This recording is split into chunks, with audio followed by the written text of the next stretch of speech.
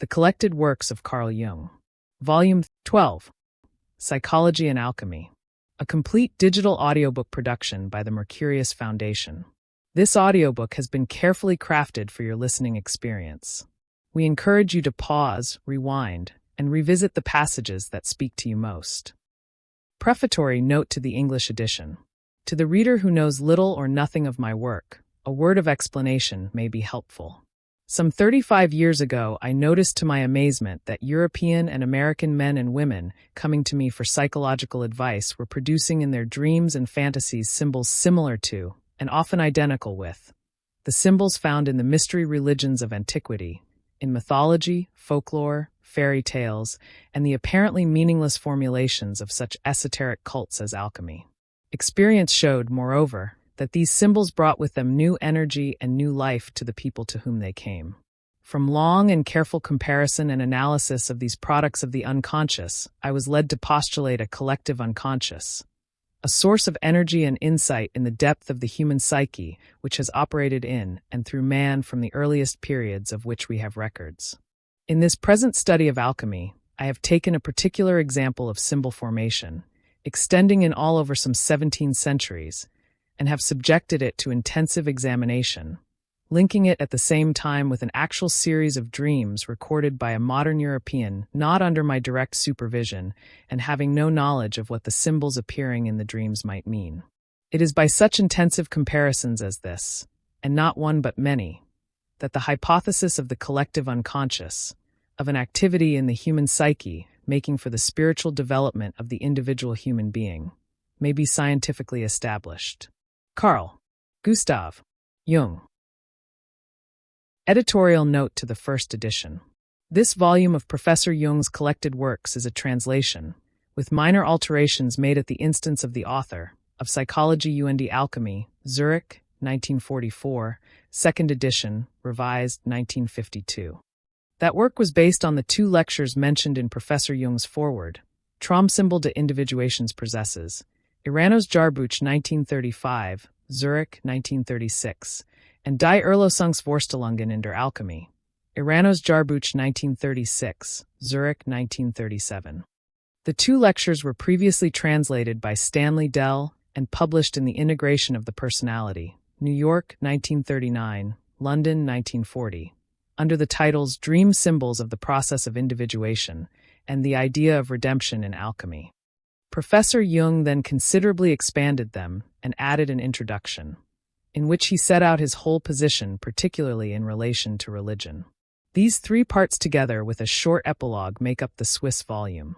The translation now presented to the public has been awaited with impatience in many quarters, for it is one of Professor Jung's major works, to be compared in importance with Psychology of the Unconscious and Psychological Types. It may be said that round the material contained in this volume, the major portion of his later work revolves. On this account, Psychology and Alchemy is being published first, though it is not volume 1 of the collected works. Editorial note to the second edition. For this second edition of Volume 12, technical considerations made it necessary to reset the text, and this in turn made various improvements possible. The translation has been thoroughly revised, and additions and revisions have been made in accordance with the second Swiss edition, 1952. The bibliography and the footnote references have been corrected and brought up to date, particularly in respect of the author's subsequent publications in English. The paragraph numeration has been preserved, but the pagination has unavoidably changed. An entirely new index has been prepared. The late Mr. A.S. B. Glover was responsible for numerous improvements in the translations from the Latin and in the bibliographical references. The illustrations are printed almost entirely from new photographs. Consequently, the sources have sometimes had to be altered. For valuable assistance in obtaining new photographs, the editors are indebted to Mrs. Anila Jaffe, Dr. Jolande Jacobi, and Dr. Rudolf Michel. For general editorial help, to Mrs. B. L. Onum Hull. After the author's death in 1961, the unpublished draft of a prefatory note to the English edition, written in English, was found among his papers, and this has been added to the present edition. For permission to publish it, the editors are indebted to the late Mrs. Marian Niehaus Jung, then acting on behalf of the heirs of C.G. Jung. A variant of the text of Part 2 presenting the essay in its Eranos Jarbuch 1935 form appeared as Dream Symbols of the Individuation Process in Spiritual Disciplines, Papers from the Eranos Yearbooks for New York and London, 1959. Translator's note. So far as concerns the translation of this and other volumes of these collected works, the primary aim has naturally been to reproduce the straightforward, lively, and often informal language of the author. In an undertaking such as this one, it would indeed be an act of presumption for the translator to ignore the labors of his predecessors, and the present edition does not seek to stress its newness and difference by studiously overlooking the manifold excellences of the existing translations. In general, therefore, the secondary aim has been to establish a standard terminology for all volumes in this series and to reduce them to a uniform style, while making the fullest use of previous work in this field. In preparing the text of the present volume, I had frequent recourse to the material already translated by Stanley Dell in the Integration of the Personality. I gratefully acknowledge my debt to him, and also to Miss Barbara Hanna, who magnanimously placed her private, unpublished version of Psychology and Alchemy at my disposal, as well as giving me every possible help in the correction of the typescripts and the proofs. Forward to the Swiss edition. The present volume contains two major studies which grew out of lectures delivered at the Eranos Congress. They were first printed in the Eranos Jarbuch for 1935 and 1936. The present edition has been augmented by nearly a half through the inclusion of additional material and the full apparatus of documentation. The text has been improved in certain respects and part of it newly arranged. Another new feature is the wealth of illustrations, the large number of which is justified by the fact that symbolical images belong to the very essence of the alchemist's mentality. What the written word could express only imperfectly, or not at all, the alchemist compressed into his images. And strange as these are, they often speak a more intelligible language than is found in his clumsy philosophical concepts. Between such images and those spontaneously produced by patients undergoing psychological treatment there is, for the expert, a striking similarity both in form and in content, although I have not gone into it very deeply in the course of my exposition. I am particularly indebted to Dr. M. L. von Franz for philological help in translating the Zosimov's text, which, besides being corrupt, is hard to construe and controversial. I wish also to thank Miss R.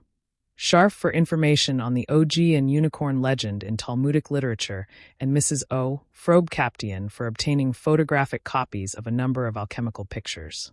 Lastly, I should like to express my very warm thanks to Dr. J. Jacoby for choosing and arranging the illustrations and looking after the details of printing. Kusnacht, January 1943. Carl Gustav Jung. 1. Introduction to the religious and psychological problems of alchemy. The bruised reed he shall not break, and the smoking flax he shall not quench. Esaias 42:3. For the reader familiar with analytical psychology, there is no need of any introductory remarks to the subject of the following study. But for the reader whose interest is not professional and who comes to this book unprepared, some kind of preface will probably be necessary. The concepts of alchemy and the individuation process are matters that seem to lie very far apart, so that the imagination finds it impossible at first to conceive of any bridge between them. To this reader I owe an explanation, more particularly as I have had one or two experiences since the publication of my recent lectures, which lead me to infer a certain bewilderment in my critics. What I now have to put forward as regards the nature of the human psyche is based first and foremost on my observations of people. It has been objected that these observations deal with experiences that are either unknown or barely accessible. It is a remarkable fact which we come across again and again that absolutely everybody, even the most unqualified layman, thinks he knows all about psychology as though the psyche were something that enjoyed the most universal understanding. But anyone who really knows the human psyche will agree with me when I say that it is one of the darkest and most mysterious regions of our experience. There is no end to what can be learned in this field. Hardly a day passes in my practice, but I come across something new and unexpected. True enough, My experiences are not commonplace, lying on the surface of life. They are, however, within easy reach of every psychotherapist working in this particular field. It is therefore rather absurd, to say the least, that ignorance of the experiences I have to offer should be twisted into an accusation against me. I do not hold myself responsible for the shortcomings in the lay public's knowledge of psychology. There is in the analytical process, that is to say in the dialectical discussion between the conscious mind and the unconscious, a development or an advance towards some goal or end, the perplexing nature of which has engaged my attention for many years. Psychological treatment may come to an end at any stage in the development without one's always or necessarily having the feeling that a goal has also been reached. Typical and temporary terminations may occur. 1. After receiving a piece of good advice. 2. After making a fairly complete but nevertheless adequate confession. 3. After having recognized some hitherto unconscious but essential psychic content whose realization gives a new impetus to one's life and activity. 4. After a hard-won separation from the childhood psyche. 5. After having worked out a new and rational mode of adaptation to perhaps difficult or unusual circumstances and surroundings. 6. After the disappearance of painful symptoms. 7. After some positive turn of fortune such as an examination, engagement, marriage, divorce, change of profession, etc. 8. After having found one's way back to the church or creed to which one previously belonged, or after a conversion. And finally, 9. After having begun to build up a practical philosophy of life, a philosophy in the classical sense of the word. Although the list could admit of many more modifications and additions, it ought to define by and large the main situations in which the analytical or psychotherapeutic process reaches a temporary, or sometimes even a definitive end. Experience shows, however, that there is a relatively large number of patients for whom the outward termination of work with the doctor is far from denoting the end of the analytical process. It is rather the case that the dialectical discussion with the unconscious still continues, and follows much the same course as it does with those who have not given up their work with the doctor. Occasionally one meets such patients again after several years and hears the often highly remarkable account of their subsequent development. It was experiences of this kind which first confirmed me in my belief that there is in the psyche a process that seeks its own goal independently of external factors, and which freed me from the worrying feeling that I myself might be the sole cause of an unreal, and perhaps unnatural, process in the psyche of the patient. This apprehension was not altogether misplaced, as no amount of argument based on any of the 9 categories mentioned above, not even a religious conversion or the most startling removal of neurotic symptoms, can persuade certain patients to give up their analytical work. It was these cases that finally convinced me that the treatment of neurosis opens up a problem which goes far beyond purely medical considerations and to which medical knowledge alone cannot hope to do justice. Although the early days of analysis now lie nearly half a century behind us, with their pseudo-biological interpretations and their depreciation of the whole process of psychic development, memories die hard and people are still very fond of describing a lengthy analysis as running away from life, unresolved transference, autoeroticism, and by other equally unpleasant epithets. But since there are 2 sides to everything, it is legitimate to condemn this so-called hanging on as negative to life only if it can be shown that it really does contain nothing positive. The very understandable impatience felt by the doctor does not prove anything in itself. Only through infinitely patient research has the new science succeeded in building up a profound knowledge of the nature of the psyche, and if there have been certain unexpected therapeutic results, these are due to the self-sacrificing perseverance of the doctor. Unjustifiably negative judgments are easily come by and at times harmful. Moreover, they arouse the suspicion of being a mere cloak for ignorance, if not an attempt to evade the responsibility of a thoroughgoing analysis. For since the analytical work must inevitably lead sooner or later to a fundamental discussion between I and you and I on a plane stripped of all human pretenses, it is very likely, indeed it is almost certain, that not only the patient but the doctor as well will find the situation getting under his skin. Nobody can meddle with fire or poison without being affected in some vulnerable spot. For the true physician does not stand outside his work, but is always in the thick of it. This hanging on, as it is called, may be something undesired by both parties, something incomprehensible and even unendurable, without necessarily being negative to life.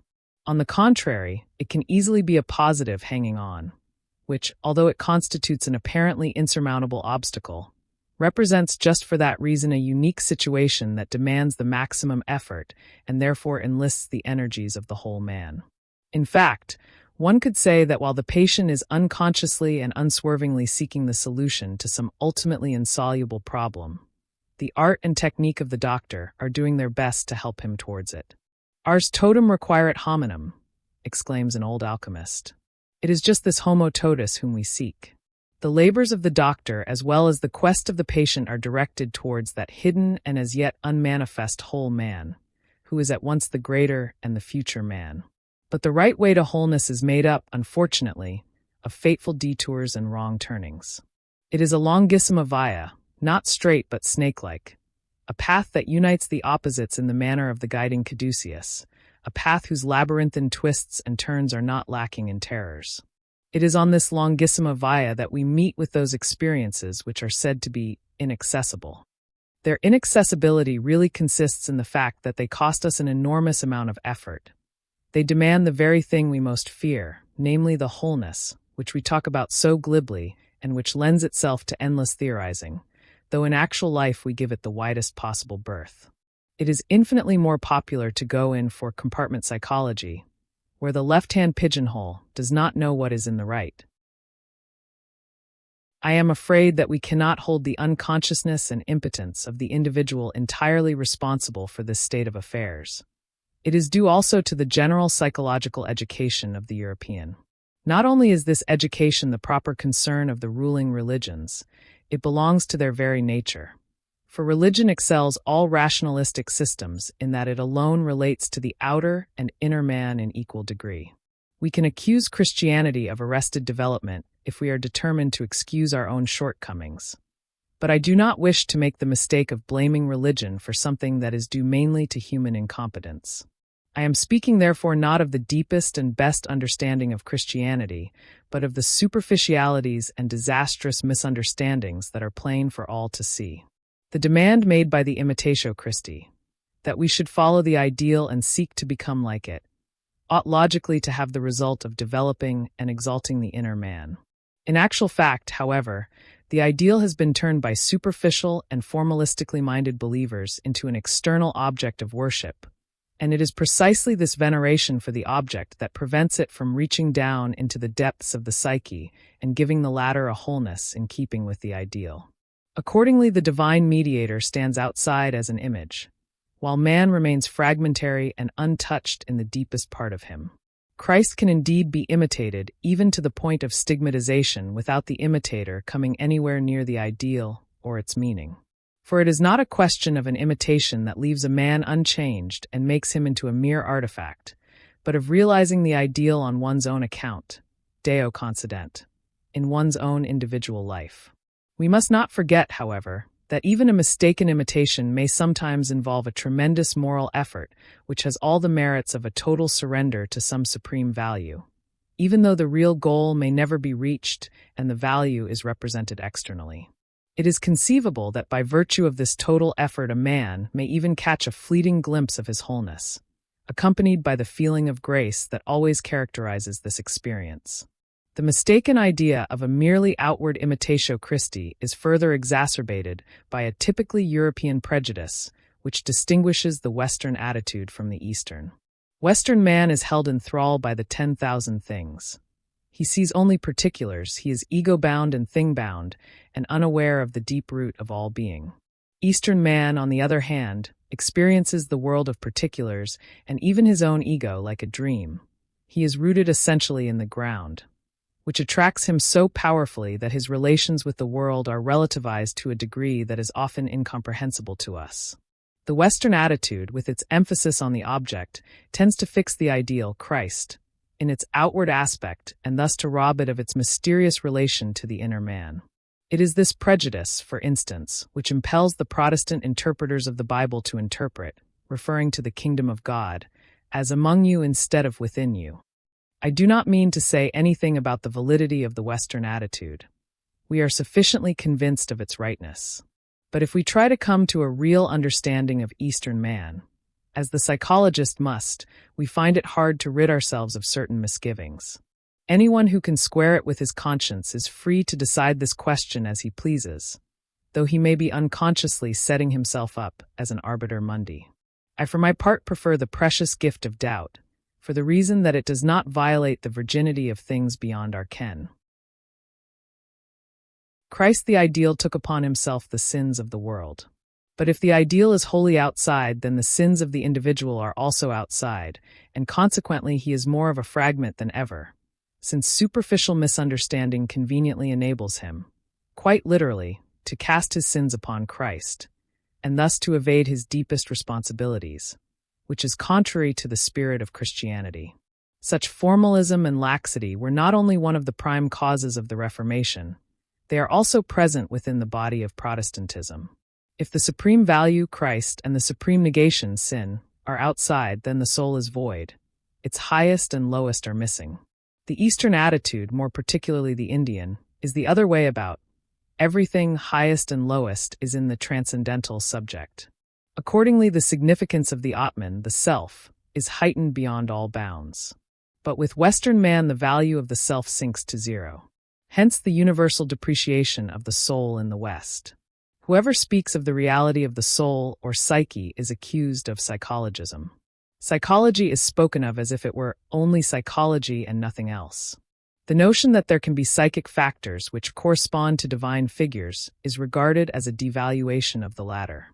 It smacks of blasphemy to think that a religious experience is a psychic process, for so it is argued a religious experience is not only psychological.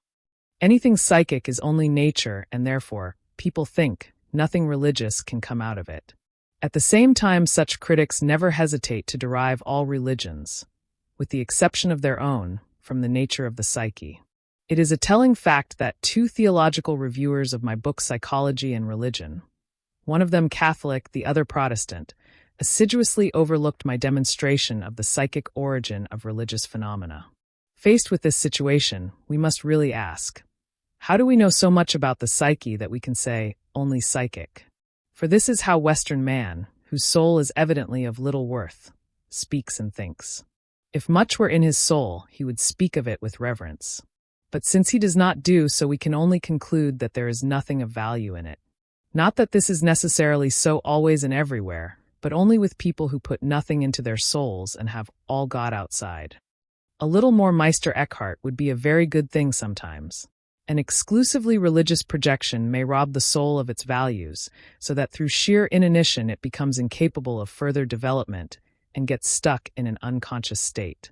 At the same time, it falls victim to the delusion that the cause of all misfortune lies outside, and people no longer stop to ask themselves how far it is their own doing.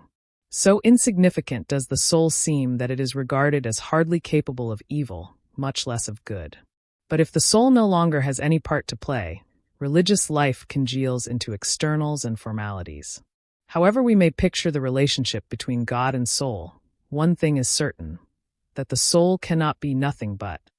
On the contrary, it has the dignity of an entity endowed with consciousness of a relationship to deity. Even if it were only the relationship of a drop of water to the sea, that sea would not exist but for the multitude of drops. The immortality of the soul insisted upon by dogma exalts it above the transitoriness of mortal man and causes it to partake of some supernatural quality. It thus infinitely surpasses the perishable, conscious individual in significance, so that logically the Christian is forbidden to regard the soul as a nothing but. As the eye to the sun, so the soul corresponds to God. Since our conscious mind does not comprehend the soul, it is ridiculous to speak of the things of the soul in a patronizing or depreciatory manner. Even the believing Christian does not know God's hidden ways and must leave him to decide whether he will work on man from outside or from within through the soul. So the believer should not boggle at the fact that there are somnia adeo missa, dreams sent by God, and illuminations of the soul which cannot be traced back to any external causes. It would be blasphemy to assert that God can manifest himself everywhere save only in the human soul. Indeed, the very intimacy of the relationship between God and the soul precludes from the start any devaluation of the latter. It would be going perhaps too far to speak of an affinity, but at all events the soul must contain in itself the faculty of relationship to God, i.e., a correspondence, otherwise a connection could never come about. This correspondence is, in psychological terms, the archetype of the God image. Every archetype is capable of endless development and differentiation. It is therefore possible for it to be more developed or less. In an outward form of religion where all the emphasis is on the outward figure, hence where we are dealing with a more or less complete projection, the archetype is identical with externalized ideas, but remains unconscious as a psychic factor. When an unconscious content is replaced by a projected image to that extent, it is cut off from all participation in and influence on the conscious mind. Hence it largely forfeits its own life, because prevented from exerting the formative influence on consciousness natural to it. What is more, it remains in its original form, unchanged, for nothing changes in the unconscious. At a certain point, it even develops a tendency to regress to lower and more archaic levels. It may easily happen, therefore, that a Christian who believes in all the sacred figures is still undeveloped and unchanged in his inmost soul because he has all God outside and does not experience him in the soul. His deciding motives, his ruling interests and impulses, do not spring from the sphere of Christianity, but from the unconscious and undeveloped psyche, which is as pagan and archaic as ever. Not the individual alone, but the sum total of individual lives in a nation proves the truth of this contention. The great events of our world as planned and executed by man do not breathe the spirit of Christianity, but rather of unadorned paganism. These things originate in a psychic condition that has remained archaic and has not been even remotely touched by Christianity. The Church assumes, not altogether without reason, that the fact of semel credidis, having once believed, leaves certain traces behind it, but of these traces nothing is to be seen in the broad march of events. Christian civilization has proved hollow to a terrifying degree. It is all veneer, but the inner man has remained untouched and therefore unchanged. His soul is out of key with his external beliefs. In his soul the Christian has not kept pace with external developments. Yes, everything is to be found outside, in image and in word, in church and Bible, but never inside. Inside reign the archaic gods, supreme as of old. That is to say, the inner correspondence with the outer God image is undeveloped for lack of psychological culture and has therefore got stuck in heathenism. Christian education has done all that is humanly possible, but it has not been enough. Too few people have experienced the divine image as the innermost possession of their own souls. Christ only meets them from without, never from within the soul. That is why dark paganism still reigns there, a paganism which, now in a form so blatant that it can no longer be denied and now in all too threadbare disguise, is swamping the world of so-called Christian civilization. With the methods employed hitherto, we have not succeeded in Christianizing the soul to the point where even the most elementary demands of Christian ethics can exert any decisive influence on the main concerns of the Christian European. The Christian missionary may preach the gospel to the poor naked heathen, but the spiritual heathen who populate Europe have as yet heard nothing of Christianity. Christianity must indeed begin again from the very beginning if it is to meet its high educative task. So long as religion is only faith and outward form, and the religious function is not experienced in our own souls, nothing of any importance has happened. It has yet to be understood that the Mysterium Magnum is not only an actuality, but is first and foremost rooted in the human psyche. The man who does not know this from his own experience may be a most learned theologian, but he has no idea of religion and still less of education. Yet when I point out that the soul possesses by nature a religious function, and when I stipulate that it is the prime task of all education, of adults, to convey the archetype of the God image, or its emanations and effects, to the conscious mind, then it is precisely the theologian who seizes me by the arm and accuses me of psychologism. But were it not a fact of experience that supreme values reside in the soul, quite apart from the who is also there, psychology would not interest me in the least, for the soul would then be nothing but a miserable vapor. I know, however, from hundredfold experience that it is nothing of the sort, but on the contrary contains the equivalence of everything that has been formulated in dogma and a good deal more, which is just what enables it to be an eye destined to behold the light. This requires limitless range and unfathomable depth of vision. I have been accused of deifying the soul. Not I, but God himself has deified it. I did not attribute a religious function to the soul.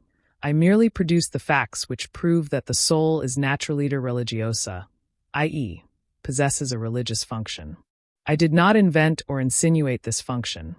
It produces itself of its own accord without being prompted thereto by any opinions or suggestions of mine. With a truly tragic delusion, these theologians fail to see that it is not a matter of proving the existence of the light, but of blind people who do not know that their eyes could see.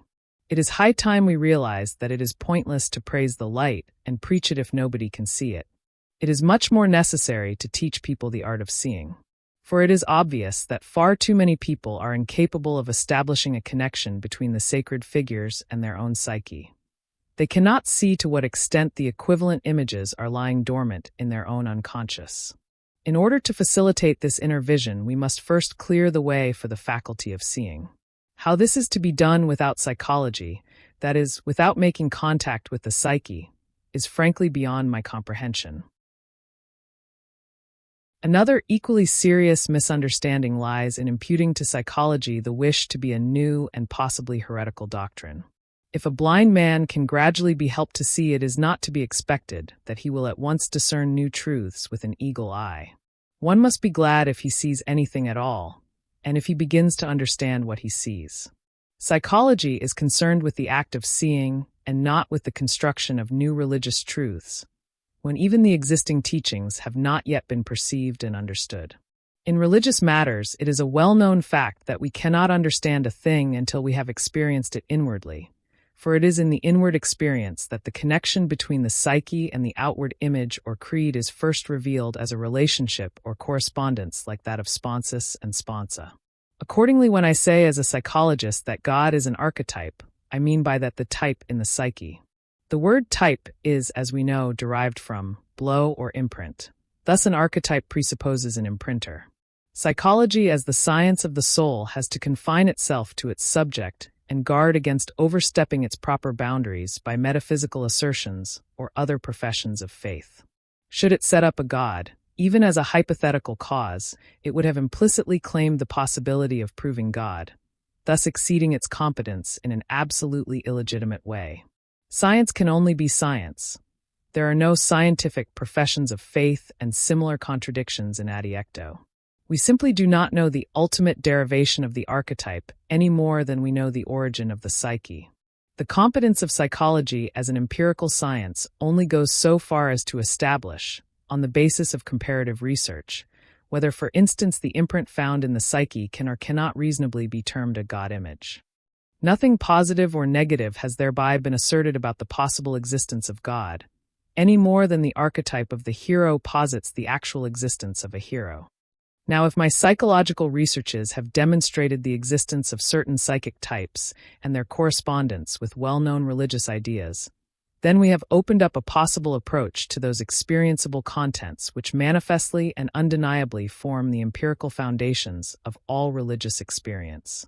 The religious-minded man is free to accept whatever metaphysical explanations he pleases about the origin of these images. Not so the intellect, which must keep strictly to the principles of scientific interpretation and avoid trespassing beyond the bounds of what can be known.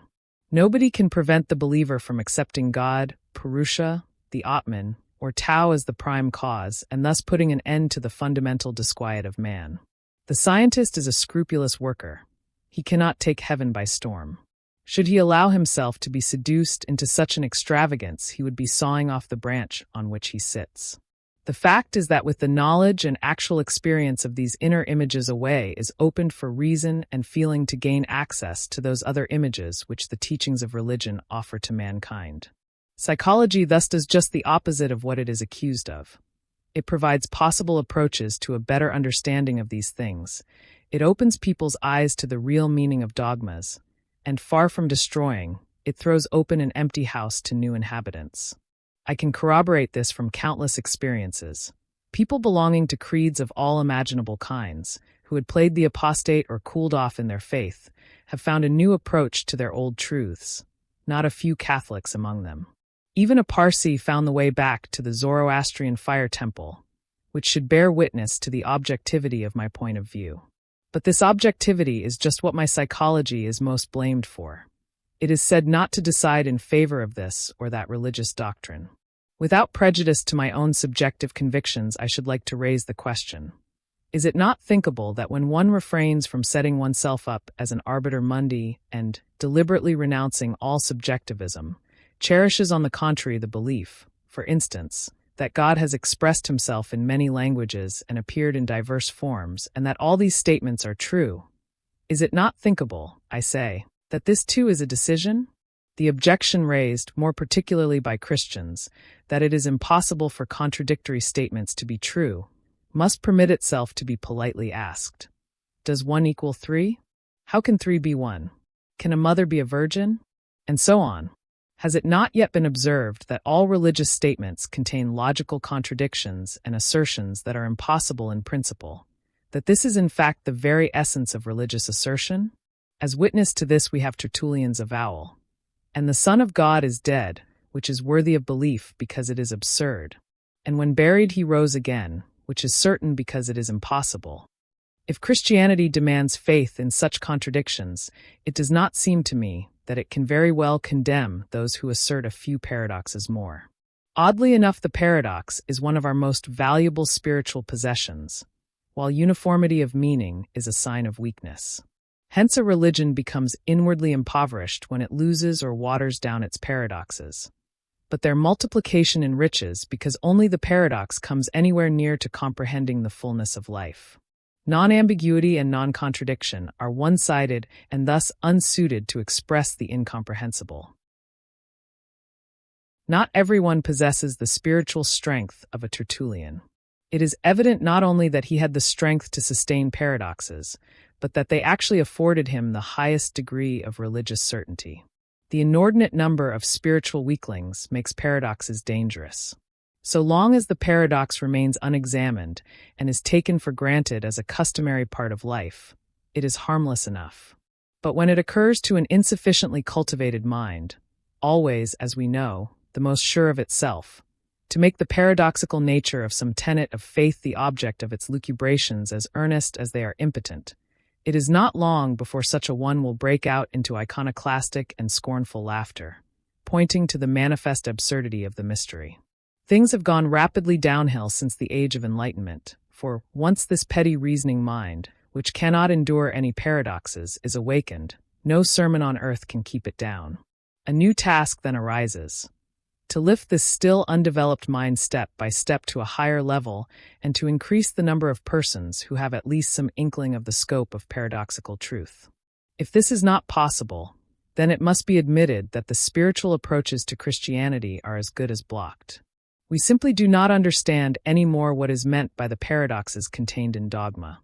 And the more external our understanding of them becomes, the more we are affronted by their irrationality, until finally they become completely obsolete, curious relics of the past. The man who is stricken in this way cannot estimate the extent of his spiritual loss, because he has never experienced the sacred images as his inmost possession and has never realized their kinship with his own psychic structure. But it is just this indispensable knowledge that the psychology of the unconscious can give him, and its scientific objectivity is of the greatest value here. Were psychology bound to a creed, it would not and could not allow the unconscious of the individual that free play which is the basic condition for the production of archetypes. It is precisely the spontaneity of archetypal contents that convinces, whereas any prejudiced intervention is a bar to genuine experience. If the theologian really believes in the almighty power of God on the one hand and in the validity of dogma on the other, why then does he not trust God to speak in the soul? Why this fear of psychology? Or is, in complete contradiction to dogma, the soul itself a hell from which only demons gibber? Even if this were really so, it would not be any the less convincing. For as we all know, the horrified perception of the reality of evil has led to at least as many conversions as the experience of good. The archetypes of the unconscious can be shown empirically to be the equivalents of religious dogmas. In the hermeneutic language of the Fathers, the Church possesses a rich store of analogies with the individual and spontaneous products to be found in psychology. What the unconscious expresses is far from being merely arbitrary or opinionated. It is something that happens to be just so, as is the case with every other natural being. It stands to reason that the expressions of the unconscious are natural and not formulated dogmatically. They are exactly like the patristic allegories which draw the whole of nature into the orbit of their amplifications. If these present us with some astonishing allegory Christi, we find much the same sort of thing in the psychology of the unconscious. The only difference is that the patristic allegory ad Christum spectat refers to Christ, whereas the psychic archetype is simply itself and can therefore be interpreted according to time, place, and milieu. In the West, the archetype is filled out with the dogmatic figure of Christ. In the East, with Purusha, the Atman, Hiranyagarbha, the Buddha, and so on. The religious point of view, understandably enough, puts the accent on the imprinter, whereas scientific psychology emphasizes the typos, the imprint, the only thing it can understand.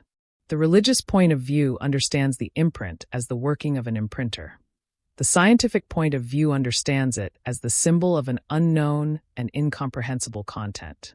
Since the typos is less definite and more variegated than any of the figures postulated by religion, psychology is compelled by its empirical material to express the typos by means of a terminology not bound by time, place, or milieu.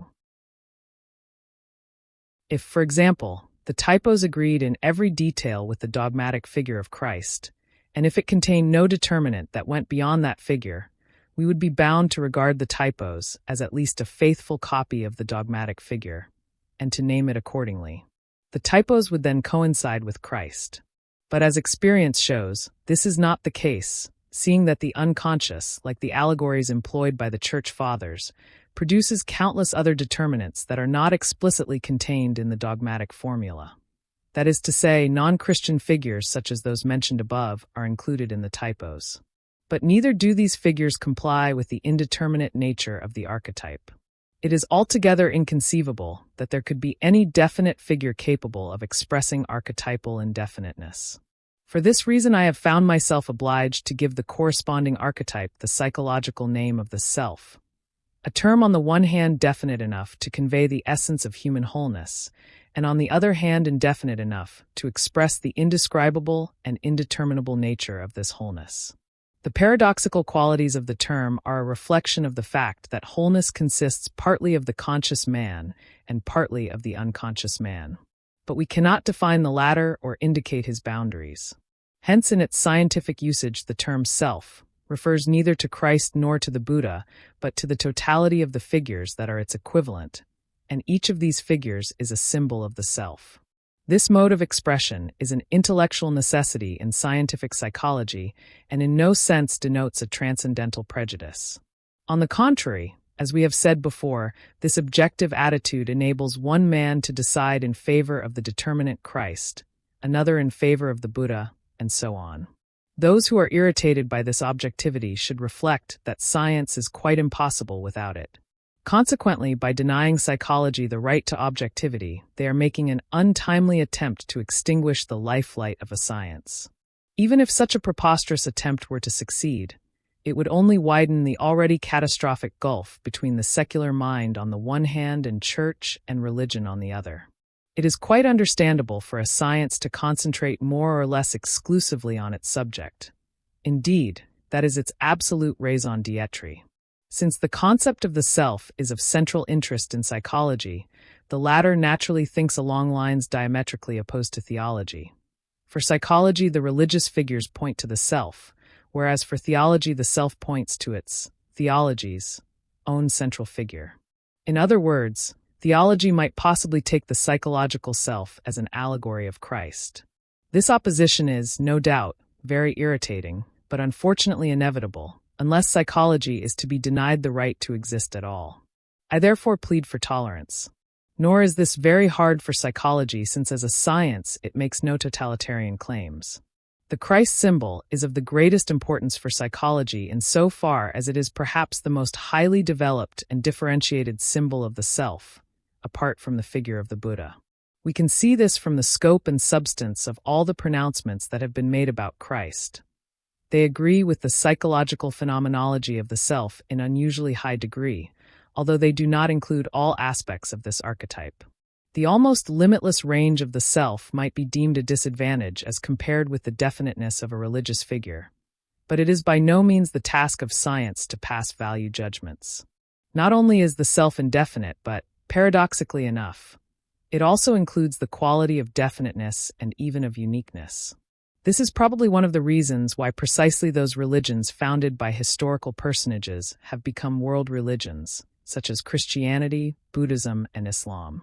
The inclusion in a religion of a unique human personality, especially when conjoined to an indeterminable divine nature, is consistent with the absolute individuality of the self, which combines uniqueness with eternity and the individual with the universal.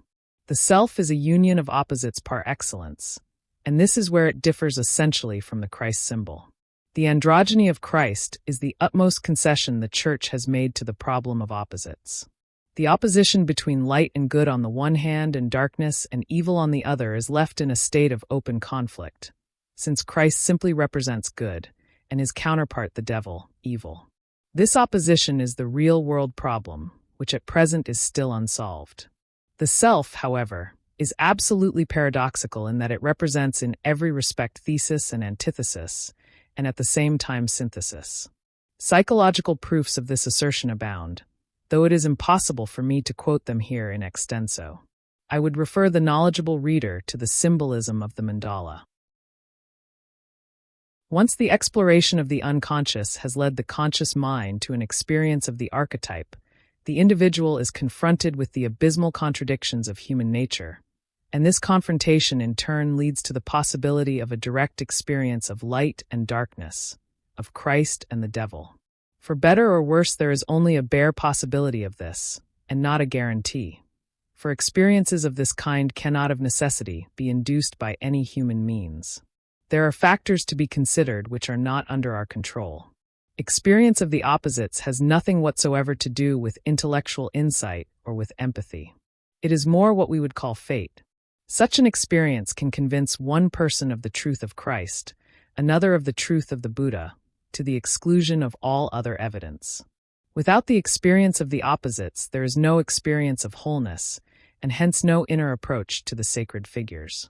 For this reason, Christianity rightly insists on sinfulness and original sin, with the obvious intent of opening up the abyss of universal opposition in every individual, at least from the outside.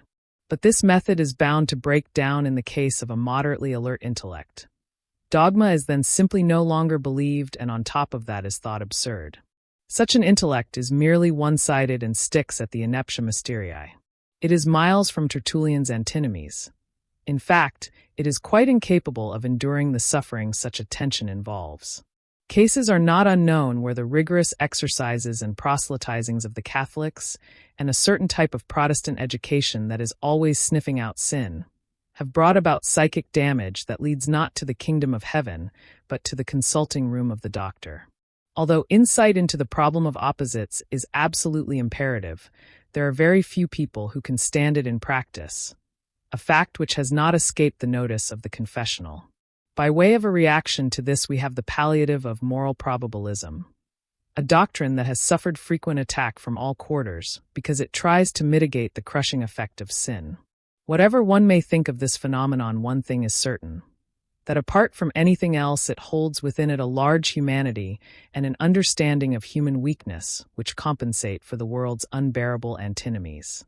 The tremendous paradox implicit in the insistence on original sin on the one hand and the concession made by probabilism on the other is, for the psychologist, a necessary consequence of the Christian problem of opposites outlined above.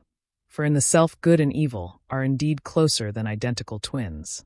The reality of evil and its incompatibility with good cleave the opposites asunder and lead inexorably to the crucifixion and suspension of everything that lives.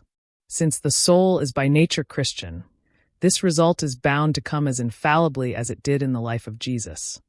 We all have to be crucified with Christ, i.e., suspended in a moral suffering equivalent to veritable crucifixion.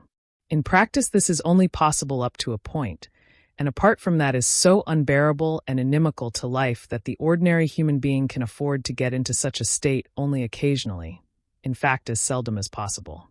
For how could he remain ordinary in face of such suffering? A more or less probabilistic attitude to the problem of evil is therefore unavoidable. Hence the truth about the self, the unfathomable union of good and evil, comes out concretely in the paradox that although sin is the gravest and most pernicious thing there is, it is still not so serious that it cannot be disposed of with probabilist arguments. Nor is this necessarily a lax or frivolous proceeding, but simply a practical necessity of life. The confessional proceeds like life itself, which successfully struggles against being engulfed in an irreconcilable contradiction. Note that at the same time the conflict remains in full force, as is once more consistent with the antinomial character of the self, which is itself both conflict and unity. Christianity has made the antinomy of good and evil into a world problem, and, by formulating the conflict dogmatically, raised it to an absolute principle. Into this as yet unresolved conflict the Christian is cast as a protagonist of good, a fellow player in the world drama. Understood in its deepest sense, being Christ's follower involves a suffering that is unendurable to the great majority of mankind. Consequently, the example of Christ is in reality followed either with reservation or not at all, and the pastoral practice of the Church even finds itself obliged to lighten the yoke of Christ. This means a pretty considerable reduction in the severity and harshness of the conflict and hence, in practice, a relativism of good and evil. Good is equivalent to the unconditional imitation of Christ and evil is its hindrance. Man's moral weakness and sloth are what chiefly hinder the imitation, and it is to these that probabilism extends a practical understanding which may sometimes, perhaps, come nearer to Christian tolerance, mildness, and love of one's neighbor than the attitude of those who see in probabilism a mere laxity. Although one must concede a number of cardinal Christian virtues to the probabilistic endeavor, one must still not overlook the fact that it obviates much of the suffering involved in the imitation of Christ, and that the conflict of good and evil is thus robbed of its harshness and toned down to tolerable proportions. This brings about an approach to the psychic archetype of the self, where even these opposites seem to be united, though, as I say, it differs from the Christian symbolism, which leaves the conflict open. For the latter there is a rift running through the world. Light wars against night, and the upper against the lower. The two are not one, as they are in the psychic archetype. But, even though religious dogma may condemn the idea of two being one, religious practice does, as we have seen, allow the natural psychological symbol of the self at one with itself an approximate means of expression. On the other hand, dogma insists that three are one, while denying that four are one. Since olden times, not only in the West but also in China, uneven numbers have been regarded as masculine and even numbers as feminine. The Trinity is therefore a decidedly masculine deity, of which the androgyny of Christ and the special position and veneration accorded to the Mother of God are not the real equivalent. With this statement, which may strike the reader as peculiar, we come to one of the central axioms of alchemy, namely the saying of Maria Prophetessa. One becomes two becomes three, and out of the third comes the one as the fourth. As the reader has already seen from its title, this book is concerned with the psychological significance of alchemy, and thus with a problem which, with very few exceptions, has so far eluded scientific research. Until quite recently, science was interested only in the part that alchemy played in the history of chemistry, concerning itself very little with the part it played in the history of philosophy and religion. The importance of alchemy for the historical development of chemistry is obvious, but its cultural importance is still so little known that it seems almost impossible to say in a few words wherein that consisted. In this introduction, therefore, I have attempted to outline the religious and psychological problems which are germane to the theme of alchemy. The point is that alchemy is rather like an undercurrent to the Christianity that ruled on the surface. It is to this surface as the dream is to consciousness, and just as the dream compensates the conflicts of the conscious mind, so alchemy endeavors to fill in the gaps left open by the Christian tension of opposites. Perhaps the most pregnant expression of this is the axiom of Maria Prophetessa quoted above, which runs like a leitmotif throughout almost the whole of the lifetime of alchemy, extending over more than 17 centuries. In this aphorism, the even numbers which signify the feminine principle, earth, the regions under the earth, and evil itself are interpolated between the uneven numbers of the Christian dogma. They are personified by the serpens Mercurii, the dragon that creates and destroys itself and represents the prima materia. This fundamental idea of alchemy points back to the Tihom, to Tiamat with her dragon attribute, and thus to the primordial matriarchal world which, in the theomachy of the Marduk myth, was overthrown by the masculine world of the father. The historical shift in the world's consciousness towards the masculine is compensated at first by the chthonic femininity of the unconscious. In certain pre-Christian religions, the differentiation of the masculine principle had taken the form of the father-son specification, a change which was to be of the utmost importance for Christianity. Were the unconscious merely complementary, this shift of consciousness would have been accompanied by the production of a mother and daughter, for which the necessary material lay ready to hand in the myth of Demeter and Persephone. But, as alchemy shows, the unconscious chose rather the Sibylliatus type in the form of the prima materia and the filius macrocosmi, thus proving that it is not complementary but compensatory. This goes to show that the unconscious does not simply act contrary to the conscious mind, but modifies it more in the manner of an opponent or partner. The sun type does not call up a daughter as a complementary image from the depths of the chthonic unconscious. It calls up another sun. This remarkable fact would seem to be connected with the incarnation in our earthly human nature of a purely spiritual God, brought about by the Holy Ghost impregnating the womb of the Blessed Virgin. Thus the higher, the spiritual, the masculine inclines to the lower, the earthly, the feminine, and accordingly the mother, who is anterior to the world of the father, accommodates herself to the masculine principle and, with the aid of the human spirit, alchemy or the philosophy, produces a son, not the antithesis of Christ but rather his chthonic counterpart, not a divine man, but a fabulous being conforming to the nature of the primordial mother. And just as the redemption of man, the microcosm, is the task of the upper sun, so the lower sun has the function of a solvator macrocosmi. This, in brief, is the drama that was played out in the obscurities of alchemy. It is superfluous to remark that these two suns were never united, except perhaps in the mind and innermost experience of a few particularly gifted alchemists. But it is not very difficult to see the purpose of this drama. In the incarnation, it looked as though the masculine principle of the father world were approximating to the feminine principle of the mother world, with the result that the latter felt impelled to approximate in turn to the father world. What it evidently amounted to was an attempt to bridge the gulf separating the two worlds as compensation for the open conflict between them. I hope the reader will not be offended if my exposition sounds like a Gnostic myth. We are moving in those psychological regions where, as a matter of fact, gnosis is rooted. The message of the Christian symbol is gnosis, and the compensation affected by the unconscious is gnosis in even higher degree. Myth is the primordial language natural to these psychic processes, and no intellectual formulation comes anywhere near the richness and expressiveness of mythical imagery. Such processes are concerned with the primordial images, and these are best and most succinctly reproduced by figurative language. The process described above displays all the characteristic features of psychological compensation. We know that the mask of the unconscious is not rigid. It reflects the face we turn towards it. Hostility lends it a threatening aspect. Friendliness softens its features. It is not a question of mere optical reflection, but of an autonomous answer, which reveals the self-sufficing nature of that which answers. Thus the filius philosophorum is not just the reflected image, in unsuitable material, of the Son of God. On the contrary, this son of Tiamat reflects the features of the primordial maternal figure. Although he is decidedly hermaphroditic, he has a masculine name, a sign that the chthonic underworld, having been rejected by the spirit and identified with evil, has a tendency to compromise. There is no mistaking the fact that he is a concession to the spiritual and masculine principle, even though he carries in himself the weight of the earth and the whole fabulous nature of primordial animality.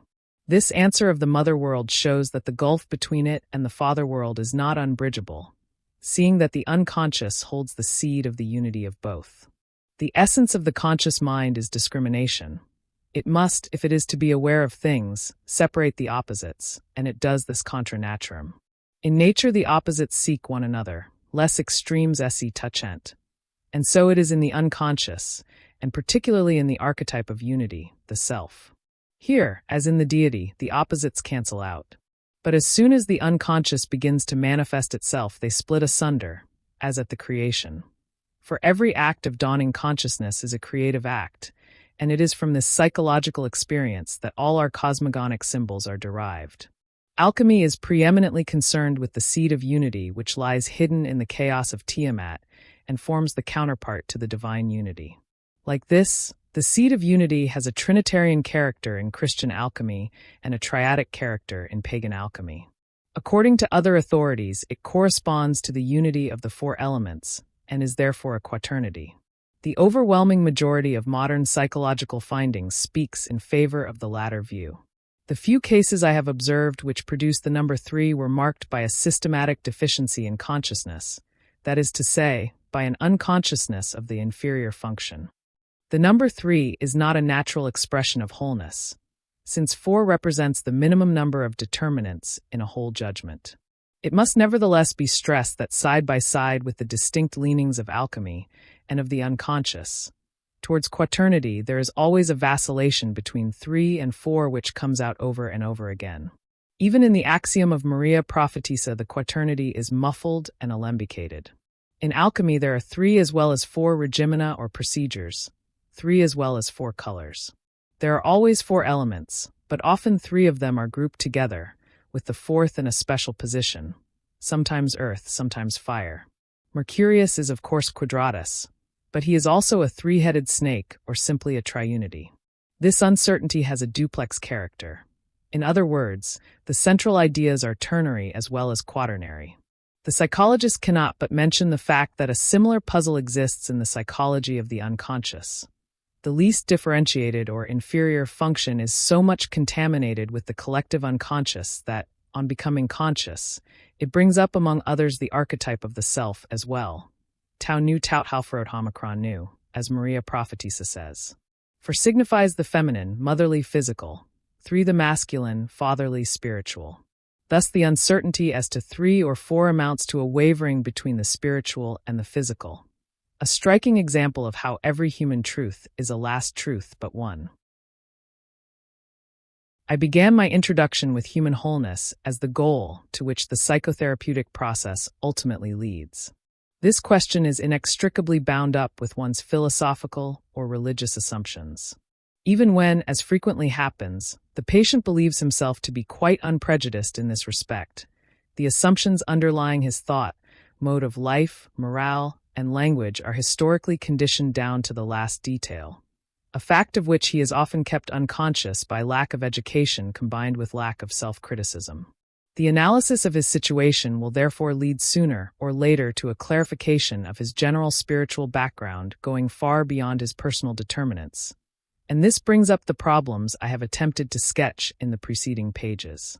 This phase of the process is marked by the production of symbols of unity, the so-called mandalas, which occur either in dreams or in the form of concrete visual impressions, often as the most obvious compensation of the contradictions and conflicts of the conscious situation. It would hardly be correct to say that the gaping rift in the Christian order of things is responsible for this, since it is easy to show that Christian symbolism is particularly concerned with healing, or attempting to heal, this very wound. It would be more correct to take the open conflict as a symptom of the psychic situation of Western man, and to deplore his inability to assimilate the whole range of the Christian symbol. As a doctor, I cannot demand anything of my patients in this respect. Also, I lack the Church's means of grace. Consequently, I am faced with the task of taking the only path open to me. The archetypal images, which in a certain sense correspond to the dogmatic images, must be brought into consciousness. At the same time, I must leave my patient to decide in accordance with his assumptions, his spiritual maturity, his education, origins, and temperament, so far as this is possible without serious conflicts. As a doctor, it is my task to help the patient to cope with life. I cannot presume to pass judgment on his final decisions, because I know from experience that all coercion, be it suggestion, insinuation, or any other method of persuasion, ultimately proves to be nothing but an obstacle to the highest and most decisive experience of all, which is to be alone with his own self, or whatever else one chooses to call the objectivity of the psyche. The patient must be alone if he is to find out what it is that supports him when he can no longer support himself. Only this experience can give him an indestructible foundation. I would be only too delighted to leave this anything but easy task to the theologian, were it not that it is just from the theologian that many of my patients come. They ought to have hung on to the community of the church, but they were shed like dry leaves from the great tree, and now find themselves hanging on to the treatment. Something in them clings, often with the strength of despair, as if they or the thing they cling to would drop off into the void the moment they relax their hold. They are seeking firm ground on which to stand. Since no outward support is of any use to them, they must finally discover it in themselves. Admittedly the most unlikely place from the rational point of view, but an altogether possible one from the point of view of the unconscious. We can see this from the archetype of the lowly origin of the Redeemer. The way to the goal seems chaotic and interminable at first, and only gradually do the signs increase that it is leading anywhere. The way is not straight, but appears to go round in circles. More accurate knowledge has proved it to go in spirals. The dream motifs always return after certain intervals to definite forms, whose characteristic it is to define a center. And as a matter of fact, the whole process revolves about a central point or some arrangement round a center, which may in certain circumstances appear even in the initial dreams. As manifestations of unconscious processes, the dreams rotate or circumambulate round the center, drawing closer to it as the amplifications increase in distinctness and in scope. Owing to the diversity of the symbolical material, it is difficult at first to perceive any kind of order at all. Nor should it be taken for granted that dream sequences are subject to any governing principle. But, as I say, the process of development proves on closer inspection to be cyclic or spiral. We might draw a parallel between such spiral courses and the processes of growth in plants. In fact, the plant motif, tree, flower, etc., frequently recurs in these dreams and fantasies and is also spontaneously drawn or painted. In alchemy, the tree is the symbol of Hermetic philosophy. The first of the following two studies, that which composes Part 2, deals with a series of dreams which contain numerous symbols of the center or goal. The development of these symbols is almost the equivalent of a healing process. The center or goal thus signifies salvation in the proper sense of the word. The justification for such a terminology comes from the dreams themselves, for these contain so many references to religious phenomena that I was able to use some of them as the subject of my book Psychology and Religion. It seems to me beyond all doubt that these processes are concerned with the religion-creating archetypes. Whatever else religion may be, those psychic ingredients of it which are empirically verifiable undoubtedly consist of unconscious manifestations of this kind. People have dwelt far too long on the fundamentally sterile question of whether the assertions of faith are true or not. Quite apart from the impossibility of ever proving or refuting the truth of a metaphysical assertion, the very existence of the assertion is a self-evident fact that needs no further proof, and when a consensus genium allies itself, thereto the validity of the statement is proved to just that extent. The only thing about it that we can verify is the psychological phenomenon, which is incommensurable with the category of objective rightness or truth. No phenomenon can ever be disposed of by rational criticism, and in religious life we have to deal with phenomena and facts and not with arguable hypotheses. During the process of treatment, the dialectical discussion leads logically to a meeting between the patient and his shadow, that dark half of the psyche which we invariably get rid of by means of projection, either by burdening our neighbors, in a wider or narrower sense, with all the faults which we obviously have ourselves, or by casting our sins upon a divine mediator with the aid of contritio or the milder attricio. We know, of course, that without sin there is no repentance, and without repentance no redeeming grace. Also that without original sin the redemption of the world could never have come about. But we assiduously avoid investigating whether in this very power of evil God might not have placed some special purpose which it is most important for us to know. One often feels driven to some such view when, like the psychotherapist, one has to deal with people who are confronted with their blackest shadow. At any rate, the doctor cannot afford to point, with a gesture of facile moral superiority, to the tablets of the law and say, "Thou shalt not." He has to examine things objectively and weigh up possibilities, for he knows, less from religious training and education than from instinct and experience, that there is something very like a felix culpa. He knows that one can miss not only one's happiness, but also one's final guilt, without which a man will never reach his wholeness. Wholeness is in fact a charisma which one can manufacture neither by art nor by cunning. One can only grow into it and endure whatever its advent may bring. No doubt it is a great nuisance that mankind is not uniform, but compounded of individuals whose psychic structure spreads them over a span of at least 10,000 years. Hence there is absolutely no truth that does not spell salvation to one person and damnation to another. All universalisms get stuck in this terrible dilemma. Earlier on I spoke of Jesuit probabilism. This gives a better idea than anything else of the tremendous Catholic task of the Church. Even the best-intentioned people have been horrified by probabilism, but when brought face to face with the realities of life, many of them have found their horror evaporating or their laughter dying on their lips. The doctor too must weigh and ponder, not whether a thing is for or against the Church, but whether it is for or against life and health. On paper the moral code looks clear and neat enough, but the same document written on the living tables of the heart is often a sorry tatter, particularly in the mouths of those who talk the loudest.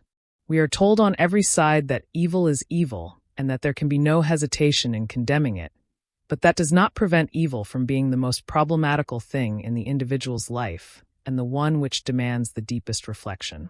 What above all deserves our keenest attention is the question, exactly who is the doer? For the answer to this question ultimately decides the value of the deed. It is true that society attaches greater importance at first to what is done, because it is immediately obvious. But in the long run, the right deed in the hands of the wrong man will also have a disastrous effect. No one who is far-sighted will allow himself to be hoodwinked by the right deed of the wrong man, any more than by the wrong deed of the right man. Hence the psychotherapist must fix his eye not on what is done but on how it is done, because therein is decided the whole character of the doer. Evil needs to be pondered just as much as good, for good and evil are ultimately nothing but ideal extensions and abstractions of doing, and both belong to the chiaroscuro of life. In the last resort, there is no good that cannot produce evil, and no evil that cannot produce good. The encounter with the dark half of the personality, or shadow, comes about of its own accord in any moderately thorough treatment. This problem is as important as that of sin in the Church. The open conflict is unavoidable and painful.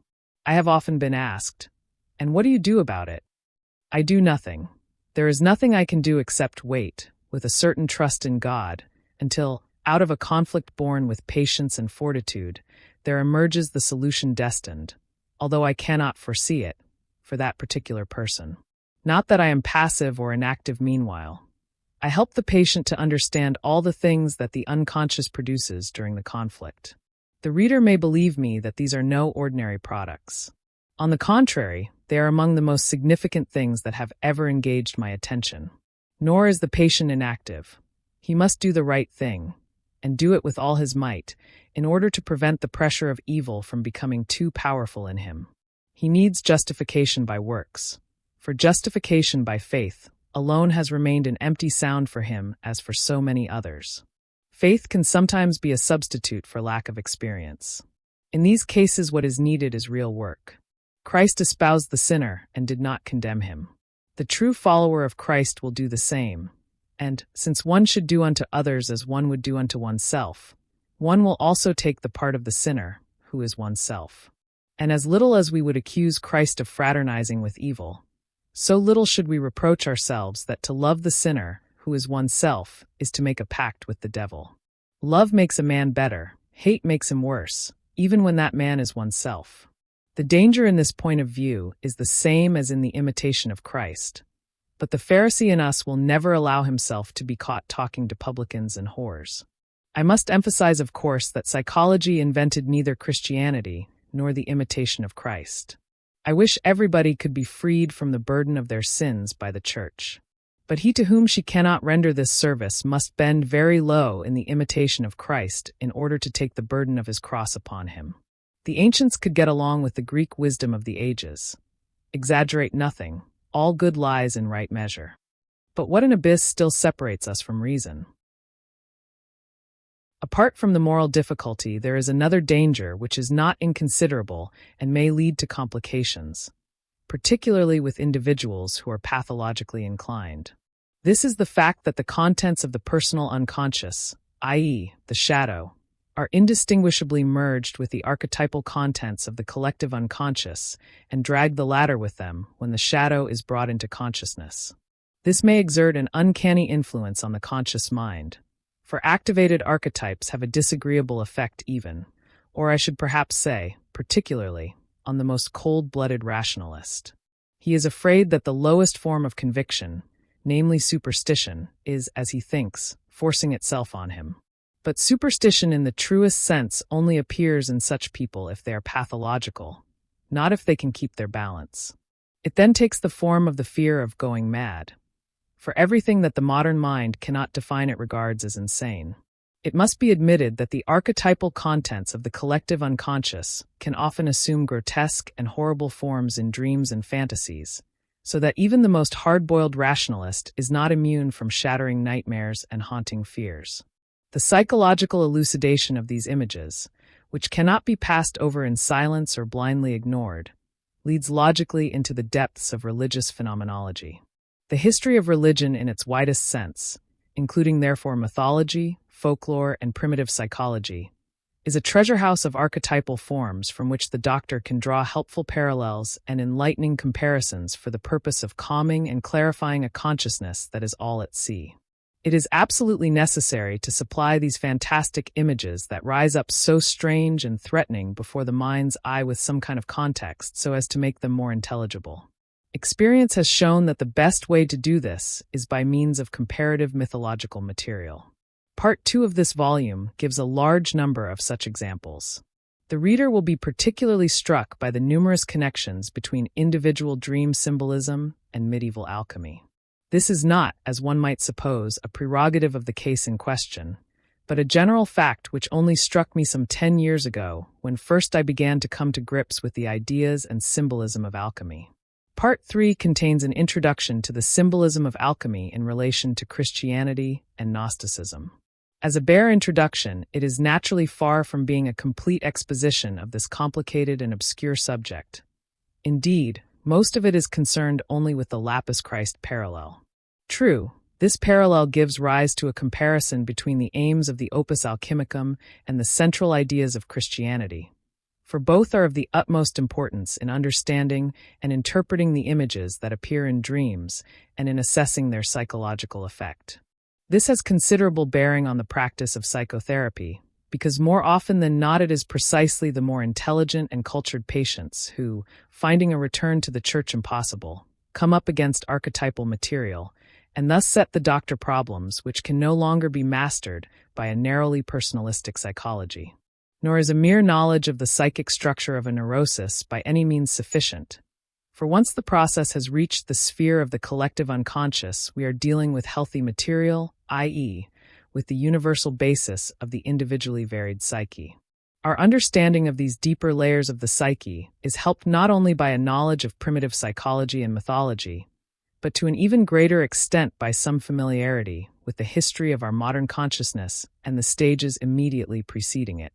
On the one hand, it is a child of the Church, on the other, of science, in whose beginnings very much lies hid that the Church was unable to accept, that is to say, remnants of the classical spirit and the classical feeling for nature which could not be exterminated and eventually found refuge in the natural philosophy of the Middle Ages.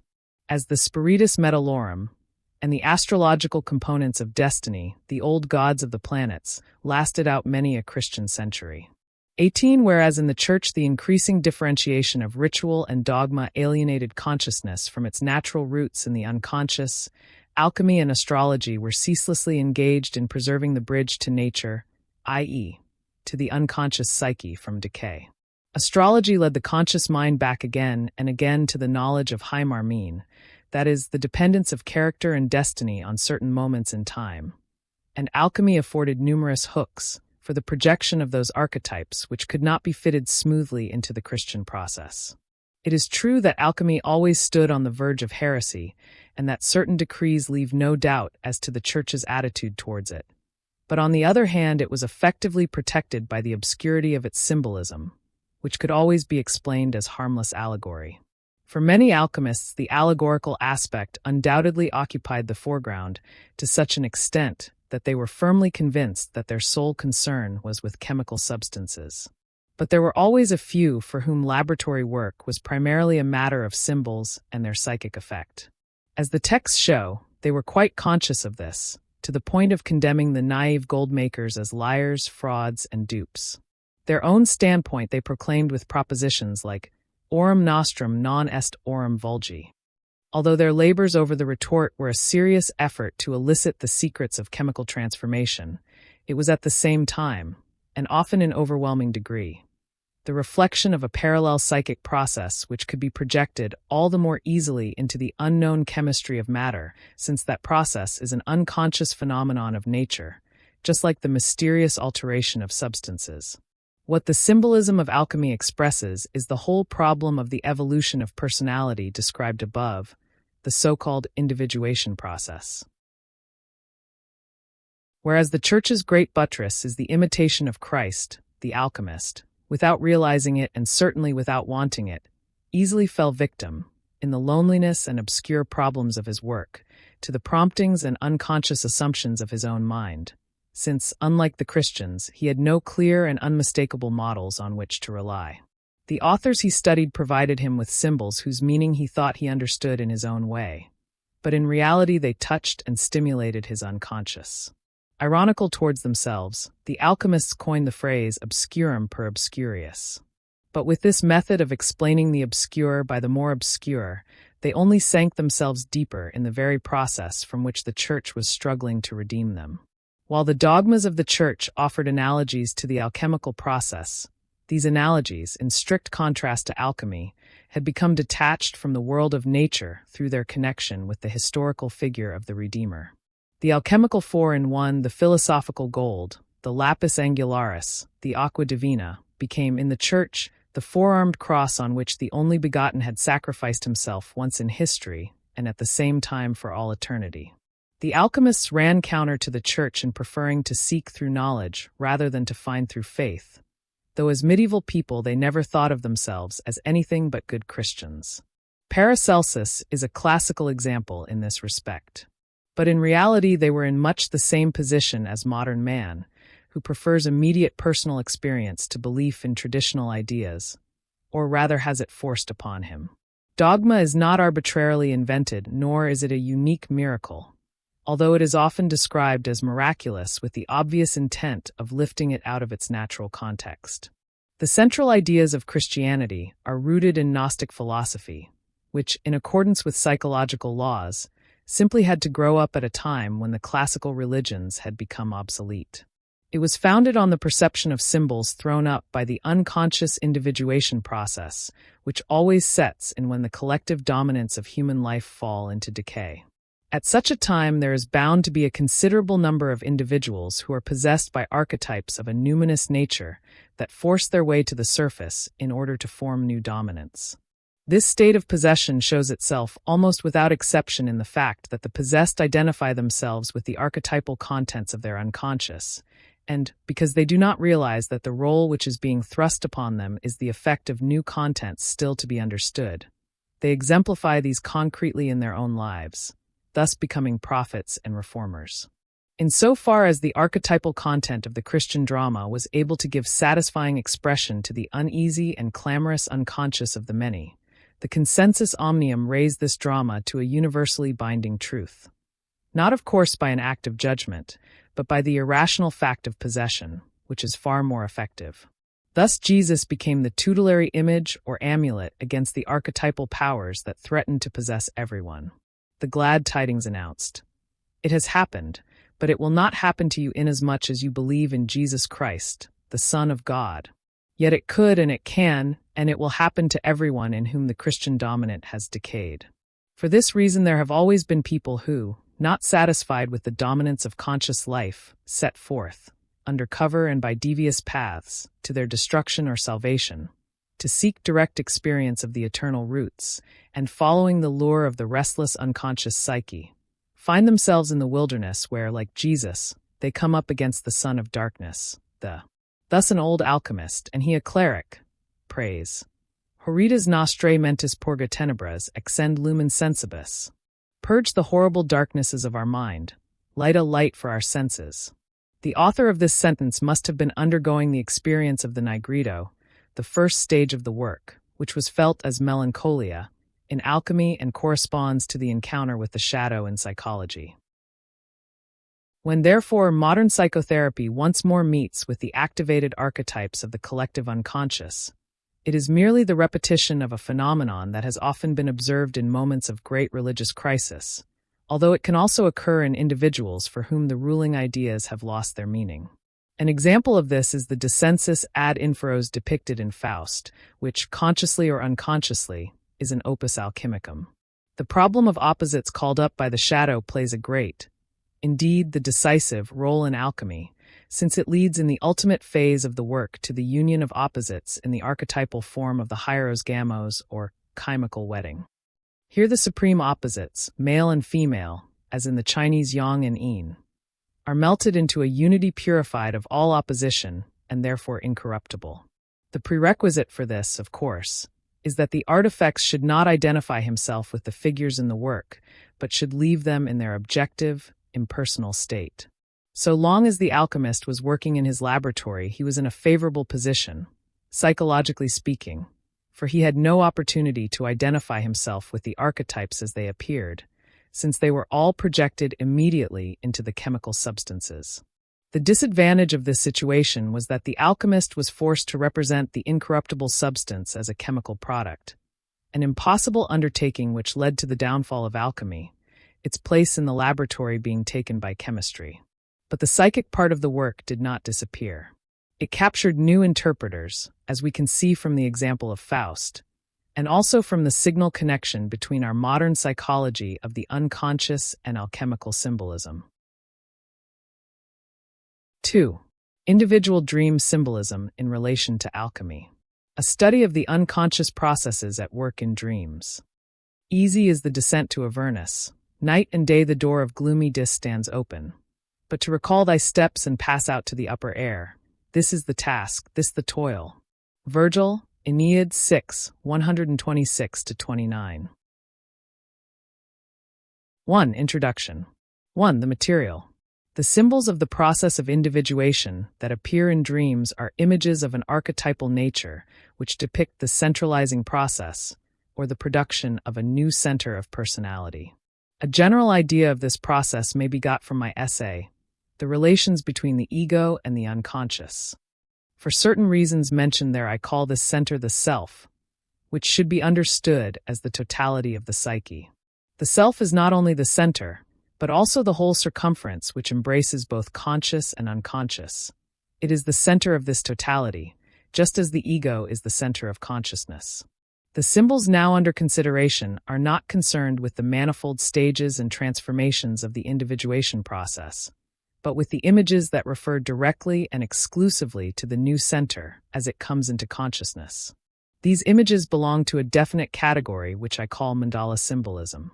In The Secret of the Golden Flower, published in collaboration with Richard Wilhelm, I have described this symbolism in some detail. In the present study, I should like to put before you an individual series of such symbols in chronological order.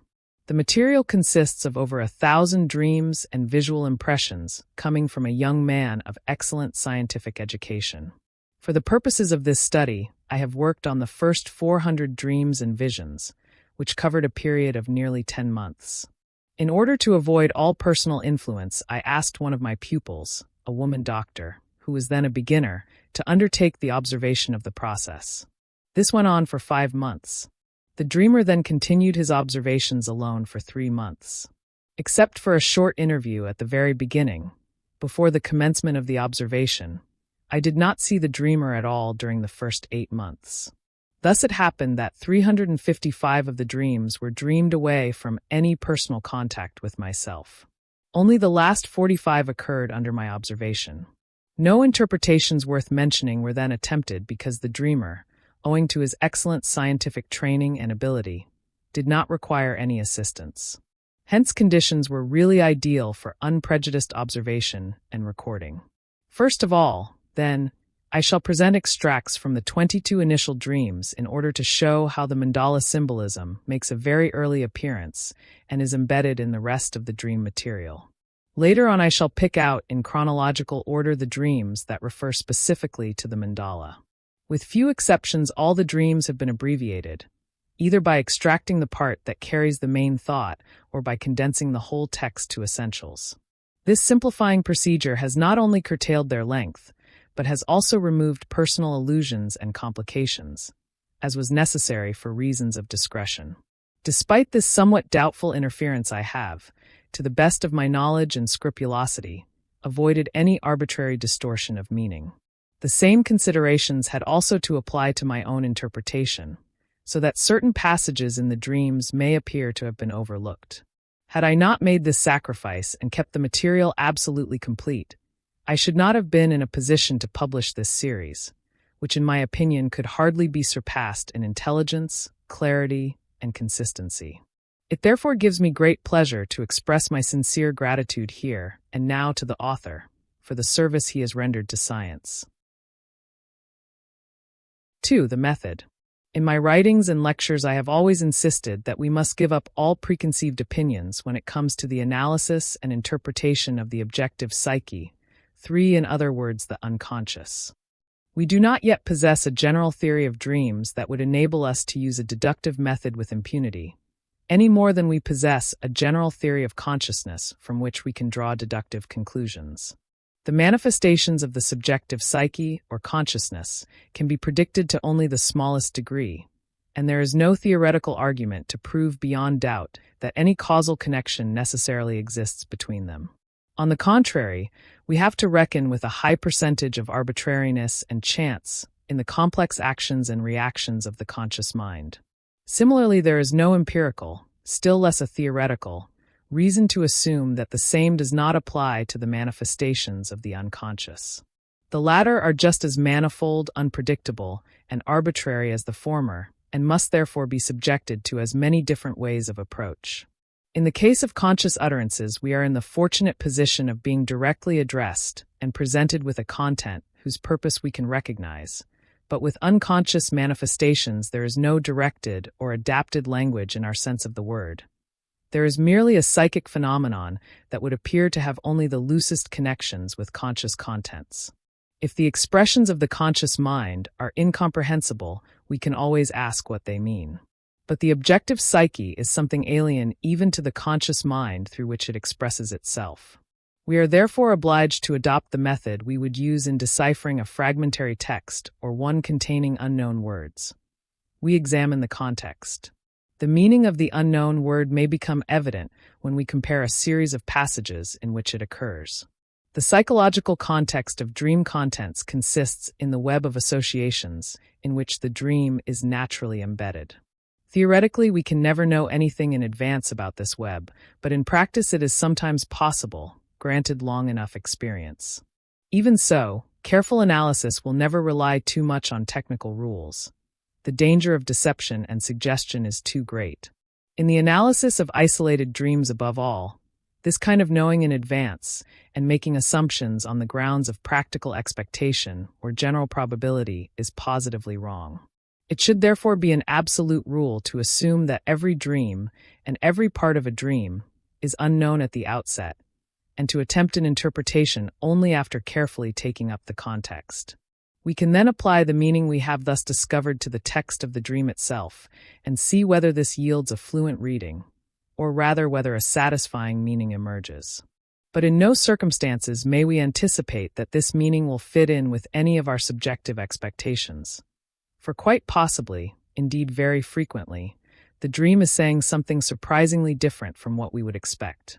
As a matter of fact, if the meaning we find in the dream happens to coincide with our expectations, that is a reason for suspicion, for as a rule the standpoint of the unconscious is complementary or compensatory to consciousness, and thus unexpectedly different. I would not deny the possibility of parallel dreams, i.e., dreams whose meaning coincides with or supports the conscious attitude, but in my experience at least, these are rather rare. Now, the method I adopt in the present study seems to run directly counter to this basic principle of dream interpretation. It looks as if the dreams were being interpreted without the least regard for the context. And in fact, I have not taken up the context at all, seeing that the dreams in this series were not dreamed, as mentioned above, under my observation. I proceed rather as if I had had the dreams myself, and were therefore in a position to supply the context. This procedure, if applied to isolated dreams of someone unknown to me personally, would indeed be a gross technical blunder. But here we are not dealing with isolated dreams. They form a coherent series in the course of which the meaning gradually unfolds more or less of its own accord. The series is the context which the dreamer himself supplies. It is as if not one text but many lay before us, throwing light from all sides on the unknown terms, so that a reading of all the texts is sufficient to elucidate the difficult passages in each individual one. Moreover, in the third chapter we are concerned with a definite archetype, the mandala, that has long been known to us from other sources, and this considerably facilitates the interpretation. Of course, the interpretation of each individual passage is bound to be largely conjecture, but the series as a whole gives us all the clues we need to correct any possible errors in the preceding passages. It goes without saying that while the dreamer was under the observation of my pupil, he knew nothing of these interpretations, and was therefore quite unprejudiced by anybody else's opinion. Moreover, I hold the view, based on wide experience, that the possibility and danger of prejudgment are exaggerated. Experience shows that the objective psyche is independent in the highest degree. Were it not so, it could not carry out its most characteristic function, the compensation of the conscious mind. The conscious mind allows itself to be trained like a parrot, but the unconscious does not, which is why St. Augustine thanked God for not making him responsible for his dreams. The unconscious is an autonomous psychic entity. Any efforts to drill it are only apparently successful, and moreover are harmful to consciousness. It is and remains beyond the reach of subjective arbitrary control, in a realm where nature and her secrets can be neither improved upon nor perverted, where we can listen but may not meddle. 2. The initial dreams. 1. Dream. The dreamer is at a social gathering. On leaving, he puts on a stranger's hat instead of his own.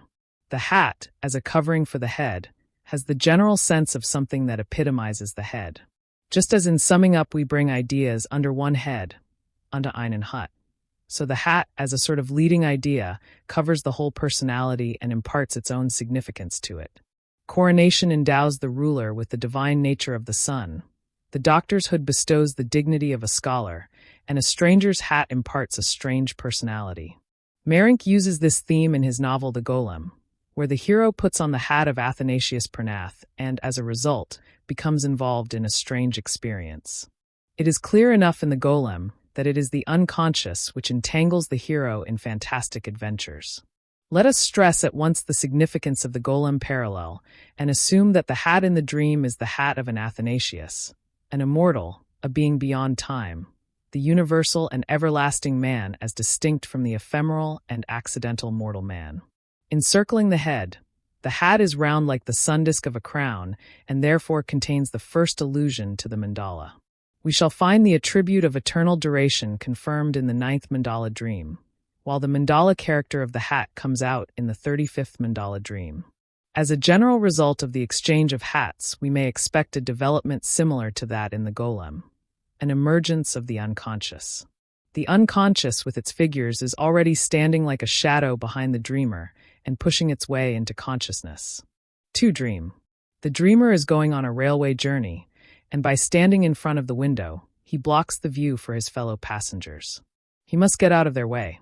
The process is beginning to move, and the dreamer discovers that he is keeping the light from those who stand behind him, namely the unconscious components of his personality. We have no eyes behind us. Consequently, behind is the region of the unseen, the unconscious. If the dreamer will only stop blocking the window consciousness, the unconscious content will become conscious. 3. Hypnagogic visual impression. By the seashore. The sea breaks into the land, flooding everything. Then the dreamer is sitting on a lonely island. The sea is the symbol of the collective unconscious, because unfathomed depths lie concealed beneath its reflecting surface. Those who stand behind, the shadowy personifications of the unconscious, have burst into the terra firma of consciousness like a flood. Such invasions have something uncanny about them because they are irrational and incomprehensible to the person concerned. They bring about a momentous alteration of his personality, since they immediately constitute a painful personal secret which alienates and isolates him from his surroundings. It is something that we cannot tell anybody. We are afraid of being accused of mental abnormality, not without reason, for much the same thing happens to lunatics. Even so, it is a far cry from the intuitive perception of such an invasion to being inundated by it pathologically, though the layman does not realize this. Isolation by a secret results as a rule in an animation of the psychic atmosphere, as a substitute for loss of contact with other people. It causes an activation of the unconscious, and this produces something similar to the illusions and hallucinations that beset lonely wanderers in the desert, seafarers, and saints. The mechanism of these phenomena can best be explained in terms of energy. Our normal relations to objects in the world at large are maintained by a certain expenditure of energy. If the relation to the object is cut off, there is a retention of energy, which then creates an equivalent substitute. For instance, just as persecution mania comes from a relationship poisoned by mistrust, so, as a substitute for the normal animation of the environment, an illusory reality rises up in which weird ghostly shadows flit about in place of people. That is why primitive man has always believed that lonely and desolate places are haunted by devils and such like apparitions. 4. Dream. The dreamer is surrounded by a throng of vague female forms. A voice within him says, "First I must get away from father." Here the psychic atmosphere has been animated by what the Middle Ages would call succubi. We are reminded of the visions of Saint Anthony in Egypt, so eruditely described by Flaubert in La Tentation de Saint Antoine. The element of hallucination shows itself in the fact that the thought is spoken aloud. The words "first I must get away" call for a concluding sentence which would begin with "in order to." Presumably it would run, in order to follow the unconscious, i.e., the alluring female forms. The father, the embodiment of the traditional spirit as expressed in religion or a general philosophy of life, is standing in his way. He imprisons the dreamer in the world of the conscious mind and its values. The traditional masculine world with its intellectualism and rationalism is felt to be an impediment, from which we must conclude that the unconscious, now approaching him, stands in direct opposition to the tendencies of the conscious mind, and that the dreamer, despite this opposition, is already favorably disposed towards the unconscious. For this reason, the latter should not be subordinated to the rationalistic judgments of consciousness. It ought rather to be an experience sui generis. Naturally, it is not easy for the intellect to accept this, because it involves at least a partial, if not a total, sacrificium intellectus. Furthermore, the problem thus raised is very difficult for modern man to grasp. For to begin with, he can only understand the unconscious as an inessential and unreal appendage of the conscious mind, and not as a special sphere of experience with laws of its own. In the course of the later dreams, this conflict will appear again and again, until finally the right formula is found for the correlation of conscious and unconscious, and the personality is assigned its correct position between the two. Moreover, such a conflict cannot be solved by understanding, but only by experience. Every stage of the experience must be lived through. There is no feat of interpretation or any other trick by which to circumvent this difficulty, for the union of conscious and unconscious can only be achieved step by step. The resistance of the conscious mind to the unconscious and the depreciation of the latter were historical necessities in the development of the human psyche, for otherwise the conscious mind would never have been able to differentiate itself at all. But modern man's consciousness has strayed rather too far from the fact of the unconscious. We have even forgotten that the psyche is by no means of our design, but is for the most part autonomous and unconscious. Consequently, the approach of the unconscious induces a panic fear in civilized people, not least on account of the menacing analogy with insanity. The intellect has no objection to analyzing the unconscious as a passive object, On the contrary, such an activity would coincide with our rational expectations. But to let the unconscious go its own way and to experience it as a reality is something that exceeds the courage and capacity of the average European. He prefers simply not to understand this problem. For the spiritually weak need this is the better course, since the thing is not without its dangers. The experience of the unconscious is a personal secret communicable only to very few, and that with difficulty. Hence the isolating effect we noted above. But isolation brings about a compensatory animation of the psychic atmosphere, which strikes us as uncanny. The figures that appear in the dream are feminine, thus pointing to the feminine nature of the unconscious. They are fairies or fascinating sirens and lamias, who infatuate the lonely wanderer and lead him astray. Likewise, seductive maidens appear at the beginning of the Nikia of Polyphilo, and the Melusina of Paracelsus is another such figure. 5. Visual impression. A snake describes a circle round the dreamer, who stands rooted to the ground like a tree. The drawing of a spellbinding circle is an ancient magical device used by everyone who has a special or secret purpose in mind. He thereby protects himself from the perils of the soul that threaten him from without and attack anyone who is isolated by a secret. The same procedure has also been used since olden times to set a place apart as holy and inviolable. In founding a city, for instance, they first drew the sulcus primigenius or original furrow. The fact that the dreamer stands rooted to the center is a compensation of his almost insuperable desire to run away from the unconscious. He experienced an agreeable feeling of relief after this vision. And rightly, since he has succeeded in establishing a protected temenos, a taboo area where he will be able to meet the unconscious. His isolation, so uncanny before, is now endowed with meaning and purpose, and thus robbed of its terrors. 6. Visual impression, directly following upon 5. The veiled figure of a woman seated on a stair. The motif of the unknown woman, whose technical name is the anima, appears here for the first time. Like the throng of vague female forms in Dream 4, she is a personification of the animated psychic atmosphere. From now on, the figure of the unknown woman reappears in a great many of the dreams. Personification always indicates an autonomous activity of the unconscious. If some personal figure appears, we may be sure that the unconscious is beginning to grow active. The activity of such figures very often has an anticipatory character. Something that the dreamer himself will do later is now being done in advance. In this case, the allusion is to a stair, thus indicating an ascent or a descent. Since the process running through dreams of this kind has an historical analogy in the rites of initiation, it may not be superfluous to draw attention to the important part which the stairway of the 7 planets played in these rites, as we know from Apuleius, among others. The initiations of late classical syncretism, already saturated with alchemy, cf. the visions of Zosimos, were particularly concerned with the theme of ascent, i.e., sublimation.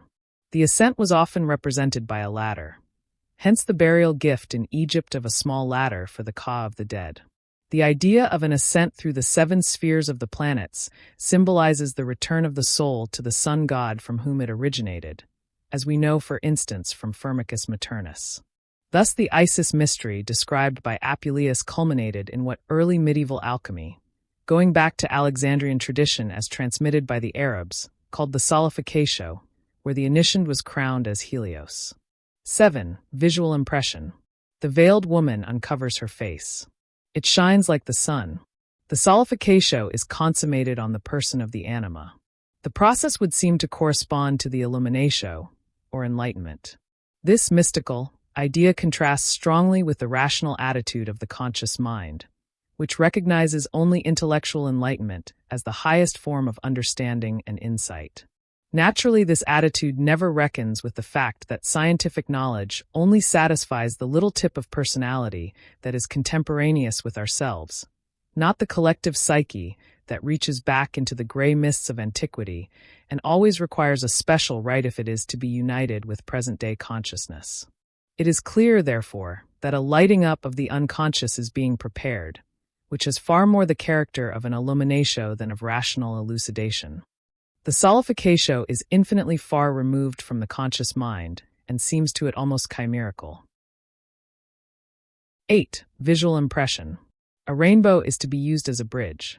But one must go under it and not over it. Whoever goes over it will fall and be killed. Only the gods can walk rainbow bridges in safety. Mere mortals fall and meet their death.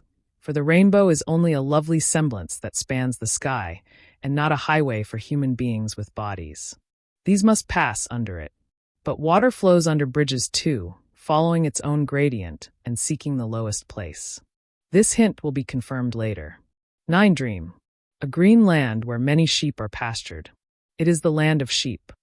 This curious fragment, inscrutable at first glance, may derive from childhood impressions and particularly from those of a religious nature, which would not be far to seek in this connection, e.g., "He mocketh me to lie down in green pastures," or the early Christian allegories of sheep and shepherd. The next vision points in the same direction. 10. Visual impression.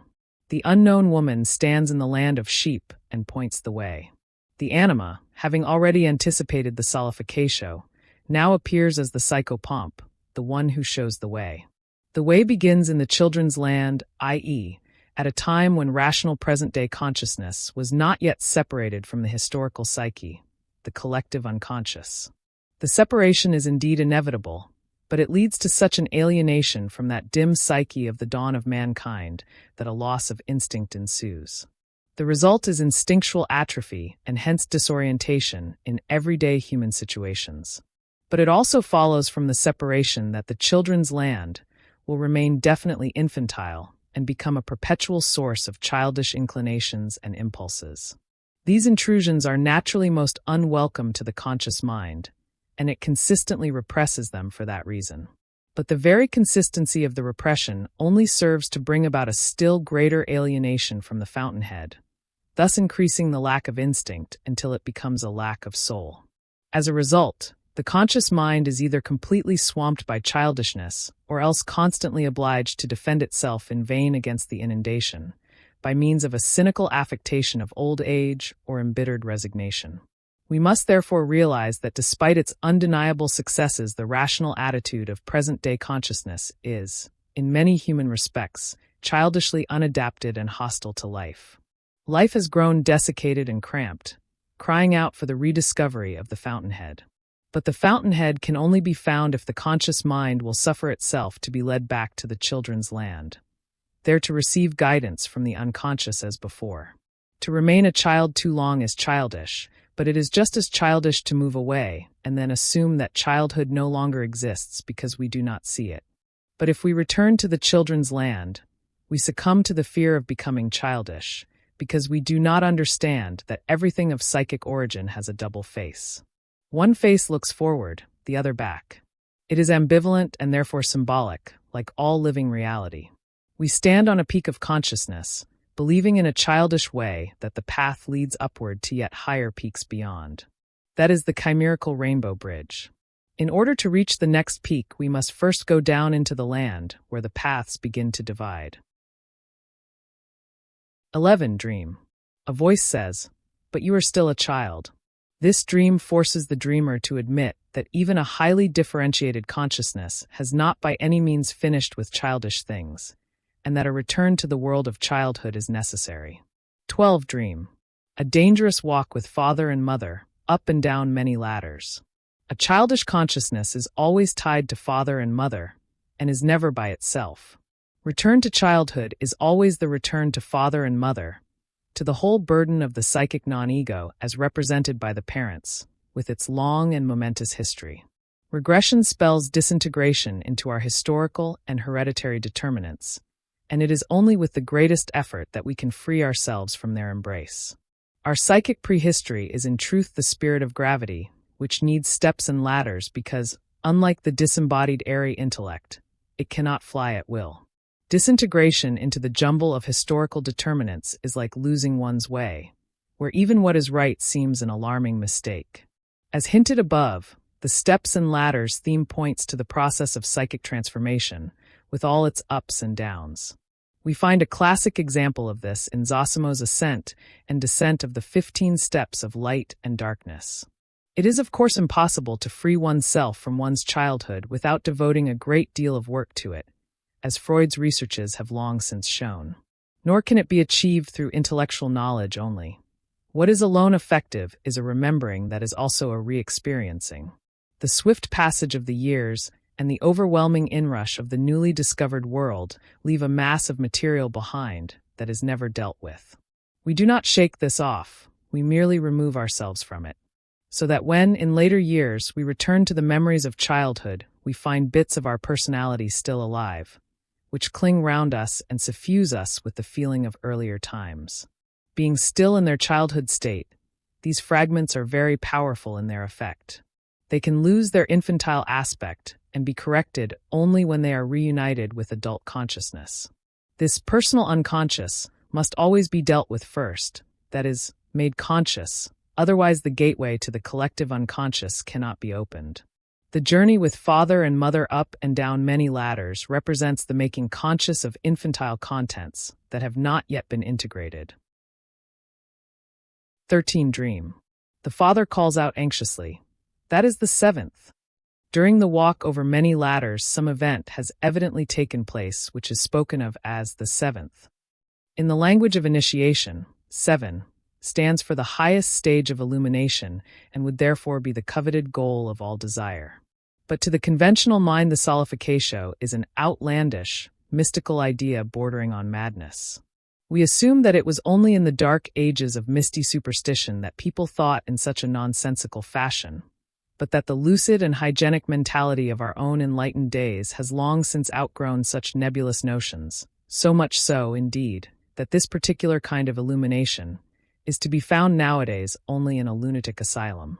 No wonder the father is scared and anxious, like a hen that has hatched out ducklings and is driven to despair by the aquatic proclivities of its young. If this interpretation, that the seventh represents the highest stage of illumination, is correct, it would mean in principle that the process of integrating the personal unconscious was actually at an end.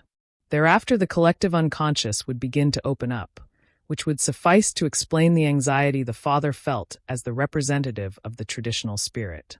Nevertheless, the return to the dim twilight of the unconscious does not mean that we should entirely abandon the precious acquisition of our forefathers, namely the intellectual differentiation of consciousness.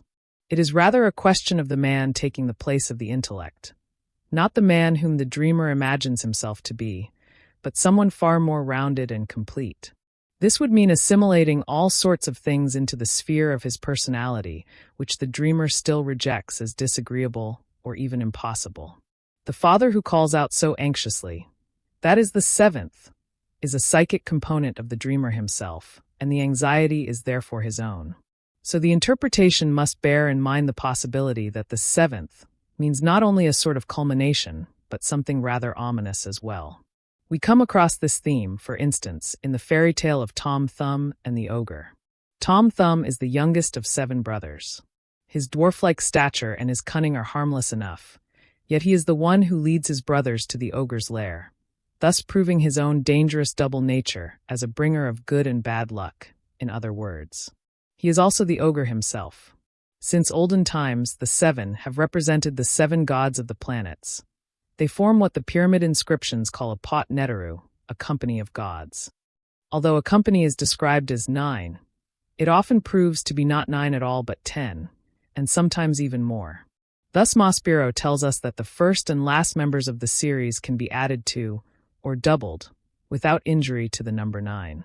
Something of the sort happened to the classical pot of the Greco-Roman or Babylonian gods in the post-classical age, when the gods were degraded to demons and retired partly to the distant stars and partly to the metals inside the earth.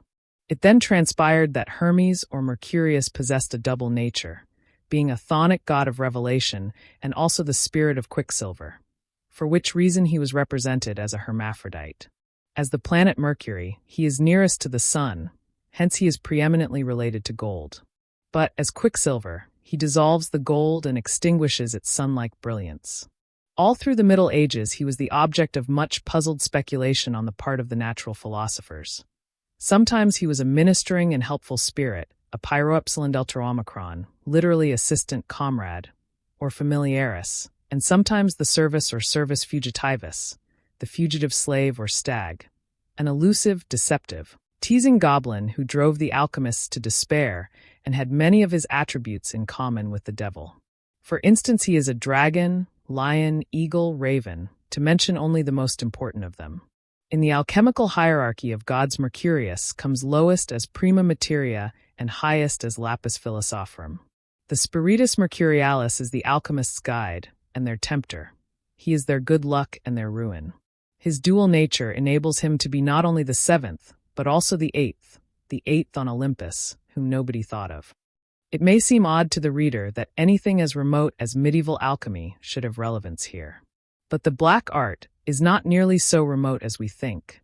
For as an educated man, the dreamer must have read Faust, and Faust is an alchemical drama from beginning to end, although the educated man of today has only the haziest notion of this. Our conscious mind is far from understanding everything, but the unconscious always keeps an eye on the age-old sacred things, however strange they may be, and reminds us of them at a suitable opportunity. No doubt Faust affected our dreamer, much as Goethe was affected when, as a young man in his Leipzig days, he studied Theophrastus Paracelsus with Fräulein von Klettenberg. It was then, as we certainly may assume, that the mysterious equivalents of 7 and 8 sank deep into his soul, without his conscious mind ever unraveling the mystery. The following dream will show that this reminder of Faust is not out of place. 14. Dream. The dreamer is in America looking for an employee with a pointed beard. They say that everybody has such an employee. America is the land of practical, straightforward thinking, uncontaminated by our European sophistication. The intellect would there be kept, very sensibly, as an employee. This naturally sounds like lèse-majesté, and might therefore be a serious matter. So it is consoling to know that everyone, as is always the case in America, does the same. The man with a pointed beard is our time-honored Mephisto whom Faust employed, and who was not permitted to triumph over him in the end. Despite the fact that Faust had dared to descend into the dark chaos of the historical psyche and steep himself in the ever-changing, seamy side of life that rose up out of that bubbling cauldron. From subsequent questions, it was discovered that the dreamer himself had recognized the figure of Mephistopheles in the man with the pointed beard. Versatility of mind, as well as the inventive gift and scientific leanings, are attributes of the astrological Mercurius. Hence the man with the pointed beard represents the intellect, which is introduced by the dream as a real familiaris, an obliging if somewhat dangerous spirit. The intellect is thus degraded from the supreme position it once occupied and is put in the second rank, and at the same time branded as demonic. Not that it had ever been anything but demonic. Only the dreamer had not noticed before how possessed he was by the intellect as the tacitly recognized supreme power. Now he has a chance to view this function, which till then had been the uncontested dominant of his psychic life, at somewhat closer quarters. Well, might he exclaim with Faust, "So that's what was inside the poodle." Mephistopheles is the diabolical aspect of every psychic function that has broken loose from the hierarchy of the total psyche and now enjoys independence and absolute power. But this aspect can be perceived only when the function becomes a separate entity and is objectivated or personified, as in this dream. Amusingly enough, the man with the pointed beard also crops up in alchemical literature in one of the parabolae contained in the Goldenen Traktat vom Philosophischen Stein, written in 1625, which Herbert Silberer has analyzed from a psychological point of view. Among the company of old white-bearded philosophers there is a young man with a black pointed beard. Silberer is uncertain whether he should assume this figure to be the devil. Mercurius as Quicksilver is an eminently suitable symbol for the fluid, i.e. mobile, intellect. Therefore in alchemy Mercurius is sometimes a spirit and sometimes a water, the so-called aqua permanens, which is none other than argentum vivum. 15. Dream. The dreamer's mother is pouring water from one basin into another. The dreamer only remembered in connection with the vision of the next series that this basin belonged to his sister. This action is performed with great solemnity.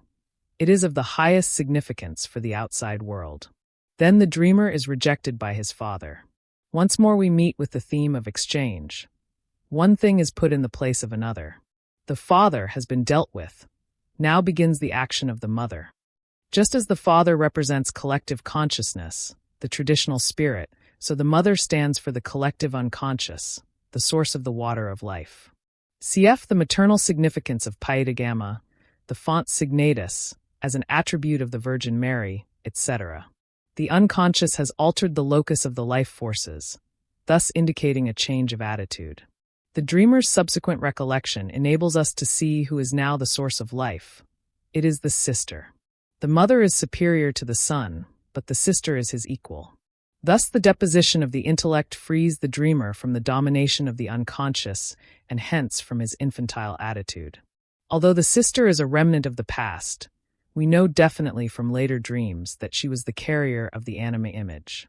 We may therefore assume that the transferring of the water of life to the sister really means that the mother has been replaced by the anima. The anima now becomes a life-giving factor, a psychic reality which conflicts strongly with the world of the father.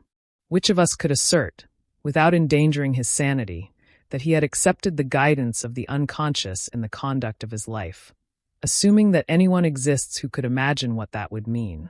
Anyone who could imagine it at all would certainly have no difficulty in understanding what a monstrous affront such a volte-face would offer to the traditional spirit, especially to the spirit that is put on the earthly garment of the Church. It was this subtle change of psychic standpoint that caused the old alchemists to resort to deliberate mystification, and that sponsored all kinds of heresies. Hence it is only logical for the father to reject the dreamer. It amounts to nothing less than excommunication. Be it noted that the dreamer is a Roman Catholic. By acknowledging the reality of the psyche and making it a co-determining ethical factor in our lives, we offend against the spirit of convention which for centuries has regulated psychic life from outside by means of institutions as well as by reason. Not that unreasoning instinct rebels of itself against firmly established order. By the strict logic of its own inner laws, it is itself of the firmest structure imaginable and, in addition, the creative foundation of all binding order. But just because this foundation is creative, all order which proceeds from it, even in its most divine form, is a phase, a stepping stone. Despite appearances to the contrary, the establishment of order and the dissolution of what has been established are at bottom beyond human control. The secret is that only that which can destroy itself is truly alive. It is well that these things are difficult to understand, and thus enjoy a wholesome concealment, for weak heads are only too easily addled by them and thrown into confusion. From all these dangers dogma, whether ecclesiastical, philosophical, or scientific, offers effective protection, and looked at from a social point of view, excommunication is a necessary and useful consequence. The water that the mother, the unconscious, pours into the basin belonging to the anima is an excellent symbol for the living power of the psyche. The old alchemists never tired of devising new and expressive synonyms for this water. They called it aqua nostra, Mercurius vivus, argentum vivum, vinum ardens, aqua vitae, succus linearii, and so on, by which they meant a living being not devoid of substance, as opposed to the rigid immateriality of mind in the abstract. The expression succus linearii, sap of the moon plant, refers clearly enough to the nocturnal origin of the water, and aqua nostra, like Mercurius vivus, to its earthliness. Acetum fontis is a powerful corrosive water that dissolves all created things and at the same time leads to the most durable of all products, the mysterious lapis. These analogies may seem very far-fetched, but let me refer the reader to Dreams 13 and 14 in the next section, where the water symbolism is taken up again. The importance of the action for the outside world, noted by the dreamer himself, points to the collective significance of the dream, as also does the fact, which had a far-reaching influence on the conscious attitude of the dreamer, that he is rejected by the father. The saying extra ecclesiam nulla salus, outside the church there is no salvation, rests on the knowledge that an institution is a safe, practicable highway with a visible or definable goal, and that no paths and no goals can be found outside it. We must not underestimate the devastating effect of getting lost in the chaos, even if we know that it is the sine qua non of any regeneration of the spirit and the personality. 16. Dream. An ace of clubs lies before the dreamer. A 7 appears beside it. The ace as 1 is the lowest card but the highest in value. The ace of clubs, being in the form of a cross, points to the Christian symbol. Hence in Swiss German the club is often called Kreuz cross. At the same time, the 3 leaves contain an allusion to the threefold nature of the one God. Lowest and highest are beginning and end, Alpha and Omega. The 7 appears after the Ace of Clubs and not before. Presumably the idea is, first the Christian conception of God, and then the 7 stages. The 7 stages symbolize the transformation which begins with the symbolism of cross and Trinity, and, judging by the earlier archaic allusions in Dreams 7 and 13, culminates in the Solificatio. But this solution is not hinted at here. Now, we know that the regression to the Helios of antiquity, vainly attempted by Julian the Apostate, was succeeded in the Middle Ages by another movement that was expressed in the formula per crucem ad rosem, through the cross to the rose, which was later condensed into the rosy cross of the Rosicrucians. Here the essence of the heavenly soul descends into the flower, Earth's answer to the sun's countenance. The solar quality has survived in the symbol of the golden flower of Chinese alchemy. The well-known blue flower of the Romantics might well be the last nostalgic perfume of the rose. It looks back in true romantic fashion to the medievalism of ruined cloisters, yet at the same time modestly proclaims something new in earthly loveliness. But even the golden brilliance of the sun had to submit to a descent, and it found its analogy in the glitter of earthly gold. Although, as aurum nostrum, this was far removed from the gross materiality of the metal, at least for subtler minds. One of the most interesting of the alchemical texts is the Rosarium Philosophorum, subtitled Secunda Pars Alchemiae de Lapide Philosophico, vero modo preparando. Cum figuris re perfectionem ostendentibus, 1550. The anonymous author was very definitely a philosopher, and was apparently aware that alchemy was not concerned with ordinary gold-making, but with a philosophical secret. For these alchemists, the gold undoubtedly had a symbolic nature, and was therefore distinguished by such attributes as vitrium or philosophicum. It was probably owing to its all too obvious analogy with the sun that gold was denied the highest philosophical honor, which fell instead to the lapis philosophorum. The transformer is above the transformed, and transformation is one of the magical properties of the marvelous stone. The Rosarium Philosophorum says, "For our stone, namely the living Western quicksilver which has placed itself above the gold and vanquished it, is that which kills and quickens." As to the philosophical significance of the lapis, the following quotation from a treatise ascribed to Hermes is particularly enlightening. "Understand, ye sons of the wise, what this exceeding precious stone proclaims. And my light conquers every light, and my virtues are more excellent than all virtues. I beget the light, but the darkness too is of my nature." 17. Dream. The dreamer goes for a long walk, and finds a blue flower on the way. To go for a walk is to wander along paths that lead nowhere in particular. It is both a search and a succession of changes. The dreamer finds a blue flower blossoming aimlessly by the wayside, a chance child of nature, evoking friendly memories of a more romantic and lyrical age, of the youthful season when it came to bud, when the scientific view of the world had not yet broken away from the world of actual experience. Or rather when this break was only just beginning, and the eye looked back to what was already the past. The flower is in fact like a friendly sign, a numinous emanation from the unconscious, showing the dreamer, who as a modern man has been robbed of security and of participation in all the things that lead to man's salvation, the historical place where he can meet friends and brothers of like mind, where he can find the seed that wants to sprout in him too. But the dreamer knows nothing as yet of the old solar gold, which connects the innocent flower with the obnoxious black art of alchemy, and with the blasphemous pagan idea of the Solificatio. For the golden flower of alchemy can sometimes be a blue flower, the sapphire blue flower of the hermaphrodite. 18. Dream. A man offers him some golden coins in his outstretched hand. The dreamer indignantly throws them to the ground and immediately afterwards deeply regrets his action. A variety performance then takes place in an enclosed space. The blue flower has already begun to drag its history after it. The gold is offered and is indignantly refused. Such a misinterpretation of the Aurum Philosophicum is easy to understand. But hardly has it happened when there comes a pang of remorse that the precious secret has been rejected and a wrong answer given to the riddle of the Sphinx. The same thing happened to the hero in Maring's Golem, when the ghost offered him a handful of grain which he spurned. The gross materiality of the yellow metal with its odious fiscal flavor and the mean look of the grain make both rejections comprehensible enough. But that is precisely why it is so hard to find the lapis. It is exilous, uncomely, it is thrown out into the street or on the dunghill, it is the commonest thing to be picked up anywhere. In planety, in montibus et aquis.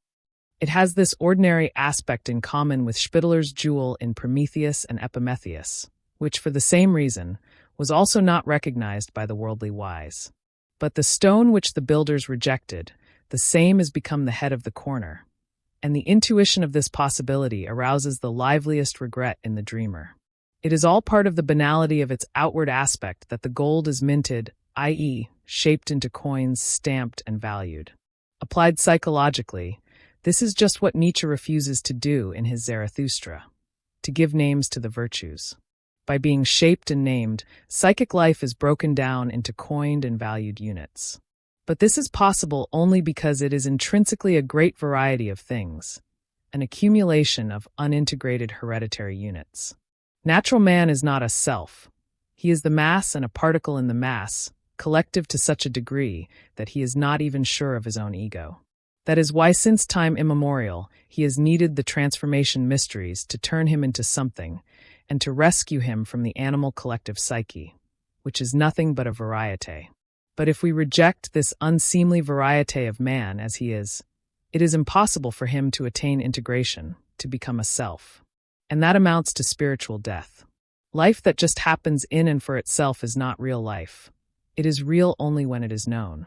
Only a unified personality can experience life, not that personality which is split up into partial aspects, that bundle of odds and ends which also calls itself man. The dangerous plurality already hinted at in Dream 4 is compensated in Vision 5, where the snake describes a magic circle and thus marks off the taboo area, the temenos. In much the same way and in a similar situation, the temenos reappears here, drawing the many together for a united variety performance, a gathering that has the appearance of an entertainment, though it will shortly lose its entertaining character. The play of goats will develop into a tragedy. According to all the analogies, the satyr play was a mystery performance, from which we may assume that its purpose, as everywhere, was to re-establish man's connection with his natural ancestry, and thus with the source of life, much as the obscene stories, Alpha Sigma Chi Rho Omicron Lambda Omicron Gamma Alpha, told by Athenian ladies at the Mysteries of Eleusis, were thought to promote the Earth's fertility. Cf. also Herodotus' account of the exhibitionistic performances connected with the Isis festivities at Bubastis. The allusion to the compensatory significance of the temenos, however, is still wrapped in obscurity for the dreamer. As might be imagined, he is much more concerned with the danger of spiritual death, which is conjured up by his rejection of the historical context. 19. Visual impression. A death's head. The dreamer wants to kick it away, but cannot. The skull gradually changes into a red ball, then into a woman's head which emits light. The skull soliloquies of Faust and of Hamlet are reminders of the appalling senselessness of human life when sicklied o'er with the pale cast of thought.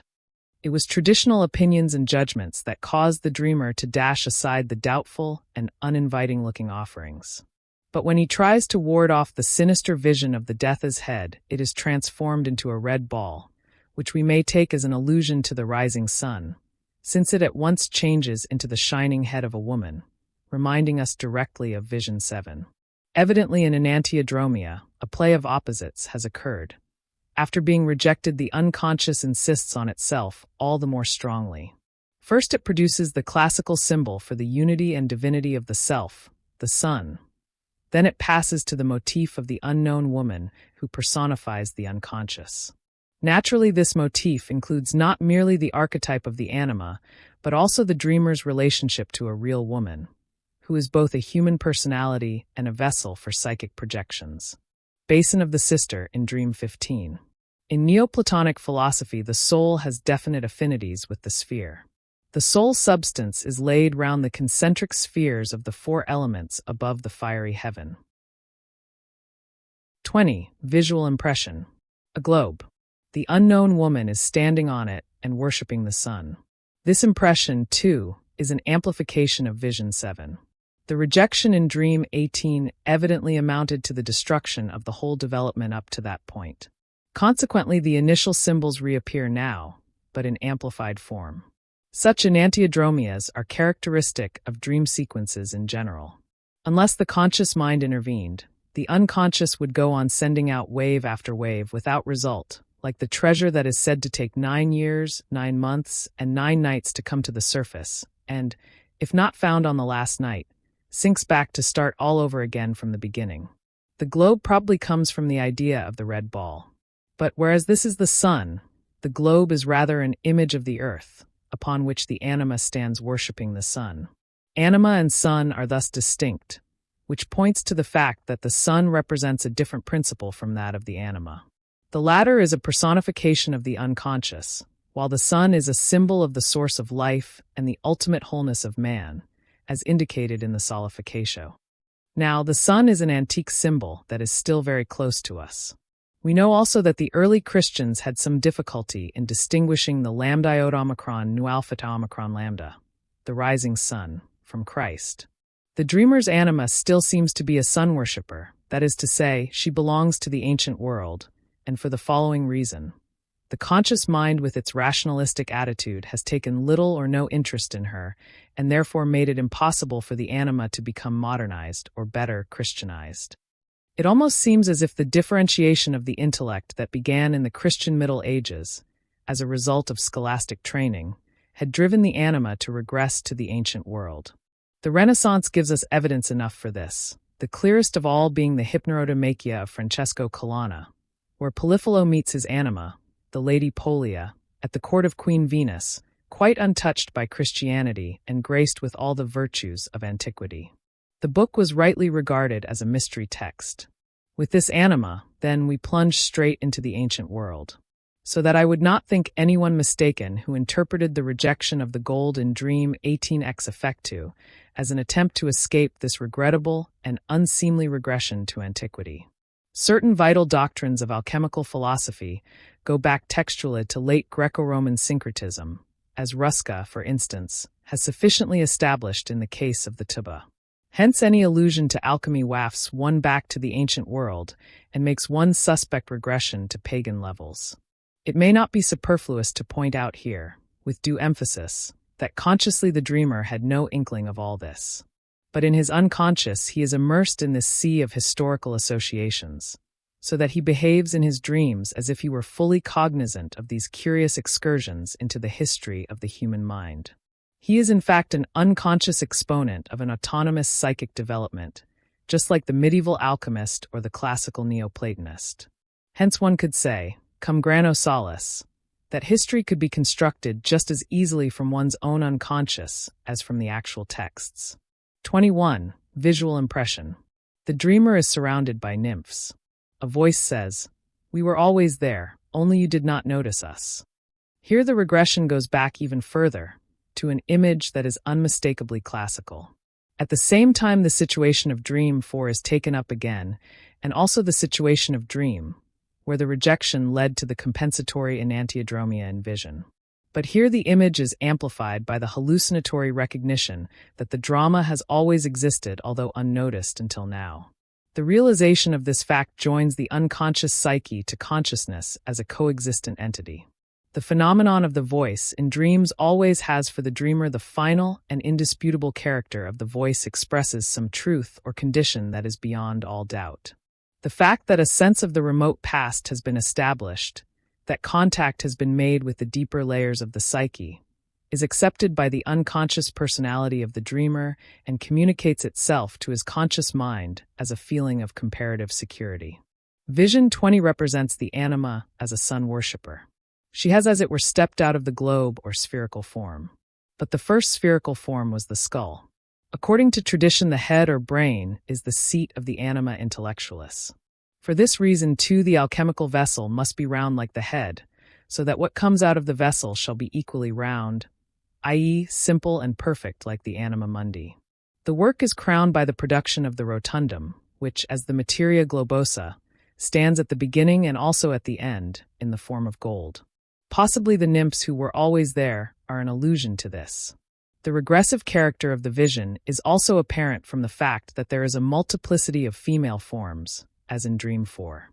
But this time they are of a classical nature, which, like the sun worship in Vision 20, points to an historical regression. The splitting of the anima into many figures is equivalent to dissolution into an indefinite state, i.e., into the unconscious, from which we may conjecture that a relative dissolution of the conscious mind is running parallel with the historical regression, a process to be observed in its extreme form in schizophrenia. The dissolution of consciousness, or as Janet calls it, abasement du niveau mental, comes very close to the primitive state of mind. A parallel to this scene with the nymphs is to be found in the Paracelsan Regio Nymphiditica, mentioned in the treatise De Vita Longa as the initial stage of the individuation process. 22. Visual impression. In a primeval forest, an elephant looms up menacingly. Then a large ape-man, bear, or caveman threatens to attack the dreamer with a club. Suddenly the man with the pointed beard appears and stares at the aggressor, so that he is spellbound. But the dreamer is terrified. The voice says, "Everything must be ruled by the light." The multiplicity of nymphs has broken down into still more primitive components. That is to say, the animation of the psychic atmosphere has very considerably increased, and from this we must conclude that the dreamer's isolation from his contemporaries has increased in proportion. This intensified isolation can be traced back to Vision 21, where the union with the unconscious was realized and accepted as a fact. From the point of view of the conscious mind, this is highly irrational. It constitutes a secret which must be anxiously guarded, since the justification for its existence could not possibly be explained to any so-called reasonable person. Anyone who tried to do so would be branded as a lunatic. The discharge of energy into the environment is therefore considerably impeded, the result being a surplus of energy on the side of the unconscious. Hence the abnormal increase in the autonomy of the unconscious figures, culminating in aggression and real terror. The earlier entertaining variety performance is beginning to become uncomfortable. We find it easy enough to accept the classical figures of nymphs thanks to their aesthetic embellishments, but we have no idea that behind these gracious figures there lurks the Dionysian mystery of antiquity, the satyr play with its tragic implications, the bloody dismemberment of the god who has become an animal.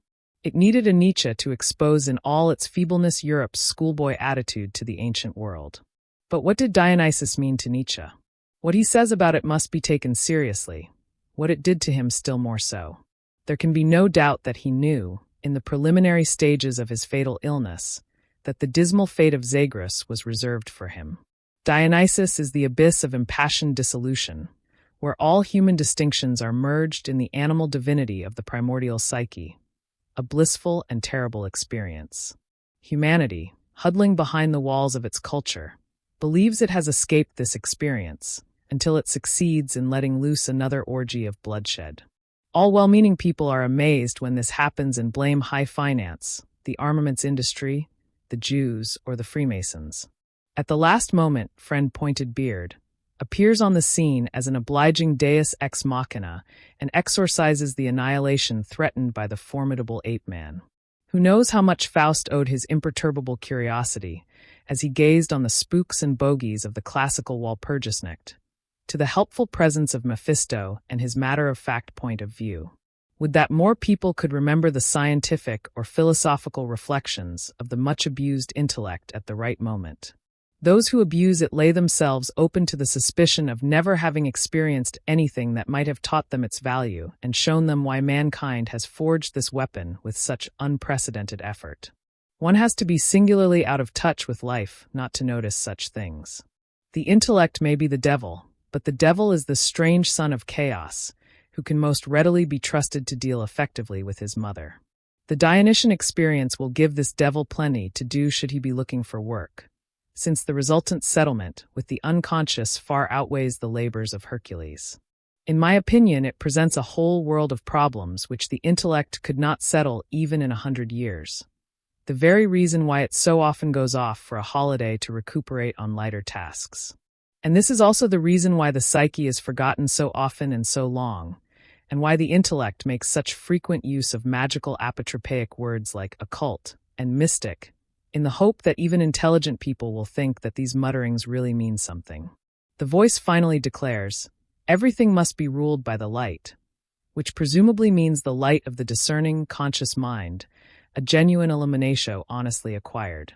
The dark depths of the unconscious are no longer to be denied by ignorance and sophistry, at best a poor disguise for common fear, nor are they to be explained away with pseudoscientific rationalizations.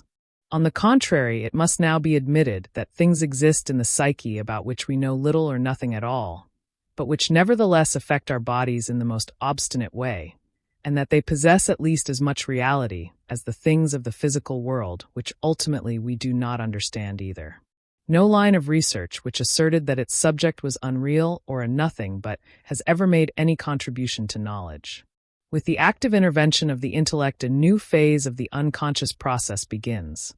The conscious mind must now come to terms with the figures of the unknown woman, anima, the unknown man, the shadow, the wise old man, mana personality, and the symbols of the self. The last named are dealt with in the following section. 3. The symbolism of the mandala. 1. Concerning the mandala. As I have already said, I have put together, out of a continuous series of some 400 dreams and visions, all those that I regard as mandala dreams.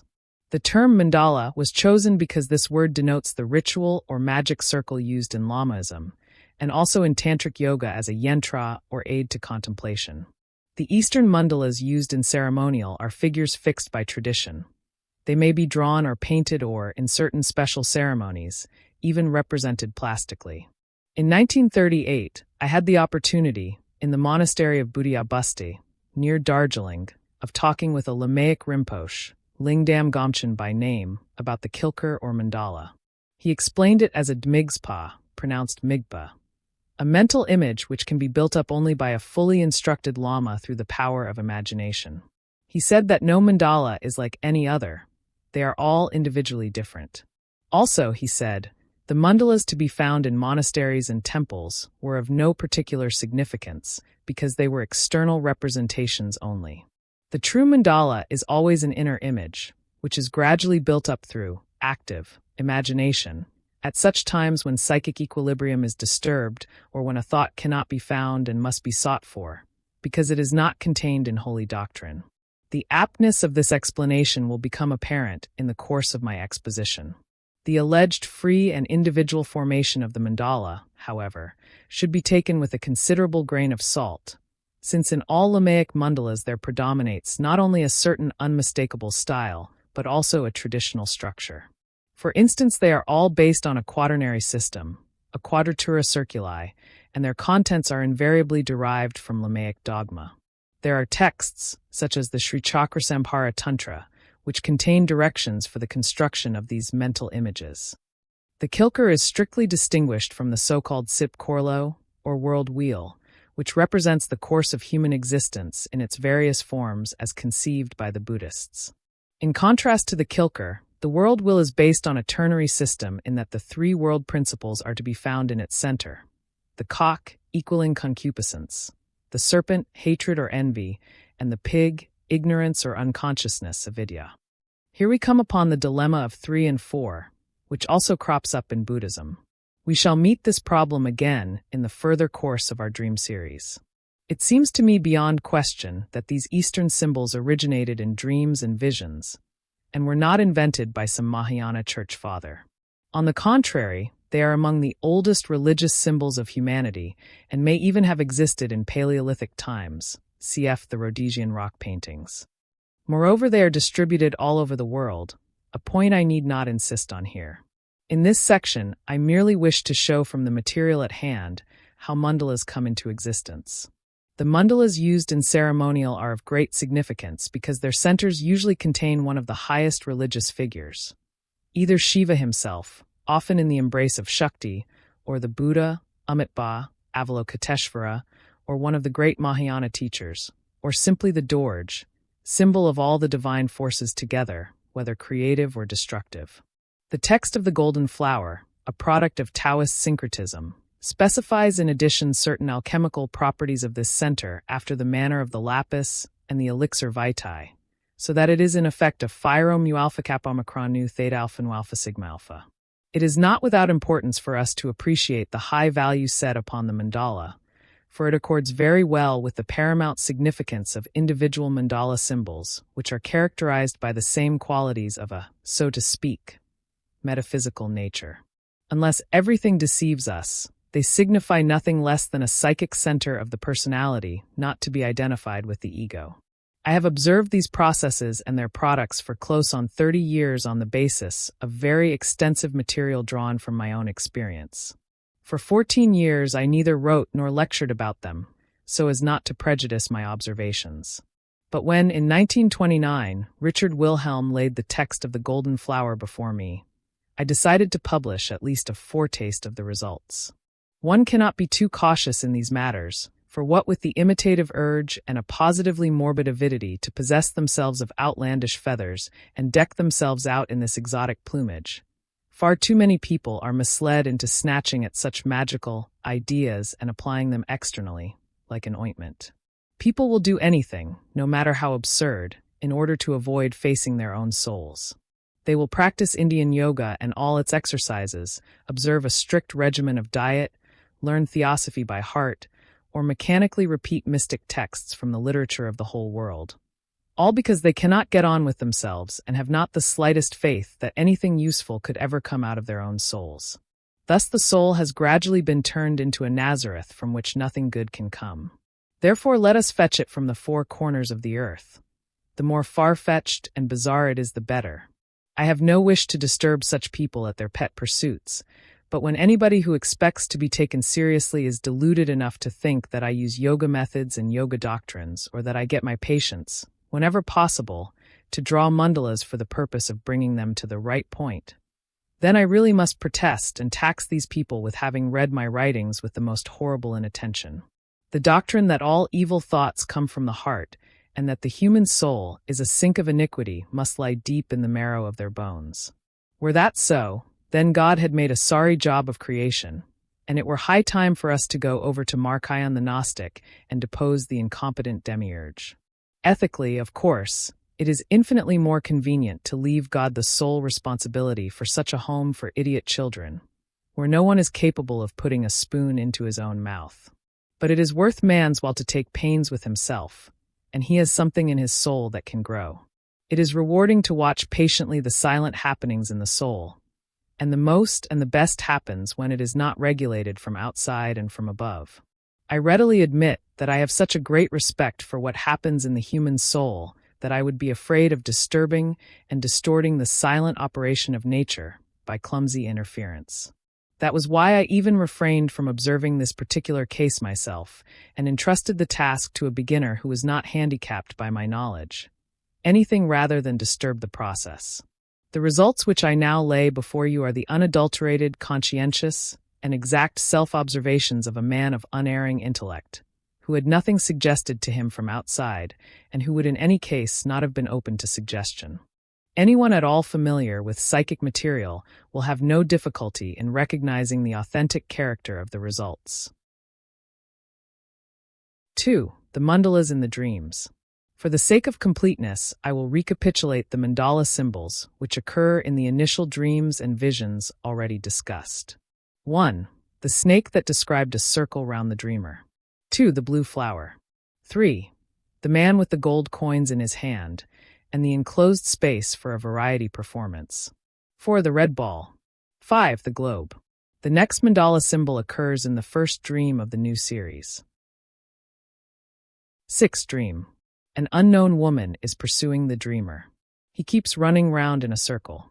The snake in the first mandala dream was anticipatory, as is often the case when a figure personifying a certain aspect of the unconscious does, or experiences something that the subject himself will experience later.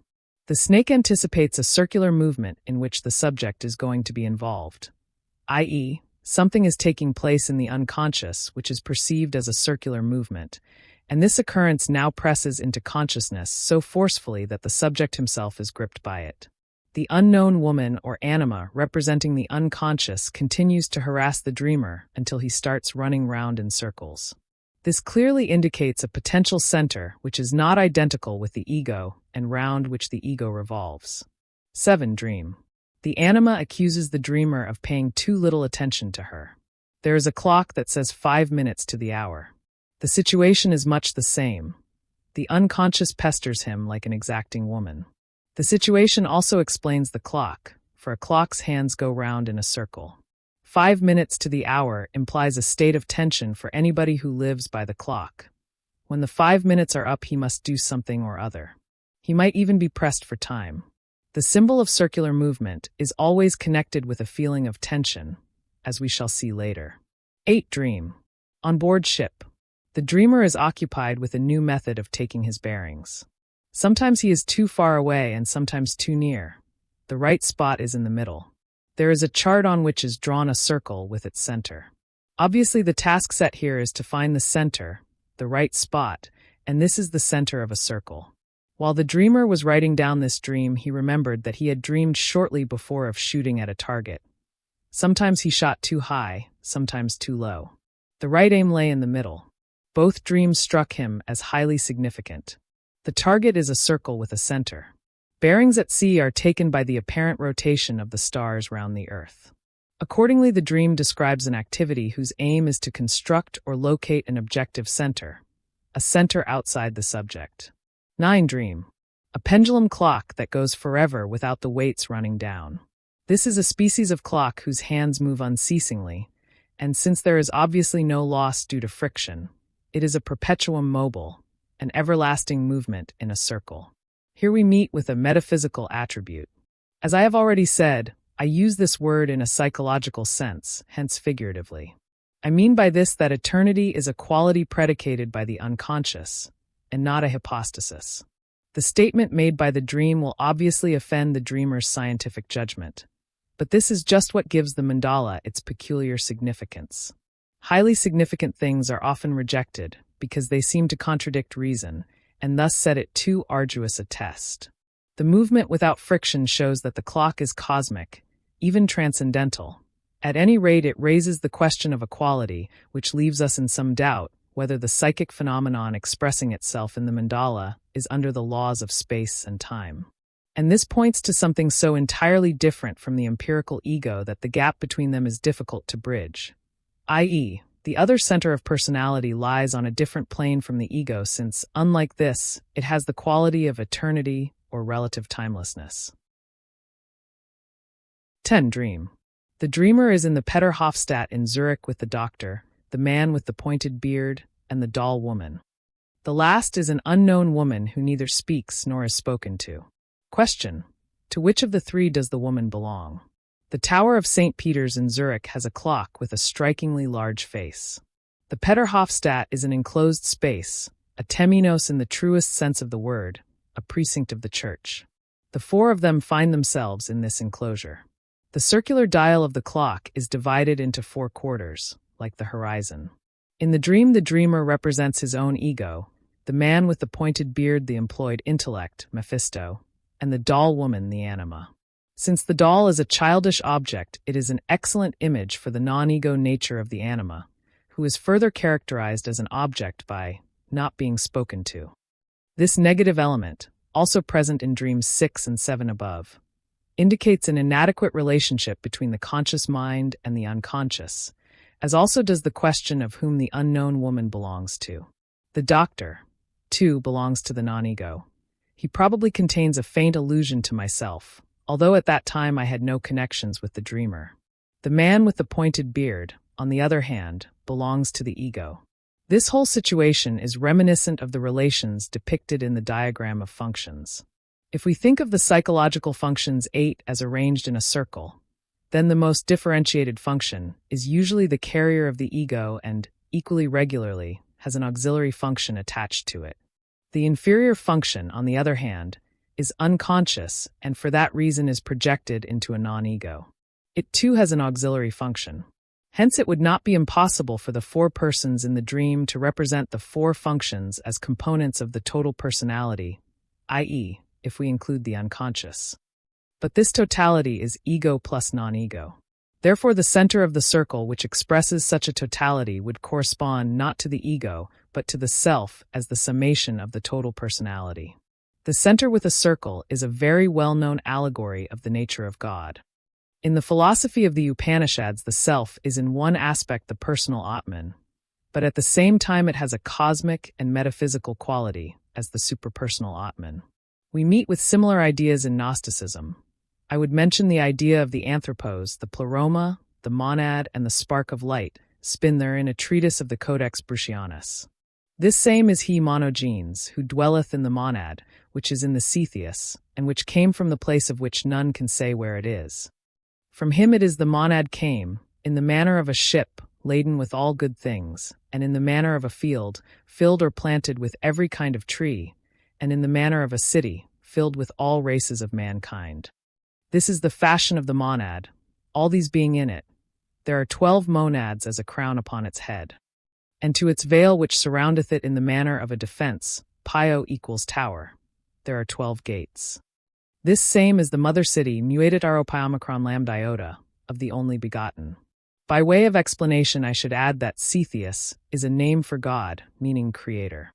The monogenes is the son of God. The comparison of the monad with a field and a city corresponds to the idea of the temenos. Also, the monad is crowned.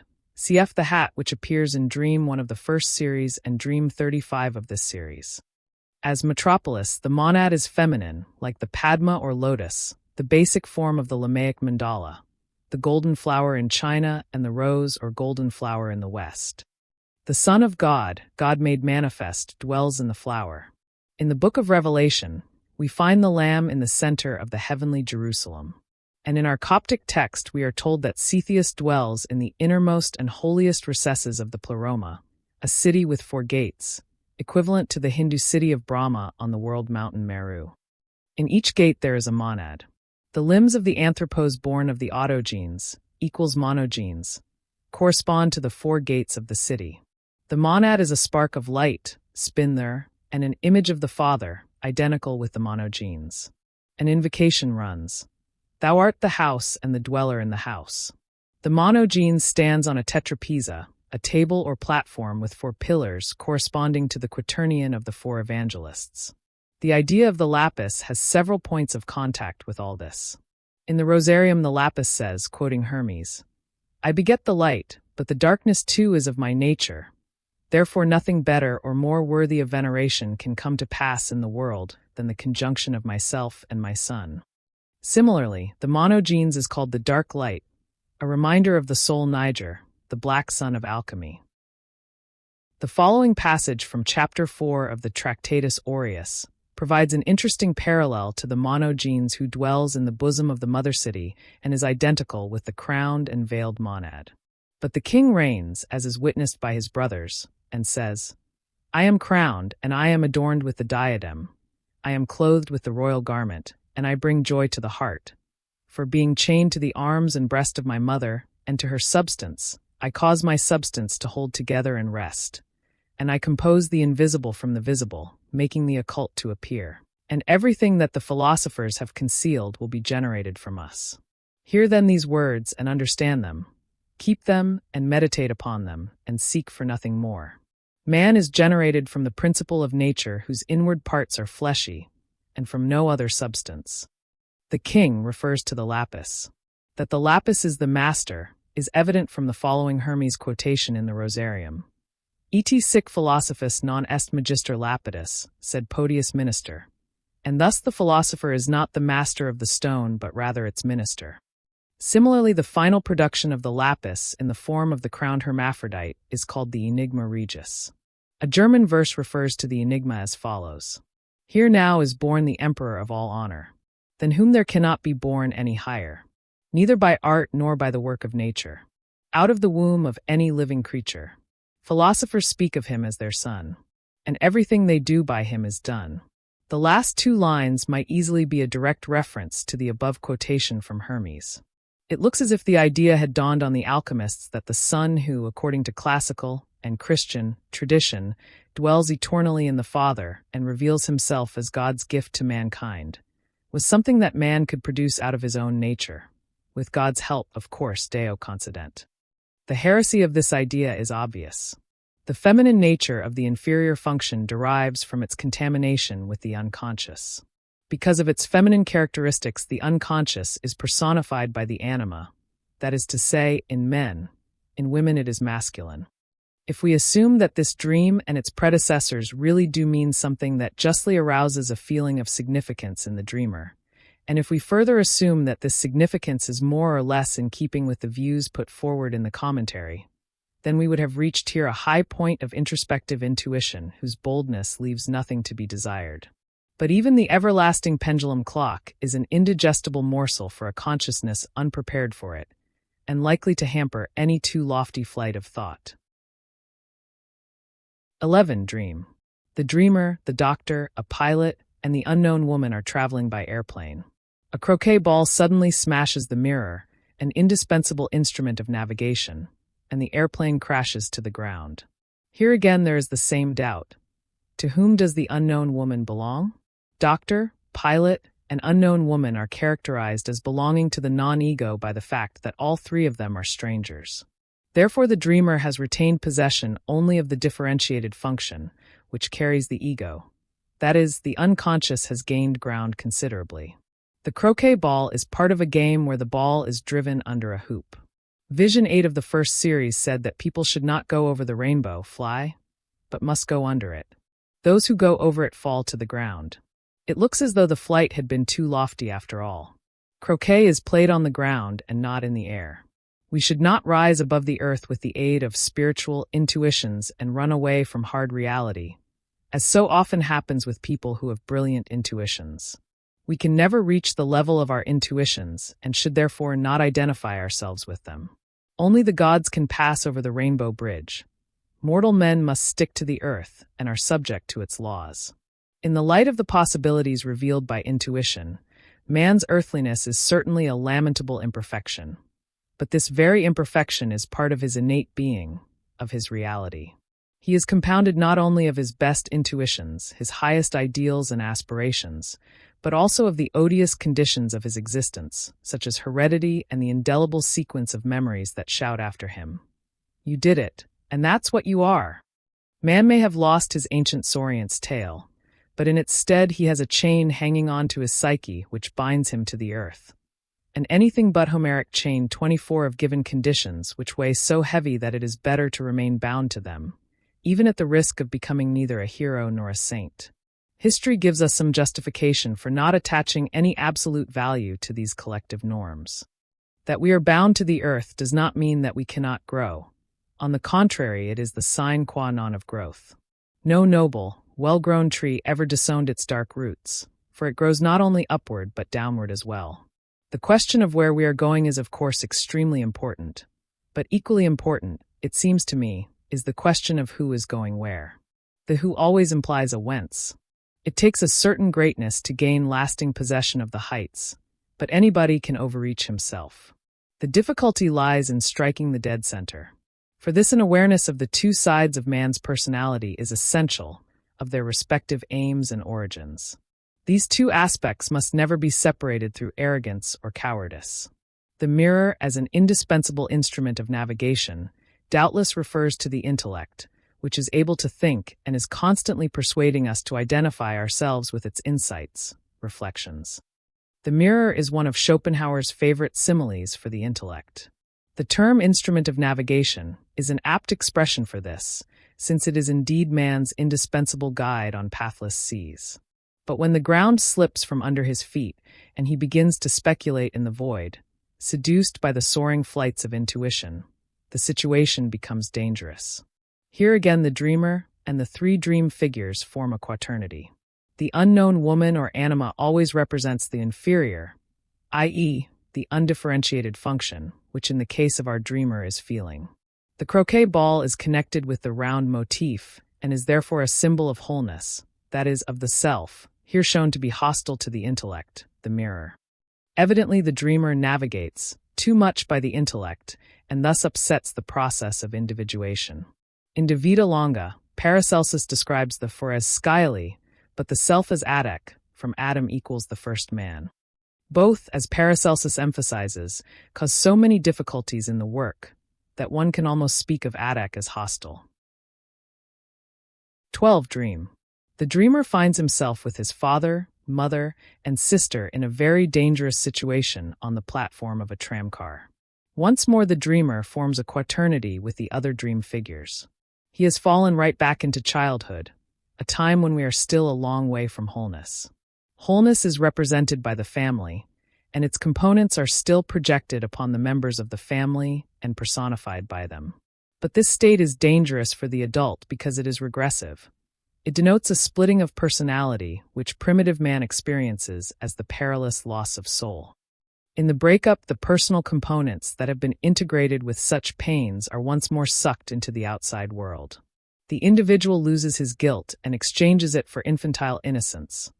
Once more he can blame the wicked father for this and the unloving mother for that, and all the time he is caught in this inescapable causal nexus like a fly in a spider's web, without noticing that he has lost his moral freedom.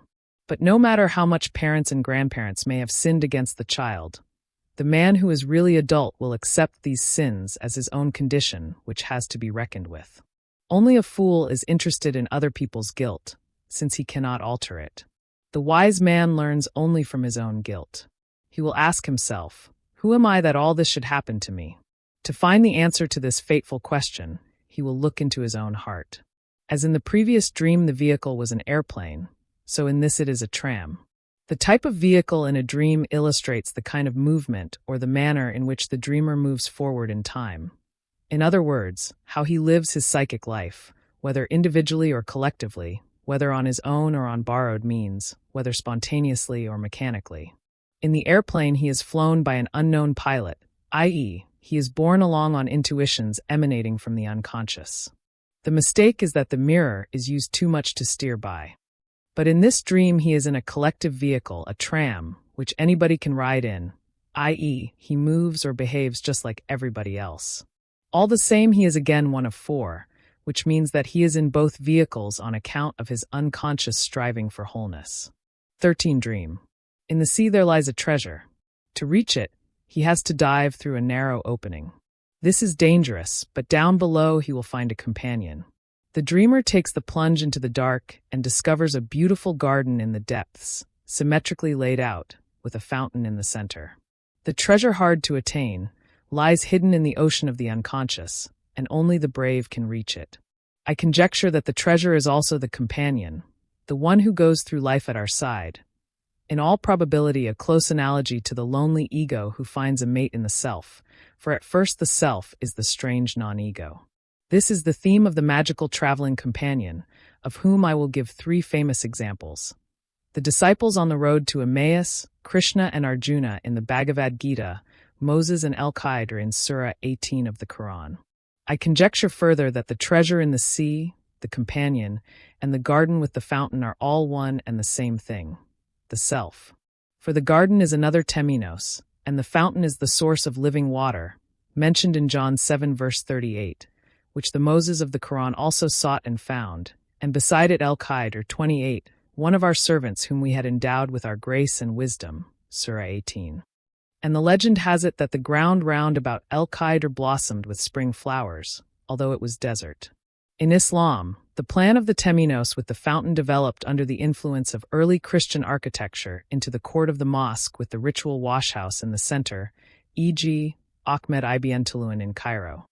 We see much the same thing in our Western cloisters with the fountain in the garden. This is also the rose garden of the philosophers, which we know from the treatises on alchemy and from many beautiful engravings. The dweller in the house is the companion. The center and the circle, here represented by fountain and garden, are analogues of the lapis, which is among other things a living being. In the Rosarium the lapis says, "Protege me, protegam te.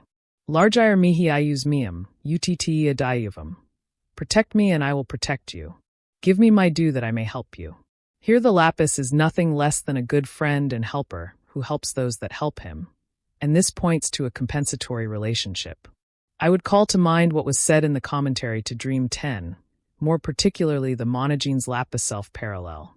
The crash to earth thus leads into the depths of the sea, into the unconscious, and the dreamer reaches the shelter of the temenos as a protection against the splintering of personality caused by his regression to childhood.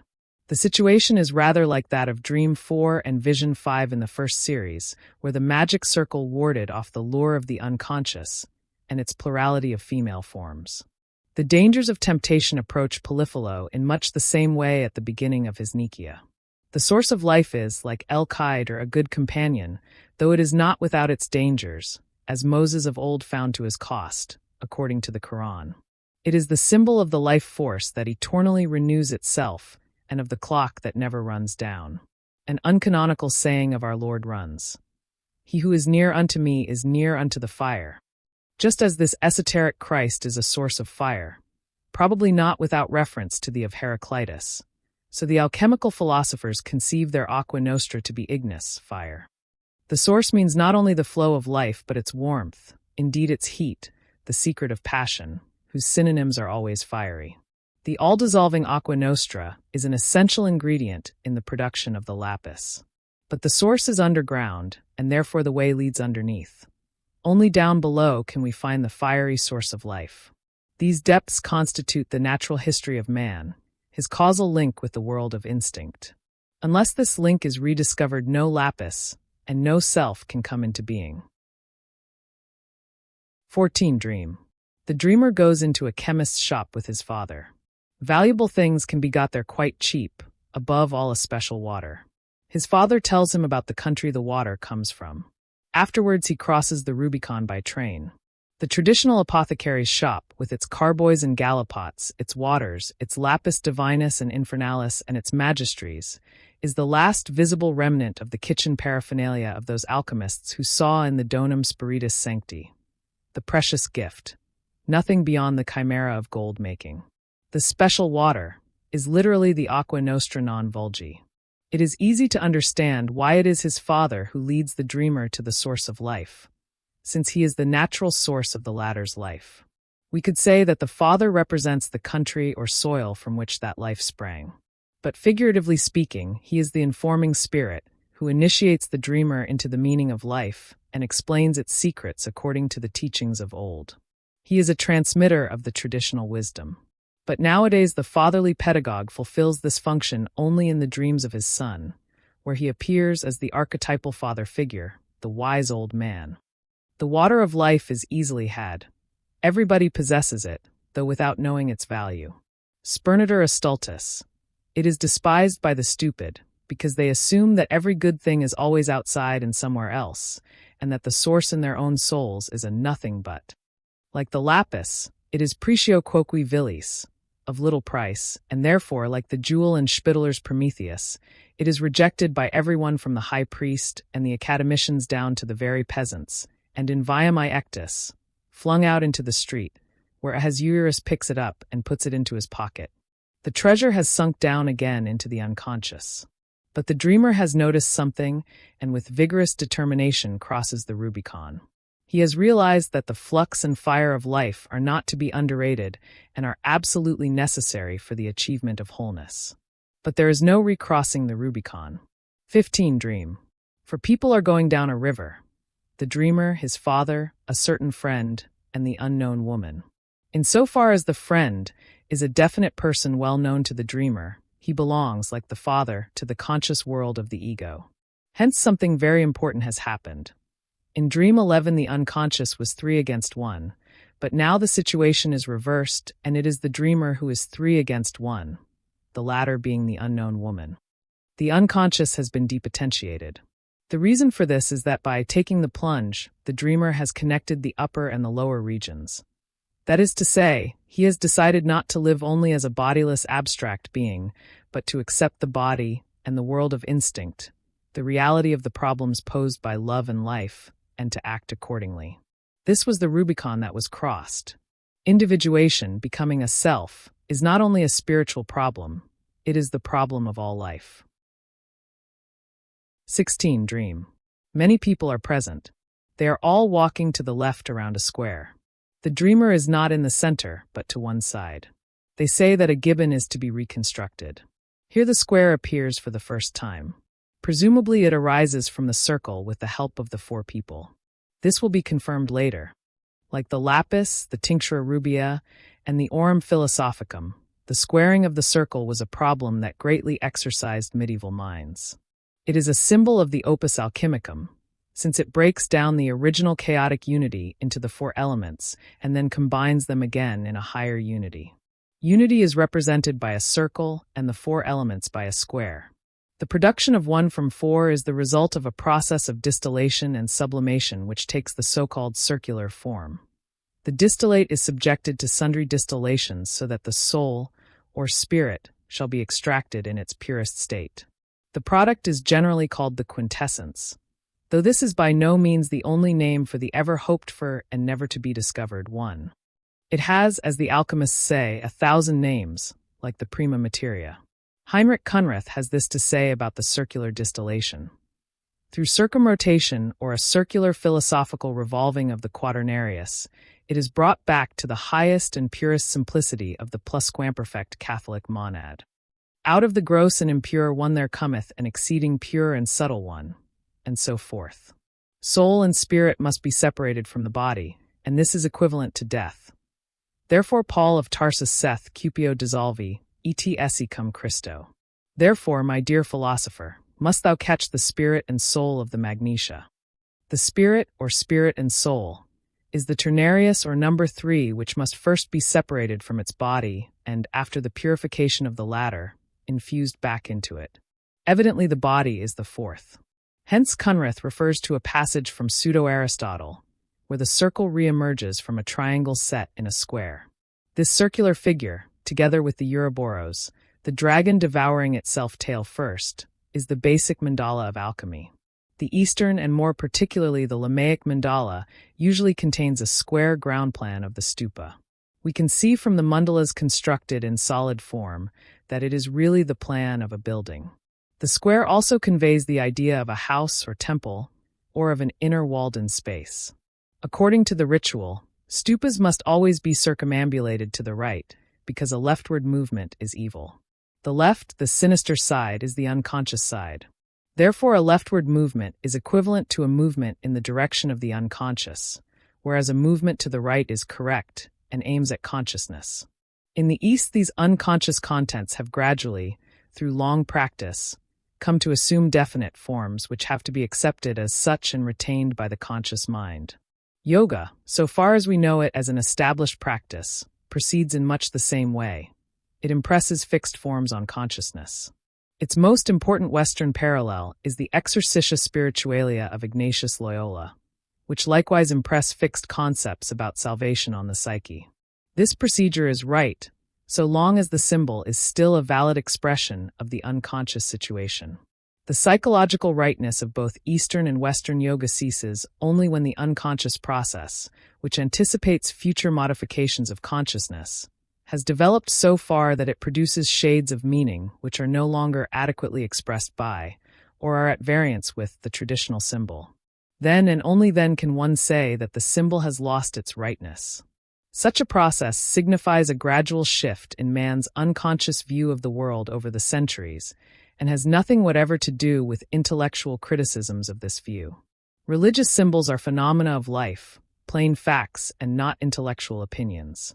If the Church clung for so long to the idea that the sun rotates round the earth, and then abandoned this contention in the 19th century, she can always appeal to the psychological truth that for millions of people the sun did revolve round the earth, and that it was only in the 19th century that any major portion of mankind became sufficiently sure of the intellectual function to grasp the proofs of the Earth's planetary nature. Unfortunately, there is no truth, unless there are people to understand it. Presumably, the leftward circumambulation of the square indicates that the squaring of the circle is a stage on the way to the unconscious, a point of transition leading to a goal lying, as yet unformulated, beyond it. It is one of those paths to the center of the non-ego which were also trodden by the medieval investigators when producing the lapis. The Rosarium says, "Out of man and woman make a round circle, and extract the quadrangle from this, and from the quadrangle the triangle. Make a round circle, and you will have the philosopher's stone." The modern intellect naturally regards all this as poppycock. But this estimate fails to get rid of the fact that such concatenations of ideas do exist, and that they even played an important part for many centuries. It is up to psychology to understand these things, leaving the layman to rant about poppycock and obscurantism. Many of my critics who call themselves scientific behave exactly like the bishop who excommunicated the cockchafers for their unseemly proliferation. Just as the stupas preserve relics of the Buddha in their innermost sanctuary, so in the interior of the Lamaic quadrangle, and again in the Chinese Earth Square, there is a holy of holies with its magical agent, the cosmic source of energy, be it the god Shiva, the Buddha, a bodhisattva, or a great teacher. In China it is Chen, heaven, with the 4 cosmic effluences radiating from it. And equally in the Western mandalas of medieval Christendom the deity is enthroned at the center, often in the form of the triumphant Redeemer together with the 4 symbolical figures of the evangelists. The symbol in our dream presents the most violent contrast to these highly metaphysical ideas, for it is a gibbon, unquestionably an ape, that is to be reconstructed in the center. Here we meet again the ape who first turned up in Vision 22 of the first series. In that dream he caused a panic, but he also brought about the helpful intervention of the intellect. Now he is to be reconstructed, and this can only mean that the anthropoid, man as an archaic fact, is to be put together again. Clearly the left-hand path does not lead upwards to the kingdom of the gods and eternal ideas, but down into natural history, into the bestial instinctive foundations of human existence. We are therefore dealing, to put it in classical language, with a Dionysian mystery. The square corresponds to the temenos, where a drama is taking place, in this case a play of apes instead of satyrs. The inside of the golden flower is a seating place, where the diamond body is produced. The synonymous term, the ancestral land, may actually be a hint that this product is the result of integrating the ancestral stages. The ancestral spirits play an important part in primitive rites of renewal. The Aborigines of Central Australia even identify themselves with their mythical ancestors of the Alcheringa period, a sort of Homeric age. Similarly, the Pueblo Indians of Taos, in preparation for their ritual dances, identify with the sun, whose sons they are. This atavistic identification with human and animal ancestors can be interpreted psychologically as an integration of the unconscious, a veritable bath of renewal in the life source, where one is once again a fish, unconscious as in sleep, intoxication, and death. Hence the sleep of incubation, the Dionysian orgy, and the ritual death in initiation. Naturally, the proceedings always take place in some hallowed spot. We can easily translate these ideas into the concretism of Freudian theory. The temenos would then be the womb of the mother, and the right a regression to incest. But these are the neurotic misunderstandings of people who have remained partly infantile, and who do not realize that such things have been practiced since time immemorial by adults whose activities cannot possibly be explained as a mere regression to infantilism. Otherwise, the highest and most important achievements of mankind would ultimately be nothing but the perverted wishes of children, and the word childish would have lost its raison d'etre. Since the philosophical side of alchemy was concerned with problems that are very closely related to those which interest the most modern psychology, it might perhaps be worthwhile to probe a little deeper into the dream motif of the ape that is to be reconstructed in the square. In the overwhelming majority of cases, alchemy identifies its transforming substance with the argentum vivum or mercurius. Chemically, this term denotes quicksilver, but philosophically it means the spiritus vitae, or even the world soul, so that Mercurius also takes on the significance of Hermes, god of revelation. This question has been discussed in detail elsewhere.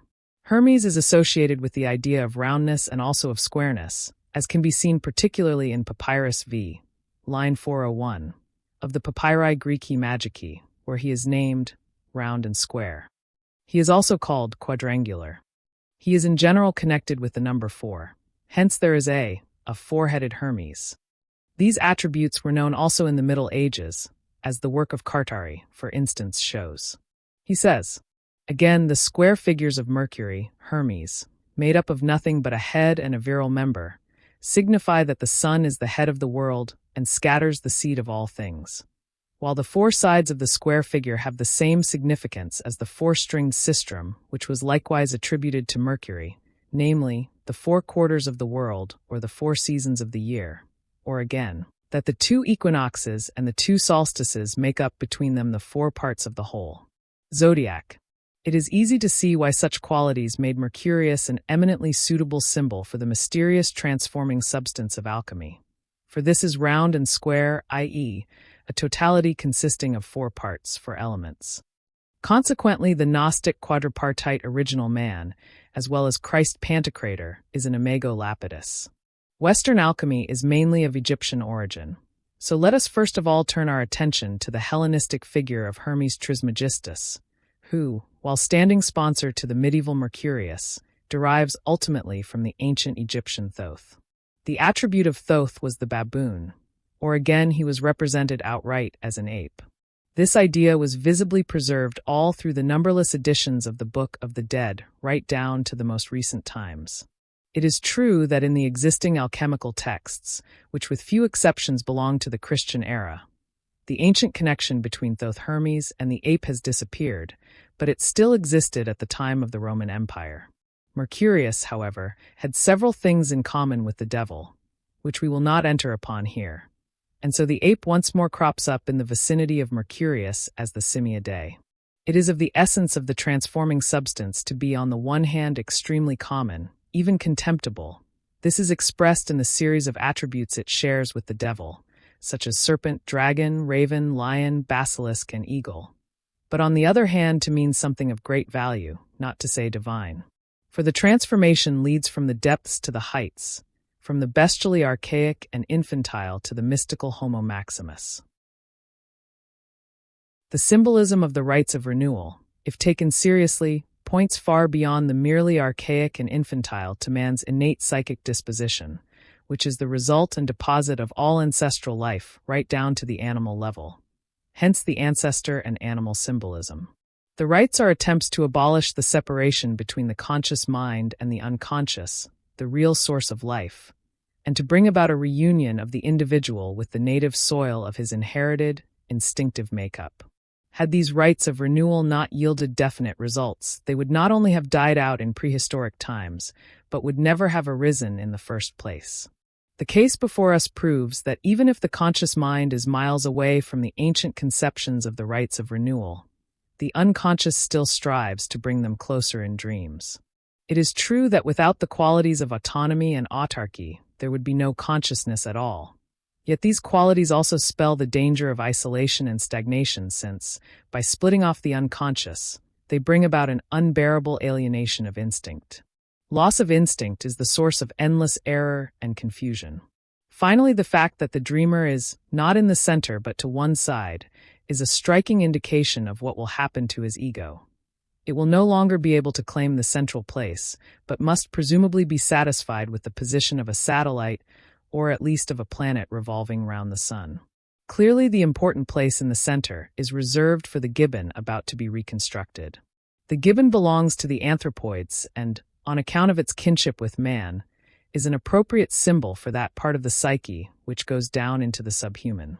Further, we have seen from the cynocephaly or dog-headed baboon associated with Thoth Hermes, the highest among the apes known to the Egyptians, that its godlike affinities make it an equally appropriate symbol for that part of the unconscious which transcends the conscious level. The assumption that the human psyche possesses layers that lie below consciousness is not likely to arouse serious opposition. But that there could just as well be layers lying above consciousness seems to be a surmise which borders on a crimen lesi majestatis humani. In my experience, the conscious mind can claim only a relatively central position and must accept the fact that the unconscious psyche transcends, and as it were surrounds it on all sides. Unconscious contents connect it backwards with physiological states on the one hand and archetypal data on the other. But it is extended forwards by intuitions which are determined partly by archetypes and partly by subliminal perceptions, depending on the relativity of time and space in the unconscious. I must leave it to the reader, after thorough consideration of this dream series and the problems it opens up, to form his own judgment as to the possibility of such an hypothesis. The following dream is given unabridged in its original text. 17 Dream. All the houses have something theatrical about them, with stage scenery and decorations. The name of Bernard Shaw is mentioned. The play is supposed to take place in the distant future. There is a notice in English and German on one of the sets. This is the Universal Catholic Church. It is the Church of the Lord. All those who feel that they are the instruments of the Lord may enter. Under this is printed in smaller letters. The Church was founded by Jesus and Paul, like a firm advertising its long standing. I say to my friend, "Come on, let's have a look at this." He replies, "I do not see why a lot of people have to get together when they're feeling religious." I answer, "As a Protestant you will never understand." A woman nods emphatic approval. Then I see a sort of proclamation on the wall of the church. It runs, "Soldiers, when you feel you are under the power of the Lord, do not address him directly. The Lord cannot be reached by words. We also strongly advise you not to indulge in any discussions among yourselves concerning the attributes of the Lord. It is futile, for everything valuable and important is ineffable." Signed Pope. Name illegible. Now we go in. The interior resembles a mosque, more particularly the Hagia Sophia. No seats, wonderful effect of space. No images, only framed texts decorating the walls, like the Quran texts in the Hagia Sophia. One of the texts reads, "Do not flatter your benefactor." The woman who had agreed with me before bursts into tears and cries, "Then there's nothing left." I reply, "I find it quite right," but she vanishes. At first I stand with a pillar in front of me and can see nothing. Then I change my position and see a crowd of people. I do not belong to them and stand alone. But they are quite distinct so that I can see their faces. They all say in unison, "We confess that we are under the power of the Lord. The kingdom of heaven is within us." They repeat this 3 times with great solemnity. Then the organ starts to play, and they sing a Bach fugue with chorale. But the original text is omitted. Sometimes there is only a sort of coloratura singing, then the words are repealed. Everything else is paper, meaning that it does not make a living impression on me.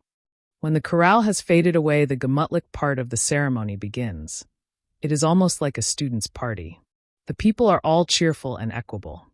We move about, converse, and greet one another, and wine, from an Episcopal seminary, is served with other refreshments. The health of the church is drunk, and, as if to express everybody's pleasure at the increase in membership, a loudspeaker blares out a ragtime melody with the refrain. Charles is also with us now. A priest explains to me, "These somewhat trivial amusements are officially approved and permitted. We must adapt a little to American methods. With a large crowd such as we have here, this is inevitable. But we differ in principle from the American churches by our decidedly anti-ascetic tendency." Thereupon I awake with a feeling of great relief. Unfortunately, I must refrain from commenting on this dream as a whole and confine myself to our theme. The Temenos has become a sacred building, in accordance with the hint given earlier. The proceedings are thus characterized as religious. The grotesque humorous side of the Dionysian mystery comes out in the so-called gemutlich part of the ceremony, where wine is served and a toast drunk to the health of the church. An inscription on the floor of an Orphic Dionysian shrine puts it very aptly. Mu omicron nu mu delta megaro, only no water. The Dionysian relics in the church, such as the fish and wine symbolism, the Damascus chalice, the seal cylinder with the crucifix and the inscription Opioc Bacacoc, and much else besides, can be mentioned only in passing. The anti-ascetic tendency clearly marks the point of difference from the Christian Church, here defined as American. Cf. Commentary to Dream 14 of the first series. America is the ideal home of the reasonable ideas of the practical intellect, which would like to put the world to rights by means of a brain trust. This view is in keeping with the modern formula intellect equals spirit, but it completely forgets the fact that spirit was never a human activity, much less a function.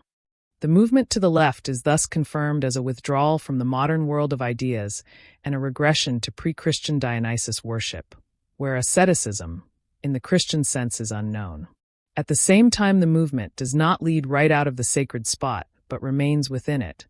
In other words, it does not lose its sacramental character. It does not simply fall into chaos and anarchy. It relates the church directly to the Dionysian sanctuary, just as the historical process did, though from the opposite direction.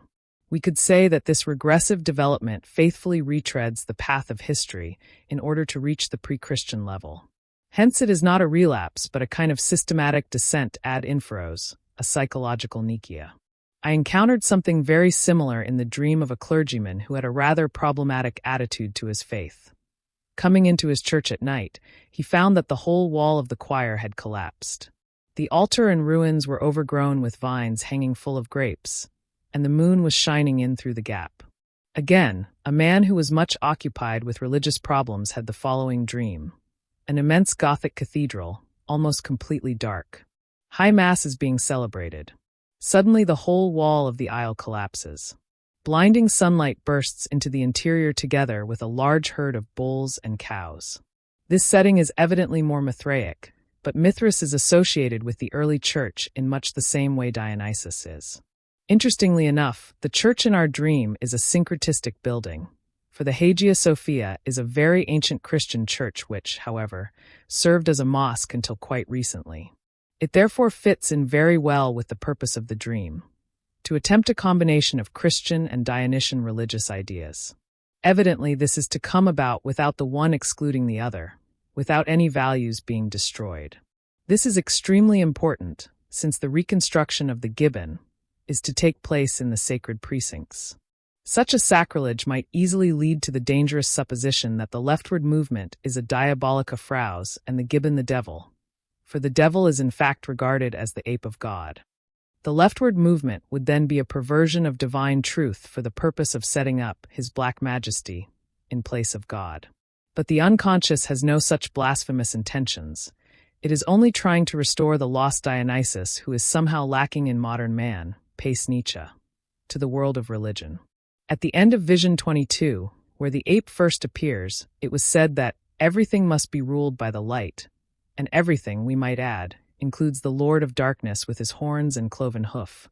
Actually a Dionysian Carabant who has rather unexpectedly risen to the rank of prince. The Dionysian element has to do with emotions and effects which have found no suitable religious outlets in the predominantly Apollonian cult and ethos of Christianity. The medieval carnivals and Judah palm in the church were abolished relatively early. Consequently, the carnival became secularized, and with it divine intoxication vanished from the sacred precincts. Mourning, earnestness, severity, and well-tempered spiritual joy remained. But intoxication, that most direct and dangerous form of possession, turned away from the gods and enveloped the human world with its exuberance and pathos. The pagan religions met this danger by giving drunken ecstasy a place within their cult. Heraclitus doubtless saw what was at the back of it when he said, "But Hades is that same Dionysus in whose honor they go mad and keep the feast of the wine vat." For this very reason orgies were granted religious license, so as to exorcise the danger that threatened from Hades. Our solution, however, has served to throw the gates of hell wide open. 18 Dream. A square space with complicated ceremonies going on in it, the purpose of which is to transform animals into men. Two snakes, moving in opposite directions, have to be got rid of at once. Some animals are there, e.g. foxes and dogs. The people walk round the square and must let themselves be bitten in the calf by these animals at each of the four corners. If they run away, all is lost. Now the higher animals come on the scene, bulls and ibexes. For snakes glide into the four corners. Then the congregation files out. Two sacrificial priests carry in a huge reptile, and with this they touch the forehead of a shapeless animal lump or life mass. Out of it there instantly rises a human head, transfigured. A voice proclaims, "These are attempts at being." One might almost say that the dream goes on with the explanation of what is happening in the square space. Animals are to be changed into men. A shapeless life mass is to be turned into a transfigured, illuminated human head by magic contact with a reptile. The animal lump or life mass stands for the mass of the inherited unconscious, which is to be united with consciousness. This is brought about by the ceremonial use of a reptile, presumably a snake. The idea of transformation and renewal by means of a serpent is a well-substantiated archetype. It is the healing serpent, representing the god. It is reported of the mysteries of Sabazius. Aureus colubor in sinem dimititor consecratus et eximitor versus ab inferioribus partibus ac imis. A golden snake is let down into the lap of the initiated and taken away again from the lower parts. Among the Ophites, Christ was the serpent. Probably the most significant development of serpent symbolism as regards renewal of personality is to be found in Kundalini Yoga. The shepherd's experience with the snake in Nietzsche's Zarathustra would accordingly be a fatal omen, and not the only one of its kind, cf. The prophecy at the death of the rope dancer. The shapeless life mass immediately recalls the ideas of the alchemical chaos, the massa or materia informis or confusa which has contained the divine seeds of life ever since the creation. According to a midrashic view, Adam was created in much the same way. In the first hour God collected the dust, in the second made a shapeless mass out of it, in the third fashioned the limbs, and so on. But if the life mass is to be transformed, a circumambulatio is necessary, i.e., exclusive concentration on the center, the place of creative change. During this process one is bitten by animals. In other words, we have to expose ourselves to the animal impulses of the unconscious without identifying with them and without running away. For flight from the unconscious would defeat the purpose of the whole proceeding. We must hold our ground, which means here that the process initiated by the dreamer's self-observation must be experienced in all its ramifications and then articulated with consciousness to the best of his understanding. This often entails an almost unbearable tension because of the utter incommensurability between conscious life and the unconscious process, which can be experienced only in the innermost soul and cannot touch the visible surface of life at any point. The principle of conscious life is nihil est in intellectu, quod non prius fuerit in sensu. But the principle of the unconscious is the autonomy of the psyche itself, reflecting in the play of its images not the world but itself, even though it utilizes the illustrative possibilities offered by the sensible world in order to make its images clear. The sensory datum, however, is not the causa efficiens of this. Rather, it is autonomously selected and exploited by the psyche, with the result that the rationality of the cosmos is constantly being violated in the most distressing manner.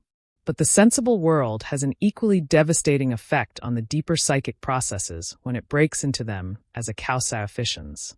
If reason is not to be outraged on the one hand and the creative play of images not violently suppressed on the other, a circumspect and far-sighted synthetic procedure is required in order to accomplish the paradoxical union of irreconcilables.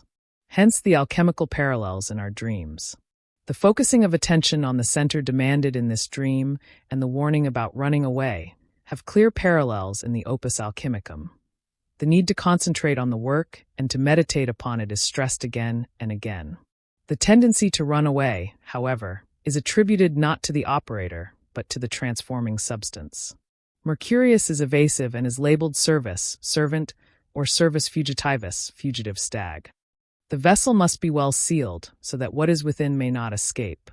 Irenaeus Philolithes says of this service, "You must be very wary how you lead him, for if he can find an opportunity, he will give you the slip and leave you to a world of misfortune." It did not occur to these philosophers that they were chasing a projection, and that the more they attributed to the substance, the further away they were getting from the psychological source of their expectations. From the difference between the material in this dream and its medieval predecessors, we can measure the psychological advance. The running away is now clearly apparent as a characteristic of the dreamer, i.e., it is no longer projected into the unknown substance. Running away thus becomes a moral question. This aspect was recognized by the alchemists insofar as they emphasized the need for a special religious devotion at their work, though one cannot altogether clear them of the suspicion of having used their prayers and pious exercises for the purpose of forcing a miracle. There are even some who aspired to have the Holy Ghost as their familiar. But to do them justice, one should not overlook the fact that there is more than a little evidence in the literature that they realized it was a matter of their own transformation. For instance, Gerhard Dorn exclaims, "Transmutamini in vivo est lapides philosophicos." Transform yourselves into living philosophical stones. Hardly have conscious and unconscious touched when they fly asunder on account of their mutual antagonism. Hence, right at the beginning of the dream, the snakes that are making off in opposite directions have to be removed, i.e., the conflict between conscious and unconscious is at once resolutely stopped, and the conscious mind is forced to stand the tension by means of the circumambulatio. The magic circle thus traced will also prevent the unconscious from breaking out again, for such an eruption would be equivalent to psychosis. Non nulli periunt in opere nostro. Not a few have perished in our work, we can say with the author of the Rosarium. The dream shows that the difficult operation of thinking in paradoxes, a feat possible only to the superior intellect, has succeeded. The snakes no longer run away, but settle themselves in the four corners, and the process of transformation or integration sets to work. The transfiguration and illumination, the conscious recognition of the center, has been attained, or at least anticipated, in the dream.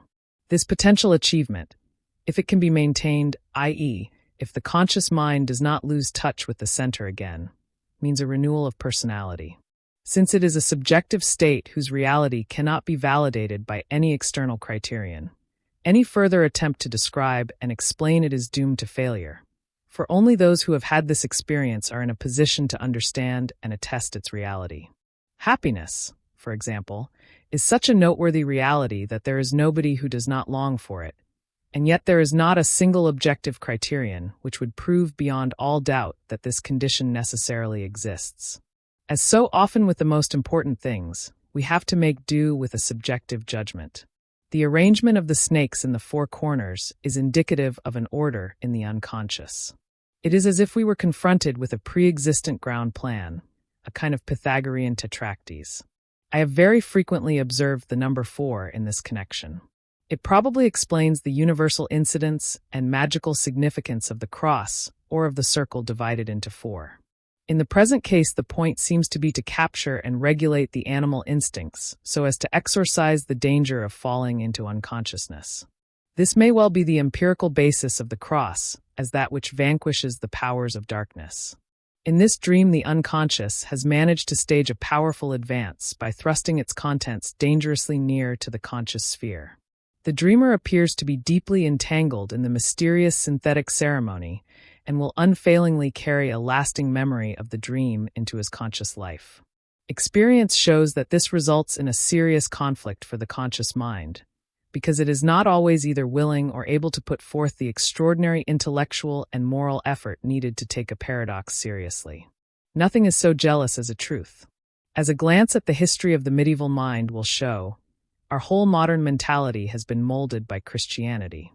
This has nothing to do with whether we believe the truths of Christianity or not. Consequently, the reconstruction of the ape in the sacred precincts, as proposed by the dream, comes as such a shock that the majority of people will seek refuge in blank incomprehension. Others will heedlessly ignore the abysmal depths of the Dionysian mystery, and will welcome the rational Darwinian core of the dream as a safeguard against mystic exaltation. Only a very few will feel the collision of the two worlds and realize what it is all about.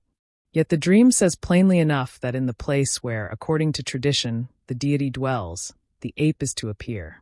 This substitution is almost as bad as a black Massachusetts. In Eastern symbolism, the square, signifying the earth in China, the Padma or lotus in India, has the character of the yoni, femininity. A man's unconscious is likewise feminine and is personified by the anima. The anima also stands for the inferior function, and for that reason frequently has a shady character. In fact, she sometimes stands for evil itself. She is as a rule the fourth person. She is the dark and dreaded maternal womb, which is of an essentially ambivalent nature. The Christian deity is one in 3 persons. The fourth person in the heavenly drama is undoubtedly the devil. In the more harmless psychological version, he is merely the inferior function. On a moral valuation, he is a man's sin, a function belonging to him and presumably masculine. The feminine element in the deity is kept very dark, the interpretation of the Holy Ghost as Sophia being considered heretical. Hence the Christian metaphysical drama, the prologue in heaven, has only masculine actors, a point it shares with many of the ancient mysteries. But the feminine element must obviously be somewhere, so it is presumably to be found in the dark.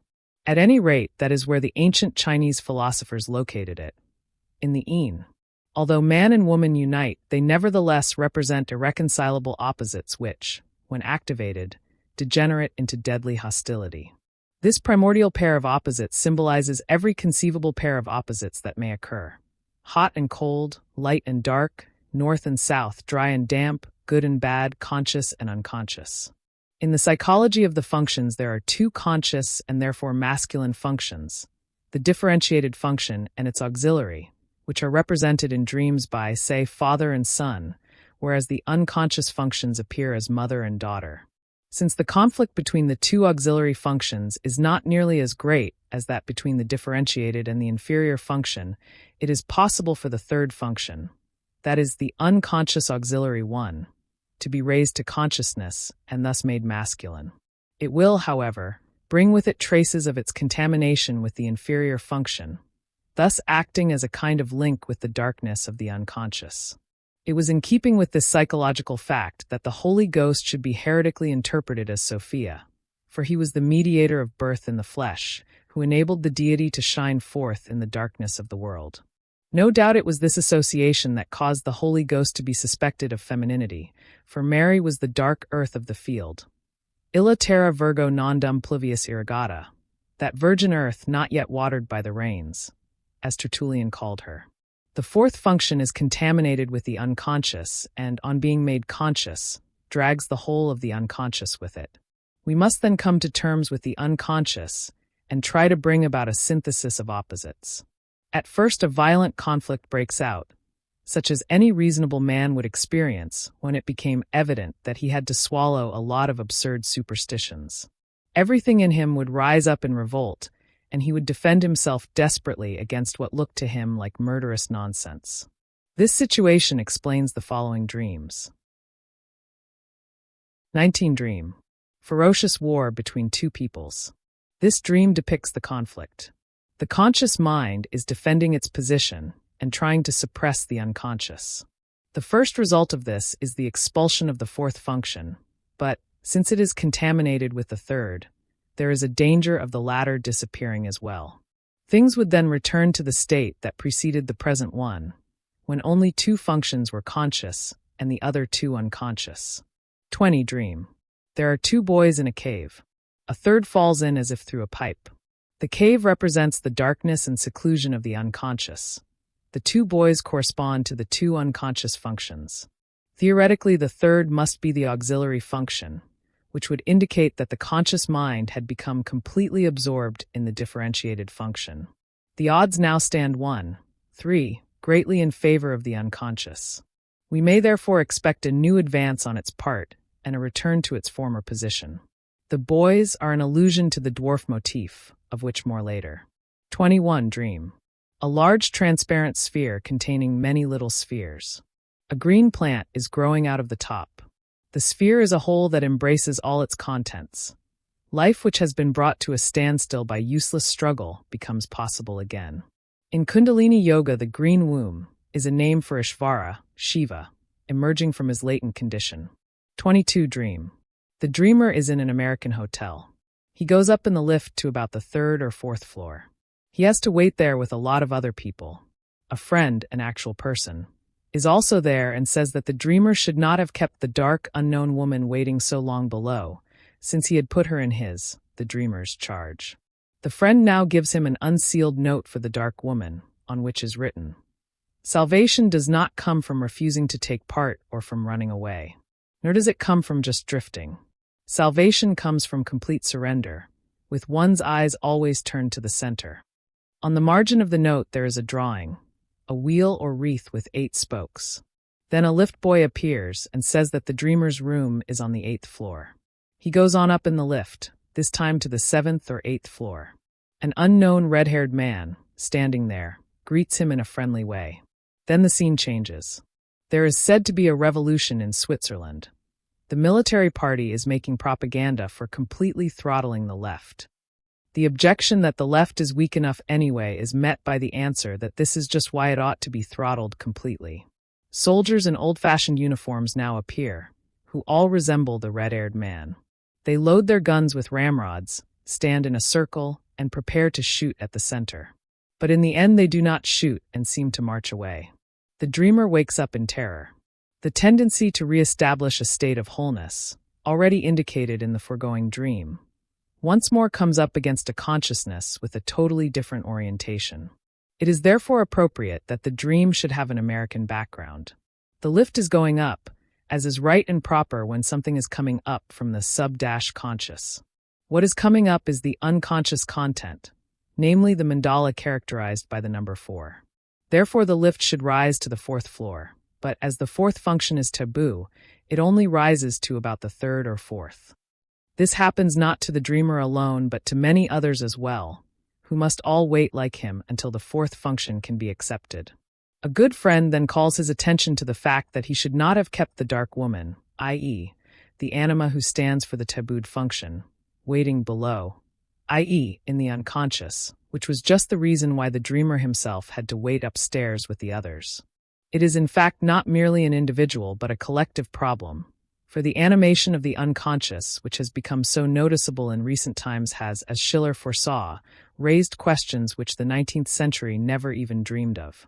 Nietzsche in his Zarathustra decided to reject the snake and the ugliest man, thus exposing himself to an heroic cramp of consciousness which led, logically enough, to the collapse foretold in the same book.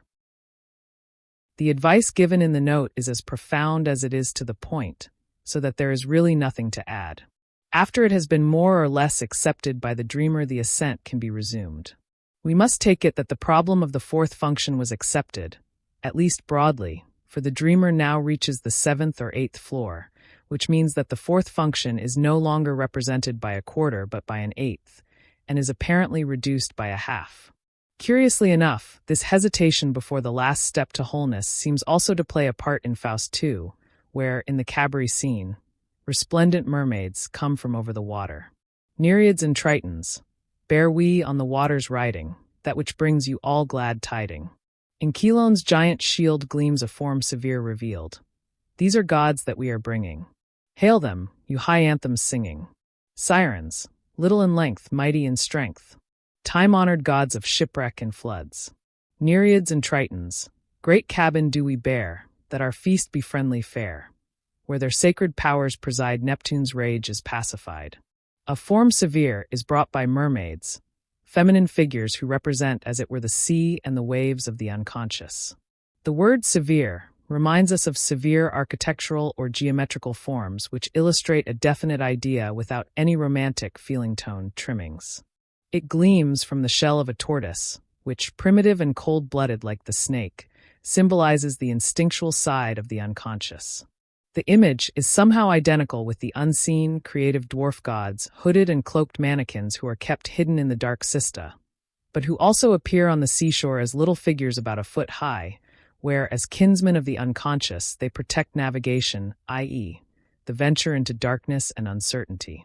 In the form of the dactyls, they are also the gods of invention, small and apparently insignificant like the impulses of the unconscious, but endowed with the same mighty power. El Gabir is the great, the mighty one. Nereids and Tritons. 3 have followed where we led, but the 4th refused to call. He the rightful seer, he said, his to think for one and all. Sirens. A god may count it sport to set a god at naught. Honor the grace they bring, and fear their threatening. It is characteristic of Goethe's feeling-tone nature that the 4th should be the thinker. If the supreme principle is feeling is all, then thinking has to play an unfavorable role and be submerged. Faust portrays this development. Since Goethe acted as his own model, thinking became the 4th taboo function. Because of its contamination with the unconscious, it takes on the grotesque form of the cabaret. For the cabaret, as dwarfs, are chthonic gods and misshapen accordingly. I call them pot-bellied freaks of common clay.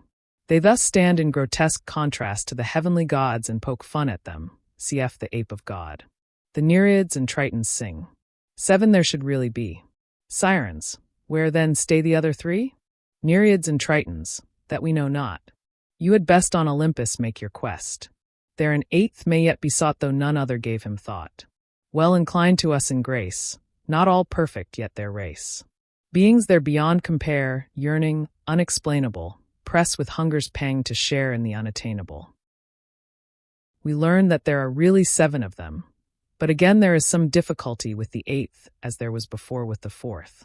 Similarly, in contradiction to the previous emphasis placed on their lowly origin in the dark, it now appears that the cabaret are actually to be found on Olympus, for they are eternally striving from the depths to the heights, and are therefore always to be found both below and above. The severe image, is obviously an unconscious content that struggles towards the light. It seeks, and itself is, what I have elsewhere called the treasure hard to attain. This hypothesis is immediately confirmed. Sirens, fame is dimmed of ancient time, honor droops in men of old. Though they have the fleece of gold, ye have the cabery. The golden fleece is the coveted goal of the argosy, the perilous quest that is one of the numerous synonyms for attaining the unattainable. Thales makes this wise remark about it. That is indeed what men most seek on earth. 'Tis rust alone that gives the coin its worth. The unconscious is always the fly in the ointment, the skeleton in the cupboard of perfection, the painful lie given to all idealistic pronouncements, the earthliness that clings to our human nature and sadly clouds the crystal clarity we long for. In the alchemical view, rust, like verdigris, is the metal sickness. But at the same time, this leprosy is the vera prima materia, the basis for the preparation of the philosophical gold. The Rosarium says, "Our gold is not the common gold. But thou hast inquired concerning the greenness, viriditas, presumably verdigris, deeming the bronze to be a leprous body on account of the greenness it hath upon it. Therefore I say unto thee that whatever is perfect in the bronze is that greenness only, because that greenness is straightway changed by our magistery into our most true gold." The paradoxical remark of Thales that the rust alone gives the coin its true value is a kind of alchemical quip, which at bottom only says that there is no light without shadow and no psychic wholeness without imperfection. To round itself out, life calls not for perfection but for completeness, and for this the thorn in the flesh is needed, the suffering of defects without which there is no progress and no ascent. The problem of 3 and 4, 7 and 8, which Goethe has tackled here, was a great puzzle to alchemy and goes back historically to the texts ascribed to Christianos. In the treatise on the production of the mythical water, it is said, "Therefore the Hebrew prophetess cried without restraint, 1 becomes 2, 2 becomes 3, and out of the third comes the one as the fourth." In alchemical literature, this prophetess is taken to be Maria Prophetessa, also called the Jewess, sister of Moses, or the Copt, and it is not unlikely that she is connected with the Maria of Gnostic tradition. Epiphanius testifies to the existence of writings by this Maria, namely the Interrogations Magni and Interrogations Parvi, said to describe a vision of how Christ, on a mountain, caused a woman to come forth from his side and how he mingled himself with her. It is probably no accident that the treatise of Maria deals with the theme of the matrimonium alchemicum in a dialogue with the philosopher Aros, from which comes the saying, often repeated later, "Marry gum with gum in true marriage." Originally it was gum arabic, and it is used here as a secret name for the transforming substance, on account of its adhesive quality. Thus Cunrath declares that the red gum is the resin of the wise, a synonym for the transforming substance. This substance, as the life force, vis animans, is likened by another commentator to the glue of the world, glutenum mundi, which is the medium between mind and body and the union of both. The old treatise Concilium Conjugii explains that the philosophical man consists of the four natures of the stone. Of these 3 are earthy or in the earth, but the 4th nature is the water of the stone, namely the viscous gold which is called red gum and with which the 3 earthy natures are tinted. We learn here that gum is the critical 4th nature. It is duplex, i.e., masculine and feminine, and at the same time the one and only aqua mercurialis. So the union of the two is a kind of self-fertilization, a characteristic always ascribed to the mercurial dragon. From these hints it can easily be seen who the philosophical man is. He is the androgynous original man, or anthropos of Gnosticism, whose parallel in India is Purusha. Of him the Brihadaranyaka Upanishad says, "He was as large as a man and woman embracing. He divided his self, Atman, in 2, and thence arose husband and wife. He united himself with her and men were born," etc. The common origin of these ideas lies in the primitive notion of the bisexual original man. The 4th nature, to return to the text of the Concilium Conjugii, leads straight to the anthropos idea that stands for man's wholeness, that is, the conception of a unitary being who existed before man and at the same time represents man's goal. The one joins the 3 as the 4th, and thus produces the synthesis of the 4 in a unity. We seem to be dealing with much the same thing in the case of 7 and 8, though this motif occurs much less frequently in the literature. It is, however, to be found in Paracelsus ein and der Erklärung der ganzen Astronomie, to which Goethe had access. 1 is powerful, 6 are subjects, the 8th is also powerful, and somewhat more so than the first. 1 is the king, the 6 are his servants and his son. So here we have King Sol and the 6 planets or metallic homunculi as depicted in the Preciosa Margherita novella of Petrus Bonus, Licinius edition, 1546. As a matter of fact, the 8th does not appear in this text. Paracelsus seems to have invented it himself. But since the 8th is even more powerful than the first, the crown is presumably bestowed on him. In Faust 2, the 8th who dwells on Olympus is a direct reference to the Paracelsian text in so far as this describes the astrology of Olympus, that is, the structure of the corpus astral. Returning now to our dream, we find at the critical point, the 7th or 8th floor, the red-haired man, a synonym for the man with the pointed beard, and hence for the shrewd Mephisto, who magically changes the scene because he is concerned with something that Faust himself never saw, the severe image, symbolizing the supreme treasure, the immortal self. He changes himself into the soldiers, representatives of uniformity, of collective opinion, which is naturally dead against tolerating anything unsuitable. For collective opinion, the numbers 3 and 7 are, on the highest authority, sacred, but 4 and 8 are the very devil, something inferior, common clay, that in the stern judgment of bonzes of every hue has no right to exist. The left is to be completely throttled, meaning the unconscious and all the sinister things that come from it. An antiquated view, no doubt, and one that uses antiquated methods. But even muzzle loaders can hit the mark. For reasons unknown, i.e., not stated in the dream, the destructive attack on the center, to which, according to the advice in the note, one's eyes must always be turned, peters out. In the drawing on the margin of the note, this center is portrayed as a wheel with 8 spokes. 23. Dream. In the square space, the dreamer is sitting opposite the unknown woman whose portrait he is supposed to be drawing. What he draws, however, is not a face but 3-leaved clovers or distorted crosses in 4 different colors: red, yellow, green, and blue. In connection with this dream, the dreamer spontaneously drew a circle with quarters tinted in the above colors. It was a wheel with 8 spokes. In the middle there was a 4-petaled blue flower. A great many drawings now followed at short intervals, all dealing with the curious structure of the center, and arising from the dreamer's need to discover a configuration that adequately expresses the nature of this center. The drawings were based partly on visual impressions, partly on intuitive perceptions, and partly on dreams. It is to be noted that the wheel is a favorite symbol in alchemy for the circulating process, the circulatio.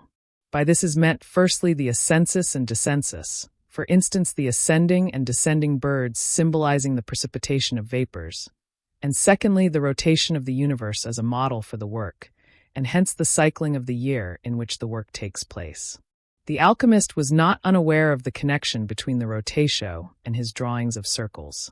The contemporary moral allegories of the wheel emphasize that the ascensus and descensus are, among other things, God's descent to man and man's ascent to God. On the authority of one of St. Bernard's sermons, by his descent he established for us a joyful and wholesome ascent.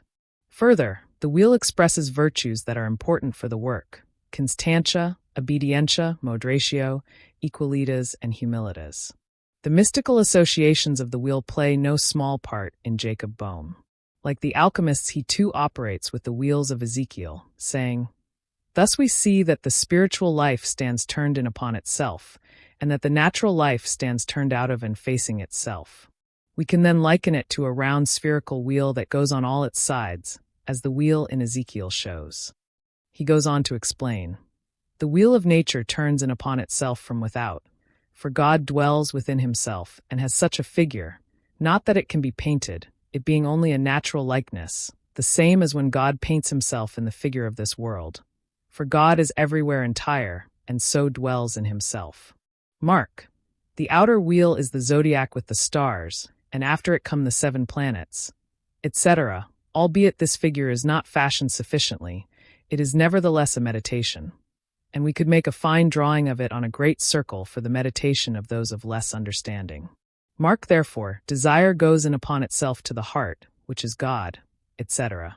But Bohm's wheel is also the impression, in alchemical terms, the informatio, of the eternal will. It is Mother Nature, or the mind Gemuth of the Mother, from whence she continually creates and works, and these are the stars with the planetary orb, after the model of the eternal astrum, which is only a spirit, and the eternal mind in the wisdom of God, viz. The eternal nature, from whence the eternal spirits proceeded and entered into a creaturely being.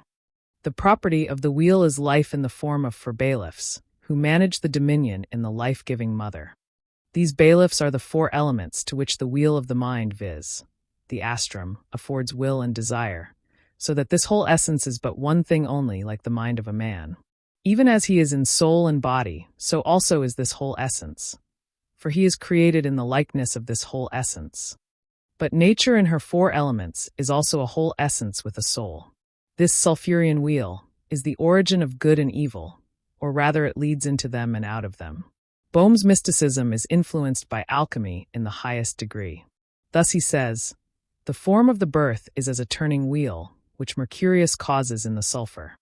The birth is the golden child, filius philosophorum equals archetype of the divine child, whose masterworkman is Mercurius.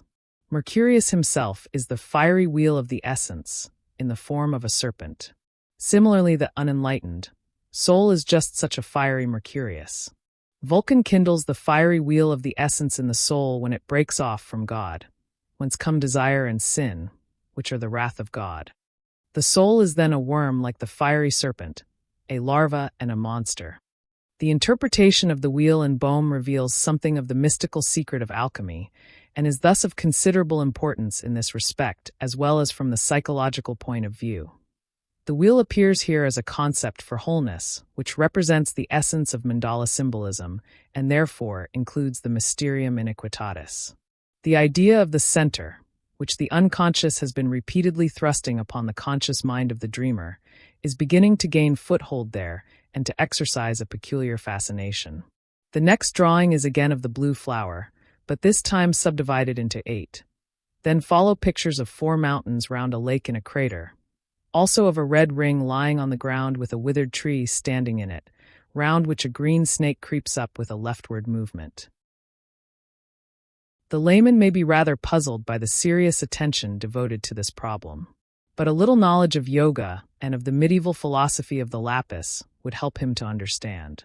As we have already said, the squaring of the circle was one of the methods for producing the lapis. Another was the use of imaginatio, as the following text unmistakably proves. "And take care that thy door be well and firmly closed, so that he who is within cannot escape, and, God willing, thou wilt reach the goal. Nature performeth her operations gradually, and indeed I would have thee do the same. Let thy imagination be guided wholly by nature. And observe according to nature, through whom the substances regenerate themselves in the bowels of the earth. And imagine this with true, and not with fantastic imagination. The vas bene clausum, well-sealed vessel, is a precautionary measure very frequently mentioned in alchemy, and is the equivalent of the magic circle. In both cases, the idea is to protect what is within from the intrusion and admixture of what is without, as well as to prevent it from escaping. The imaginatio is to be understood here as the real and literal power to create images. Einbildungskraft equals imagination. The classical use of the word in contrast to fantasia, which means a mere conceit in the sense of insubstantial thought. In the Satyricon, this connotation is more pointed still. Fantasia means something ridiculous. 105 Imaginatio is the active evocation of inner images secundum naturam, an authentic feat of thought or ideation, which does not spin aimless and groundless fantasies into the blue. Does not, that is to say, just play with its objects, but tries to grasp the inner facts and portray them in images true to their nature. This activity is an opus, a work. And we cannot call the manner in which the dreamer handles the objects of his inner experience anything but true work, considering how conscientiously, accurately, and carefully he records and elaborates the content now pushing its way into consciousness. The resemblance to the opus is obvious enough to anyone familiar with alchemy. Moreover, the analogy is borne out by the dreams themselves, as Dream 24 will show. The present dream, from which the above-mentioned drawings originated, shows no signs of the left having been in any way throttled. On the contrary, the dreamer finds himself once more in the temenos facing the unknown woman who personifies the fourth or inferior function. His drawing of the wheel with a four-petaled blue flower in the middle was anticipated by the dream. What the dream represents in personified form the dreamer reproduces as an abstract ideogram. This might well be a hint that the meaning of the personification could also be represented in quite another form. This other form, three-leaved clover, distorted cross, refers back to the Ace of Clubs in Dream 16 of the first series, where we pointed out its analogy with the irregular cross. The analogy is confirmed here. In this dream, however, the symbol of the Christian Trinity has been overshadowed or colored by the alchemical quaternity. The colors appear as a concretization of the tetractes. The Rosarium quotes a similar statement from the Tractatus Aureus. Vultur clamet voci magna inquiens, ego sum albus niger et rubius citrinus. The vulture exclaims in a loud voice, I am the white black and the red yellow. On the other hand, it is stressed that the lapis unites omnes colores in itself. We can thus take it that the quaternity represented by the colors is a kind of preliminary stage of the lapis. This is confirmed by the Rosarium.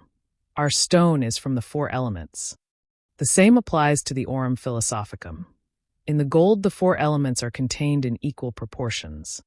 The fact is that the four colors in the dream represent the transition from trinity to quaternity, and thus to the squared circle, which, according to the alchemists, comes nearest to the lapis on account of its roundness or perfect simplicity. For this reason, a recipe for the preparation of the lapis, attributed to Raymundus, says, Take of the body that is most simple and round, and do not take of the triangle or quadrangle, but of the round, for the round is nearer to simplicity than the triangle. Hence it is to be noted that a simple body has no corners, for it is the first and last among the planets, like the sun among the stars. 24. Dream. Two people are talking about crystals, particularly about a diamond. Here one can hardly avoid thinking of the lapis. In fact, this dream discloses the historical background and indicates that we really are dealing with the coveted lapis, the treasure hard to attain.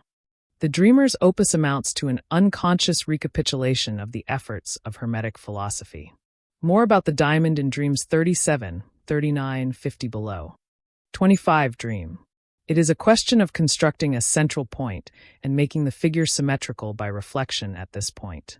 The word constructing points to the synthetic character of the opus and also to the laborious building process that taxes the dreamer's energy. The symmetry is an answer to the conflict in Dream 22, completely throttling the left. Each side must perfectly balance the other as its mirror image, and this image is to fall at the central point, which evidently possesses the property of reflection. It is a vitrum, a crystal or sheet of water. This power of reflection seems to be another allusion to the underlying idea of the lapis, the aurum philosophicum, the elixir, the aqua nostra, etc. Just as the right denotes the world of consciousness and its principles, so by reflection, the picture of the world is to be turned round to the left, thus producing a corresponding world in reverse. We could equally well say, through reflection the right appears as the reverse of the left. Therefore the left seems to have as much validity as the right. In other words, the unconscious and its, for the most part, unintelligible order becomes the symmetrical counterpart of the conscious mind and its contents, although it is still not clear which of them is reflected and which reflecting. To carry our reasoning a step further, we could regard the center as the point of intersection of two worlds that correspond but are inverted by reflection. The idea of creating a symmetry would thus indicate some kind of climax in the task of accepting the unconscious and incorporating it in a general picture of the world. The unconscious here displays a cosmic character. 26. Dream. It is night with stars in the sky. A voice says, Now it will begin. The dreamer asks, What will begin? Whereupon the voice answers, The circulation can begin. Then a shooting star falls in a curious leftward curve. The scene changes, and the dreamer is in a rather squalid nightclub. The proprietor, who appears to be an unscrupulous crook, is there with some bedraggled-looking girls.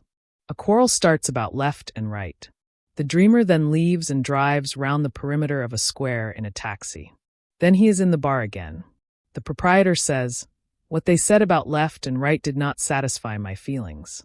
Is there really such a thing as a left and a right side of human society? The dreamer answers, the existence of the left does not contradict that of the right. They both exist in everyone. The left is the mirror image of the right. Whenever I feel it like that, as a mirror image, I am at one with myself. There is no right and no left side to human society, but there are symmetrical and lopsided people. The lopsided are those who can fulfill only one side of themselves, either left or right. They are still in the childhood state. The proprietor says meditatively, "Now that's much better," and goes about his business. I have given this dream in full because it is an excellent illustration of how the ideas hinted at in the last dream have been taken up by the dreamer. The idea of symmetrical proportion has been stripped of its cosmic character and translated into psychological terms, expressed in social symbols. Right and left are used almost like political slogans. The beginning of the dream, however, is still under the cosmic aspect. The dreamer noted that the curious curve of the shooting star corresponded exactly to the line he drew when sketching the picture of the eightfold flower. The curve formed the edge of the petals. Thus the shooting star traces the outline, so to speak, of a flower that spreads over the whole starry heaven. What is now beginning is the circulation of the light. This cosmic flower corresponds roughly to the rose in Dante's Paradiso. The cosmic nature of an experience, as an aspect of some inner occurrence that can only be understood psychologically, is offensive and at once provokes a reaction from below.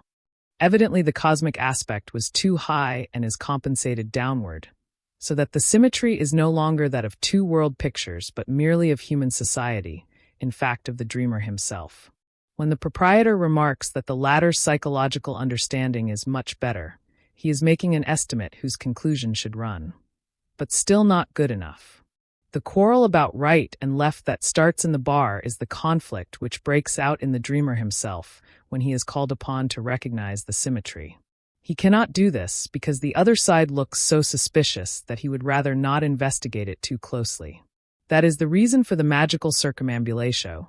Driving round the square, he has to stay inside and learn to face his mirror image without running away. He does this as best he can, though not quite as the other side would wish. Hence the somewhat chill recognition of his merits. 27. Visual impression. A circle with a green tree in the middle. In the circle a fierce battle is raging between savages. They do not see the tree. Evidently the conflict between right and left has not yet ended. It continues because the savages are still in the childhood state, and therefore being lopsided, only know either the left or the right but not a third that stands above the conflict. 28. Visual impression. A circle. Within it, steps lead up to a basin with a fountain inside. When a condition is unsatisfactory because some essential aspect of the unconscious content is lacking, the unconscious process reverts to earlier symbols, as is the case here. The symbolism goes back to Dream 13, where we met the Mandala garden of the philosophers with its fountain of aqua nostra. Circle and basin emphasize the mandala, the rose of medieval symbolism. The rose garden of the philosophers is one of alchemy's favorite symbols. 29. Visual impression. A rose bouquet is like a fountain fanning out. The meaning of the first sign, possibly a tree, is not clear, whereas the correction represents the eightfold flower. Evidently a mistake is being corrected which somehow impaired the wholeness of the rose. The aim of the reconstruction is to bring the problem of the mandala, the correct valuation and interpretation of the center, once more into the field of consciousness. 30. Dream. The dreamer is sitting at a round table with the dark, unknown woman. Whenever a process has reached a culmination as regards either its clarity or the wealth of inferences that can be drawn from it, a regression is likely to ensue. From the dreams that come in between the ones we have quoted here, it is evident that the dreamer is finding the insistent demands of wholeness somewhat disagreeable, for their realization will have far-reaching practical consequences, whose personal nature, however, lies outside the scope of our study. The round table again points to the circle of wholeness, and the anima comes in as representative of the fourth function, especially in her dark aspect, which always makes itself felt when something is becoming concrete, i.e., when it has to be translated or threatens to translate itself into reality. Dark means chthonic, i.e., concrete and earthy. This is also the source of the fear that causes the regression. 31. Dream. The dreamer is sitting with a certain man of unpleasant aspect at a round table. On it stands a glass filled with a gelatinous mass. This dream is an advance on the last in that the dreamer has accepted the dark as his own darkness, to the extent of producing a real shadow belonging to him personally. The anima is thus relieved of the moral inferiority projected upon her, and can take up the living and creative function, which is properly her own. This is represented by the glass with its peculiar contents which we, like the dreamer, may compare with the undifferentiated life mass in Dream 18. It was then a question of the gradual transformation of primitive animality into something human. So we may expect something of the sort here, for it seems as if the spiral of inner development had come round to the same point again, though higher up. The glass corresponds to the unum vas of alchemy, and its contents to the living, semi-organic mixture from which the body of the lapis, endowed with spirit and life, will emerge, or possibly that strange Faustian figure who bursts into flame 3 times. The boy charioteer, the homunculus who is dashed against the throne of Galatea, and Euphorion, all symbolizing a dissolution of the center into its unconscious elements. We know that the lapis is not just a stone, since it is expressly stated to be composed de rioni mali, vegetabili et minerali, and to consist of body, soul, and spirit. Moreover, it grows from flesh and blood. For which reason the philosopher, Hermes in the Tabula Smaragdina, says, "The wind hath carried it in his belly. Therefore wind is air, air is life, and life is soul." The stone is that thing midway between perfect and imperfect bodies, and that which nature herself begins is brought to perfection through the art. The stone is named the stone of invisibility, lapis invisibilitatis. The dream takes up the question of giving the center life and reality, giving birth to it, so to speak.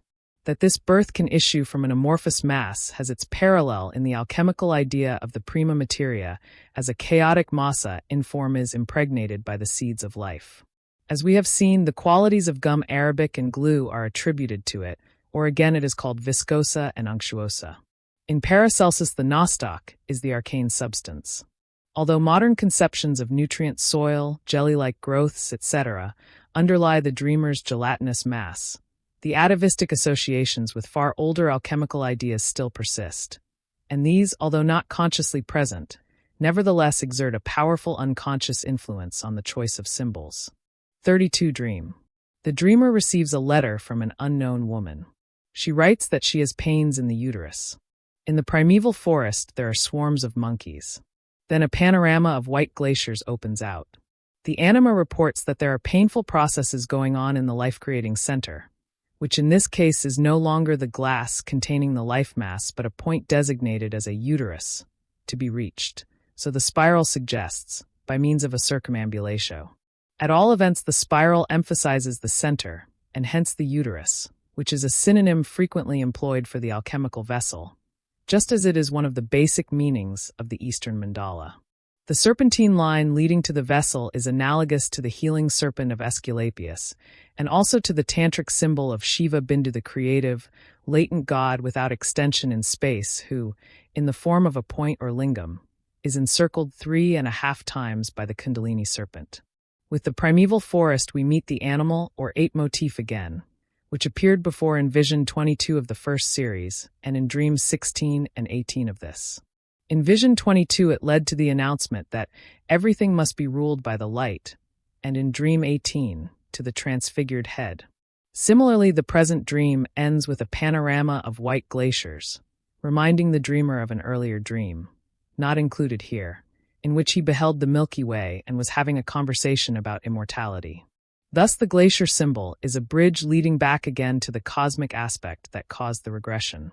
But, as is nearly always the case, the earlier content does not return in its first simple guise. It brings a new complication with it, which, though it might have been expected logically, is no less repugnant to the intellectual consciousness than the cosmic aspect was. The complication is the memory of the conversation about immortality. This theme was already hinted at in Dream 9, with its pendulum clock, a perpetuum mobile. Immortality is a clock that never runs down, a mandala that revolves eternally like the heavens. Thus, the cosmic aspect returns with interest and compound interest. This might easily prove too much for the dreamer, for the scientific stomach has very limited powers of digestion. The unconscious does indeed put forth a bewildering profusion of semblances for that obscure thing we call the mandala or self. It almost seems as if we were ready to go on dreaming in the unconscious the age-old dream of alchemy, and to continue to pile new synonyms on top of the old, only to know as much or as little about it in the end as the ancients themselves. I will not enlarge upon what the lapis meant to our forefathers, and what the mandala still means to the Lamuist and Tantrist, Aztec and Pueblo Indian, the golden pill to the Taoist, and the golden seed to the Hindu. We know the texts that give us a vivid idea of all this. But what does it mean when the unconscious stubbornly persists in presenting such abstruse symbolisms to a cultured European? The only point of view I can apply here is a psychological one. There may be others with which I am not familiar. From this point of view, as it seems to me, everything that can be grouped together under the general concept, mandala, expresses the essence of a certain kind of attitude. The known attitudes of the conscious mind have definable aims and purposes. But a man's attitude towards the self is the only one that has no definable aim and no visible purpose. It is easy enough to say self. But exactly what have we said? That remains shrouded in metaphysical darkness. I may define self as the totality of the conscious and unconscious psyche, but this totality transcends our vision. It is a veritable lapis invisibilitatis. Insofar as the unconscious exists, it is not definable. Its existence is a mere postulate, and nothing whatever can be predicated as to its possible contents. The totality can only be experienced in its parts, and then only insofar as these are contents of consciousness. But qua totality, it necessarily transcends consciousness. Consequently, the self is a pure borderline concept similar to Kant's Ding and Sich. True, it is a concept that grows steadily clearer with experience, as our dreams show, without, however, losing anything of its transcendence. Since we cannot possibly know the boundaries of something unknown to us, it follows that we are not in a position to set any bounds to the self. It would be wildly arbitrary and therefore unscientific to restrict the self to the limits of the individual psyche, quite apart from the fundamental fact that we have not the least knowledge of these limits, seeing that they also lie in the unconscious. We may be able to indicate the limits of consciousness, but the unconscious is simply the unknown psyche, and for that very reason illimitable, because indeterminable. Such being the case, we should not be in the least surprised if the empirical manifestations of unconscious contents bear all the marks of something illimitable, something not determined by space and time. This quality is numinous and therefore alarming, above all to a cautious mind that knows the value of precisely delimited concepts. One is glad not to be a philosopher or theologian, and so under no obligation to meet such noumena professionally. It is all the worse when it becomes increasingly clear that noumena are psychic entia that force themselves upon consciousness, since night after night our dreams practice philosophy on their own account. What is more, when we attempt to give these noumena the slip and angrily reject the alchemical gold which the unconscious offers, things do in fact go badly with us. We may even develop symptoms in defiance of all reason, but the moment we face up to the stumbling block and make it, if only hypothetically, the cornerstone, the symptoms vanish and we feel unaccountably well. In this dilemma, we can at least comfort ourselves with the reflection that the unconscious is a necessary evil which must be reckoned with, and that it would therefore be wiser to accompany it on some of its strange symbolic wanderings, even though their meaning be exceedingly questionable. It might perhaps be conducive to good health to relearn Nietzsche's lesson of earlier humanity. The only objection I could make to such rationalistic explanations is that very often they do not stand the test of events. We can observe in these and similar cases how, over the years, the entelechy of the self becomes so insistent that consciousness has to rise to still greater feats if it is to keep pace with the unconscious. All that can be ascertained at present about the symbolism of the mandala is that it portrays an autonomous psychic fact, characterized by a phenomenology which is always repeating itself and is everywhere the same. It seems to be a sort of atomic nucleus about whose innermost structure and ultimate meaning we know nothing. We can also regard it as the actual, i.e., effective, reflection of a conscious attitude that can state neither its aim nor its purpose, and, because of this failure, projects its activity entirely upon the virtual center of the mandala. The compelling force necessary for this projection always lies in some situation where the individual no longer knows how to help himself in any other way. That the mandala is merely a psychological reflex is, however, contradicted firstly by the autonomous nature of this symbol, which sometimes manifests itself with overwhelming spontaneity in dreams and visions, and secondly by the autonomous nature of the unconscious as such, which is not only the original form of everything psychic, but also the condition we pass through in early childhood, and to which we return every night. There is no evidence for the assertion that the activity of the psyche is merely reactive or reflex. This is at best a biological working hypothesis of limited validity. When raised to a universal truth, it is nothing but a materialistic myth, for it overlooks the creative capacity of the psyche, which, whether we like it or not, exists, and in face of which all so-called causes become mere occasions. 33. Dream. A battle among savages, in which bestial cruelties are perpetrated. As was to be foreseen, the new complication, immortality, has started a furious conflict, which makes use of the same symbols as the analogous situation in Dream 27. 34. Dream. A conversation with a friend.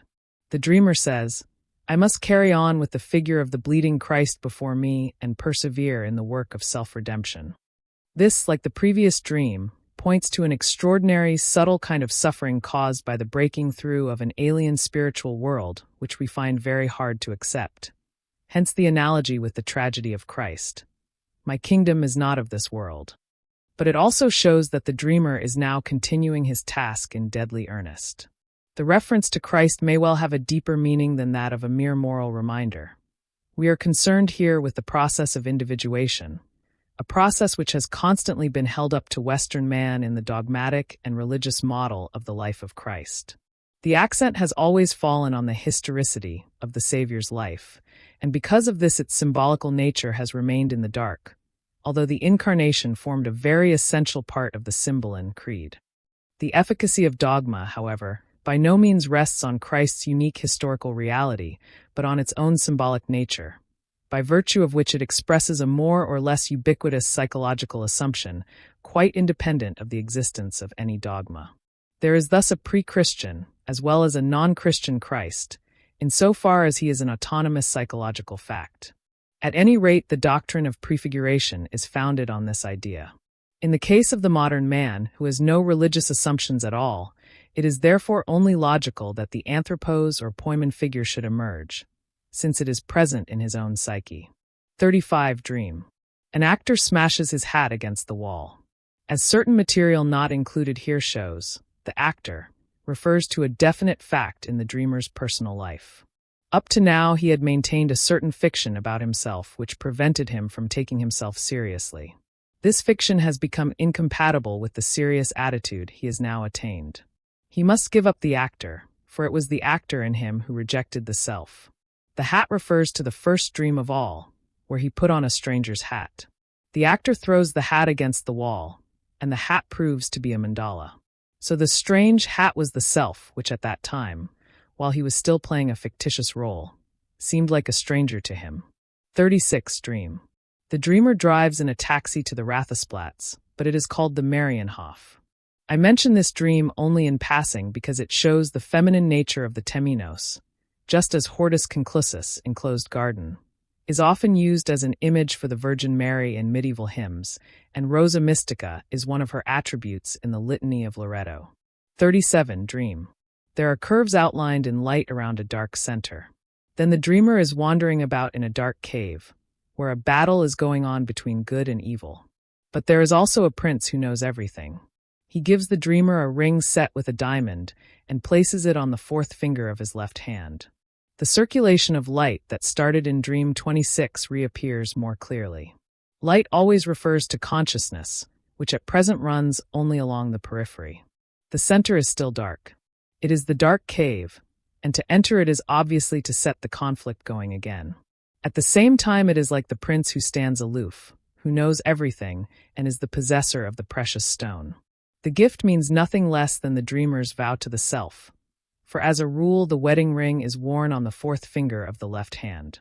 True, the left is the unconscious, from which it is to be inferred that the situation is still largely shrouded in unconsciousness.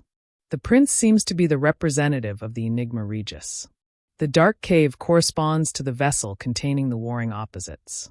The self is made manifest in the opposites and in the conflict between them. It is a coincidentia oppositorum. Hence the way to the self begins with conflict.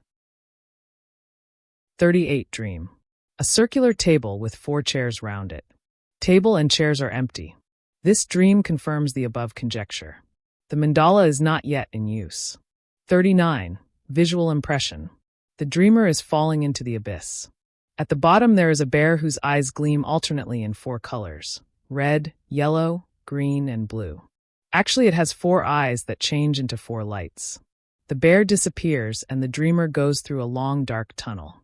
Light is shimmering at the far end. A treasure is there, and on top of it the ring with the diamond. It is said that this ring will lead him on a long journey to the east. This waking dream shows that the dreamer is still preoccupied with the dark center. The bear stands for the chthonic element that might seize him.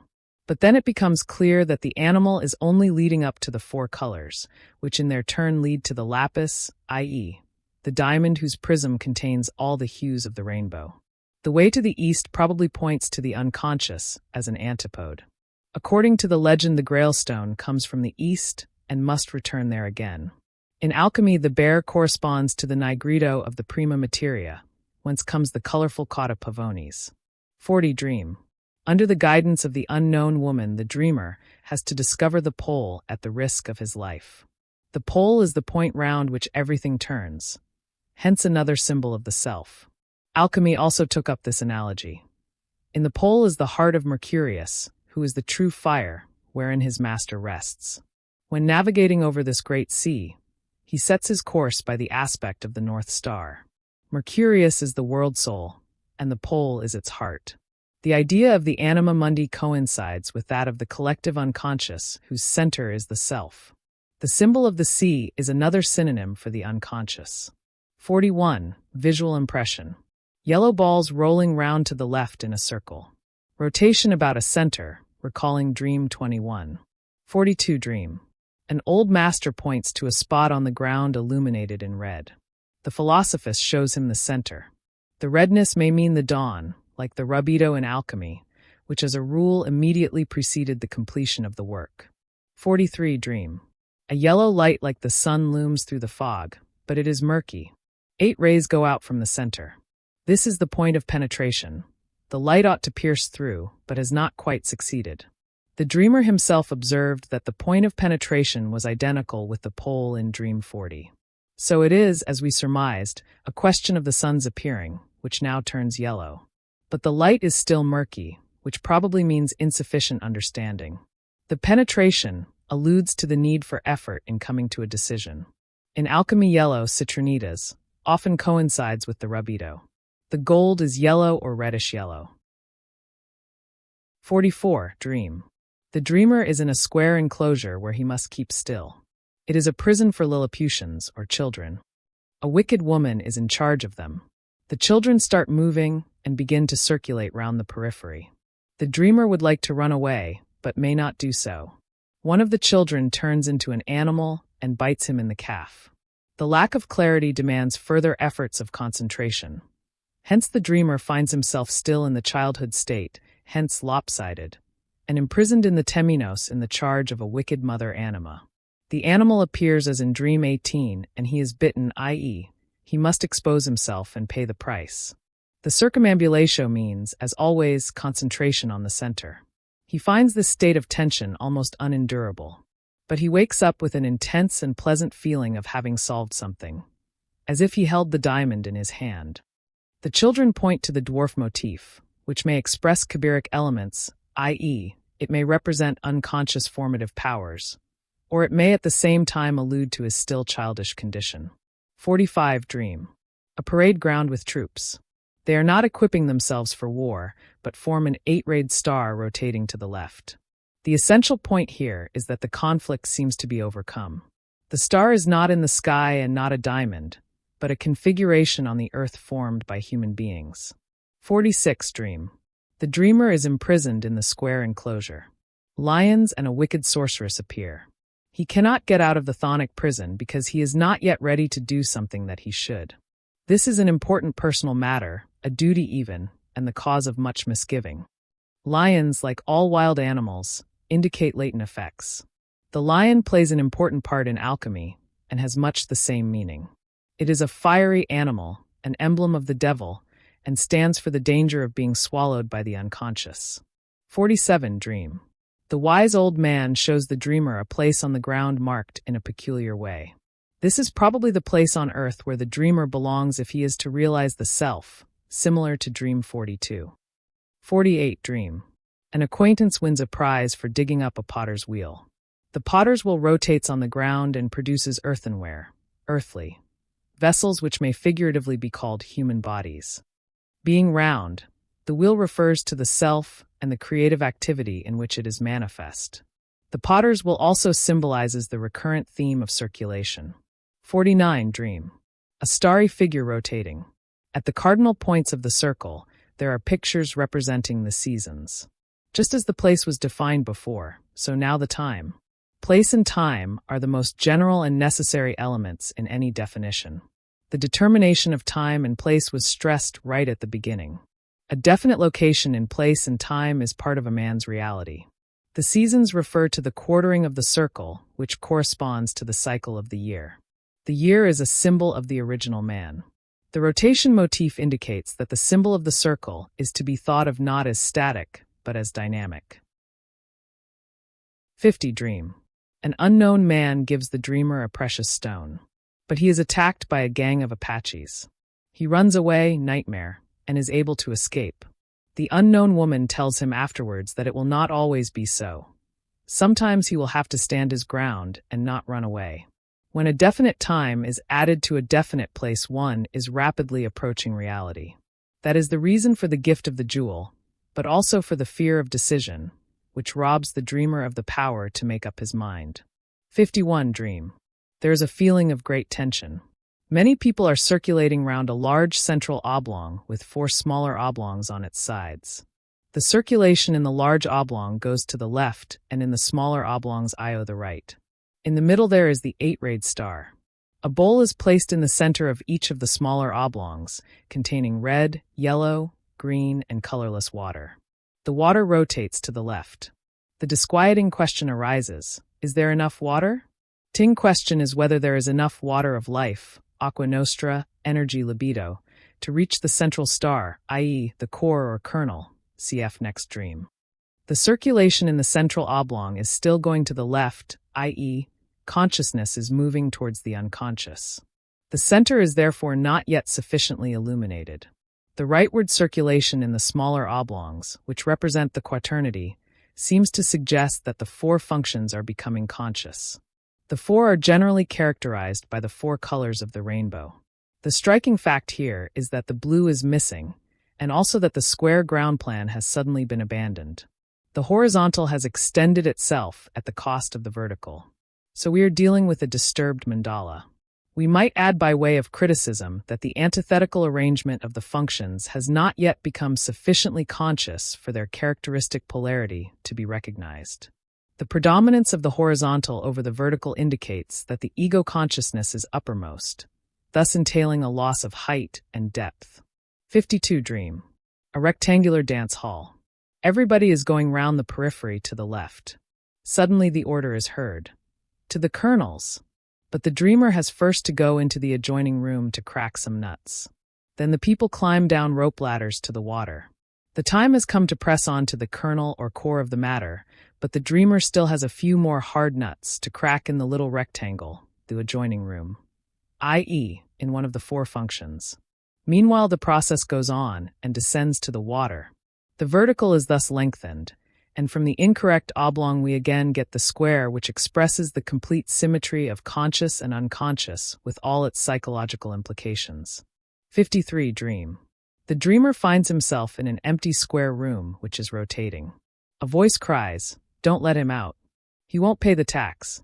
This refers to the dreamer's inadequate self-realization in the personal matter already alluded to, which in this case was one of the essential conditions of individuation and therefore could not be circumvented. As was to be expected, after the preparatory emphasis on the vertical in the preceding dream, the square is now re-established. The cause of the disturbance was an underestimation of the demands of the unconscious, the vertical, which led to a flattening of the personality, recumbent oblong. After this dream, the dreamer worked out 6 mandalas in which he tried to determine the right length of the vertical, the form of circulation, and the distribution of color. At the end of this work came the following dream, given unabridged. 54 Dream.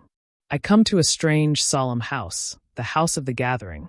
Many candles are burning in the background, arranged in a peculiar pattern with 4 points running upward. Outside, at the door of the house, an old man is posted.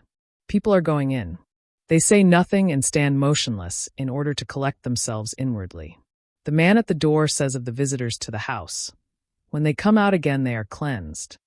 I go into the house myself and find I can concentrate perfectly. Then a voice says, "What you are doing is dangerous. Religion is not a tax to be paid so that you can rid yourself of the woman's image, for this image cannot be got rid of. Woe unto them who use religion as a substitute for another side of the soul's life. They are in error and will be accursed. Religion is no substitute. It is to be added to the other activities of the soul as the ultimate completion. Out of the fullness of life shall you bring forth your religion. Only then shall you be blessed." While the last sentence is being spoken in ringing tones, I hear distant music, simple chords on an organ. Something about it reminds me of Wagner's fire music. As I leave the house, I see a burning mountain, and I feel, "The fire that is not put out is a holy fire," Shaw St. Joan. The dreamer notes that this dream was a powerful experience. Indeed, it has a numinous quality, and we shall therefore not be far wrong if we assume that it represents a new climax of insight and understanding. The voice has as a rule an absolutely authoritative character, and generally comes at decisive moments. The house probably corresponds to the square, which is a gathering place. The 4 shining points in the background again indicate the quaternity. The remark about cleansing refers to the transformative function of the taboo area. The production of wholeness, which is prevented by the tax evasion, naturally requires the image of the woman, since as anima she represents the 4th, inferior function, feminine because contaminated with the unconscious. In what sense the tax is to be paid depends on the nature of the inferior function and its auxiliary, and also on the attitude type. The payment can be either concrete or symbolic, but the conscious mind is not qualified to decide which form is valid.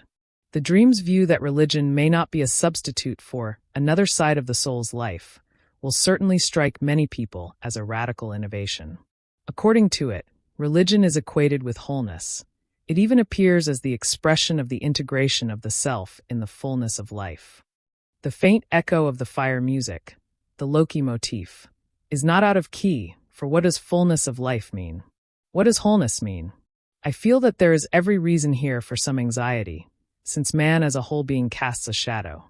The 4th was not separated from the 3 and banished to the kingdom of everlasting fire for nothing. Does not an uncanonical saying of our Lord declare, "Whoso is near unto me is near unto the fire"? Such dire ambiguities are not meant for grown-up children, which is why Heraclitus of old was named the Dark, because he spoke too plainly and called life itself an ever-living fire. And that is why there are uncanonical sayings for those that have ears to hear. The theme of the fire mountain is to be met with in the Book of Enoch. Enoch sees the 7 stars chained like great mountains and burning with fire at the angel's place of punishment. Originally, the 7 stars were the 7 great Babylonian gods, but at the time of Enoch's revelation they had become the 7 archons, rulers of this world, fallen angels condemned to punishment. In contrast to this menacing theme, there is an allusion to the miracles of Jehovah on Mount Sinai. While according to other sources the number 7 is by no means sinister, since it is on the 7th mountain of the western land that the tree with the life-giving fruit is to be found, i.e., the Arbor Sapientiae. 55 Dream. A silver bowl with 4 cracked nuts at the cardinal points. This dream shows that some of the problems in Dream 52 have been settled, though the settlement is not complete. The dreamer pictured the goal that has now been attained as a circle divided into 4, with the quadrants painted in the 4 colors. The circulation is to the left. Though this satisfies the demands of symmetry, the polarity of the functions is still unrecognized, despite the last very illuminating dream, because in the painting red and blue, green and yellow are side by side instead of opposite one another.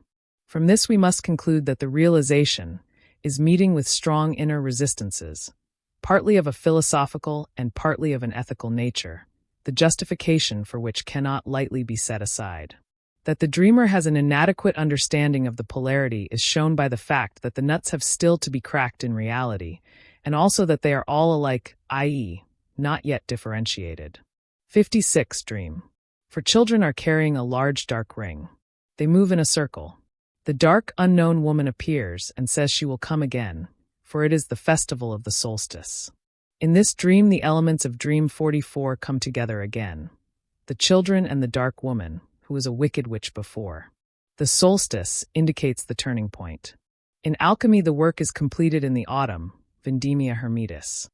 Children, dwarf gods, bring the ring, i.e., the symbol of wholeness is still under the sway of childlike creative powers. Note that children also play a part in the opus alchemicum.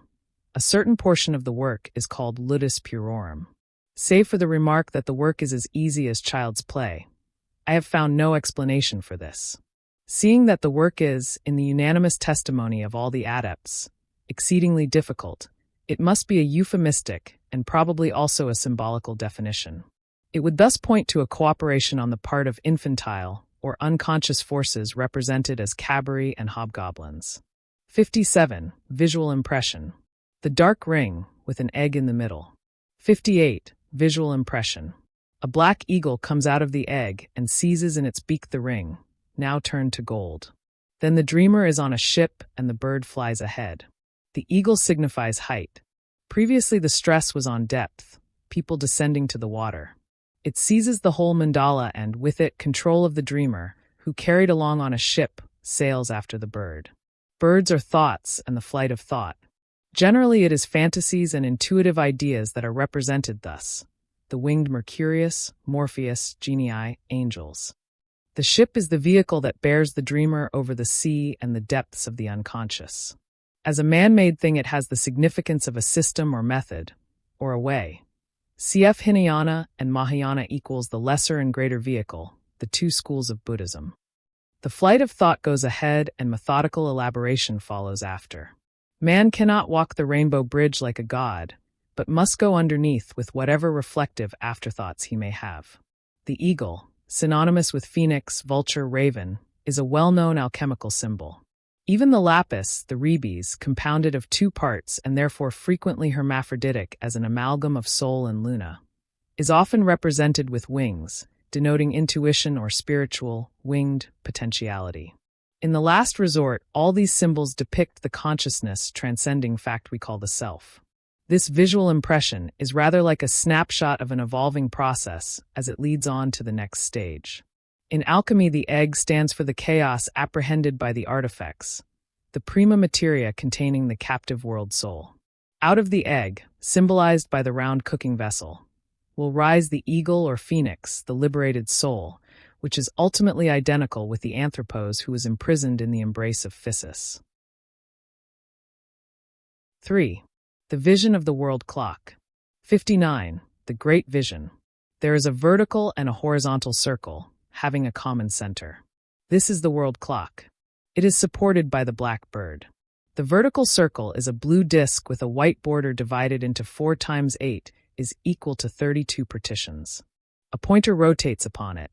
The horizontal circle consists of 4 colors. On it stand 4 little men with pendulums, and round about it is laid the ring that was once dark and is now golden, formerly carried by the children. The clock has 3 rhythms or pulses. 1.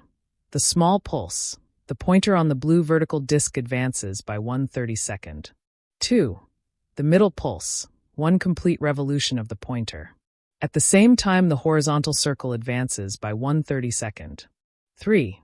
The great pulse. 32 middle pulses are equal to 1 revolution of the golden ring. This remarkable vision made a deep and lasting impression on the dreamer, an impression of the most sublime harmony, as he himself puts it. The world clock may well be the severe image, which is identical with the Cabri, i.e., the 4 children or 4 little men with the pendulums. It is a 3-dimensional mandala, a mandala in bodily form signifying realization. Unfortunately, medical discretion prevents my giving the biographical details. It must suffice to say that this realization did actually take place. Whatever a man does in reality, he himself becomes. Just why the vision of this curious figure should produce an impression of the most sublime harmony is, in one sense, very difficult to understand. But it becomes comprehensible enough as soon as we consider the comparative historical material. It is difficult to feel our way into the matter because the meaning of the image is exceedingly obscure. If the meaning is impenetrable and the form and color take no account of aesthetic requirements, then neither our understanding nor our sense of beauty is satisfied, and we are at a loss to see why it should give rise to the impression of the most sublime harmony.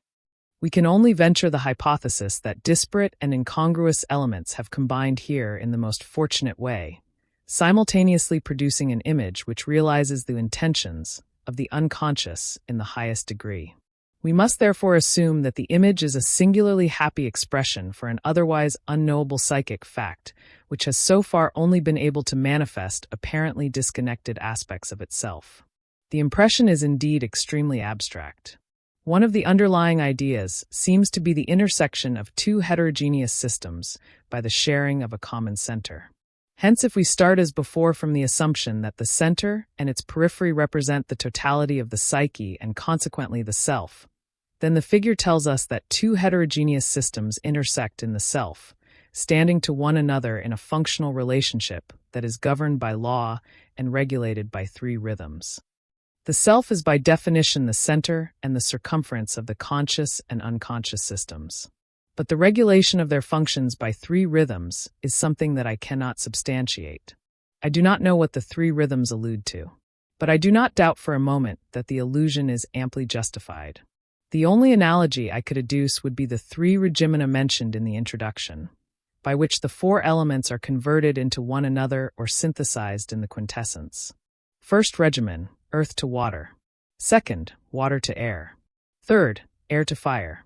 We shall hardly be mistaken if we assume that our mandala aspires to the most complete union of opposites that is possible, including that of the masculine trinity and the feminine quaternity on the analogy of the alchemical hermaphrodite. Since the figure has a cosmic aspect, world clock, we must suppose it to be a small-scale model, or perhaps even a source of space-time, or at any rate an embodiment of it, and therefore, mathematically speaking, for dimensional in nature, although only visible in a 3-dimensional projection. I do not wish to labor this argument, for such an interpretation lies beyond my powers of proof.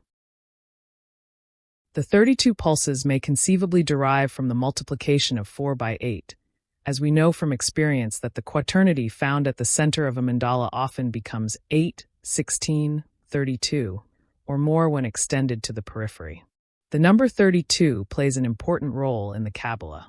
Thus we read in the Sefer Yetzirah, 1 Jehovah, the Lord of hosts, the God of Israel, the living God and King of the world, has graven his name in 32 mysterious paths of wisdom. These consist of 10 self-contained numbers Sephiroth and 22 basic letters. 1, 2. The meaning of the 10 numbers is as follows. 1. The Spirit of the living God. 2. Spirit from Spirit. 3. Water from Spirit. 4. Fire from Water. 5 to 10. Height, depth, east, west, south, north. Cornelius Agrippa mentions that the learned Jews attribute the number 32 to wisdom, for so many are the ways of wisdom described by Abram. Frank establishes a connection between 32 and the Kabbalistic trinity Kether, Bina, and Hokmah. These 3 persons contain and unite in themselves everything that exists, and they in turn are united in the white head, the Ancient of Days, for he is everything and everything is he. Sometimes he is represented with 3 heads which make but a single head, and sometimes he is likened to the brain which, without impairing its unity, divides into 3 parts and spreads through the whole body by means of 32 pairs of nerves, just as God spreads through the universe along 32 miraculous paths. These 32 Kanalas occulti are also mentioned by Nor von Rosenroth, who calls Hokmah the supreme path of all, embracing all. On the authority of Job 28 verse 7, AV, there is a path which no fowl knoweth, and which the vulture's eye hath not seen. Allende, in his very valuable account of number symbolism, writes, 32 is the differentiation which appears in the organic world, not creative generation, but rather the plan and arrangement of the various forms of created things which the Creator has modeled, as the product of 8 by 4. Whether the Kabbalistic number 32 can be equated with the 32 fortunate signs, Ma Vyanjana, of the Buddha child is doubtful. As to the interpretation based on comparative historical material, we are in a more favorable position, at least as regards the general aspects of the figure. We have at our disposal, firstly, the whole mandala symbolism of 3 continents, and secondly, the specific time symbolism of the mandala as this developed under the influence of astrology, particularly in the West. The horoscope is itself a mandala, a clock, with a dark center and a leftward circumambulatio with houses and planetary phases. The mandalas of ecclesiastical art, particularly those on the floor before the high altar or beneath the transept, make frequent use of the zodiacal beasts or the yearly seasons. A related idea is the identity of Christ with the church calendar, of which he is the fixed pole and the life. The Son of Man is an anticipation of the idea of the self. Hence the Gnostic adulteration of Christ with the other synonyms for the self among the Nicenes, recorded by Hippolytus. There is also a connection with the symbolism of Horus. On the one hand, Christ enthroned with the 4 emblems of the evangelists, 3 animals and an angel. On the other, Father Horus with his 4 sons, or Osiris with the 4 sons of Horus. Horus is also the lambda iota omicron nu alpha omicron lambda, rising sun. And Christ was still worshipped as such by the early Christians. We find a remarkable parallel in the writings of Guillaume de Diguleville, prior of the Cistercian monastery at Chalice, a Norman poet who, independently of Dante, composed 3 pellerinages between 1330 and 1355. Les Pellerinages de la Vie Humaine, de l'Âme, and de Jesus Christ. The last canto of the Pèlerinage de l'Âme contains a vision of paradise, which consists of 7 large spheres, each containing 7 smaller spheres. All the spheres rotate, and this movement is called a siècle, seculum. The heavenly siècles are the prototypes of the earthly centuries. The angel who guides the poet explains, when Holy Church ends her prayers within secula seculorum, for ever and ever, she has in mind, not earthly time but eternity. At the same time the siècles are spherical spaces in which the blessed dwell. Siècles and cieux are identical. In the highest heaven of pure gold the king sits on a round throne which shines more brightly than the sun. A couronne of precious stones surrounds him.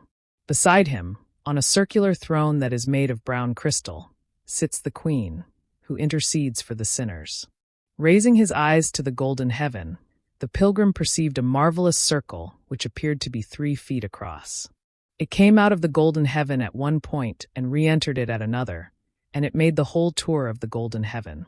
This circle is sapphire-colored. It is a small circle, 3 feet in diameter, and evidently it moves over a great horizontal circle like a rolling disc. This great circle intersects the golden circle of heaven. While Guillaume is absorbed in this sight, 3 spirits suddenly appear clad in purple, with golden crowns and girdles, and enter the golden heaven. This moment, so the angel tells him, is unfate, like a church festival on earth. Su circle que tu vois est le calendrier. Que en faisant sun tour entier, monte de saints les journées. Quand elles doivent être fates. Chacun en fait le circle un tour. Chacun étoile y pour jour. Chacun soleil pour l'espace. De jours 30 au zodiac. This circle is the calendar, which, spinning round the course entire, shows the feast day of each saint, and when it should be celebrate. Each saint goes once round all the way. Each star you see stands for a day, and every sun denotes a spell of 30 days zodiacal. The 3 figures are saints whose feast day is even now being celebrated. The small circle that enters the golden heaven is 3 feet in width, and likewise there are 3 figures who make their sudden entry. They signify the moment of time and eternity, as does the circle of the calendar. But why this should be exactly 3 feet in diameter and why there are three figures remains a mystery. We naturally think of the three rhythms in our vision, which are started off by the pointer moving over the blue disk, and which enter the system just as inexplicably as the calendar circle enters the golden heaven. The guide continues to instruct Guillaume on the significance of the signs of the zodiac with particular reference to sacred history, and ends with the remark that the Feast of the 12 Fishermen will be celebrated in the sign of Pisces, when the 12 will appear before the Trinity. Then it suddenly occurs to Guillaume that he has never really understood the nature of the Trinity, and he begs the angel for an explanation. The angel answers, "Now there are three principal colors, namely green, red, and gold. These three colors are seen united in divers works of watered silk and in the feathers of many birds, such as the peacock. The Almighty King, who puts three colors in one, cannot he also make one substance to be three? Gold, the royal color, is attributed to God the Father, red to God the Son, because he shed his blood, and to the Holy Ghost green, la couleur que verdoyt et que réconforte." Thereupon the angel warns Guillaume not to ask any more questions, and disappears. The poet wakes up to find himself safely in his bed, and so ends the pelerinage to Elame. There is, however, one thing more to be asked. Three there are, but where is the fourth? Why is blue missing? This color was also missing in the disturbed mandala of our dreamer. Curiously enough, the calendrier that intersects the golden circle is blue, and so is the vertical disk in the three-dimensional mandala. We would conjecture that blue, standing for the vertical, means height and depth, the blue sky above, the blue sea below, and that any shrinkage of the vertical reduces the square to an oblong, thus producing something like an inflation of consciousness. Hence the vertical would correspond to the unconscious. But the unconscious in a man has feminine characteristics, and blue is the traditional color of the Virgin's celestial cloak. Guillaume was so absorbed in the Trinity and in the threefold aspect of the Roy that he quite forgot the rain. Faust prays to her in these words, "Supreme Mistress of the world, let me behold thy secret in the outstretched azure canopy of heaven." It was inevitable that blue should be missing for Guillaume in the tetrad of rainbow colors, because of its feminine nature. But like woman herself, the anima means the height and depth of a man. Without the blue vertical circle, the golden mandala remains bodiless and two-dimensional, a mere abstraction. It is only the intervention of time and space here and now that makes reality. Wholeness is realized for a moment only, the moment that Faust was seeking all his life. The poet in Guillaume must have had an inkling of the heretical truth when he gave the king a queen sitting on a throne made of earth-brown crystal. For what is heaven without Mother Earth? And how can man reach fulfillment if the queen does not intercede for his black soul? She understands the darkness, for she has taken her throne, the earth itself, to heaven with her, if only by the subtlest of suggestions. She adds the missing blue to the gold, red, and green, and thus completes the harmonious whole. 4. The symbols of the self. The vision of the world clock is neither the last nor the highest point in the development of the symbols of the objective psyche. But it brings to an end the first third of the material, consisting in all of some 400 dreams and visions. This series is noteworthy because it gives an unusually complete description of a psychic fact that I had observed long before in many individual cases. We have to thank not only the completeness of the objective material, but the care and discernment of the dreamer for having placed us in a position to follow, step by step, the synthetic work of the unconscious. The troubled course of this synthesis would doubtless have been depicted in even greater completeness had I taken account of the 340 dreams interspersed among the 59 examined here.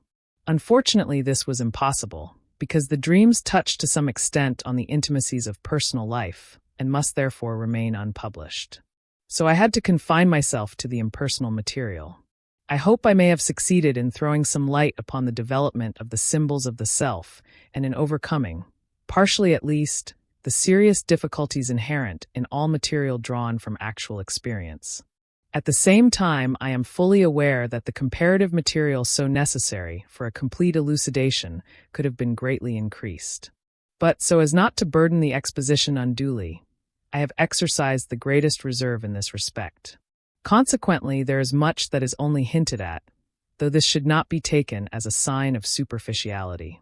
I believe myself to be in a position to offer ample evidence for my views, but I do not wish to give the impression that I imagine I have said anything final on this highly complicated subject.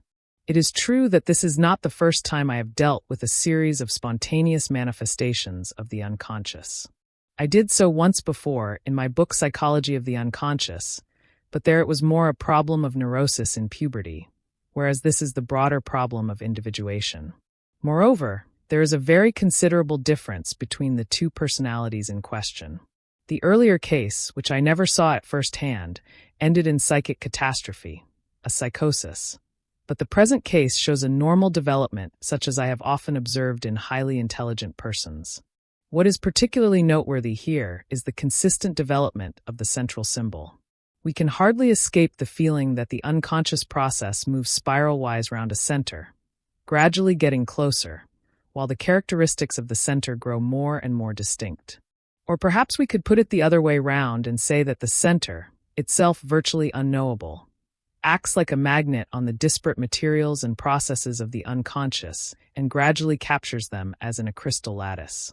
For this reason the center is, in other cases, often pictured as a spider in its web, especially when the conscious attitude is still dominated by fear of unconscious processes. But if the process is allowed to take its course, as it was in our case, then the central symbol, constantly renewing itself, will steadily and consistently force its way through the apparent chaos of the personal psyche and its dramatic entanglements, just as the great Bernoulli's epitaph says of the spiral. Idem mutata resurgo. Accordingly, we often find spiral representations of the center, as for instance the serpent coiled round the creative point, the egg. Indeed, it seems as if all the personal entanglements and dramatic changes of fortune that make up the intensity of life were nothing but hesitations, timid shrinkings, almost like petty complications and meticulous excuses for not facing the finality of this strange and uncanny process of crystallization. Often one has the impression that the personal psyche is running round this central point like a shy animal, at once fascinated and frightened, always in flight, and yet steadily drawing nearer. I trust one have given no cause for the misunderstanding that I know anything about the nature of the center. For it is simply unknowable, and can only be expressed symbolically through its own phenomenology, as is the case, incidentally, with every object of experience. Among the various characteristics of the center, the one that struck me from the beginning was the phenomenon of the quaternity. That it is not simply a question of, shall we say, the 4 points of the compass or something of that kind is proved by the fact that there is often a competition between 4 and 3. There is also, but more rarely, a competition between 4 and 5, though 5-rayed mandalas must be characterized as abnormal on account of their lack of symmetry. It would seem, therefore, that there is normally a clear insistence on 4, or as if there were a greater statistical probability of 4. Now it is, as I can hardly refrain from remarking, a curious sport of nature, that the chief chemical constituent of the physical organism is carbon, which is characterized by 4 valencies.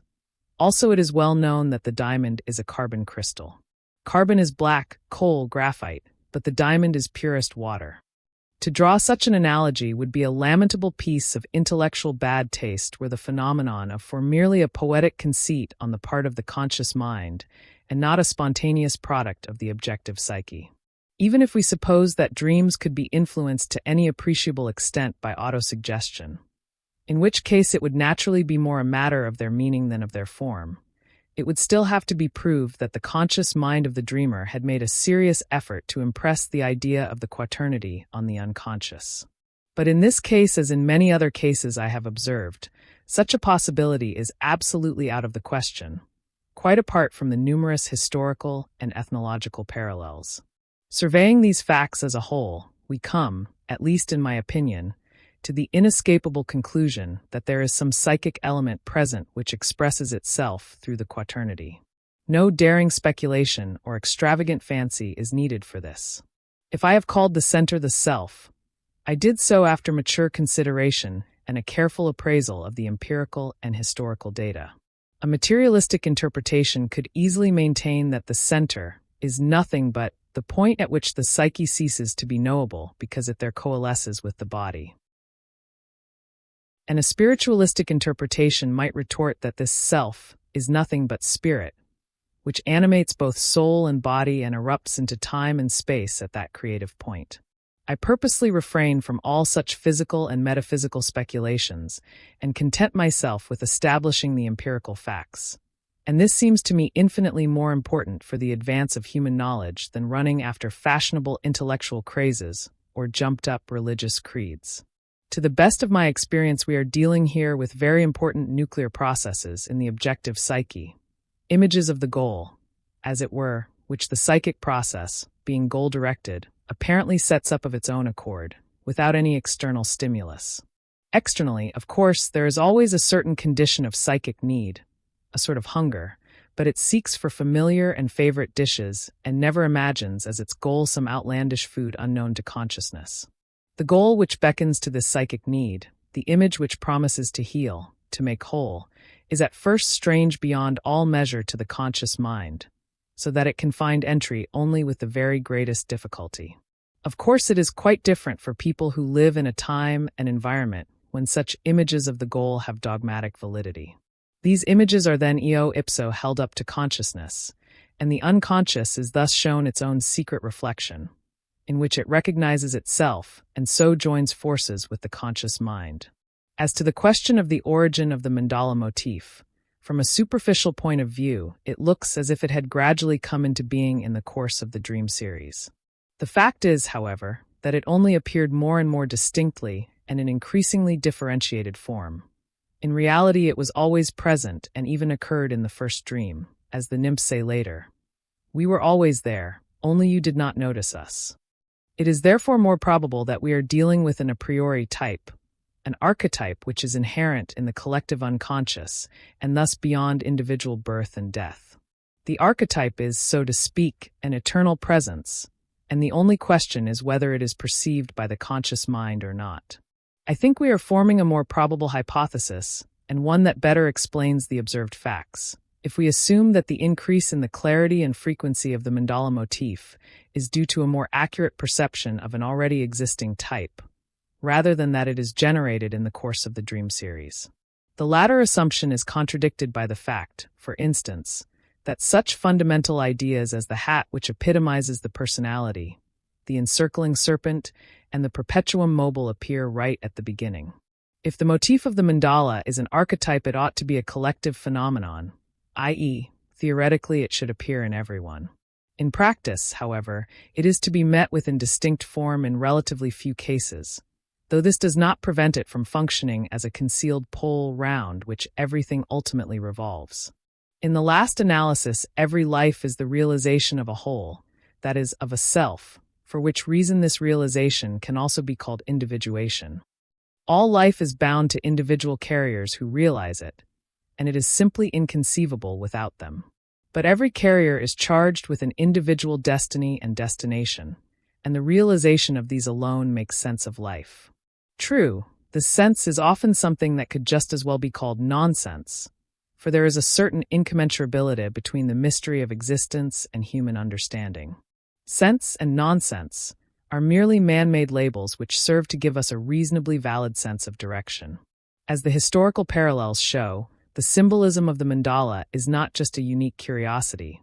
We can well say that it is a regular occurrence. Were it not so, there would be no comparative material, and it is precisely the possibility of comparing the mental products of all times from every quarter of the globe that shows us most clearly what immense importance the consensus genium has always attached to the processes of the objective psyche. This is reason enough not to make light of them, and my medical experience has only confirmed this estimate. There are people, of course, who think it unscientific to take anything seriously. They do not want their intellectual playground disturbed by graver considerations. But the doctor who fails to take account of man's feelings for values commits a serious blunder. And if he tries to correct the mysterious and well-nigh inscrutable workings of nature with his so-called scientific attitude, he is merely putting his shallow sophistry in place of nature's healing processes. Let us take the wisdom of the old alchemists to heart. Naturalissimum et perfectissimum opus est generare tale quali ipsum est. 3. Religious Ideas in Alchemy. An Historical Survey of Alchemical Ideas. Habentibus symbolum facilis est transitus. For those who have the symbol, the passage is easy. An alchemical verbum magistri from Milius Philosophia Reformata. 1. Basic concepts of alchemy. 1. Introduction. Slowly, in the course of the 18th century, alchemy perished in its own obscurity. Its method of explanation, obscurum per obscurius, ignotum per ignatius, the obscure by the more obscure, the unknown by the more unknown, was incompatible with the spirit of enlightenment and particularly with the dawning science of chemistry towards the end of the century. But these two new intellectual forces only gave the coup de grace to alchemy. Its inner decay had begun at least a century earlier, at the time of Jacob Boehme, when many alchemists deserted their alembics and melting pots and devoted themselves entirely to Hermetic philosophy. It was then that the chemist and the Hermetic philosopher parted company. Chemistry became natural science, whereas Hermetic philosophy lost the empirical ground from under its feet and aspired to bombastic allegories and inane speculations which were kept alive only by memories of a better time. This was a time when the mind of the alchemist was still grappling with the problems of matter, when the exploring consciousness was confronted by the dark void of the unknown, in which figures and laws were dimly perceived and attributed to matter, although they really belonged to the psyche. Everything unknown and empty is filled with psychological projection. It is as if the investigator's own psychic background were mirrored in the darkness. What he sees in matter, or thinks he can see, is chiefly the data of his own unconscious which he is projecting into it.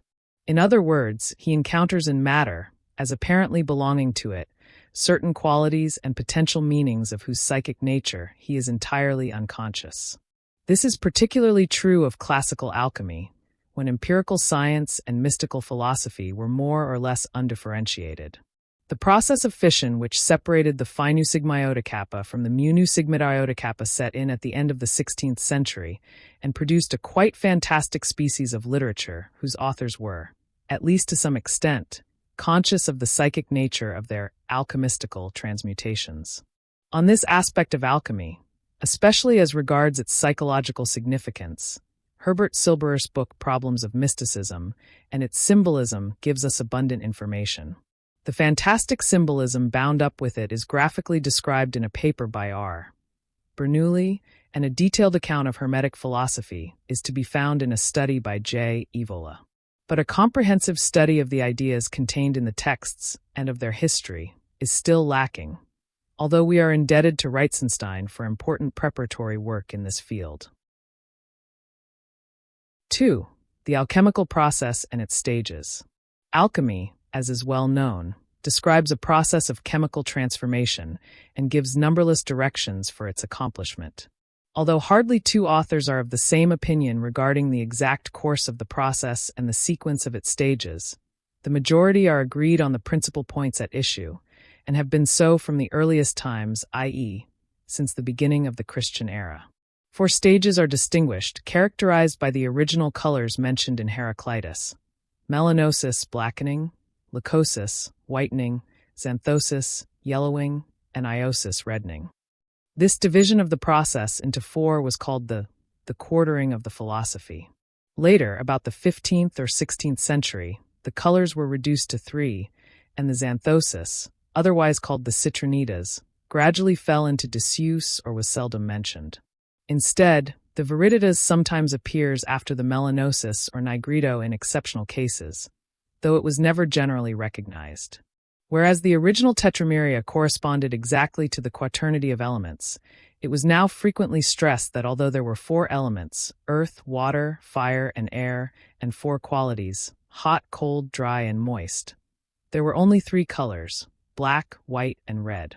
Since the process never led to the desired goal, and since the individual parts of it were never carried out in any standardized manner, the change in the classification of its stages cannot be due to extraneous reasons, but has more to do with the symbolical significance of the quaternity and the trinity. In other words, it is due to inner psychological reasons. The nigredo or blackness is the initial state, either present from the beginning as a quality of the prima materia, the chaos or massa confusa, or else produced by the separation, solutio, separatio, divisio, putrefactio, of the elements. If the separated condition is assumed at the start, as sometimes happens, Then a union of opposites is performed under the likeness of a union of male and female, called the connugium, matrimonium, coniunctio coitus, followed by the death of the product of the union, mortificatio, calcinatio, putrefactio, and a corresponding nigrito. From this the washing eblutio baptisma either leads direct to the whitening albedo, or else the soul anima, released at the death, is reunited with the dead body and brings about its resurrection, or again the many colors, omnes colores, or peacock's tail, cauda pavonis, lead to the one white color that contains all colors. At this point the first main goal of the process is reached, namely the albedo, tinctura alba, terra alba foliata, lapis albus, etc., highly prized by many alchemists as if it were the ultimate goal. It is the silver or moon condition, which still has to be raised to the sun condition. The albedo is, so to speak, the daybreak, but not till the rubedo is at sunrise. The transition to the rubedo is formed by the citronidas, though this, as we have said, was omitted later. The rubedo then follows direct from the albedo as the result of raising the heat of the fire to its highest intensity. The red and the white are king and queen, who may also celebrate their chemical wedding at this stage. 3. Conceptions and symbols of the goal. The arrangement of the stages in individual authors depends primarily on their conception of the goal. Sometimes this is the white or red tincture, aqua permanens. Sometimes the philosopher's stone, which as hermaphrodite contains both, or again it is the panacea, aurum potable elixir vitae, philosophical gold, golden glass, vitrum aureum, malleable glass, vitrum malleabile. The conceptions of the goal are as vague and various as the individual processes. The lapis philosophorum, for instance, is often the prima materia, or the means of producing the gold. Or again it is an altogether mystical being that is sometimes called Deus terrestris, Solvitor, or Filius macrocosmi, a figure we can only compare with the Gnostic anthropos, the divine original man. Besides the idea of the prima materia, that of water, aqua permanens, and that of fire, ignis noster, play an important part. Although these two elements are antagonistic and even constitute a typical pair of opposites, they are yet one and the same according to the testimony of the authors. Like the prima materia, the water has 1,000 names. It is even said to be the original material of the stone. In spite of this, we are on the other hand assured that the water is extracted from the stone or prima materia as its life-giving soul, anima. This perplexity comes out very clearly in the following passage from the Ad Exercitatio in Turbum. Many dispute in long controversies whether the stone, under different names, consists of several substances, or of two, or only of one. But this philosopher, Sheets, and Benellis say that the whole work and the substance of the whole work are nothing but the water, and that the treatment, regimen of the same also takes place in nothing but the water. And there is in fact one substance in which everything is contained, and that is the sulfur philosophorum, which is water and soul, oil, Mercurius and soul, the fire of nature, the eagle, the lacrima, the first hyle of the wise, the materia prima of the perfect body. And by whatever names the philosophers have called their stone, they always mean and refer to this one substance, i.e., to the water from which everything originates, and in which everything is contained, which rules everything, in which errors are made, and in which the error is itself corrected. I call it philosophical water, not ordinary vulgi water, but aqua mercurialis, whether it be simple or composite. For both are the philosophical water, although the vulgar mercury is different from the philosophical. That water is simple and unmixed. This water is composed of two substances, namely of our mineral and of simple water. These composite waters form the philosophical Mercurius, from which it must be assumed that the substance, or the prima materia itself, consists of composite water. Some alchemists put 3 together, others only 2. For myself 2 species are sufficient, male and female or brother and sister. But they also call the simple water poison quicksilver argentum vivum, cambar, aqua permanens, gum, vinegar, urine, seawater, dragon, and serpent. This account makes one thing very evident. The philosophical water is the stone or the prima materia itself, but at the same time, it is also its solvent, as is proved by the prescription immediately following. Grind the stone to a very fine powder and put it into the sharpest celestial, coelestino vinegar, and it will at once be dissolved into the philosophical water. It can also be shown that fire played the same role as water. Another, no less important, idea is that of the hermetic vessel, vas hermetis, typified by the retorts or melting furnaces that contain the substances to be transformed. Although an instrument, it nevertheless has peculiar connections with the prima materia as well as with the lapis, so it is no mere piece of apparatus. For the alchemists, the vessel is something truly marvelous, a vas mirabile. Maria Prophetessa says that the whole secret lies in knowing about the hermetic vessel. Unum est vas, the vessel is one, is emphasized again and again. It must be completely round, in imitation of the spherical cosmos, so that the influence of the stars may contribute to the success of the operation. It is a kind of matrix or uterus from which the filius philosophorum, the miraculous stone, is to be born. Hence it is required that the vessel be not only round but egg-shaped. One naturally thinks of this vessel as a sort of retort or flask, but one soon learns that this is an inadequate conception since the vessel is more a mystical idea, a true symbol like all the central ideas of alchemy. Thus we hear that the vas is the water or aqua permanens, which is none other than the Mercurius of the philosophers. But not only is it the water, it is also its opposite, fire. I will not enter further into all the innumerable synonyms for the vessel. The few I have mentioned will suffice to demonstrate its undoubted symbolical significance.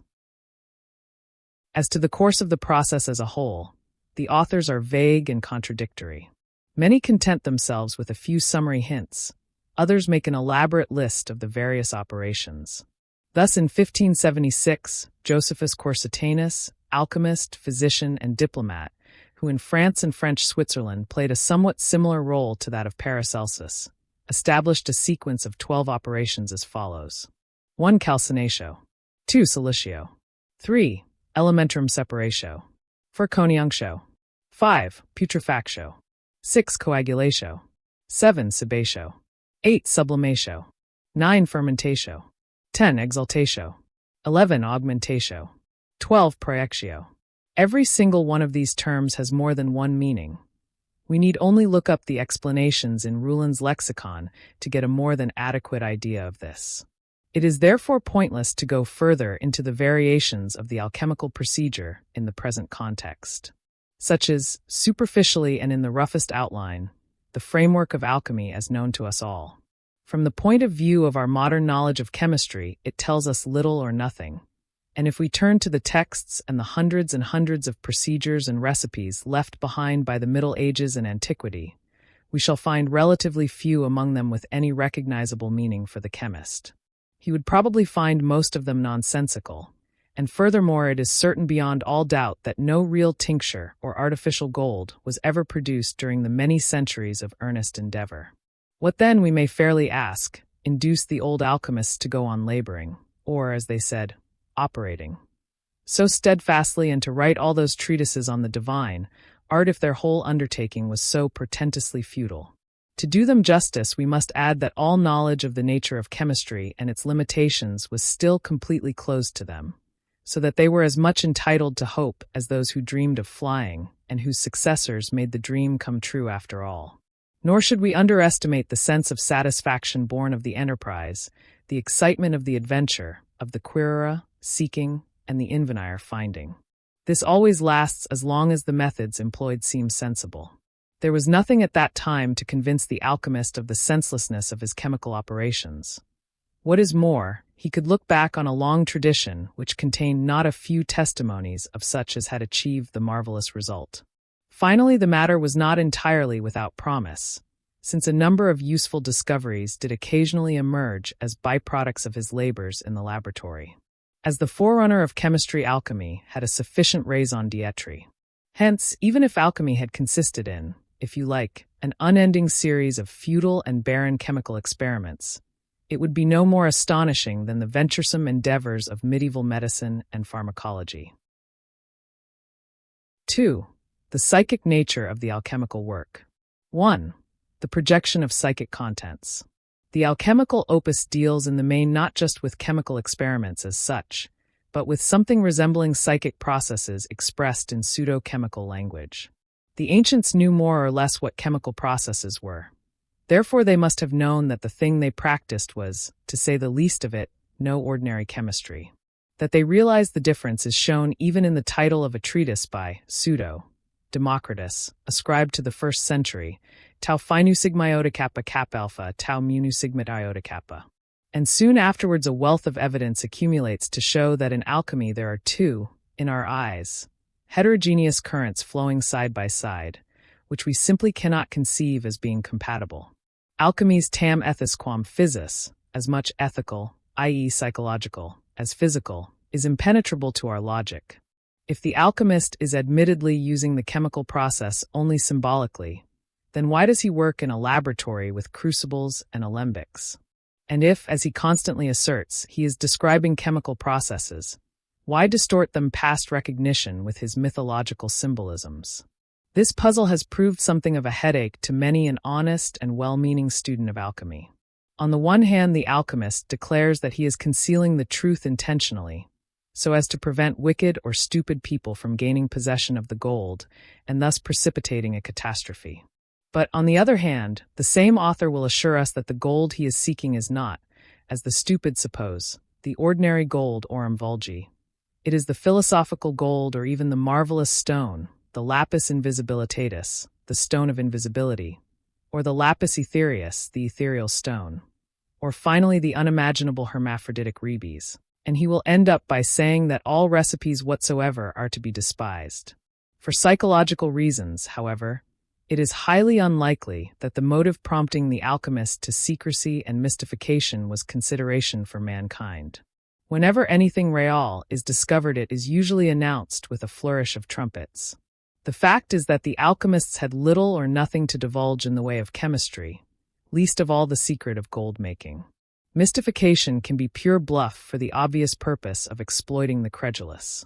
But any attempt to explain alchemy as a whole from this angle is, in my opinion, contradicted by the fact that a fair number of detailed, scholarly, and conscientious treatises were written and published anonymously, and therefore could not be of unlawful advantage to anyone. At the same time, there are undoubtedly a great many fraudulent productions written by charlatans. But mystification can also arise from another source. The real mystery does not behave mysteriously or secretively. It speaks a secret language. It adumbrates itself by a variety of images which all indicate its true nature. I am not speaking of a secret personally guarded by someone, with a content known to its possessor, but of a mystery, a matter or circumstance which is secret, i.e., known only through vague hints but essentially unknown. The real nature of matter was unknown to the alchemist. He knew it only in hints. In seeking to explore it, he projected the unconscious into the darkness of matter in order to illuminate it. In order to explain the mystery of matter, he projected yet another mystery, his own unknown psychic background, into what was to be explained, obscurum per obscurius, ignotum per ignatius. This procedure was not, of course, intentional. It was an involuntary occurrence. Strictly speaking, projection is never made. It happens, it is simply there. In the darkness of anything external to me I find, without recognizing it as such, an interior or psychic life that is my own. It would therefore be a mistake in my opinion to explain the formula tam ethis quam physis by the theory of correspondences, and to say that this is its cause. On the contrary, this theory is more likely to be a rationalization of the experience of projection. The alchemist did not practice his art because he believed on theoretical grounds in correspondence. The point is that he had a theory of correspondence because he experienced the presence of pre-existing ideas in physical matter. I am therefore inclined to assume that the real root of alchemy is to be sought less in philosophical doctrines than in the projections of individual investigators. I mean by this that while working on his chemical experiments, the operator had certain psychic experiences which appeared to him as the particular behavior of the chemical process. Since it was a question of projection, he was naturally unconscious of the fact that the experience had nothing to do with matter itself, that is, with matter as we know it today. He experienced his projection as a property of matter, but what he was in reality experiencing was his own unconscious. In this way, he recapitulated the whole history of man's knowledge of nature. As we all know, science began with the stars, and mankind discovered in them the dominance of the unconscious, the gods, as well as the curious psychological qualities of the zodiac, a complete projected theory of human character. Astrology is a primordial experience similar to alchemy. Such projections repeat themselves whenever man tries to explore an empty darkness and involuntarily fills it with living form. This being so, I turn my attention to the question of whether the alchemists themselves had reported any such experiences in the course of their work. I had no reason to hope for a very rich find, since they would be unconscious experiences which would escape record for precisely that reason. But in point of fact, there are one or two unmistakable accounts in the literature. Characteristically enough, the later accounts are more detailed and specific than the earlier ones. The most recent account comes from a treatise alleged to have been translated from Ethiopian into Latin and from Latin into German, of which Chapter 8, The Creation, reads, "Take of common rainwater a good quantity, at least 10 quarts, preserve it well sealed in glass vessels for at least 10 days. Then it will deposit matter and feces on the bottom. Pour off the clear liquid, and place in a wooden vessel that is fashioned round like a ball. Cut it through the middle, and fill the vessel a third full, and set it in the sun about midday in a secret or secluded spot. When this has been done, take a drop of the consecrated red wine, and let it fall into the water, and you will instantly perceive a fog and thick darkness on top of the water, such as also was at the first creation. Then put in 2 drops, and you will see the light coming forth from the darkness. Whereupon little by little put in every half of each quarter hour first 3, then 4, then 5, then 6 drops, and then no more, and you will see with your own eyes one thing after another appearing by and by on top of the water, how God created all things in 6 days, and how it all came to pass, and such secrets as are not to be spoken aloud, and I also have not the power to reveal. Fall on your knees before you undertake this operation. Let your eyes judge of it, for thus was the world created. Let all stand as it is, and in half an hour after it began it will disappear. By this you will see clearly the secrets of God, that are at present hidden from you as from a child. You will understand what Moses has written concerning the creation. You will see what manner of body Adam and Eve had before and after the fall, what the serpent was, what the tree, and what manner of fruits they ate, where and what paradise is, and in what bodies the righteous shall be resurrected, not in this body that we have received from Adam, but in that which we attain through the Holy Ghost, namely in such a body as our Savior brought from heaven. In Chapter 9, The Heavens, we read, You shall take 7 pieces of metal, of each and every metal as they are named after the planets, and shall stamp on each the character of the planet in the house of the same planet, and every piece shall be as large and thick as a rose noble. But of Mercury only the 4th part of an ounce by weight, and nothing stamped upon it. Then put them after the order in which they stand in the heavens into a crucible, and make all windows fast in the chamber that it may be quite dark within.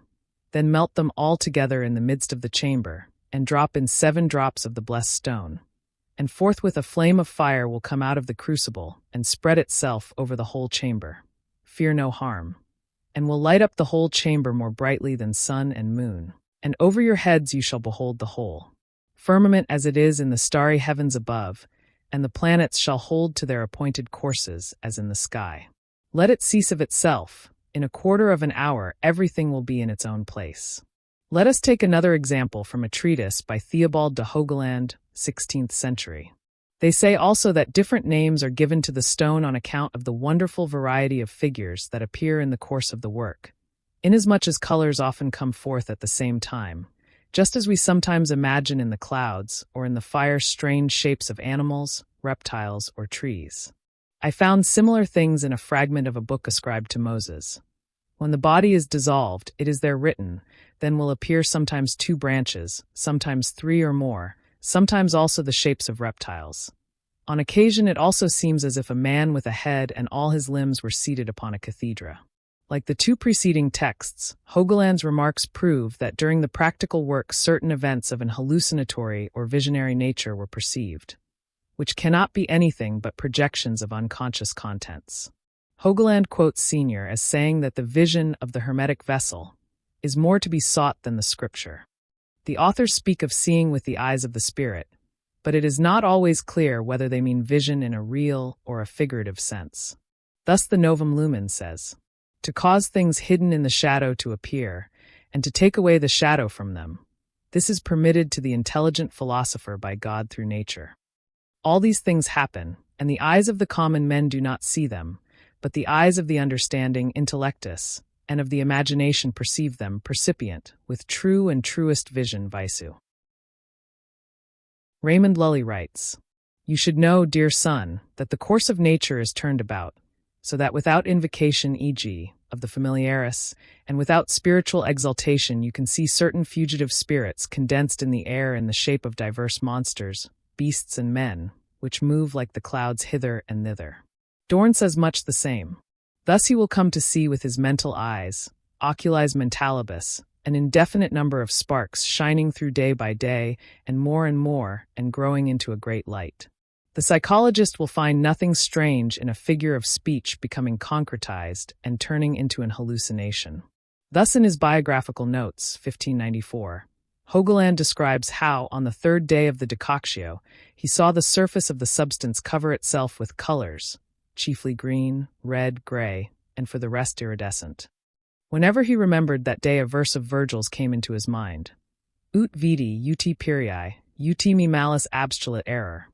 When I saw, how utterly I perished and evil delusion took me off.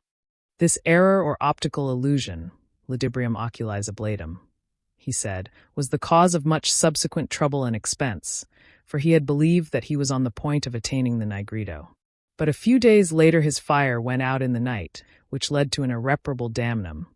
In other words, he never succeeded in repeating the phenomenon. Not that the iridescent skin on molten metal is necessarily an hallucination, but the text shows a remarkable willingness on the part of the author to suspect something of the sort. The Tractatus Aristotelis contains a passage that is noteworthy from the point of view of the alchemist's psychology. The serpent is more cunning than all the beasts of the earth. Under the beauty of her skin she shows a harmless face, and she forms herself in the manner of a materia hypostatica, through illusion, when immersed in water. There she gathers together the virtues from the earth, which is her body. Because she is very thirsty, she drinks immoderately and becomes drunken, and she causes the nature wherewith she is united to vanish disappear. The serpent is Mercurius, who is the fundamental substance, hypostatica, forms himself in the water and swallows the nature to which he is joined. Cf. Sun drowning in the fountain of Mercurius, lion devouring the sun, figure 169, Bea dissolving Gabricus in her own body. Matter is thus formed through illusion, which is necessarily that of the alchemist. This illusion might well be the vera imaginatio possessed of informing power. The fact that visions allied themselves to the alchemical work may also explain why dreams and dream visions are often mentioned as important intermezzi or as sources of revelation. Thus Nazari, for instance, puts his doctrine of transmutation in the form of 3 dreams, a fairly plain analogy to Polyphilo. The classical Visio Arislay has a similar dream form. Ostanes likewise communicates his doctrine dressed up as a revelation in a dream. While the dreams and visions in these texts, as also in Senior and Kratz, are mainly a literary convention, the dream vision of Zosimos has a much more authentic character. It is repeatedly stressed in the literature that the much sought-after aqua permanens would be revealed in a dream. Generally speaking, the prima materia, indeed the stone itself, or the secret of its production, is revealed to the operator by God. Thus Laurentius Ventura says, "But one cannot know the procedure unless it be a gift of God, or through the instruction of a most experienced master. And the source of it all is the divine will." Cunrath is of the opinion that one could perfectly prepare our chaos naturae, equals prima materia, in the highest simplicity and perfection, from a special secret divine vision and revelation, without further probing and pondering of the causes. Hogeland explains the necessity for divine illumination by saying that the production of the stone transcends reason, and that only a supernatural and divine knowledge knows the exact time for the birth of the stone. This means that God alone knows the prima materia. After the time of Paracelsus, the source of enlightenment was the lumen naturae. This light is the true light of nature, which illuminates all the God-loving philosophers who come into this world. It is in the world, and the whole edifice of the world is beautifully adorned and will be naturally preserved by it until the last and great day of the Lord, but the world knows it not. Above all, it is the subject of the Catholic and great stone of the philosophers, which the whole world has before its eyes yet knows not. 2. The mental attitude towards the opus. A somewhat different aspect of the psyche's relations to the chemical work is apparent in the following quotation from the text of an anonymous author. I pray you, look with the eyes of the mind at this little tree of the grain of wheat, regarding all its circumstances, that you may be able to plant the tree of the philosophers. This seems to point to active imagination as the thing that sets the process really going. Dorn says in his Philosophia Meditativa, Thou wilt never make from others the one that thou seekest, except there first be made one thing of thyself. Whatever he may have meant by the one, it must refer to the artifacts, whose unity is postulated as the absolute condition for the completion of the work. We can hardly doubt that the psychological condition for the opus is meant, and that this is of fundamental importance. The Rosarium says, Who therefore knows the salt, and its solution knows the hidden secret of the wise men of old. Therefore turn your mind upon the salt, and think not of other things. For in it alone, i.e., the mind, is the science concealed and the most excellent and most hidden secret of all the ancient philosophers. The Latin text has in ipsa sola, referring therefore to mens. One would have to assume a double misprint were the secret, after all, concealed in the salt. But as a matter of fact, mind and salt are close cousins, cum grano salis. Hence, according to Cunrath, the salt is not only the physical center of the earth, but at the same time the sal sapientiae, of which he says, Therefore direct your feelings, senses, reason, and thoughts upon this salt alone. The anonymous author of the Rosarium says in another place that the work must be performed with the true and not with the fantastic imagination, and again that the stone will be found when the search lies heavy on the searcher.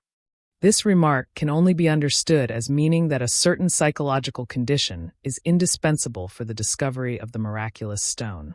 Both these remarks, therefore, make it seem very possible that the author was in fact of the opinion that the essential secret of the art lies hidden in the human mind, or, to put it in modern terms, in the unconscious. If it really did dawn on the alchemists that their work was somehow connected with the human psyche and its functions, then it seems to me probable that the passage from the Rosarium is no mere misprint. It agrees too well with the statements of other authors. They insist throughout upon careful study and meditation of the books. Thus Richardus Anglicus says in his so-called Correctorium Alchemy, Therefore all those who desire to attain the blessing of this art should apply themselves to study, should gather the truth from the books, and not from invented fables and untruthful works. There is no way by which this art can truly be found, although men meet with many deceptions, except by completing their studies and understanding the words of the philosophers. Bernard of Treviso tells us how he struggled in vain for many years till at last he was directed into the straight path, through a sermo of Parmenides in the Tuba.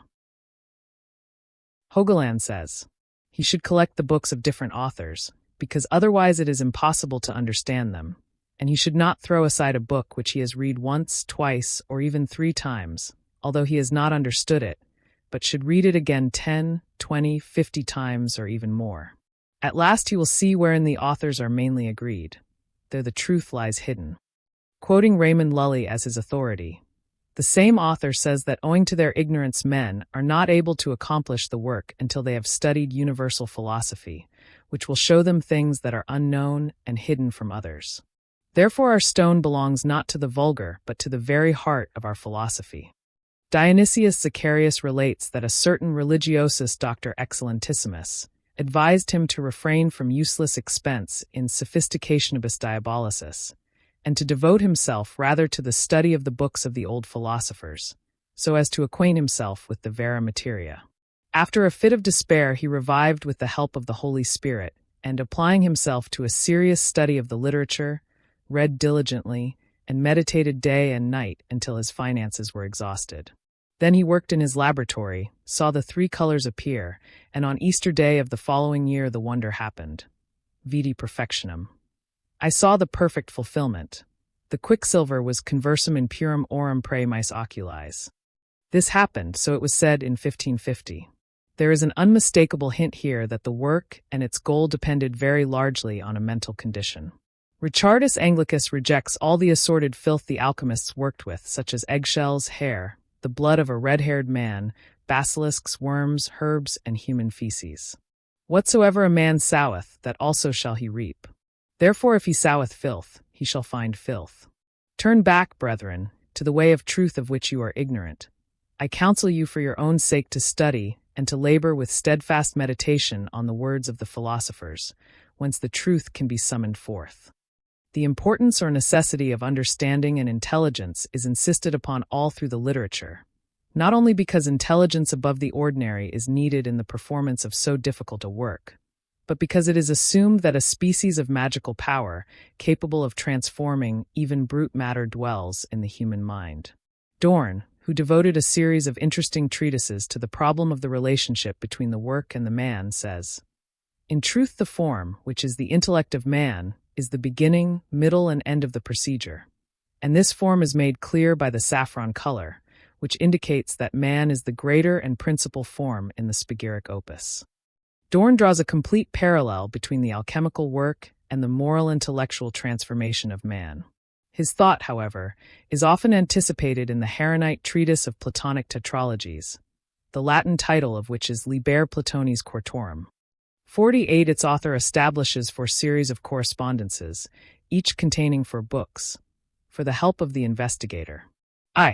1. De per naturalium, concerning the work of natural things. 2. Exaltatio divisionis naturae, emphasis on or exaltation of the division of nature. 3. Exaltatio animae, emphasis on or exaltation of the soul. 4. Exaltatio intellectus, emphasis on or exaltation of the intellect. 2. 1. Elementum aquae. 2. Elementum terrae. 3. Elementum aeris. 4. Elementum ignis. 3. 1. Naturae composite, composite natures. 2. Naturae discreti, discriminated natures. 3. Simplicia, simple things. 4. Aetheris simplicioris, things pertaining to yet simpler ether. 4. 1. Sensus, senses. 2. Discretio intellectualis, intellectual discrimination. 3. Ratio, reason. 4. Residential quam concludent hae effectus precedentes, the thing included in the foregoing effects. The 4 series show 4 aspects of the opus. The first horizontal series begins with natural things, the prima materia as represented by water. These things are composite, i.e. mixed. Their correspondence in column 4 is sense perception. The second horizontal series represents a higher stage in the process. In column I, the composite natures are decomposed or changed back into their initial elements. In column 2, the earth is separated from the primal, water as in the book of Genesis, a favorite theme in alchemy. In column 3, there is a separation into categories, and column 4 is concerned with the psychological act of discrimination. The third horizontal series shows the upward advance still more clearly. In column I, the soul emerges from nature. In column 2, there is an elevation into the realm of air. In column 3, the process reaches the simple things which, because of their unalloyed quality, are incorruptible, eternal, and akin to Platoni's ideas. And in column 4, there is the final ascent from mens to ratio, to the anima rationalis, i.e., the highest form of the soul. The fourth horizontal series illustrates the perfection or completion of each of the vertical columns. First vertical series. This column has a phenomenological character, if such a modern term is permissible here.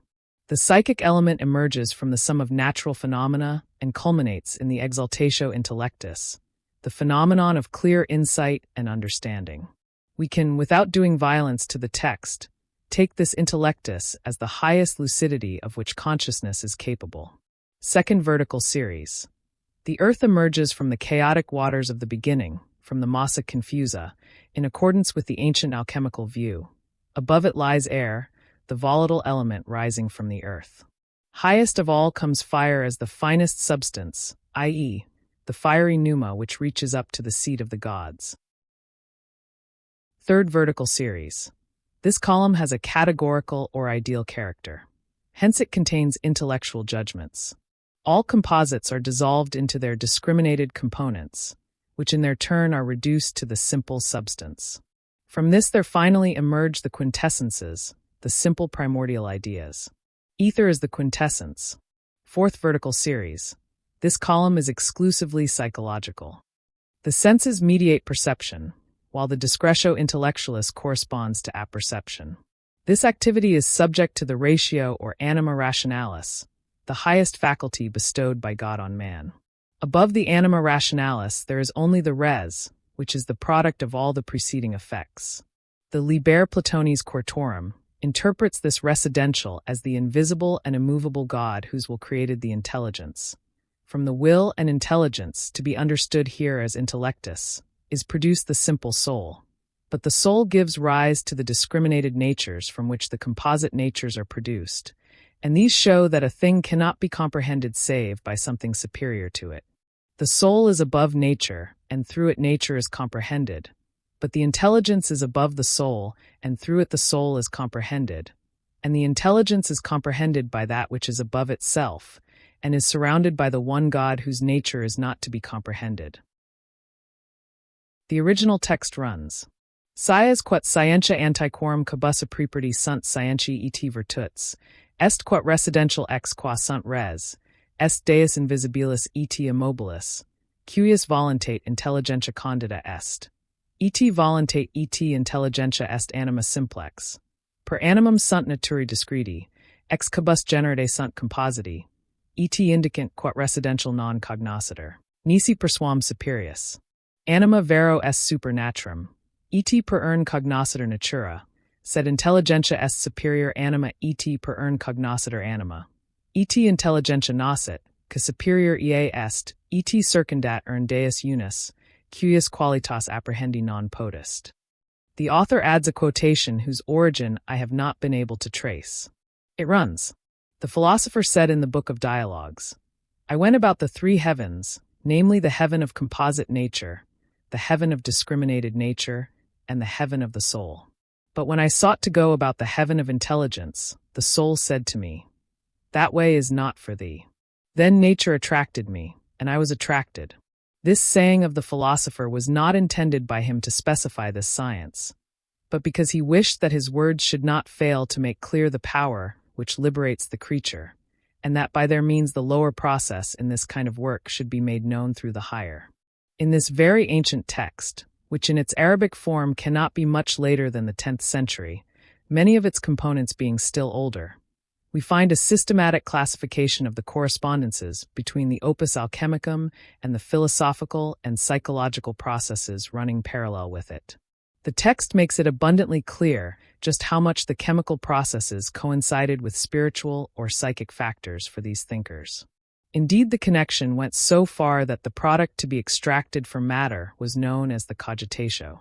This strange idea is explicable only on the assumption that the old philosophers did have a faint suspicion that psychic contents were being projected into matter. Because of the intimate connection between man and the secret of matter, both Dorn and the much earlier Liber Platonis Quartorum demand that the operator should rise to the height of his task. He must accomplish in his own self the same process that he attributes to matter, for things are perfected by their like. Therefore the operator must himself participate in the work, opertet operatorum interus operi. For if the investigator does not remotely possess the likeness, i.e., to the work, he will not climb the height I have described, nor reach the road that leads to the goal.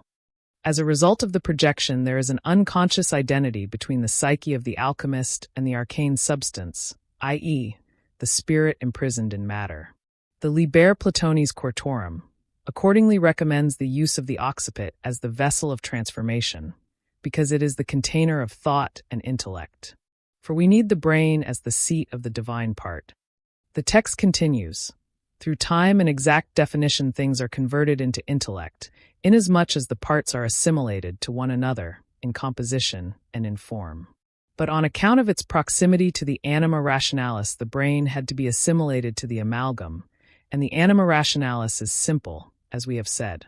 The assumption underlying this train of thought is the causative effect of analogy.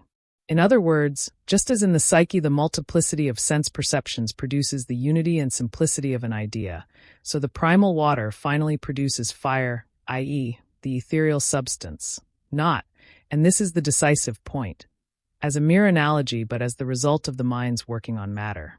Consequently, Dorn says, within the human body is concealed a certain metaphysical substance, known to very few, which needs no medicament, being itself an incorrupt medicament. This medicine is of threefold nature: metaphysical, physical, and moral. Moral is what we would call psychological. From this, Dorn goes on, the attentive reader will conclude that one must pass from the metaphysical to the physical by a philosophic procedure. This medicine is clearly the arcane substance which he defines elsewhere as veritas. There is in natural things a certain truth which cannot be seen with the outward eye, but is perceived by the mind alone solamente. And of this the philosophers have had experience, and have ascertained that its virtue is such as to work miracles. In this truth lies the whole art of freeing the spirit spiritus from its fetters, in the same way that, as we have said, the mind mens can be freed, i.e., morally, from the body. As faith works miracles in man, so this power, the veritas efficaciae, brings them about in matter. This truth is the highest power and an impregnable fortress, wherein the stone of the philosophers lies hid. By studying the philosophers, man acquires the skill to attain this stone. But again, the stone is man. Thus Dorn exclaims, transform yourselves from dead stones into living philosophical stones. Here he is expressing in the clearest possible way the identity of something in man with something concealed in matter.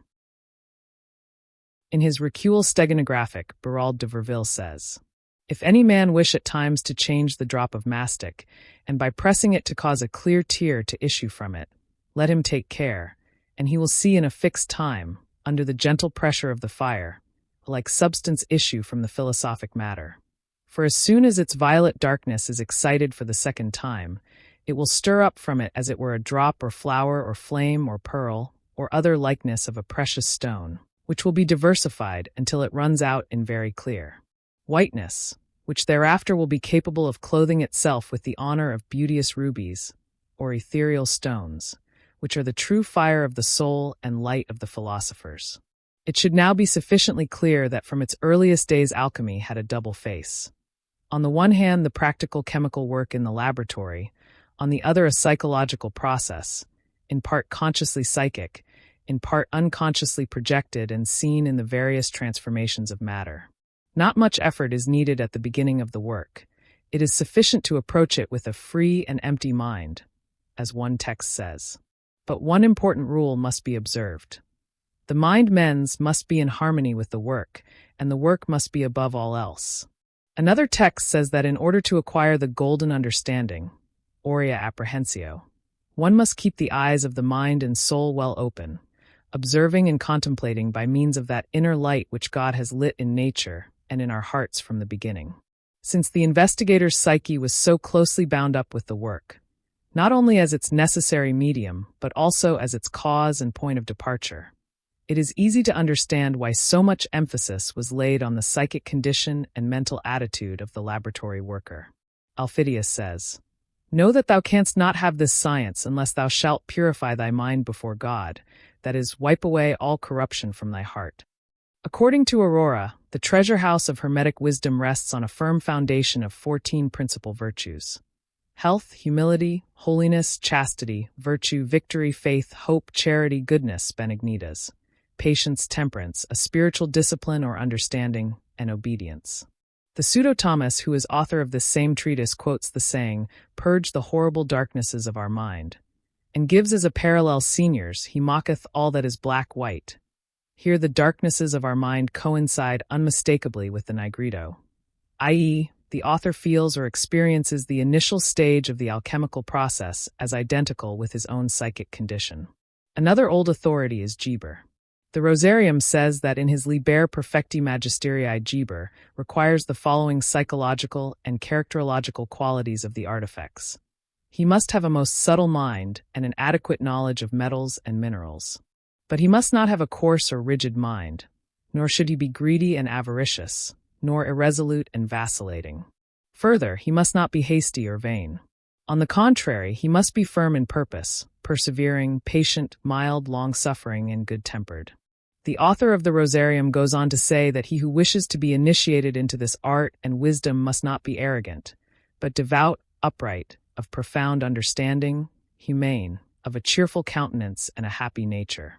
He continues, My son, above all I admonish thee to fear God, who knoweth what manner of man thou art, and in whom is help for the solitary, whosoever he may be. Particularly instructive is the introduction to the art given by Mercurius to Khaled. This thing for which you have sought so long is not to be acquired or accomplished by force or passion. It is to be won only by patience and humility and by a determined and most perfect love. For God bestows this divine and immaculate science on his faithful servants, namely those on whom he resolved to bestow it from the original nature of things. Some remarks follow concerning the handing down of the art to pupils. Nor were they, the elect, able to hold anything back save through the strength granted to them by God, and they themselves could no longer direct their minds save towards the goal appointed for them by God. For God charges those of his servants whom he has purposely chosen that they seek this divine science which is hidden from men, and that they keep it to themselves. This is the science that draws its master away from the suffering of this world and leads to the knowledge of future good. When Mercurius was asked by the king why he lived in mountains and deserts rather than in hermitages, he answered, I do not doubt that in hermitages and brotherhoods I would find greater repose and fatiguing work in the deserts and in the mountains, but no one reaps who does not sow. Exceeding narrow is the gateway to peace, and none may enter save through affliction of the soul. We must not forget, in considering this last sentence, that Mercurius is not speaking for the general edification, but is referring to the divine art and its work. Michael Meyer expresses himself in similar vein when he says, There is in our chemistry a certain noble substance, in the beginning whereof is wretchedness with vinegar, but in its ending joy with gladness. Therefore I have supposed that the same will happen to me, namely that I shall suffer difficulty, grief, and weariness at first, but in the end shall come to glimpse pleasanter and easier things. The same author also affirms that our chemistry stirs up the artifacts to a meditation of the heavenly good, and that whoso is initiated by God into these mysteries casts aside all insignificant cares like food and clothing, and feels himself as it were newborn. The difficulty and grief to be encountered at the beginning of the work once more coincide with the nigredo, like the horrible darknesses of our mind, of which Aurora speaks. And these in their turn are surely the same as the affliction of soul, mentioned by Mercurius. The term he uses for the attitude of the adept, amor perfectissimus, expresses an extraordinary devotion to the work. If this serious meditation is not mere bragging, and we have no reason to assume any such thing, then we must imagine the old adepts carrying out their work with an unusual concentration, indeed with religious fervor. Such devotion would naturally serve to project values and meanings into the object of all this passionate research, and to fill it with forms and figures that have their origin primarily in the unconscious of the investigator. 3. Meditation and imagination. The point of view described above is supported by the alchemist's remarkable use of the terms meditatio and imaginatio. Ruhlen's lexicon Alchemy defines meditatio as follows. The word meditatio is used when a man has an inner dialogue with someone unseen. It may be with God when he is invoked, or with himself, or with his good angel. The psychologist is familiar with this inner dialogue. It is an essential part of the technique for coming to terms with the unconscious. Ruhlen's definition proves beyond all doubt that when the alchemists speak of meditare, they do not mean mere cogitation, but explicitly an inner dialogue and hence a living relationship to the answering voice of the other, in ourselves, i.e., of the unconscious. The use of the term meditation, in the Hermetic dictum, and as all things proceed from the one through the meditation of the one, must therefore be understood in this alchemical sense as a creative dialogue, by means of which things pass from an unconscious potential state to a manifest one. Thus we read in a treatise of Philoliths.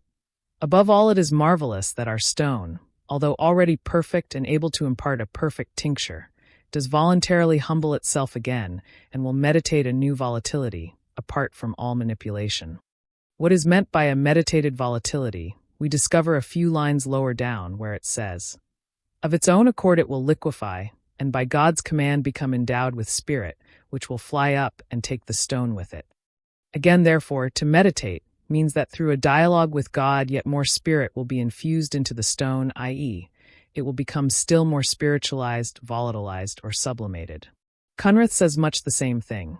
Therefore study, meditate, sweat, work, cook, so will a healthful flood be open to you which comes from the heart of the Son of the great world, a water which the Son of the great world pours forth from his body and heart, to be for us a true and natural aqua vitae.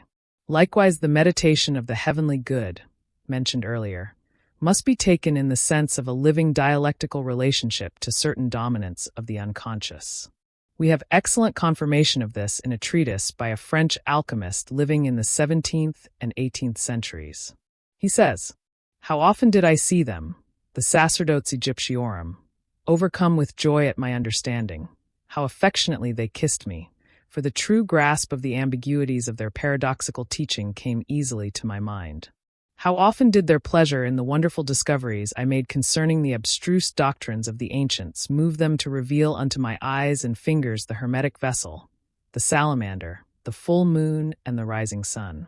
This treatise, although it is not so much a personal confession as a description of the golden age of alchemy, nevertheless tells us how the alchemist imagined the psychological structure of his opus. Its association with the invisible forces of the psyche was the real secret of the magisterium. In order to express this secret, the old masters readily resorted to allegory. One of the oldest records of this kind, which had a considerable influence on the later literature, is the Visio Arislay, and its whole character relates it very closely to those visions known to us from the psychology of the unconscious. As I have already said, the term imaginatio, like meditatio, is of particular importance in the alchemical opus. Earlier on we came across that remarkable passage in the Rosarium telling us that the work must be done with the true imaginatio, and we saw elsewhere how the philosophical tree can be made to grow through contemplation. Ruhlen's lexicon once more helps us to understand what the alchemist meant by imaginatio. Ruhlen says, "Imagination is the star in man, the celestial or supercelestial body." This astounding definition throws a quite special light on the fantasy processes connected with the opus. We have to conceive of these processes not as the immaterial phantoms we readily take fantasy pictures to be, but as something corporeal, a subtle body, semi-spiritual in nature. In an age when there was as yet no empirical psychology, such a concretization was bound to be made, because everything unconscious, once it was activated, was projected into matter. That is to say, it approached people from outside. It was a hybrid phenomenon, as it were, half spiritual, half physical. A concretization such as we frequently encounter in the psychology of primitives. The imaginatio, or the act of imagining, was thus a physical activity that could be fitted into the cycle of material changes, that brought these about and was brought about by them in turn. In this way the alchemist related himself not only to the unconscious, but directly to the very substance which he hoped to transform through the power of imagination. The singular expression astrum, star, is a Paracelsian term, which in this context means something like quintessence. Imagination is therefore a concentrated extract of the life forces, both physical and psychic. So the demand that the artifacts must have a sound physical constitution is quite intelligible, since he works with and through his own quintessence, and is himself the indispensable condition of his own experiment. But, just because of this intermingling of the physical and the psychic, it always remains an obscure point whether the ultimate transformations in the alchemical process are to be sought more in the material or more in the spiritual realm. Actually, however, the question is wrongly put. There was no either-or for that age, but there did exist an intermediate realm between mind and matter, i.e., a psychic realm of subtle bodies whose characteristic it is to manifest themselves in a mental as well as a material form. This is the only view that makes sense of alchemical ways of thought, which must otherwise appear nonsensical. Obviously, the existence of this intermediate realm comes to a sudden stop the moment we try to investigate matter in and for itself, apart from all projection. And it remains non-existent so long as we believe we know anything conclusive about matter or the psyche. But the moment when physics touches on the untrodden, untreadable regions, and when psychology has at the same time to admit that there are other forms of psychic life besides the acquisitions of personal consciousness, in other words, when psychology too touches on an impenetrable darkness, then the intermediate realm of subtle bodies comes to life again, and the physical and the psychic are once more blended in an indissoluble unity. We have come very near to this turning point today. Such reflections are unavoidable if we want to gain any understanding of alchemy's peculiar terminology. The earlier talk of the aberration of alchemy sounds rather old-fashioned today when the psychological aspects of it have faced science with new tasks.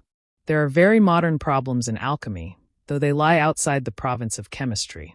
The concept of imaginatio is perhaps the most important key to the understanding of the opus. The author of the treatise De Sulfur speaks of the imaginative faculty of the soul in that passage where he is trying to do just what the ancients had failed to do, that is, give a clear indication of the secret of the art. The soul, he says, is the vice-regent of God, sui locum tenens seu vice rex est, and dwells in the life-spirit of the pure blood. It rules the mind, illa gubernat mentem, and this rules the body. The soul functions, operator, in the body, but has the greater part of its function, opratio, outside the body, or we might add by way of explanation, in projection. This peculiarity is divine, since divine wisdom is only partly enclosed in the body of the world. The greater part of it is outside, and it imagines far higher things than the body of the world can conceive, concipere. And these things are outside nature, God's own secrets. The soul is an example of this. It too imagines many things of the utmost profundity, profundissima, outside the body, just as God does. True, what the soul imagines happens only in the mind, non exequitur nisi in ment, but what God imagines happens in reality. The soul, however, has absolute and independent power, absolutum et separatum potestatum, to do other things alia facere than those the body can grasp. But when it so desires, it has the greatest power over the body, potestatum in corpus, for otherwise our philosophy would be in vain. Thou canst conceive the greater, for we have opened the gates unto thee. 4. Soul and body. The passage just quoted affords us valuable insight into the alchemical way of thinking. The soul in this text is evidently an anima corporalis that dwells in the blood. It would therefore correspond to the unconscious, if this is understood as the psychic phenomenon that mediates between consciousness and the physiological functions of the body. In the tantric chakra system, this anima would be located below the diaphragm. On the other hand, it is God's lieutenant or viceroy, the analogue of the deus creator. There are people who can never understand the unconscious as anything but a subconscious, and who therefore feel impelled to put a superconscious alongside or possibly above it. Such hypotheses do not trouble our philosophers, for according to their teaching, every form of life, however elementary, contains its own inner antithesis, thus anticipating the problem of opposites in modern psychology. What our author has to say about the element of air is significant in this respect. The air is a pure, uncorrupted element, in its kind the most worthy, being uncommonly light and invisible, but inside heavy, visible, and solid. Enclosed within it, inclusus, is the spirit of the highest that moved over the waters before the creation, according to the testimony of the Holy Scripture. And he did fly upon the wings of the wind. All things are integrated integri in this element by the imagination of the fire. In order to understand such a statement, we must obviously empty our minds of all modern ideas about the nature of gases, and take it as purely psychological. In this sense, it deals with the projection of pairs of opposites such as light-heavy, visible-invisible, and so on. Now, identity of opposites is a characteristic feature of every psychic event in the unconscious state. Thus, the anima corporalis is at the same time spiritualis, and the air's heavy, solid kernel is at the same time the spiritus creator which moves over the waters. And just as the images of all creatures are contained in the creative spirit, so all things are imagined or pictured in air through the power of fire. Firstly, because fire surrounds the throne of God and is the source from which the angels and, descending in rank and quality, all other living beings are created or imagined through infusion of the fiery anima into the breath of life. Secondly, because fire destroys all composite things and infuses their images back into the air in the form of smoke. The soul, says our author, is only partly confined to the body, just as God is only partly enclosed in the body of the world. If we strip this statement of its metaphysics, it asserts that the psyche is only partly identical with our empirical conscious being. For the rest it is projected, and in this state it imagines or realizes those greater things which the body cannot grasp, i.e., cannot bring into reality. The greater things, majora, correspond to the higher, altiora, referring to the world-creating imagination of God. But because these higher things are imagined by God, they at once become substantial instead of lingering in a state of potential reality, like the contents of the unconscious. That this activity of the soul, outside the body, refers to the alchemical opus is evident from the remark that the soul has the greatest power over the body, otherwise the royal art or philosophy would be in vain. Thou canst conceive the greater, says our author. Therefore your body can bring it into reality, with the help of the art and with God's permission, Deo concedent. This being a fixed formula in alchemy. The imaginatio, as the alchemists understand it, is in truth a key that opens the door to the secret of the opus. We now know that it was a question of representing and realizing those greater things which the soul, on God's behalf, imagines creatively and extra naturam. Or, to put it in modern language, a question of actualizing those contents of the unconscious which are outside nature, i.e., not a datum of our empirical world, and therefore an a priori of archetypal character. The place or the medium of realization is neither mind nor matter, but that intermediate realm of subtle reality, which can be adequately expressed only by the symbol. The symbol is neither abstract nor concrete, neither rational nor irrational, neither real nor unreal. It is always both. It is non-vulgi, the aristocratic preoccupation of one who is set apart, quius labet sequestrati, chosen and predestined by God from the very beginning. 3. The work. The method. The basis of alchemy is the work, opus. Part of this work is practical, the operatio itself, which is to be thought of as a series of experiments with chemical substances. In my opinion, it is quite hopeless to try to establish any kind of order in the infinite chaos of substances and procedures. Seldom do we get even an approximate idea of how the work was done, what materials were used, and what results were achieved. The reader usually finds himself in the most impenetrable darkness when it comes to the names of the substances. They could mean almost anything. And it is precisely the most commonly used substances like quicksilver, salt, and sulfur, whose alchemical meaning is one of the secrets of the art. Moreover, one must not imagine for a moment that the alchemists always understood one another. They themselves complain about the obscurity of the texts, and occasionally betray their inability to understand even their own symbols and symbolic figures. For instance, the learned Michael Meyer accuses the classical authority Geber of being the obscurest of all, saying that it would require an Oedipus to solve the riddle of the Gebrina Sphinx. One Bernard of Treviso, another famous alchemist, goes so far as to call Geber an obscurantist and a proteus who promises kernels and gives husks. The alchemist is quite aware that he writes obscurely. He admits that he veils his meaning on purpose, but nowhere, so far as I know, does he say that he cannot write in any other way. He makes a virtue of necessity by maintaining either that mystification is forced on him for one reason or another, or that he really wants to make the truth as plain as possible, but cannot proclaim aloud just what the prima materia or the lapis is.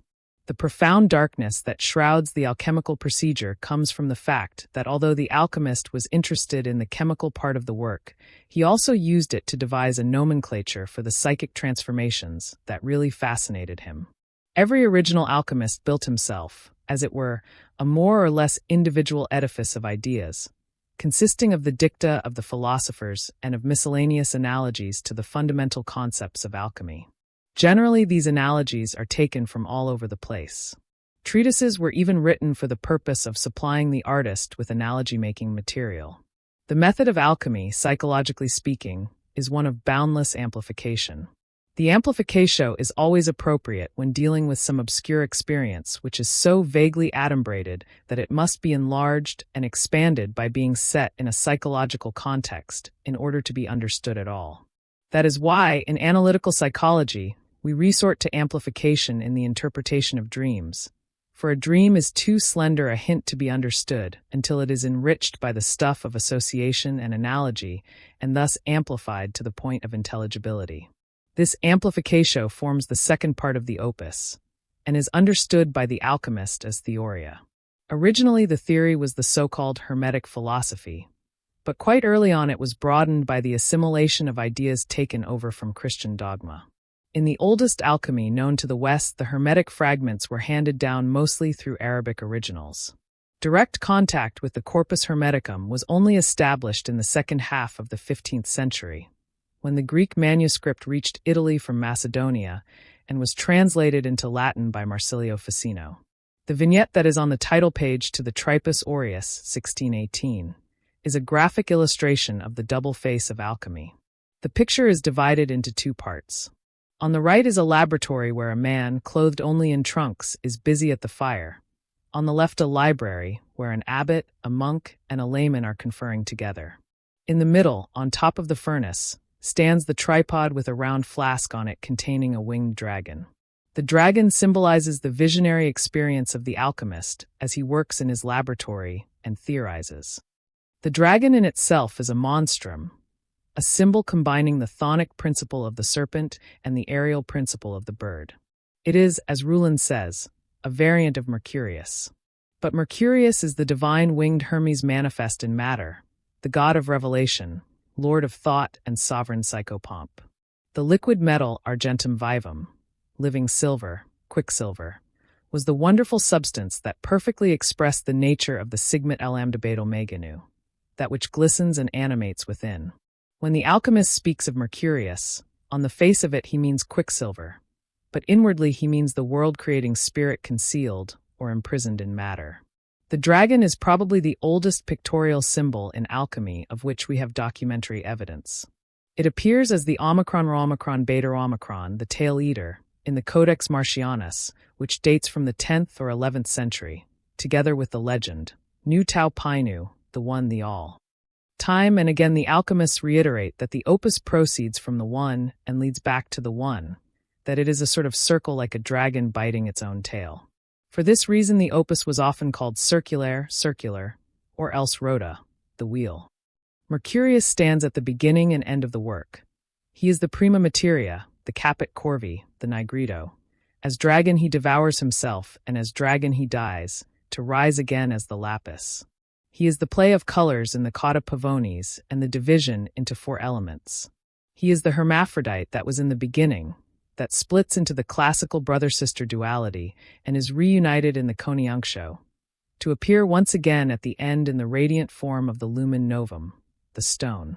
He is metallic yet liquid, matter yet spirit, cold yet fiery, poison and yet healing draught, a symbol uniting all opposites. 2. The spirit in matter. All these ideas were the common property of alchemy from earliest times. Zosimos, writing in the 3rd century AD, quotes one of the very oldest authorities on alchemy in his treatise, concerning the art and its interpretation, namely Ostanes, who belongs to the dawn of history and was known even to Pliny. His connection with Democritus, another of the earliest alchemical writers, probably dates from the 1st century BC. This Ostanes is reported to have said, "Go to the waters of the Nile, and there you will find a stone that has a spirit, pi nu epsilon mu alpha. Take this, divide it, thrust in your hand and draw out its heart, for its soul, sinukai, is in its heart." An interpolator adds there, he says, "You will find this stone that has a spirit," which refers to the expulsion of the quicksilver, nu delta lalfro gamma omega sigma iota. Nietzsche's metaphor in Zarathustra, "An image slumbers for me in the stone," says much the same thing, but the other way round. In antiquity, the material world was filled with the projection of a psychic secret, which from then on appeared as the secret of matter and remained so until the decay of alchemy in the 18th century. Nietzsche, with his ecstatic intuition, tried to wrest the secret of the Superman from the stone in which it had long been slumbering. It was in the likeness of this slumbering image that he wished to create the Superman, whom, in the language of antiquity, we may well call the divine man. But it is the other way about with the alchemists. They were looking for the marvelous stone that harbored a pneumatic essence in order to win from it the substance that penetrates all substances, since it is itself the stone-penetrating spirit, and transforms all base metals into noble ones by a process of coloration. This spirit substance is like quicksilver, which lurks unseen in the ore and must first be expelled if it is to be recovered in substantia. The possessor of this penetrating Mercurius can project it into other substances and transform them from the imperfect into the perfect state. The imperfect state is like the sleeping state. Substances lie in it like the sleepers chained in Hades, and are awakened as from death to a new and more beautiful life by the divine tincture extracted from the inspired stone. It is quite clear that we have here a tendency not only to locate the mystery of psychic transformation in matter, but at the same time to use it as a theoria for effecting chemical changes.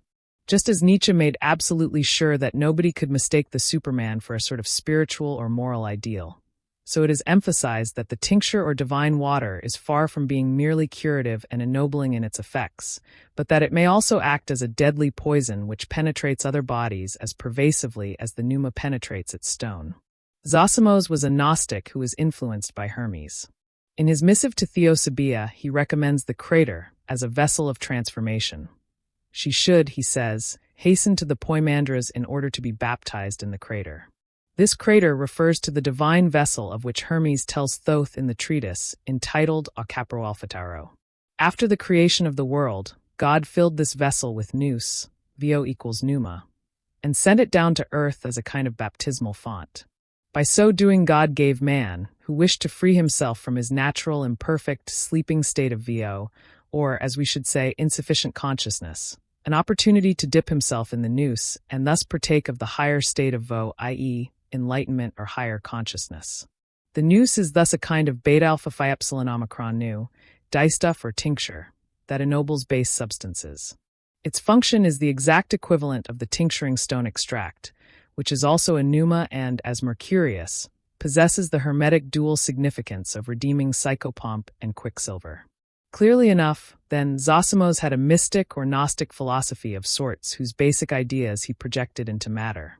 When we speak of psychological projection, we must, as I have already pointed out, always remember that it is an unconscious process that works only so long as it stays unconscious.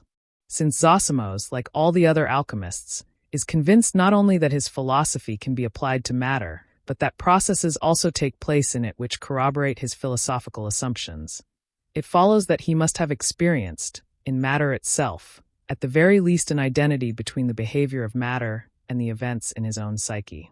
But, as this identity is unconscious, Zosimos is no more able than the rest of them to make any pronouncement about it. For him it is simply there, and it not only serves as a bridge, it actually is the bridge that unites psychic and material events in one, so that what is within is also without. Nevertheless, an unconscious event which eludes the conscious mind will portray itself somehow and somewhere. It may be in dreams, visions, or fantasies. The idea of the pneuma as the Son of God, who descends into matter and then frees himself from it in order to bring healing and salvation to all souls, bears the traits of a projected unconscious content. Such a content is an autonomous complex divorced from consciousness, leading a life of its own in the psychic non-ego and instantly projecting itself whenever it is constellated in any way. That is, whenever attracted by something analogous to it in the outside world. The psychic autonomy of the pneuma is attested by the Neo-Pythagoreans. In their view, the soul was swallowed by matter and only mind, nous, was left. But the nous is outside man. It is his demon. One could hardly formulate its autonomy more aptly. Nous seems to be identical with the god Anthropos. He appears alongside the demiurge and is the adversary of the planetary spheres. He rends the circle of the spheres and leans down to earth and water, i.e., he is about to project himself into the elements. His shadow falls upon the earth, but his image is reflected in the water. This kindles the love of the elements, and he himself is so charmed with the reflected image of divine beauty that he would fain take up his abode within it. But scarcely has he set foot upon the earth when Physis locks him in a passionate embrace. From this embrace are born the 7 first hermaphroditic beings. The 7 are an obvious allusion to the 7 planets and hence to the metals which in the alchemical view spring from the hermaphrodite Mercurius. In such visionary images as the Anthropos glimpsing his own reflection, there is expressed the whole phenomenon of the unconscious projection of autonomous contents. These myth pictures are like dreams, telling us that a projection has taken place, and also what has been projected. This, as the contemporary evidence shows, was Nous, the divine demon, the God-man, Pneuma, etc. Insofar as the standpoint of analytical psychology is realistic, i.e., based on the assumption that the contents of the psyche are realities, all these figures stand for an unconscious component of the personality, which might well be endowed with a higher form of consciousness transcending that of the ordinary human being. Experience shows that such figures always express superior insight or qualities that are not yet conscious. Indeed, it is extremely doubtful whether they can be attributed to the ego at all in the proper sense of the word. This problem of attribution may appear a captious one to the layman, but in practical work it is of great importance. A wrong attribution may bring about dangerous inflations which seem unimportant to the layman only because he has no idea of the inward and outward disasters that may result. As a matter of fact, we are dealing here with a content that up to the present has only very rarely been attributed to any human personality. The one great exception is Christ. As V tau nu theta pi omicron nu, the Son of Man, and as theta epsilon v, the Son of God, he embodies the God-man. And as an incarnation of the Logos by pneumatic impregnation, he is an avatar of the divine V. Thus the Christian projection acts upon the unknown in man, or upon the unknown man, who becomes the bearer of the terrible and unheard of secret. The pagan projection, on the other hand, goes beyond man and acts upon the unknown in the material world, the unknown substance which, like the chosen man, is somehow filled with God. And just as in Christianity, the Godhead conceals itself in the man of low degree, so in the philosophy, it hides in the uncomely stone. In the Christian projection, the descensus spiritus sancti stops at the living body of the chosen one, who is at once very man and very God, whereas in alchemy the descent goes right down into the darkness of inanimate matter, whose nether regions, according to the Neo-Pythagoreans, are ruled by evil. Evil and matter together form the dyad, the duality. This is feminine in nature, an anima mundi, the feminine physis who longs for the embrace of the one, the monad, the good and perfect. The Justinian Gnosis depicts her as Edem, virgin above, serpent below. Vengefully she strives against the pneuma because, in the shape of the demiurge, the second form of God, he faithlessly abandoned her. She is the divine soul imprisoned in the elements, whom it is the task of alchemy to redeem. 3. The work of redemption. Now, all these myth pictures represent a drama of the human psyche on the further side of consciousness, showing man as both the one to be redeemed and the redeemer. The first formulation is Christian, the second alchemical. In the first case, man attributes the need of redemption to himself and leaves the work of redemption, the actual theta lambda omicron nu or opus, to the autonomous divine figure. In the latter case, man takes upon himself the duty of carrying out the redeeming opus, and attributes the state of suffering and consequent need of redemption to the anima mundi imprisoned in matter. In both cases, redemption is a work.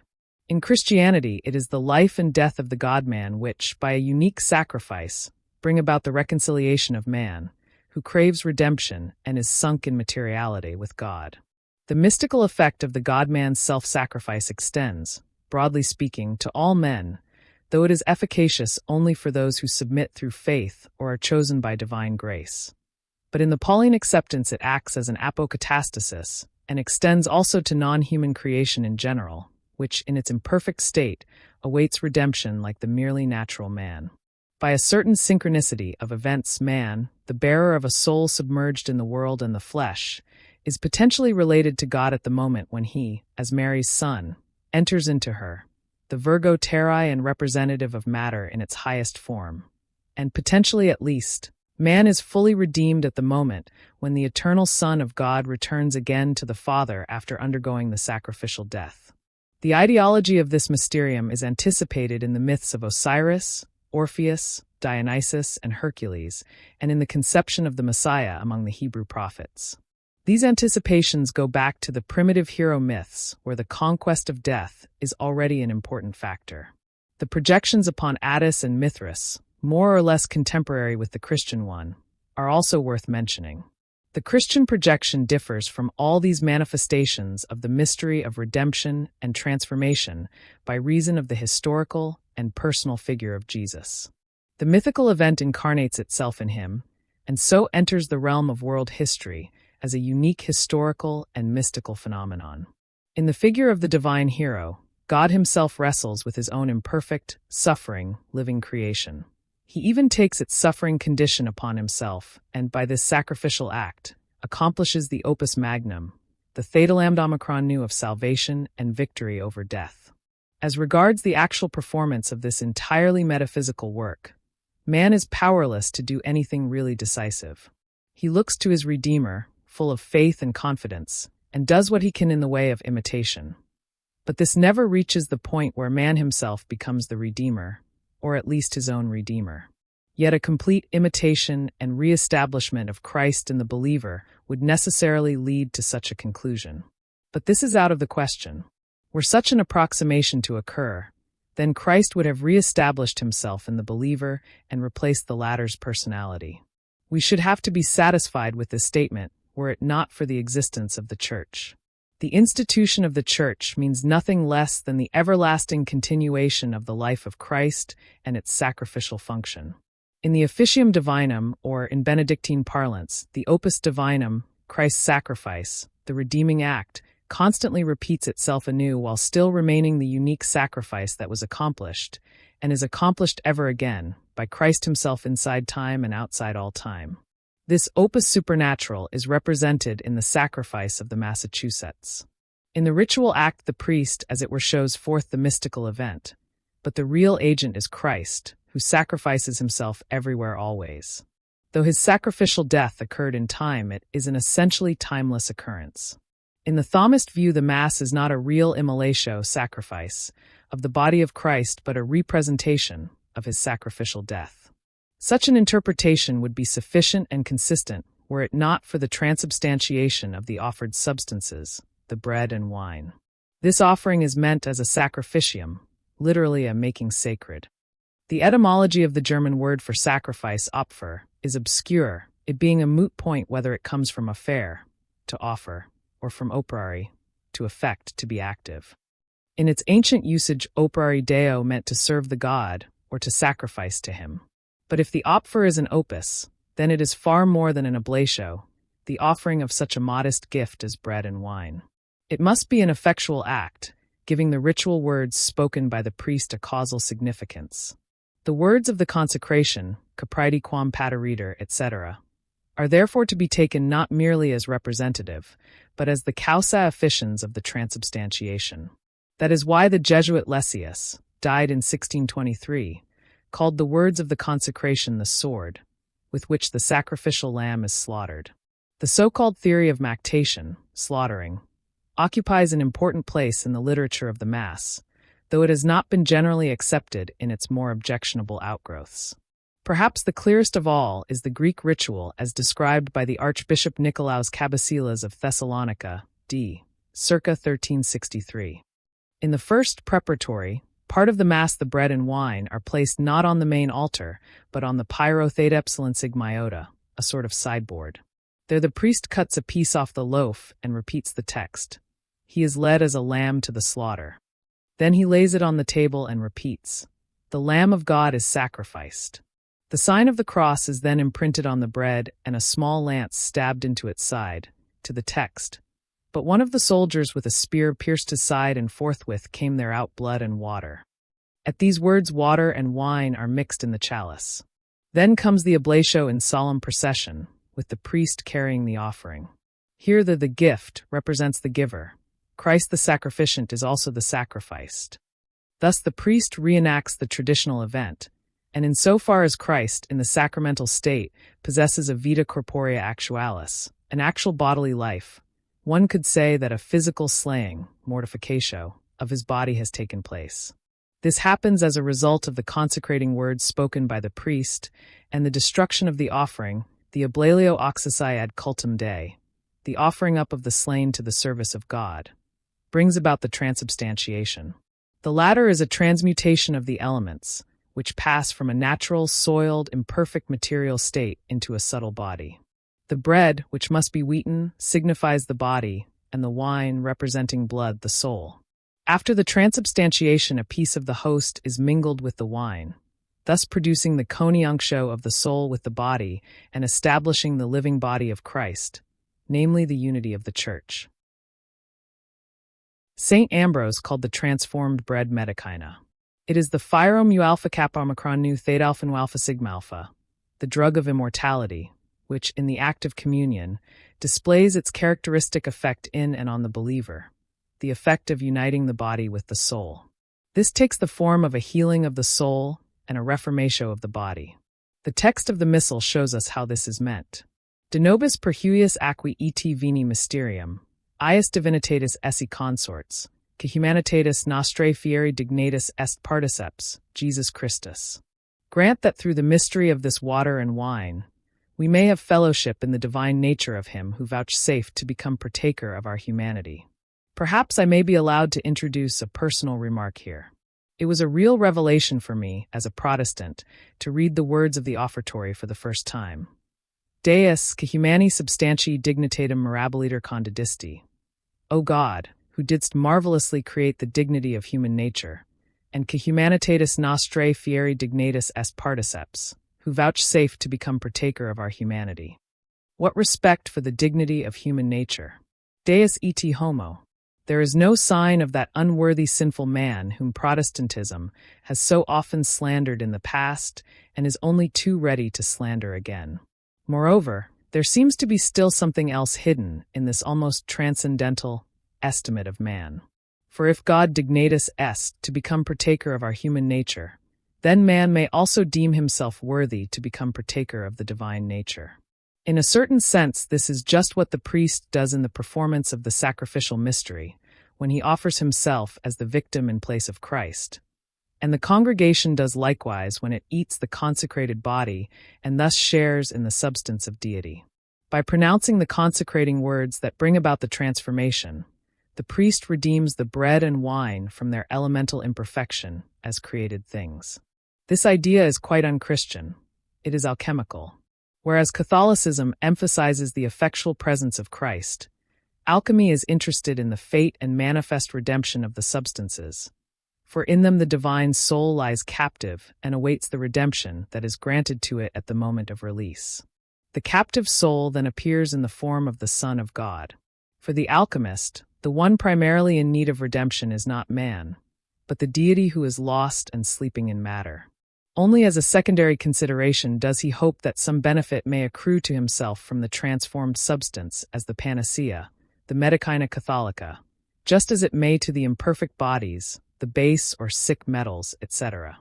His attention is not directed to his own salvation through God's grace, but to the liberation of God from the darkness of matter.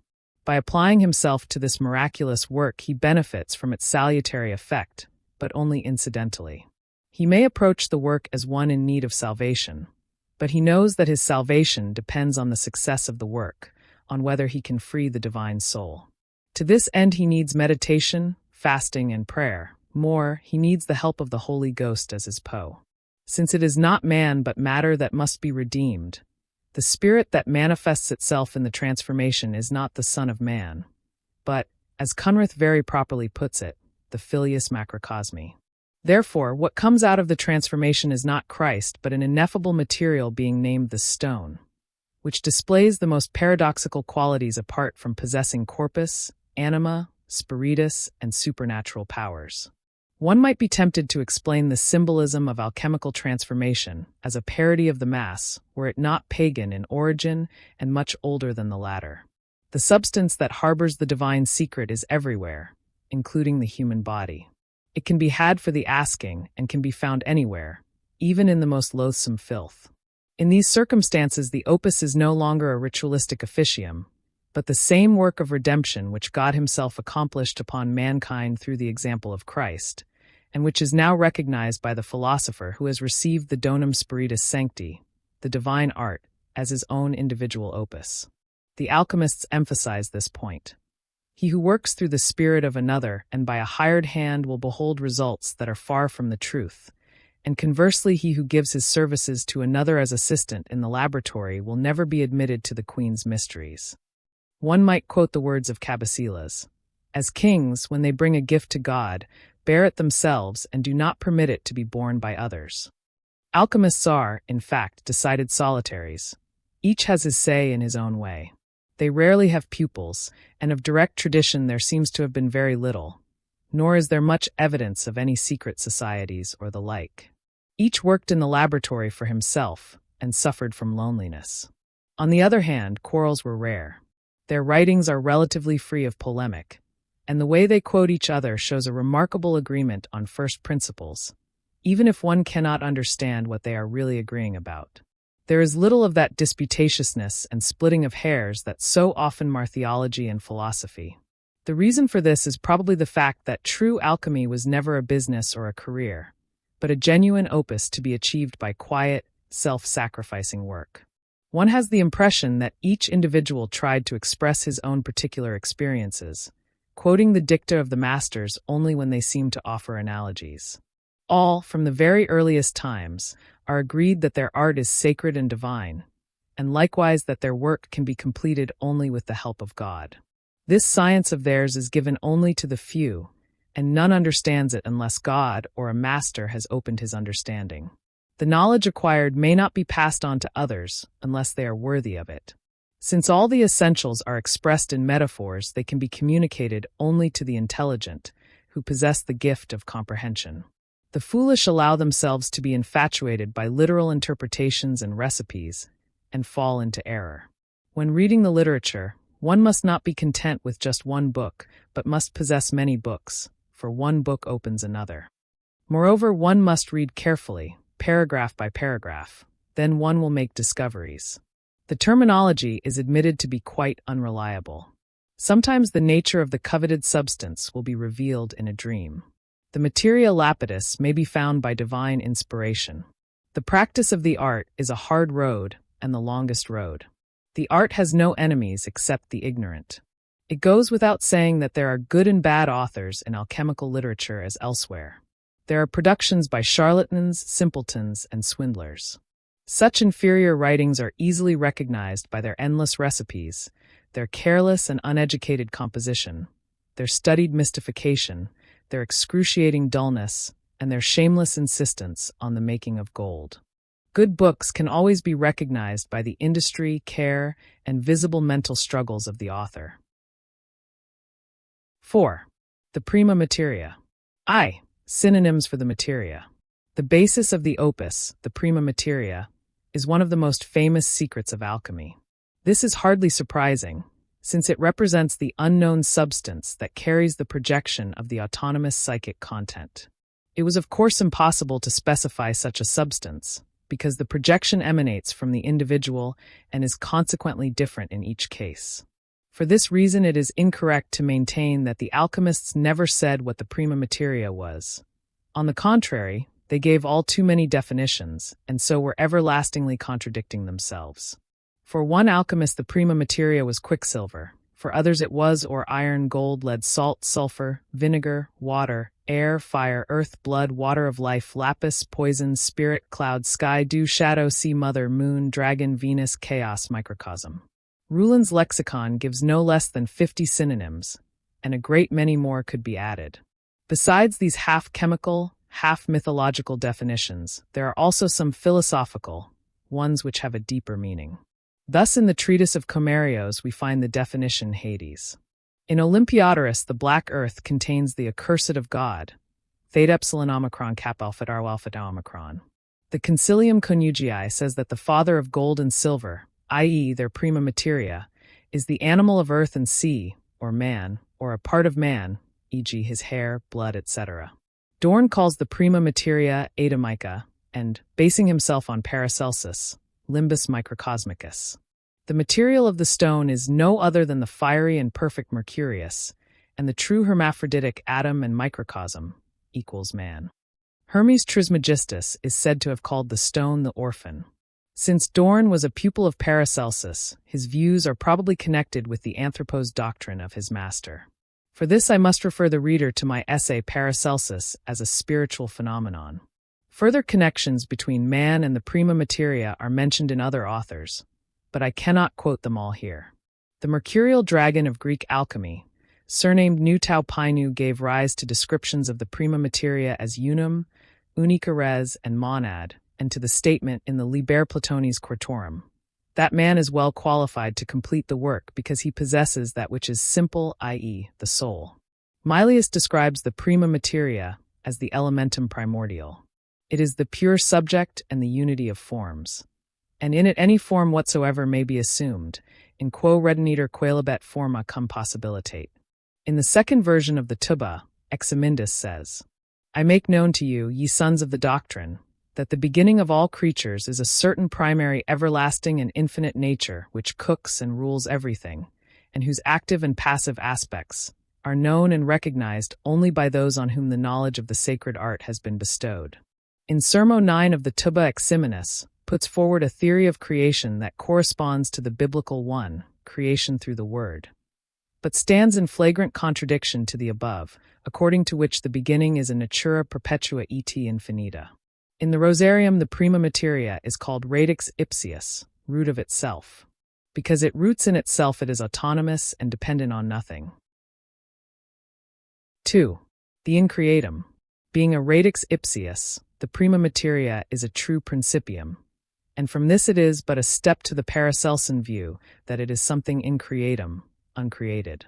In his Philosophia ad Athenienses, Paracelsus says that this unique, unica, materia is a great secret having nothing in common with the elements. It fills the entire regio etherea, and is the mother of the elements and of all created things. Nothing can express this mystery, nor has it been created, enici etium creatum fiat. This uncreated mystery was prepared, preparatum, by God in such a way that nothing will ever be like it in the future, nor will it ever return to what it was. For it was so corrupted as to be beyond reparation, which presumably refers to the fall. Dorn's rendering gives the sense of the original text. The autonomy and everlastingness of the prima materia in Paracelsus suggest a principle equal to the deity, corresponding to a die mater. Just how Paracelsus managed to reconcile such a view with his professions of Christianity is his own private concern. Nor is it by any means an isolated instance. The interpretations contained in Aquarium Sapientum, interesting on account of their truly preposterous character and hardly to be outdone even by Aurora, carry Paracelsan's speculations still further, though without mentioning the author.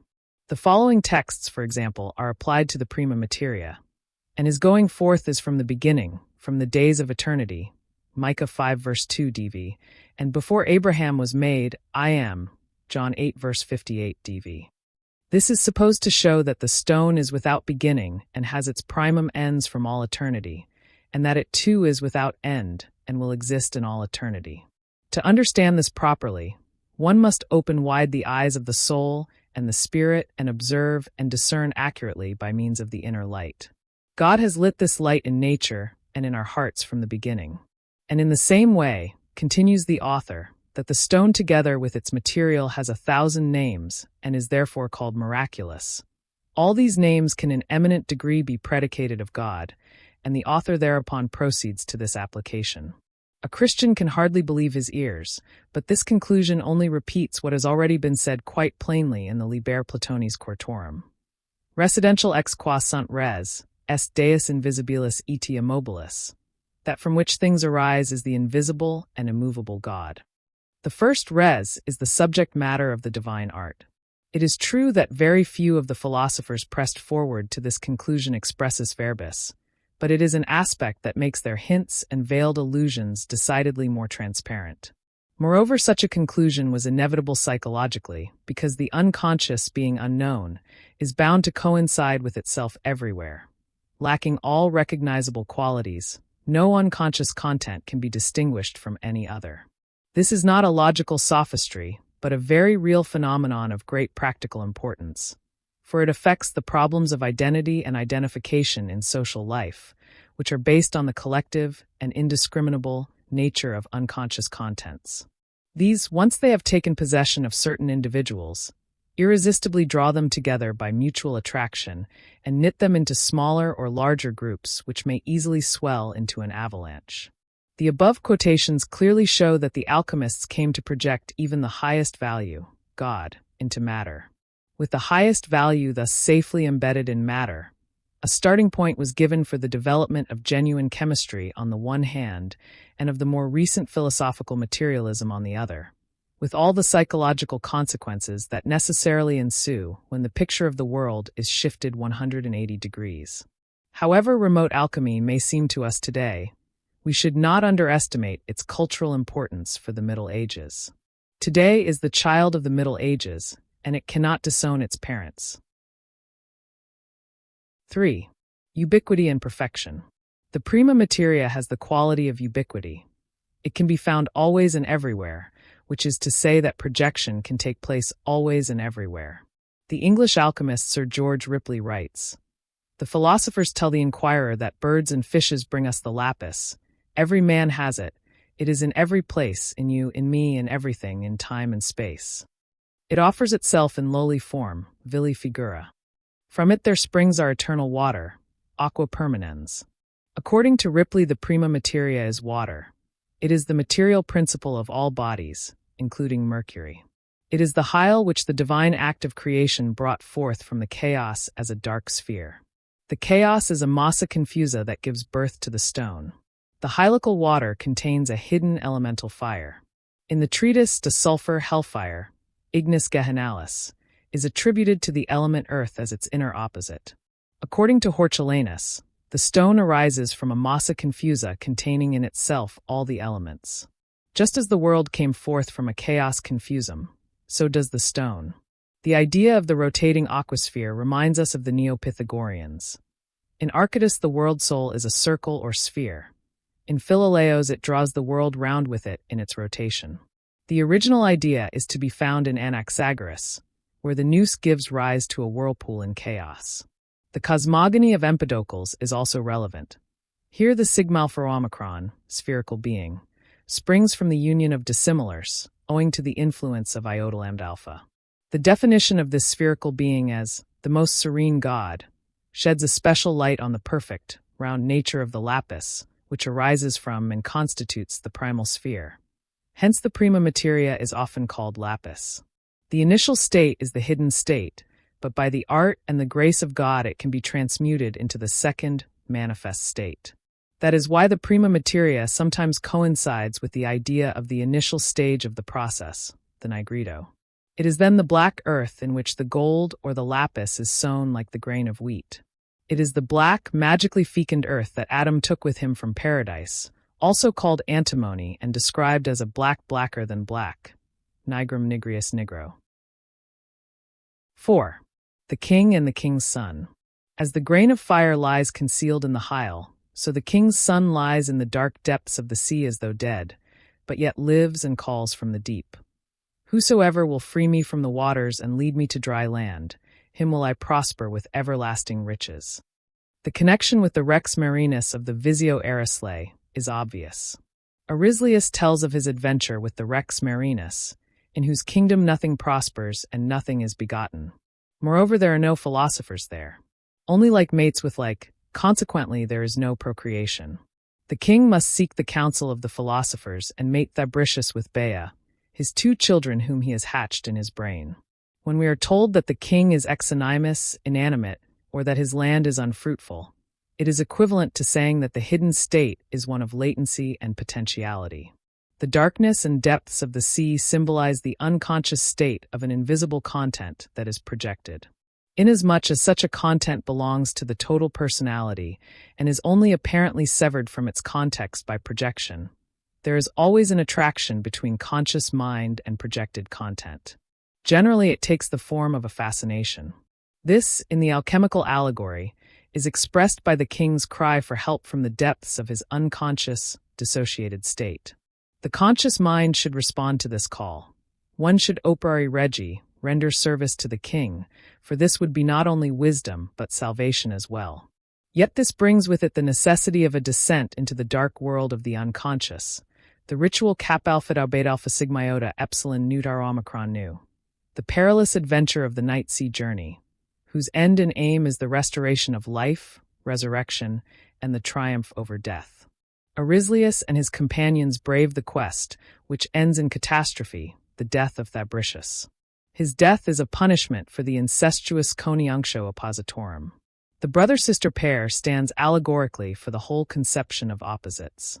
These have a wide range of variation, dry, moist, hot, cold, male, female, sun, moon, gold, silver, mercury, sulfur, round, square, water, fire, volatile, solid, physical, spiritual, and so on. The Regius Filius is a rejuvenated form of the Father King. The youth is frequently shown with a sword and represents the spirit, while the father represents the body. In the Rosarium version of the Visio, the death of the son is the result of his complete disappearance into the body of Bea during coitus. In another version, he is eaten by his father, or the son is drowned in Mercurius or swallowed by the lion.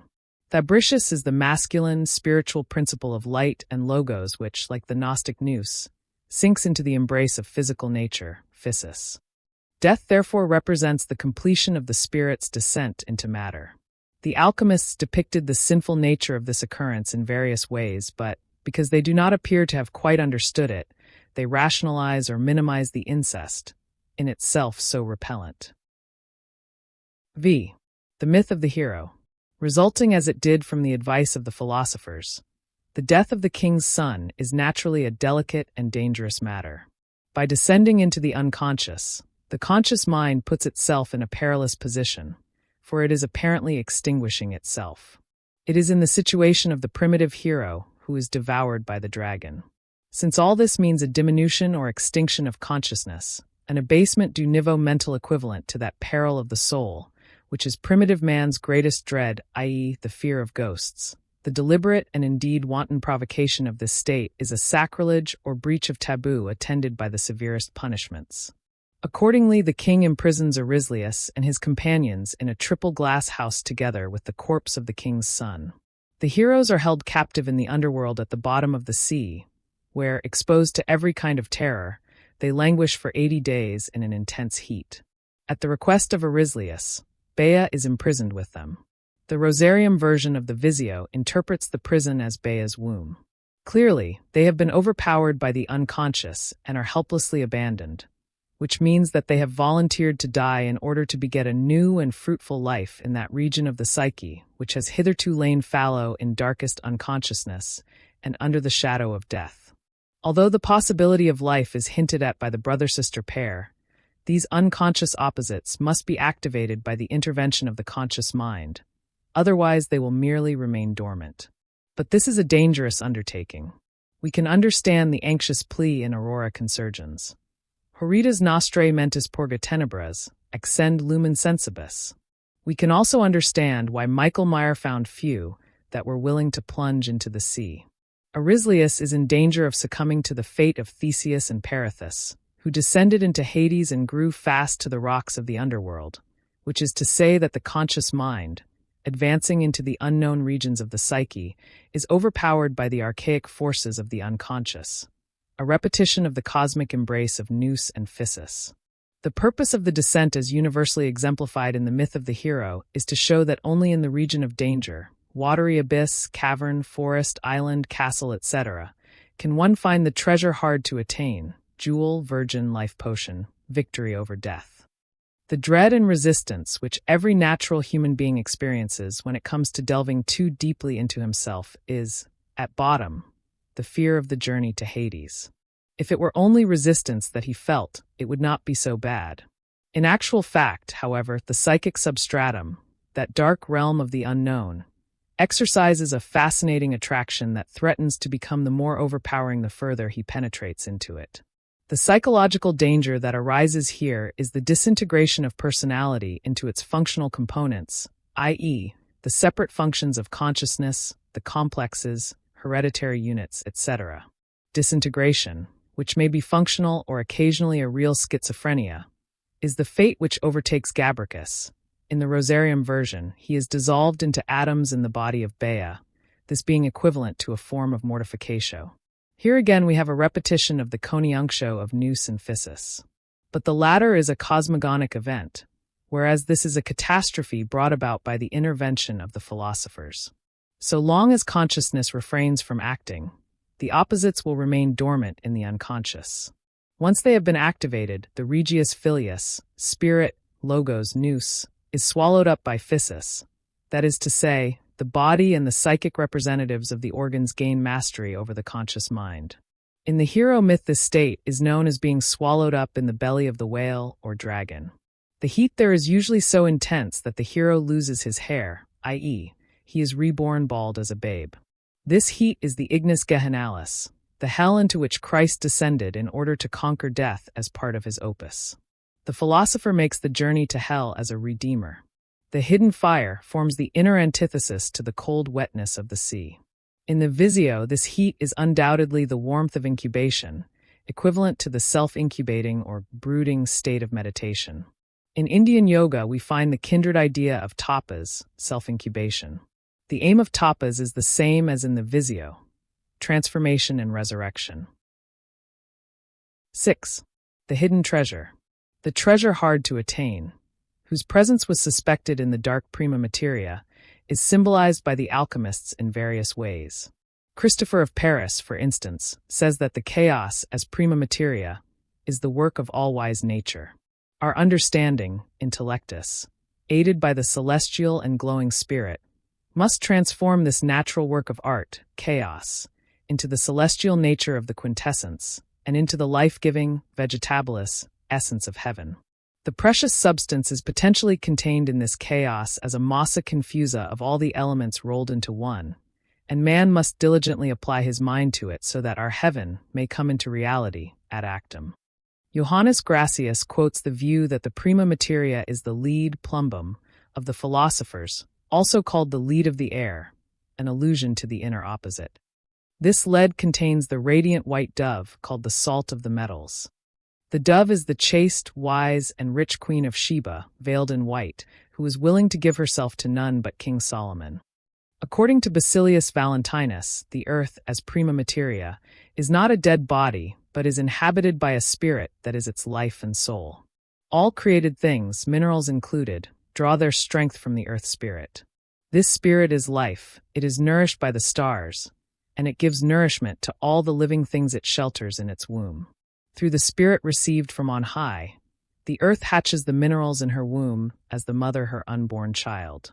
This invisible spirit is like the reflection in a mirror, intangible, yet it is at the same time the root of all the substances necessary to the alchemical process or arising therefrom. Radix nostrorum corporum. A similar idea is to be found in Michael Meyer. The sun, by its many millions of revolutions, spins the gold into the earth. Little by little the sun has imprinted its image on the earth, and that image is the gold. The sun is the image of God, the heart is the sun's image in man, just as gold is the sun's image in the earth, also called Deus Terinus, and God is known in the gold. This golden image of God is the anima aurea, which, when breathed into common quicksilver, changes it into gold. Ripley is of the opinion that the fire must be extracted from the chaos and made visible. This fire is the Holy Ghost, who unites Father and Son. He is often represented as a winged old man, i.e., Mercurius in the form of the god of revelation, who is identical with Hermes Trismegistus and, together with the king and the king's son, forms the alchemical trinity. God wrought this fire in the bowels of the earth, just as he wrought the purging flames of hell, and in this fire God himself glows with divine love. 5. The Lapis-Christ Parallel. The renewal of life. The examples given in the last chapter show that there is a spirit hidden in the prima materia, just as there was in the Nile stone of Ostanes. This spirit was eventually interpreted as the Holy Ghost in accordance with the ancient tradition of the noose swallowed up by the darkness while in the embrace of Physis. With this difference, however, that it is not the supreme feminine principle, Earth, who is the devourer, but nous in the form of Mercurius or the tail-eating Ouroboros. In other words, the devourer is a sort of material earth spirit, an hermaphrodite possessing a masculine spiritual and feminine corporeal aspect. The original Gnostic myth has undergone a strange transformation. Nous and Physis are indistinguishably one in the prima materia and have become a natura abscondita. The psychological equivalent of this theme is the projection of a highly fascinating unconscious content which, like all such contents, exhibits a numinous, divine or sacred, quality. Alchemy set itself the task of acquiring this treasure hard to attain, and of producing it in visible form, as the physical gold or the panacea or the transforming tincture, insofar as the art still busied itself in the laboratory. But since the practical chemical work was never quite free from the unconscious contents of the operator which found expression in it, it was at the same time a psychic activity which can best be compared with what we call active imagination. This method enables us to get a grasp of contents that also find expression in dream life. The process is in both cases an irrigation of the conscious mind by the unconscious, and it is related so closely to the world of alchemical ideas that we are probably justified in assuming that alchemy deals with the same, or very similar, processes as those involved in active imagination and in dreams, i.e., ultimately with the process of individuation. Earlier on, we left Aurelius and his companions, together with Bea and the dead Fabricius, in the triple glass house where they had been imprisoned by the Rex Marinus. They suffer from the intense heat, like the three whom Nebuchadnezzar cast into the fiery furnace. King Nebuchadnezzar had a vision of a fourth, like the Son of God, as we are told in Daniel 3 verse 25. This vision is not without bearing on alchemy, since there are numerous passages in the literature stating that the stone is Trinus et Unus. It consists of the four elements, with fire representing the spirit concealed in matter. This is the fourth, absent and yet present, who always appears in the fiery agony of the furnace and symbolizes the divine presence, succor and the completion of the work.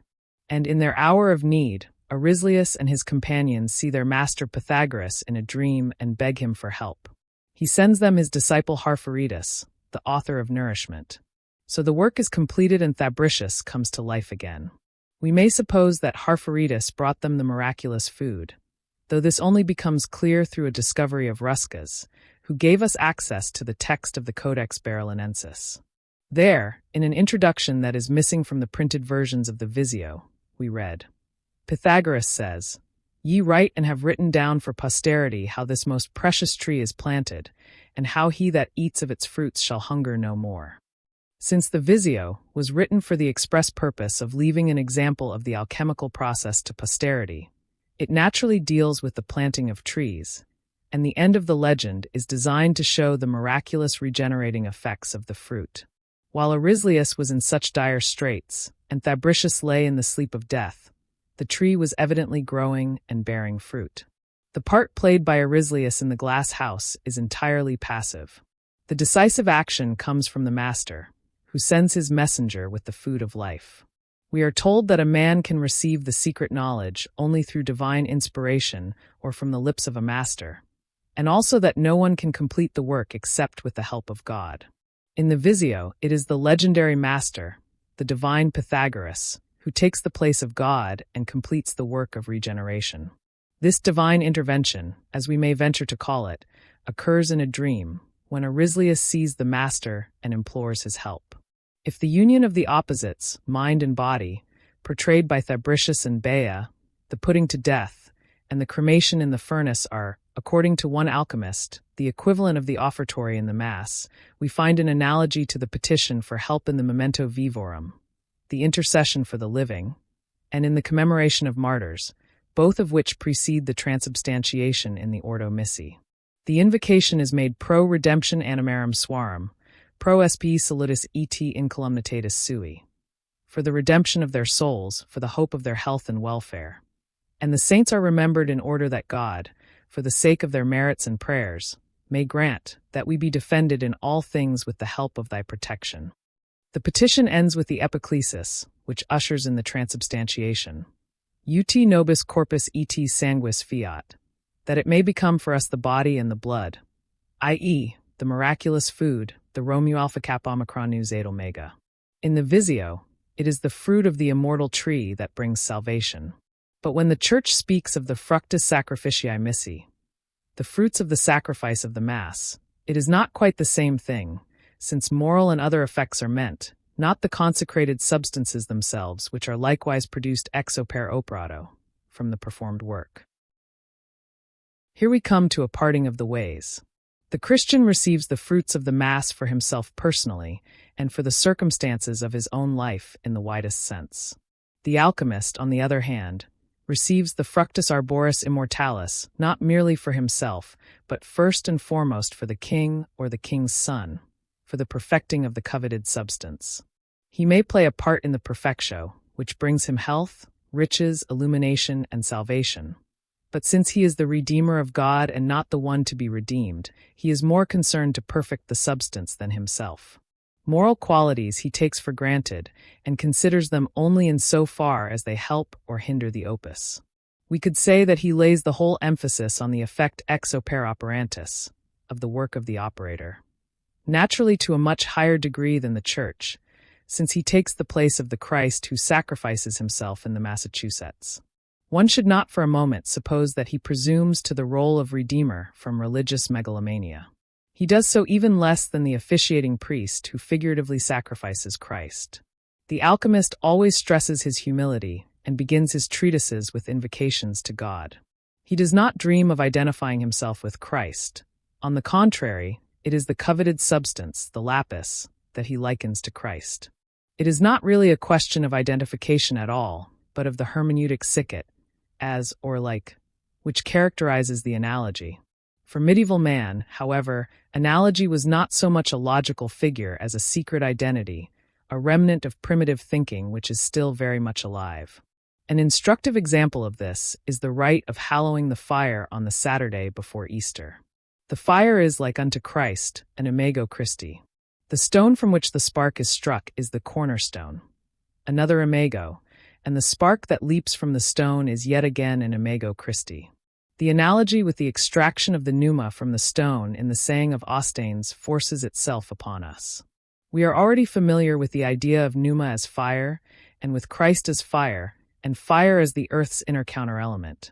But the firestone from which the spark is struck is also analogous to the rocky sepulchre, or the stone before it. Here Christ lay as one asleep, or in the fetters of death during the 3 days of his descent into hell, when he went down to the ignis gehennalis, from which he rises again as the new fire. Without knowing it, the alchemist carries the idea of the imitatio a stage further and reaches the conclusion we mentioned earlier, that complete assimilation to the Redeemer would enable him, the assimilated, to continue the work of redemption in the depths of his own psyche. This conclusion is unconscious, and consequently the alchemist never feels impelled to assume that Christ is doing the work in him. It is by virtue of the wisdom and art which he himself has acquired, or which God has bestowed upon him, that he can liberate the world-creating nous or logos, lost in the world's materiality, for the benefit of mankind. The artifex himself bears no correspondence to Christ. Rather, he sees this correspondence to the Redeemer in his wonderful stone. From this point of view, alchemy seems like a continuation of Christian mysticism carried on in the subterranean darkness of the unconscious. Indeed, some mystics pressed the materialization of the Christ figure even to the appearance of the stigmata. But this unconscious continuation never reached the surface, where the conscious mind could have dealt with it. All that appeared in consciousness were the symbolic symptoms of the unconscious process. Had the alchemist succeeded in forming any concrete idea of his unconscious contents, he would have been obliged to recognize that he had taken the place of Christ, or, to be more exact, that he, regarded not as ego but as self, had taken over the work of redeeming not man but God. He would then have had to recognize not only himself as the equivalent of Christ, but Christ as a symbol of the self. This tremendous conclusion failed to dawn on the medieval mind. What seems like a monstrous presumption to the Christian European would have been self-evident to the spirit of the Upanishads. Modern man must therefore consider himself fortunate not to have come up against Eastern ideas until his own spiritual impoverishment was so far gone that he did not even notice what he was coming up against. He can now deal with the East on the quite inadequate and therefore innocuous level of the intellect, or else leave the whole matter to Sanskrit specialists. 2. Evidence for the religious interpretation of the lapis. A. Raymond Lully. It is not surprising that the Lapis-Christ Parallel came to the fore among the medieval Latin authors at a comparatively early date, since alchemical symbolism is steeped in ecclesiastical allegory. Although there is no doubt that the allegories of the Church Fathers enriched the language of alchemy, it remains in my opinion exceedingly doubtful just how far the Opus Alchemicum, in its various forms, can be regarded as a transmogrification of ecclesiastical rites, baptism, mass, and dogmas, Christ's conception, birth, passion, death, and resurrection. Undeniably, borrowings were made over and over again from the Church, But when we come to the original basic ideas of alchemy, we find elements that derive from pagan, and more particularly from Gnostic sources. The roots of Gnosticism do not lie in Christianity at all. It is far truer to say that Christianity was assimilated through Gnosticism.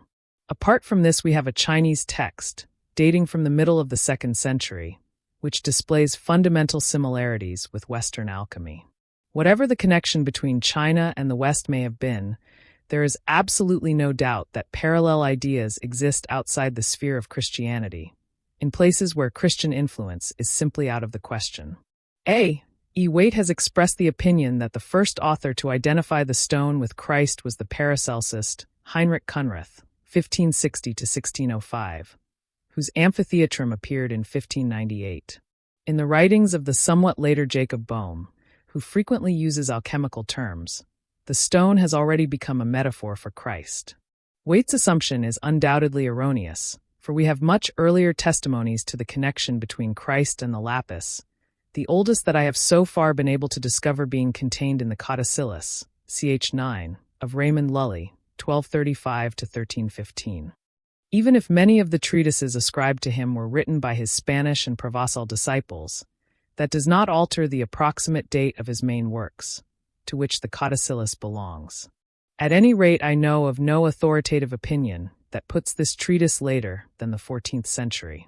There it is said, "And as Jesus Christ of the house of David took on human nature for the deliverance and redemption of mankind, who were in the bonds of sin on account of Adam's disobedience, so likewise in our art, that which has been wrongfully defiled by one thing is absolved by its opposite, cleansed and delivered from that stain." B. Tractatus Aureus. A still older source would assuredly be the Tractatus Aureus, ascribed to Hermes and regarded as of Arabic origin even in the Middle Ages, where Christ mentioned directly by name.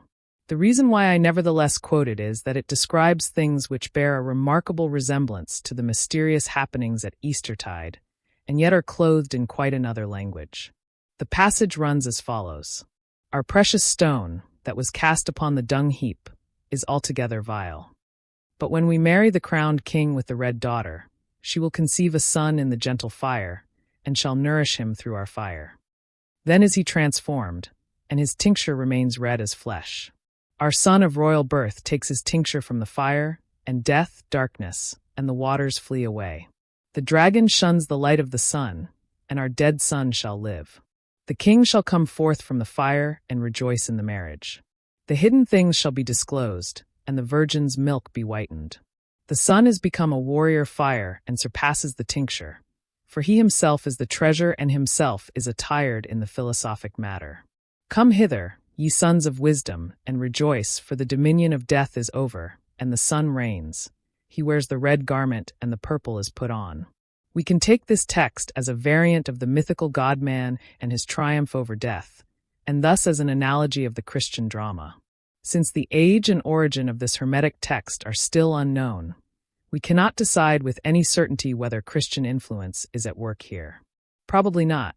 There is no reason to suspect Christian influence in the very early texts, such as that of Comerios. The Christian prefaces, etc., to these manuscripts are interpolations by Byzantine monastic copyists.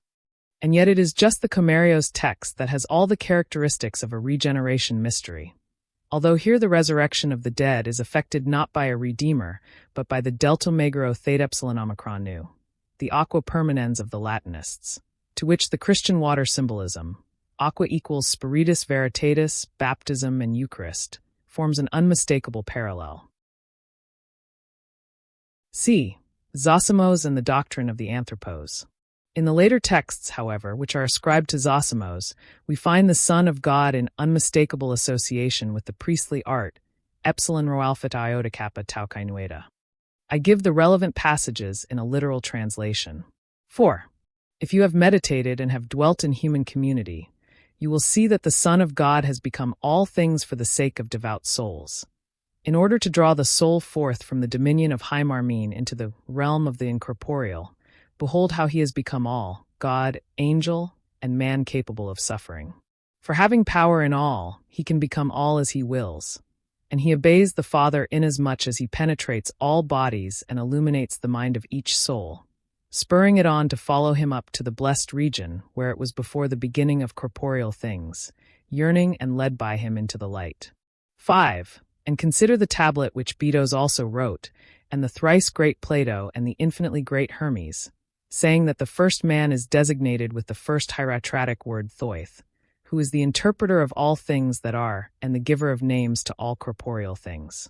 The Chaldeans, Parthians, Medes, and Hebrews call him Adam, which is being interpreted virgin earth, blood red or bloody earth, fiery or carnal earth. This is to be found in the libraries of the Ptolemies. They put it in every sanctuary, and especially in the Serapeum, at the time when Essenes went to the high priest of Jerusalem, who sent Hermes, who translated the whole of the Hebrew into Greek and Egyptian. 6. So the first man is called by us Thoith and by them Adam, which is a name in the language of the angels. But with reference to his body, they named him symbolically after the 4 elements of the whole heavenly sphere. For his letter A stands for ascent nu alpha omicron lambda, the east or the air, D for descent delta sigma iota, the west, because at the earth is heavy, A for arctic rho kappa omicron, the north, and M for meridian mu epsilon gamma eta mu beta rho alpha. The south, the midmost of these bodies, the fire that burns in the midst of the 4th region. Thus the fleshly Adam, according to his outward and visible form, is called Thoith, but the spiritual man in him has a proper name, as well as the name by which he is called. His proper name as yet I know not, for Nicotheus alone knows this, and he is not to be found. But his common name is man, which is light, wherefore it came that men are called Tau Alpha. 7. Now when the man of light abode in paradise, pervaded by the breath of Hymarmene, they, the elements, persuaded him, who was without evil and free from their activity, to put on the Adam that was with him, namely the Adam wrought of the 4 elements of Hymarmene. And he in his innocence did not turn aside, but they boasted that he was their slave. Wherefore Hesiod called the outer man the bond with which Zeus bound Prometheus. But after this fetter Zeus sent him yet another, Pandora, whom the Hebrews call Eve. For, in the allegorical language, Prometheus and Epimetheus are but one man, namely soul and body. And sometimes he bears the likeness of the soul, sometimes that of the spirit, and sometimes the likeness of the flesh, because of the disobedience of Epimetheus, who heeded not the counsel of Prometheus, his own mind. For our mind says, the Son of God, having power in all things and becoming all things when he wills, appears as he wills to each. Jesus Christ made himself one with Adam and bore him up to that place where the men of light dwelt before. 8. But he appeared to the very feeble as a man capable of suffering and like one scourged. And after he had privily stolen away the men of light that were his own, he made known that in truth he did not suffer, and that death was trampled down and cast out. And to this day and to the end of the world he is present in many places, both secretly and openly consorting with his own, counseling them secretly, yet through their own minds, to suffer confusion with the Adam who was with them, that he might be beaten away from them and slain, this blind chatterer who is envious of the spiritual man of light. Thus they kill their Adam. 9. And these things are so until the coming of the demon Antimimos, the jealous one, who seeks to lead them astray as before, declaring that he is the Son of God, although he is formless in both body and soul. But they, having become wiser since the true Son of God has taken possession of them, deliver up to him their own Adam to be put to death, and bring their shining spirits safely back to the place where they were before the beginning of the world. Yet before Antimimos, the jealous one, does this, he sends his forerunner from Persia, who circulates false fables and leads men astray through the power of Hymarmene. The letters of his name are 9 if you keep the diphthong, corresponding to Hymarmene. Later, at the end of about 7 periods, he will appear in his own shape. 10. And only the Hebrews and the sacred books of Hermes tell of these things concerning the man of light and his guide the Son of God, and concerning the earthly Adam and his guide Antimimos, who blasphemously calls himself the Son of God to lead men astray. But the Greeks call the earthly Adam Epimetheus, who was counseled by his own mind, his brother, not to accept the gifts of Zeus.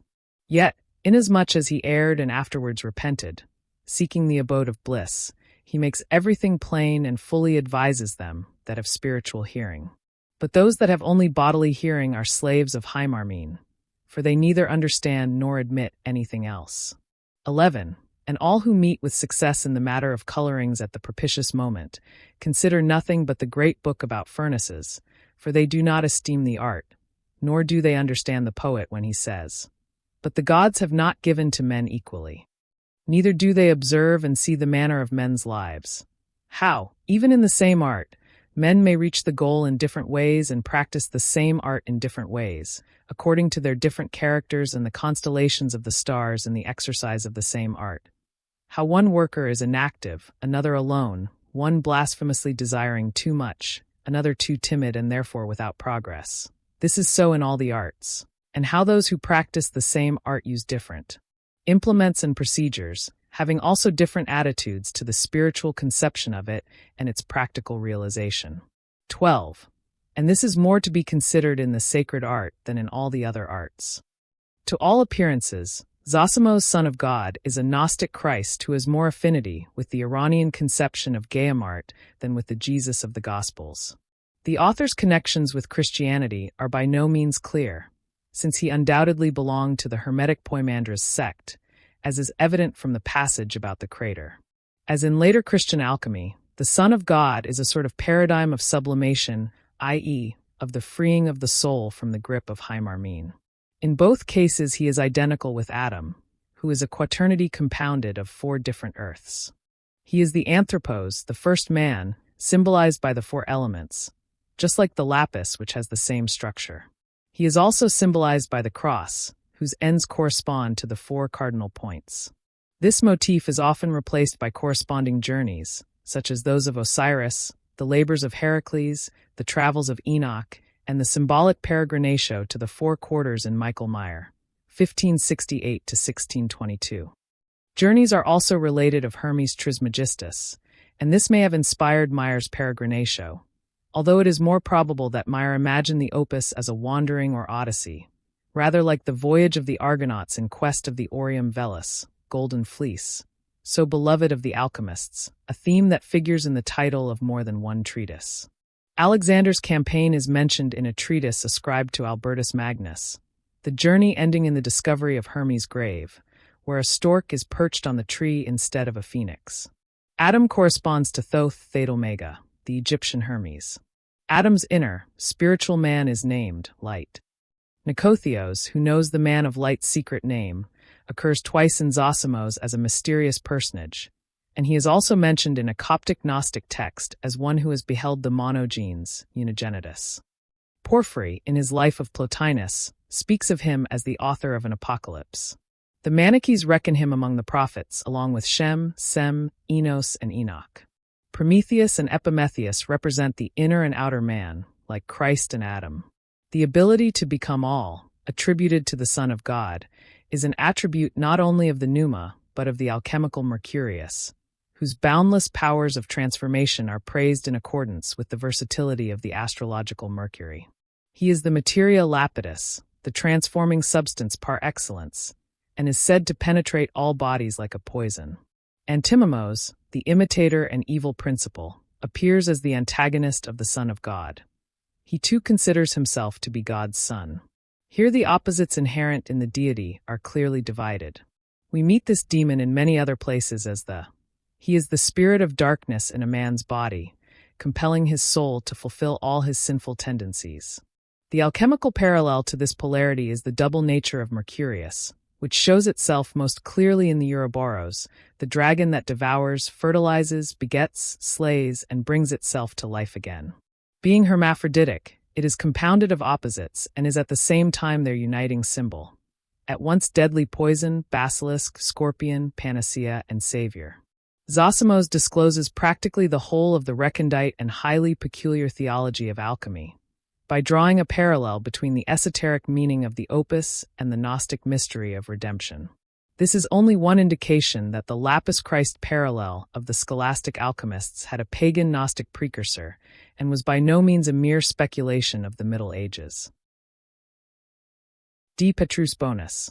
The oldest source to treat specifically of the stone's connection with Christ would appear to be a text, Preciosa Margarita Novella, written by Petrus Bonus of Ferrara between 1330 and 1339, from which I give the following extract. This art is partly natural and partly divine or supernatural.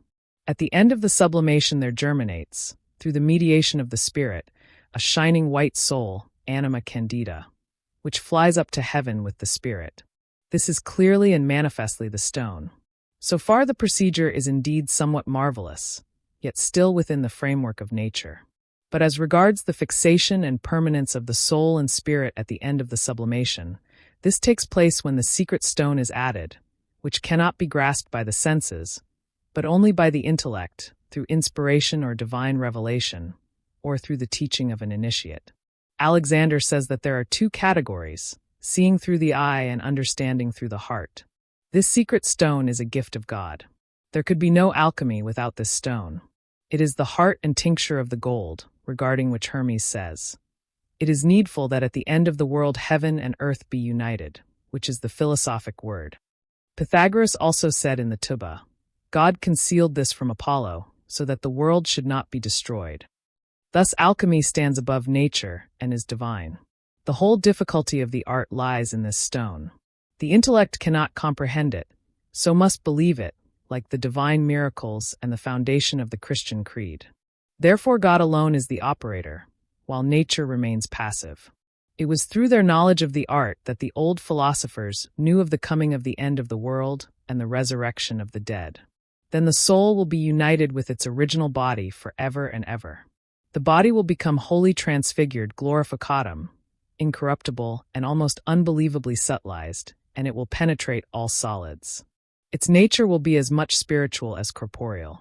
When the stone decomposes to a powder like a man in his grave, God restores to it soul and spirit, and takes away all imperfection. Then is that substance, illa res, strengthened and improved, as after the resurrection a man becomes stronger and younger than he was before. The old philosophers discerned the last judgment in this art, namely in the germination and birth of this stone. For in it the soul to be beatified beatificandi, unites with its original body to eternal glory. So also the ancients knew that a virgin must conceive and bring forth, for in their art the stone begets, conceives, and brings itself forth. Such a thing can happen only by the grace of God. Therefore Alphidius says of the stone that its mother was a virgin, and that its father had never known woman. They knew besides that God would become man on the last day of this art, in novissima die huius artis, when the work is perfected, and that begetter and begotten, old man and boy, father and son, all become one. Now, since no creature except man can unite with God, on account of their dissimilarity, God must needs become one with man. And this came to pass in Christ Jesus and his Virgin Mother. Therefore Balgus says in the Tuba, "O what miracles of nature, that have changed the soul of the old man into a youthful body, and the Father has become the Son." In like manner Plato, writing of alchemical matters, wrote a gospel which was completed long after by John the Evangelist. Plato wrote the opening verses from, "In the beginning was the Word," to "There was a man sent from God."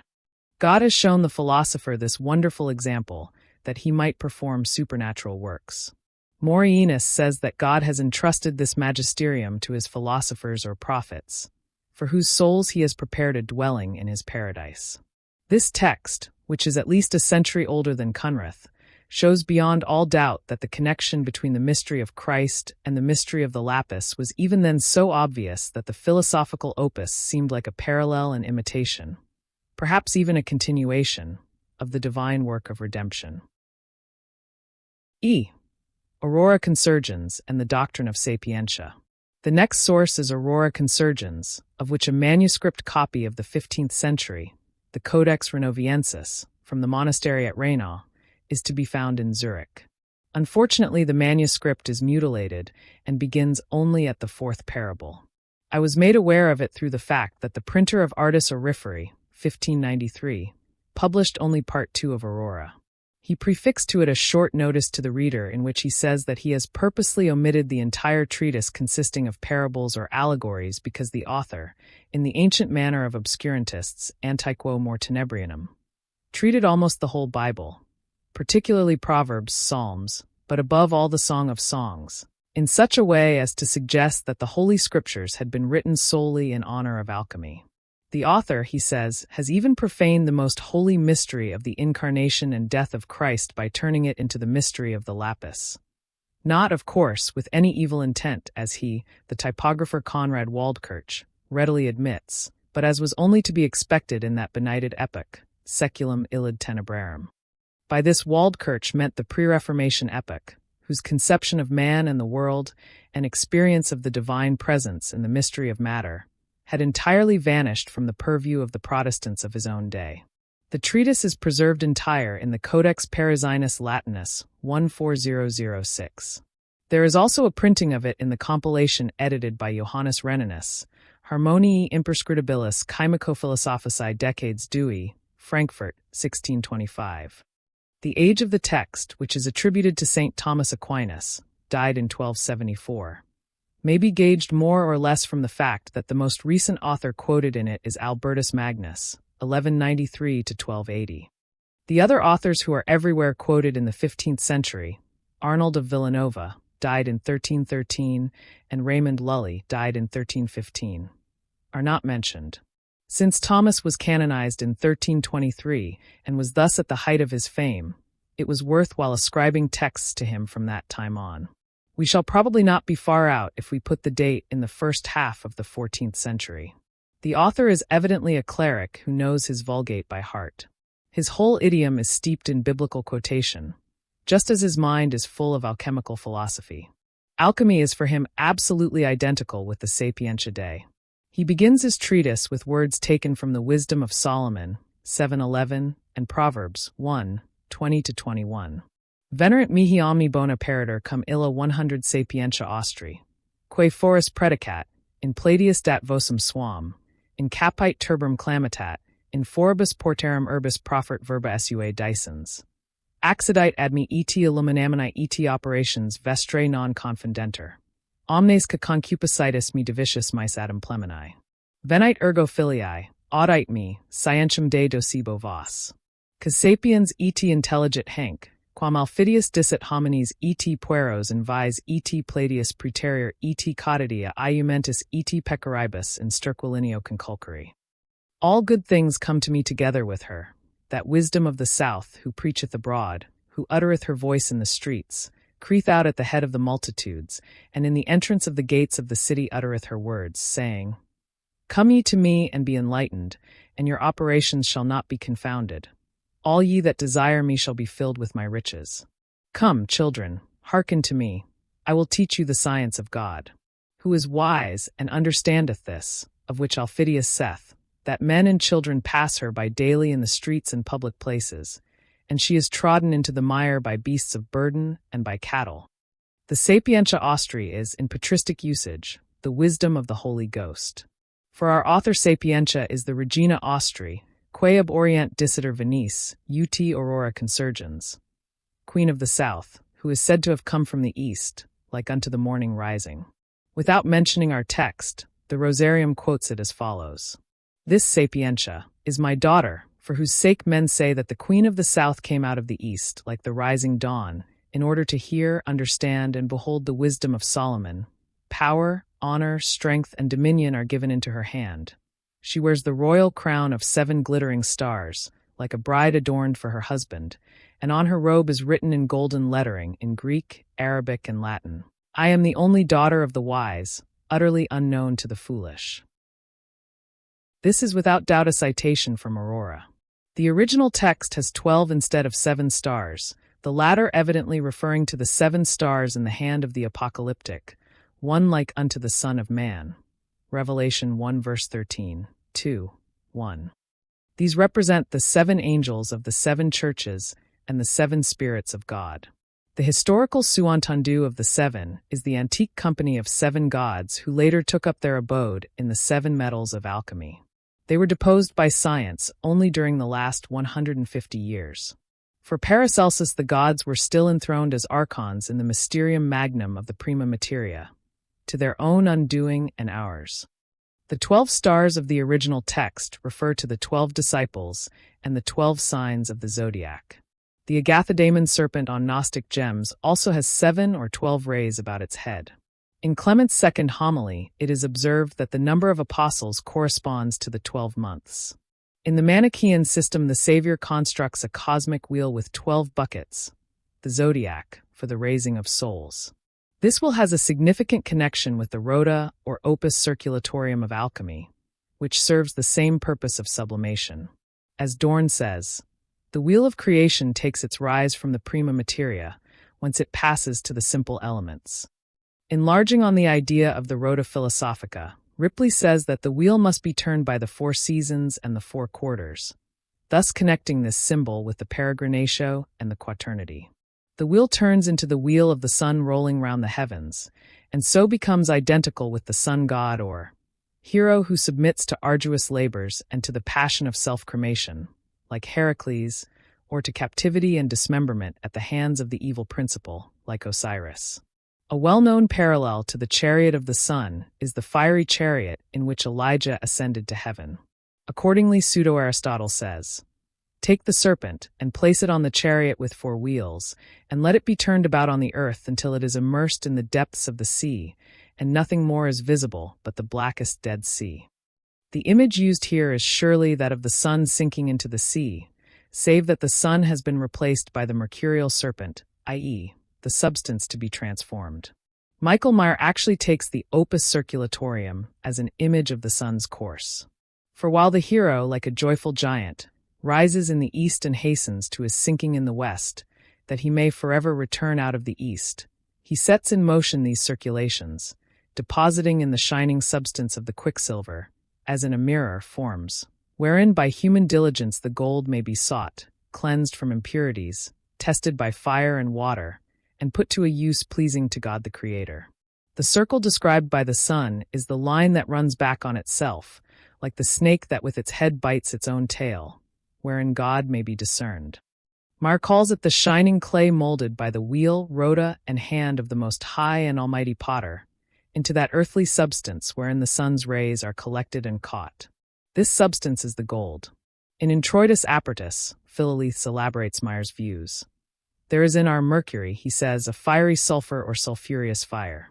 This fire is the spiritual seed, which our Virgin has gathered in herself, because unspotted virginity can admit of spiritual love, according to the author of the Hermetic Mystery and as experience itself shows.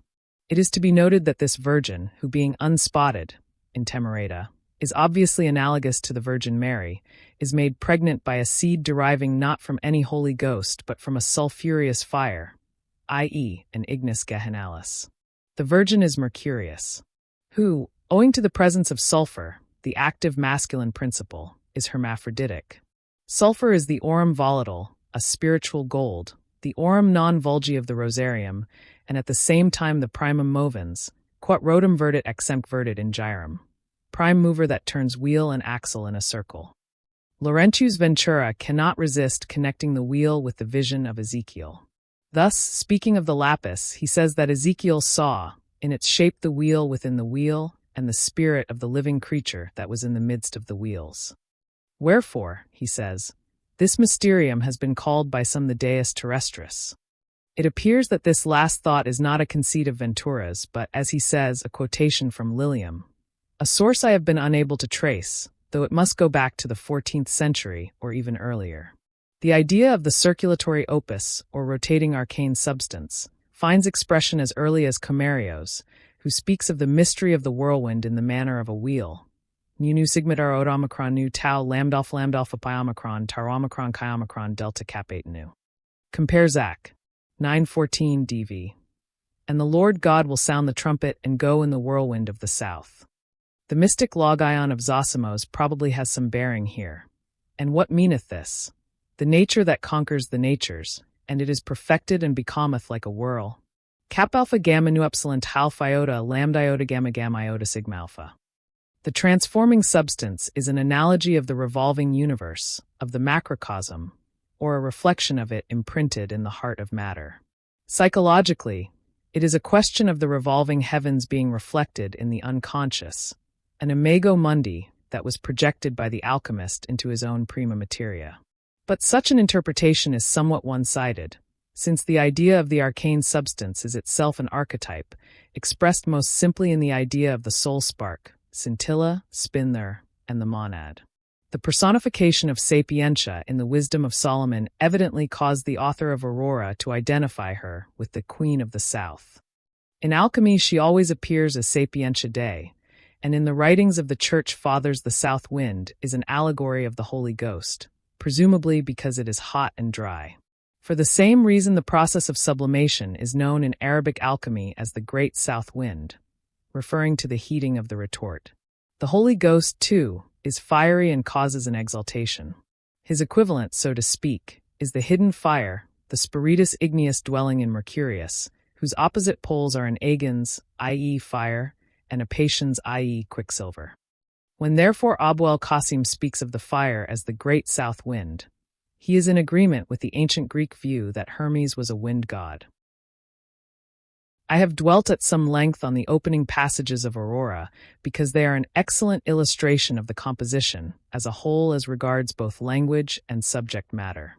Here I will mention only a few of the Lapis-Christ parallels. In Ch2, the author calls the science, i.e. alchemy, a gift and a sacrament of God, a divine matter that the wise have veiled in images. From this it appears that the opus alchemicum is deemed the equal of the opus divinum or Massachusetts. In Ch6, the stone is described in the words of the Song of Songs 5 verse 16, such as my beloved, and Psalms 44 verse 3 dv. Behold ye him, beautiful above the sons of men, at whose beauty the sun and moon wonder. The filius philosophorum is here identified with the bridegroom, who, as we know, is interpreted as Christ. In the second parable, of the flood of waters and of death, we read, Then the fullness of the time shall come, when God shall send his Son, as he hath said, whom he hath appointed heir of all things, by whom also he made the world, to whom he said of old time, Thou art my Son, today have I begotten thee, to whom the wise men from the east brought 3 precious gifts. Here again Christ is a parallel of the lapis. In the fourth parable of the philosophic faith, a parallel is drawn with the Holy Trinity. Like as the Father is, so is the Son, and so also is the Holy Spirit, and these 3 are one, body, spirit, and soul. For all perfection consisteth in the number 3, that is, in measure, number, and weight. The sixth parable, of heaven and earth and the arrangement of the elements, says, In the Tuba Philosophorum it is written, The earth, since it is heavy, beareth all things, for it is the foundation of the whole heaven, because it appeared dry at the separation of the elements. Therefore in the Red Sea there was a way without hindrance, since this great and wide sea smote the rock and the metallic waters flowed forth. Then the rivers disappeared in dry land, which make the city of God joyful. When this mortal shall put on immortality, and the corruption of the living shall put on incorruption, then indeed shall that word come to pass which is written, Death is swallowed up in victory. O death, where is thy victory? Where thy sin abounded, there now grace doth more abound. For as in Adam all die, so also in Christ all shall be made alive. For by a man indeed came death, and by himself the resurrection of the dead. For the first Adam and his sons took their beginning from the corruptible elements, and therefore it was needful that the composed should be corrupted. But the second Adam, who is called the philosophic man, from pure elements entered into eternity.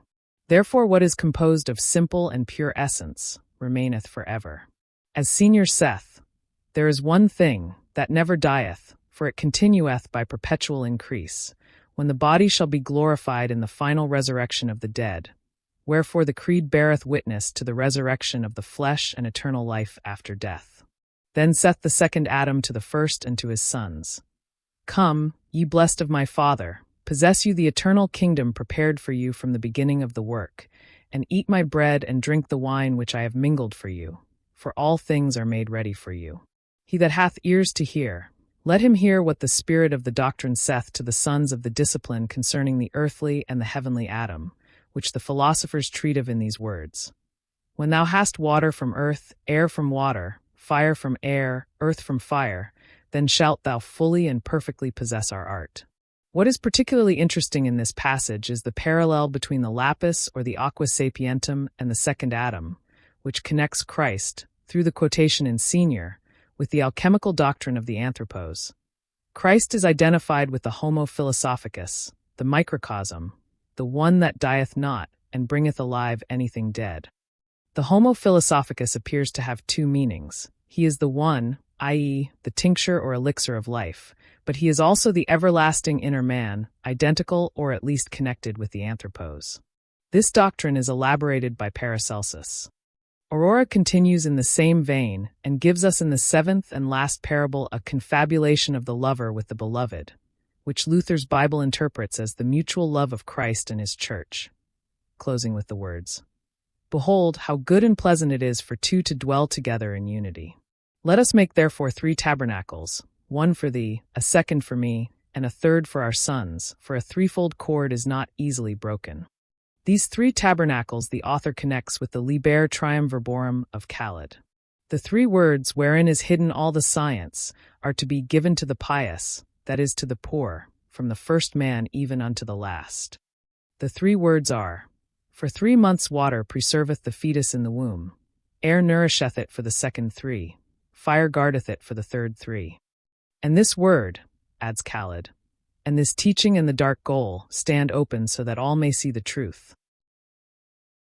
Although the 3 tabernacles, according to the preceding text, are intended for the sponsus Christus, and, we may suppose, for Sapientia as the sponsa, yet in the end Sapientia herself speaks and offers 2 of the tabernacles to the adept and the philosophers, the sons of wisdom.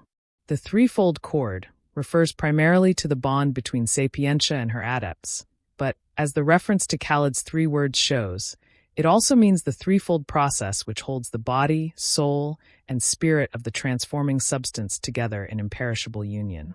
The chemical compound thus produced is the end result of the opus, i.e., the filius philosophorum or lapis in a sense comparable with the mystical body of the Church. Christ the vine, the whole; the disciples the branches, the parts. One does indeed have the impression that the anonymous author of this treatise has hitched the Holy Scriptures to the triumphal car of alchemy, as was not unjustly alleged against him. It is astonishing to see how, with a perfectly clear conscience, he launches forth into the most hair-raising interpretations without the least awareness of what he is doing. As I have shown in Paracelsus as a spiritual phenomenon, we find a similar attitude in Paracelsus some 200 years later, and also in the author of Aquarium Sapientum. Our author betrays such a ready acquaintance with the Vulgate that we might suspect him of being in holy orders. Moreover, we have the testimony of the humanist Patrizzi that Hermetic philosophy was not felt to be in any way inimical to the Christianity of the Church. On the contrary, people regarded it as a mainstay of the Christian faith. For which reason Patrizzi addressed a plea to Pope Gregory XIV, requesting him to let Hermes take the place of Aristotle. The text of Aurora is of historical importance in that it must be more than 200 years older than Cunrath, 1598, and Bohm, 1610. Curiously enough, Bohm's first work bears the title Aurora, oder die Morgenrot im Aufgang, Aurora, or the Rising Dawn. Can it be that Bohm knew Aurora Consurgens, at least by name? F. Melchior Sibonensis and the Alchemical paraphrase of the Mass. The next source for the Lapis-Christ identity is an interesting document from the beginning of the 16th century, addressed, as its title shows, to Ladislaus, King of Hungary and Bohemia. The author's name was Nicholas Melchior of Hermannstadt. He expounded the alchemical process in the form of a Mass, which he arranged as follows. Introitus missi, fundamentum vero artis est corporum solutio. The basis of the art is the dissolution of the bodies. Kyrie, fons bonitatis, inspirator sacrae artis, a quo bona cuncta tues fidelibus precedent, eleison. Our Lord, fount of goodness, inspirer of the sacred art, from whom all good things come to your faithful, have mercy. Christ Hagi, lapis benedict artis scientii capro mundi salute inspirasti lumen scientii, ad extirpandum Turcum, eleison. Christ, Holy One, blessed stone of the art of the science, who for the salvation of the world hast inspired the light of the science, for the extirpation of the Turk have mercy. Kyrie, ignis divine, pectora nostra juva, uti pro tua laudi peritor sacramenta artis expander possumus, eleison. Our Lord, divine fire, help our hearts, that we may be able, to your praise, to expand the sacraments of the art, have mercy. Gloria in excelsis, merely an invocation. Collecta, prayer before the epistle is read. The main idea is that thy servant NN may practice the sacred art of alchemy, to the glory of God and the propagation of the Christian faith. Epistola, merely an invocation. Gradual, usually a chorale consisting of verses from the Psalms. In the old days it was sung on the steps gratis of the Ombo. Surge aquilo et veni auster. 158 per flahordum meum et fluant aromata ilius. Arise, O north wind, and come, O south wind, blow through my garden, and let the aromatical spices thereof flow. Versus. Descendit sicut pluvia in velis, et sicut stillicidia, stillantia super turam. Alleluia. O felix conditor terrae, nive albir, suavitate dulcior, fr. Agrins in fundo vassis in star balsami. O salutaris medicina hominum, quae curas omnum corporis languorem. O fons sublimis ex quo vir scatrit vera aqua vitae, in pretium turum fidelium. He descends like rain upon the fleece, and as showers falling gently upon the earth. Alleluia. O blessed creator of the earth, whiter than snow, sweeter than sweetness, fragrant at the bottom of the vessel like balsam. O salutary medicine for men, that curest every weakness of the body. O sublime fount whence gushes forth truly the true water of life into the garden of thy faithful. And avenue preclara follows the gospel. Here I will stress only a few of the most important points. After the reading of gospel and creed, Melchior introduces an Ave, not an Ave Maria, but an Ave preclara, of which he mentions only these two words without the continuation. Ave preclara is the opening of a hymn to the Virgin Mary, which has been attributed to various authors, including Albertus Magnus, whose putative authorship must have been particularly interesting to an alchemist. Remy de Gourmand, in his Le Latin Mystique, quotes the following legend taken from the so-called Osnabrück Register of Santa Maria. A virgin in royal raiment appeared to Albertus in a dream and reproached him for not having shown himself sufficiently grateful to the Virgin Mary for the blessing she had bestowed. It was on account of this dream that Albertus composed the Ave Preclara. An alchemist would find it full of alluring allusions. Ave Preclara Maris Stella, in Lusum Gentium Maria Divinitas Orda. Virgo, Decus Mundi, Regina Caeli, Preelecta ut Sol, Pulchra Lunaris ut Fulgur. Fac Fontem Dulcum, quem in deserto Petra demonstravit, deguster cum sincera fide, renesc constringi lotus in mari, anguim aenium in crus speculari. Fac igni sancto patrisque verbo, quat, rubus ut flamma, tu pertasti, Virgo mater facta, pequali pel distinctos, pedi, mundus labius cordec propinquere. Hail, clear shining star of the sea, Mary, divinely born for the enlightenment of the nations. Virgin, ornament of the world, queen of heaven, elect above all like the sun, lovely as the light of the moon. Let us drink in steadfast faith of the sweet stream that flowed from the rock in the desert, and girding our loins that the sea has bathed, gaze on the crucified brazen serpent. O Virgin, who hast been made mother by the sacred fire and the Father's word, which thou didst bear like the burning bush, let us, as cattle ring-straked, speckled and spotted, draw near with our feet, with pure lips and heart. While Melchior's text leaves it an open question whether preclara means the aqua vitae, he leaves us in no doubt that it refers not only to the Virgin but to a hymn in her praise, for he goes on to say, "The avenue preclara must be sung. It shall be called the testament of the art, since the whole chemical art is figuratively concealed therein, and blessed is he that understands this sequence." By this sequence, he means a hymn to Mary, in all probability the one we have quoted above, as is clear from Melchior's next words. In any case, the Virgin is identified with the arcanum of the art, possibly on the authority, then at its height, of Raymond Lully. We come across a similar idea in the treatise of Comerios. Ostanes and his companions said to Cleopatra, "The whole awful and marvelous secret is hidden in thee." Melchior now gives his alchemical paraphrase of the hymn to Mary. Hail, beautiful lamp of heaven, shining light of the world. Here art thou united with the moon, here is made the band of Mars, copula Martialis, and the conjunction of Mercury. From these three is born through the magistry of the art in the river bed, the strong giant whom 1,000 times 1,000 seek, when these three shall have dissolved, not into rain water, but into mercurial water, into this our blessed gum which dissolves of itself, and is named the sperm of the philosophers. Now he makes haste to bind and betroth himself to the virgin bride, and to get her with child in the bath over a moderate fire. But the virgin will not become pregnant at once unless she be kissed in repeated embraces. Then she conceives in her body, and thus is begotten the child of good omen, in accordance with the order of nature. Then will appear in the bottom of the vessel the mighty Ethiopian, burned, calcined, discolored, altogether dead and lifeless.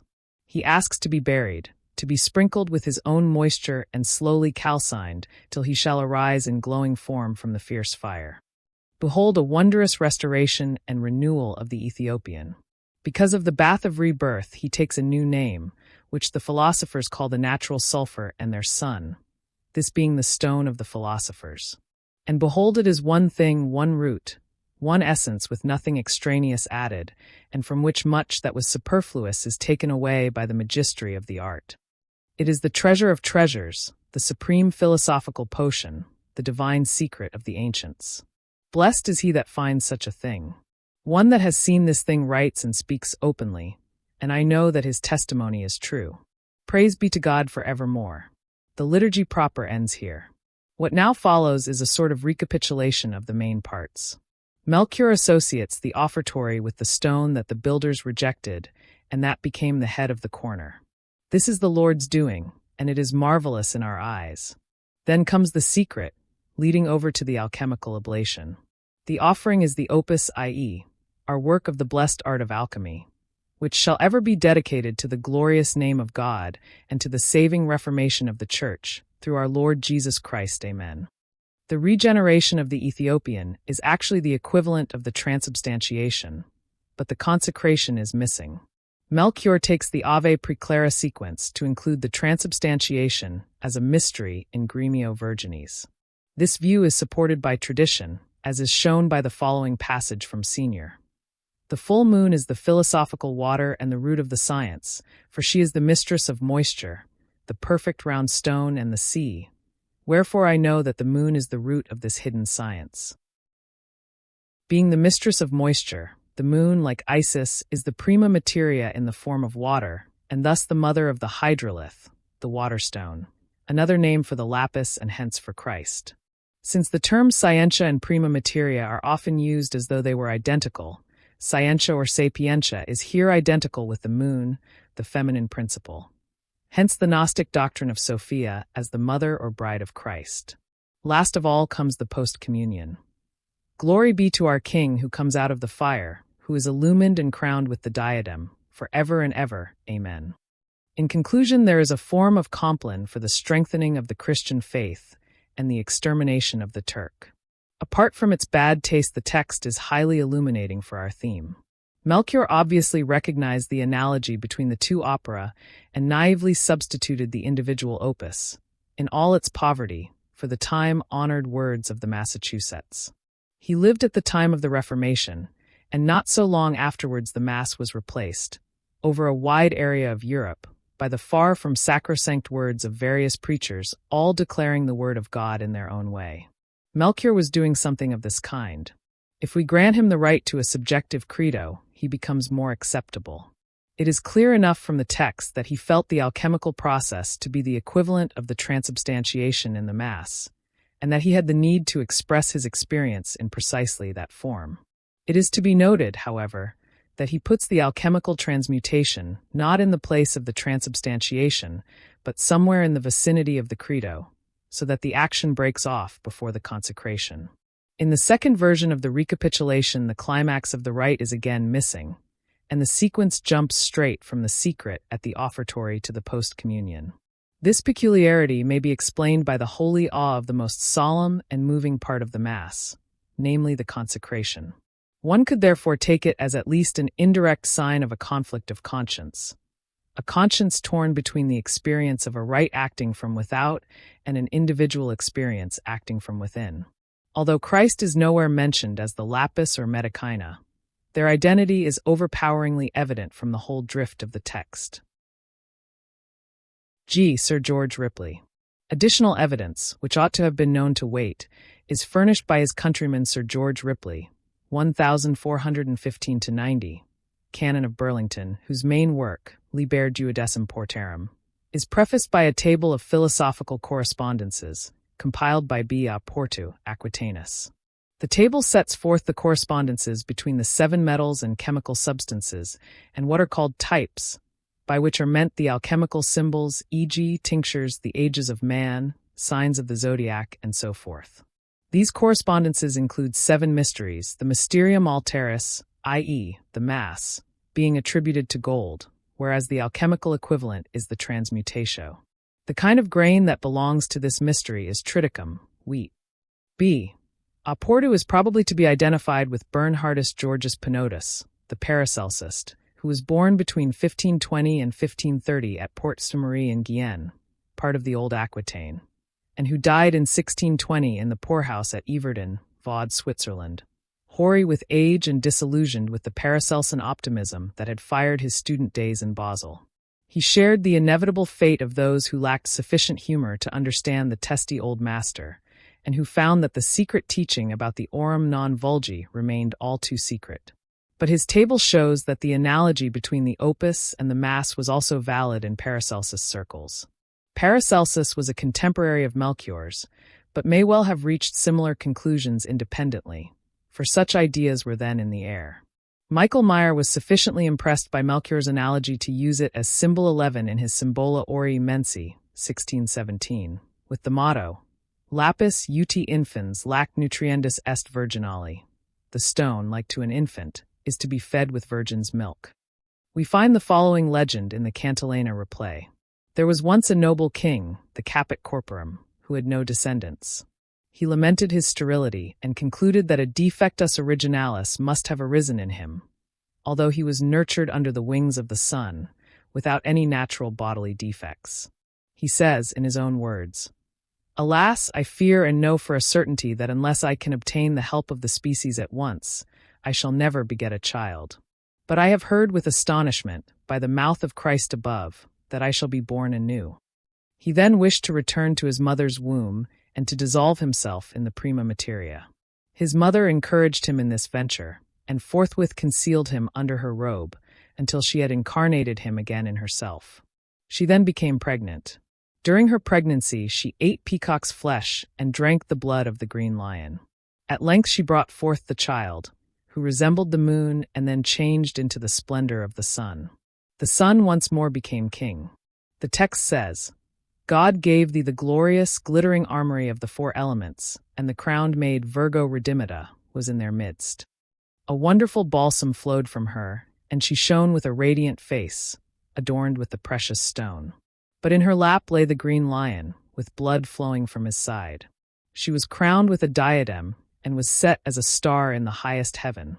The king became a supreme victor triumphant, a great healer of the sick and a redeemer, reformator of all sins. So far the Cantilena. Elsewhere Ripley writes, Christ said, I, if I be lifted up, will draw all men unto me. From that time forward, when both parts, having been crucified and exanimated, are betrothed to one another, man and wife shall be buried together, and afterward quickened again by the Spirit of life. Then must they be raised to heaven, so that body and soul may be there transfigured and enthroned on the clouds. Then they will draw all bodies to their own high estate. If we realize that the author was no layman but a learned canon, we can hardly suppose him to have been unaware of the parallels with certain fundamental ideas of Christian dogma.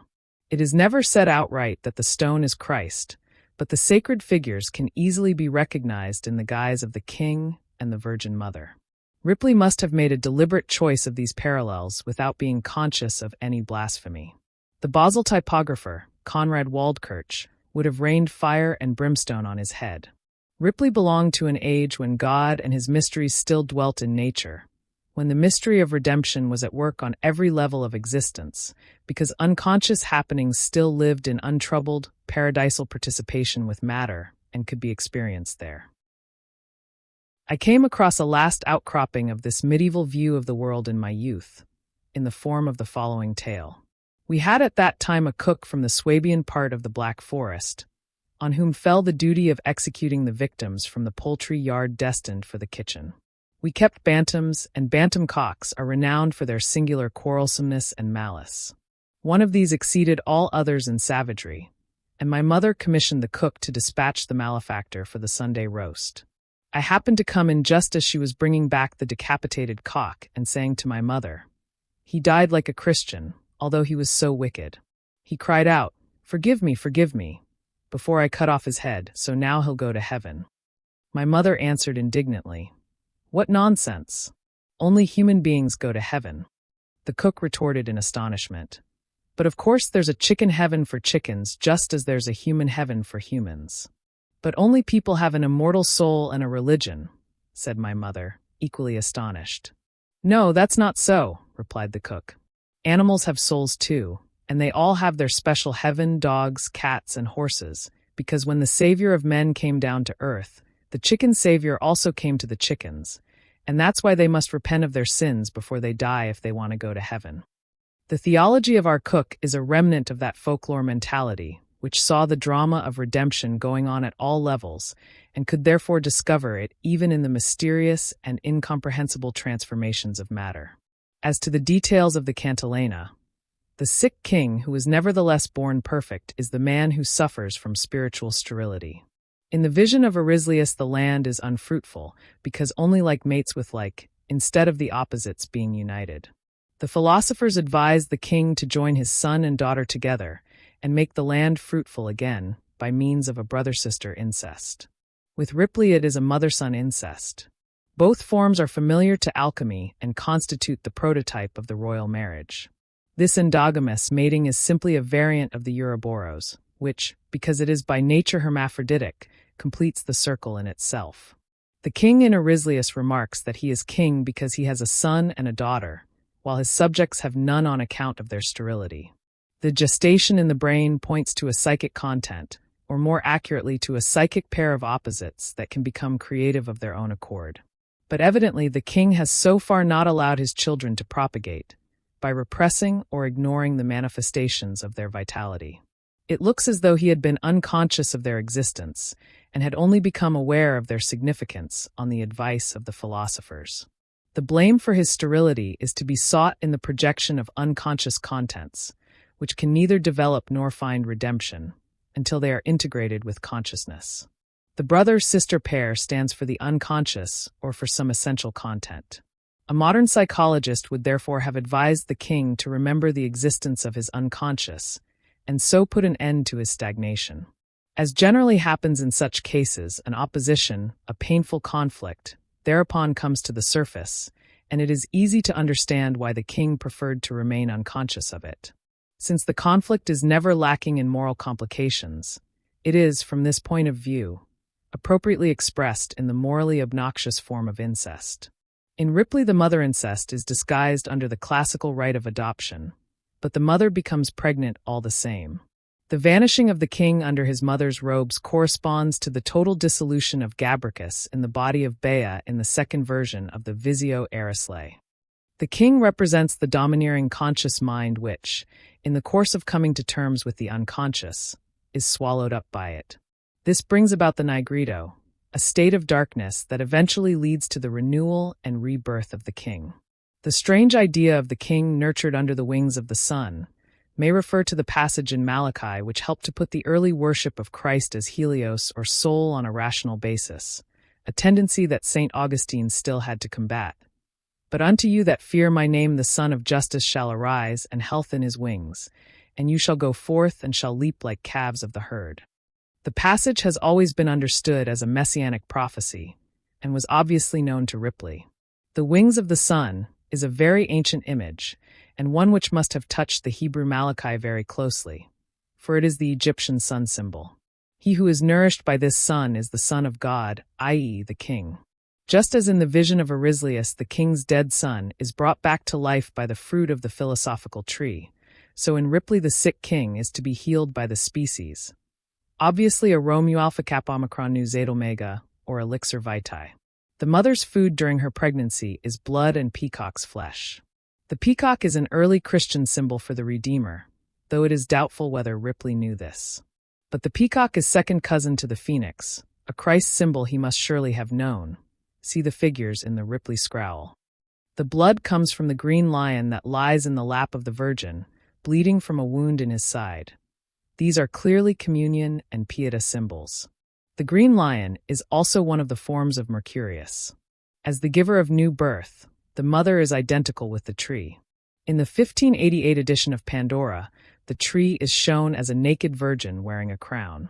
The arbor philosophica is a favorite symbol for the alchemical process, and when Ripley speaks of the crowned maid, Virgo Redimita, we at once recognize the anima mundi, the feminine half of Mercurius.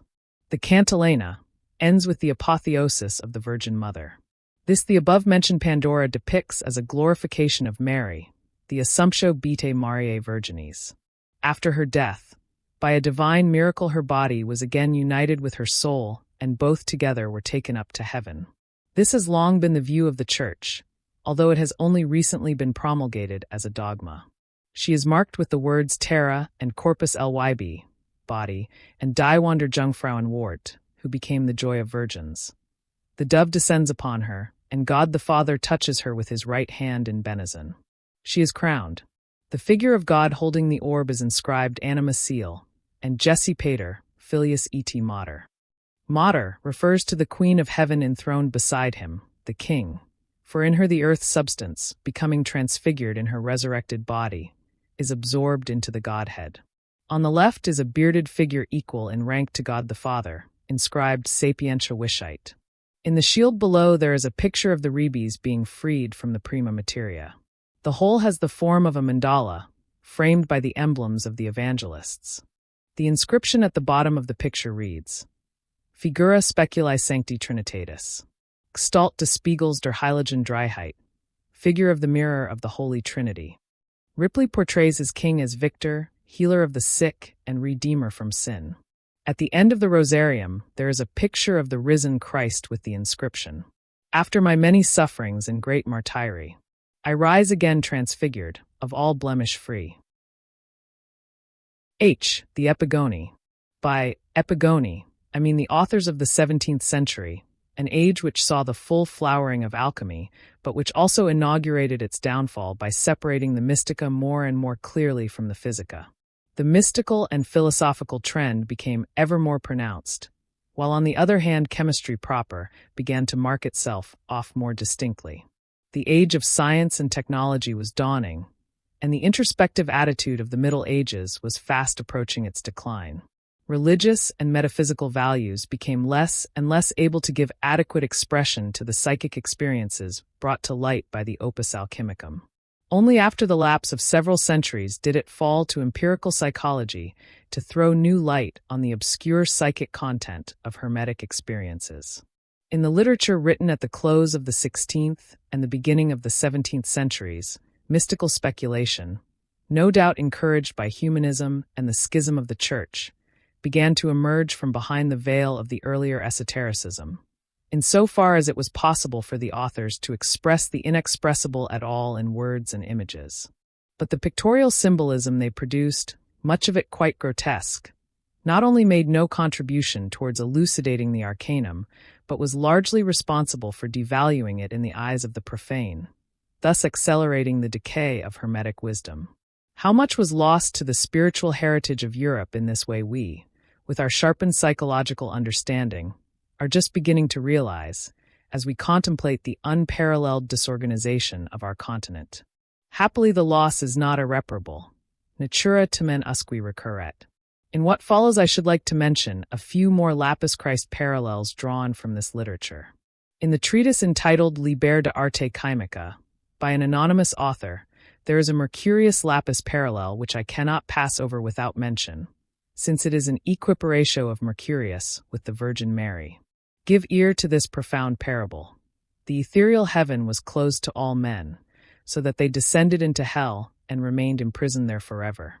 But Christ Jesus unlocked the gate of the ethereal Olympus and threw open the realm of Pluto, that the souls might be freed, when the Virgin Mary, with the cooperation of the Holy Ghost in an unutterable mystery and most profound sacrament, conceived in her virginal womb that which was most sublime in heaven and on earth, and finally bore for us the Savior of the whole world, who by his overflowing goodness shall save all those who are lost in their sins, if only the sinner will often turn to him.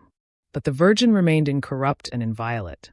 Wherefore it is not without good reason that Mercurius is made equal, non imerito equipator, to the most glorious and worshipful Virgin Mary. For Mercurius is virginal, because he has never increased any kind of metallic body in the bowels of the earth, and yet has generated the stone for us by means of the solution of heaven. That is to say, he opens the gold and leads out the soul, which you must understand as a divinity divinitatum.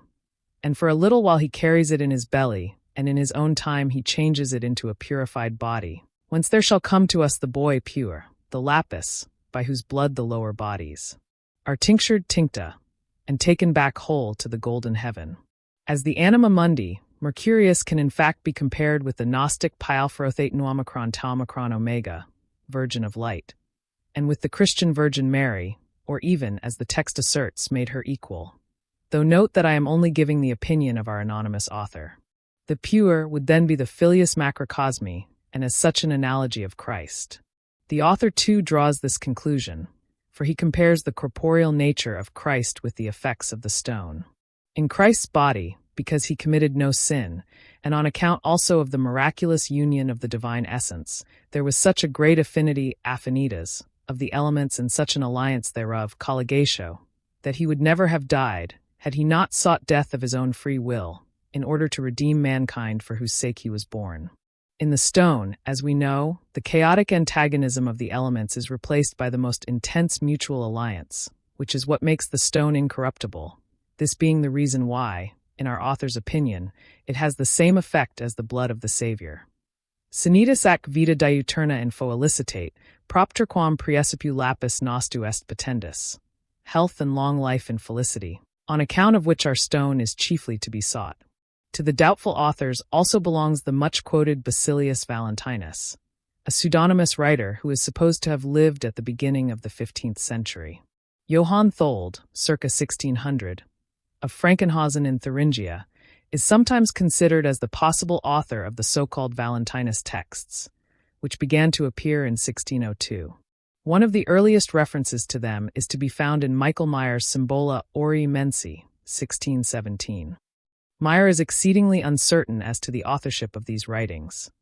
Obscurus omnibus manere quam inatescere maluit.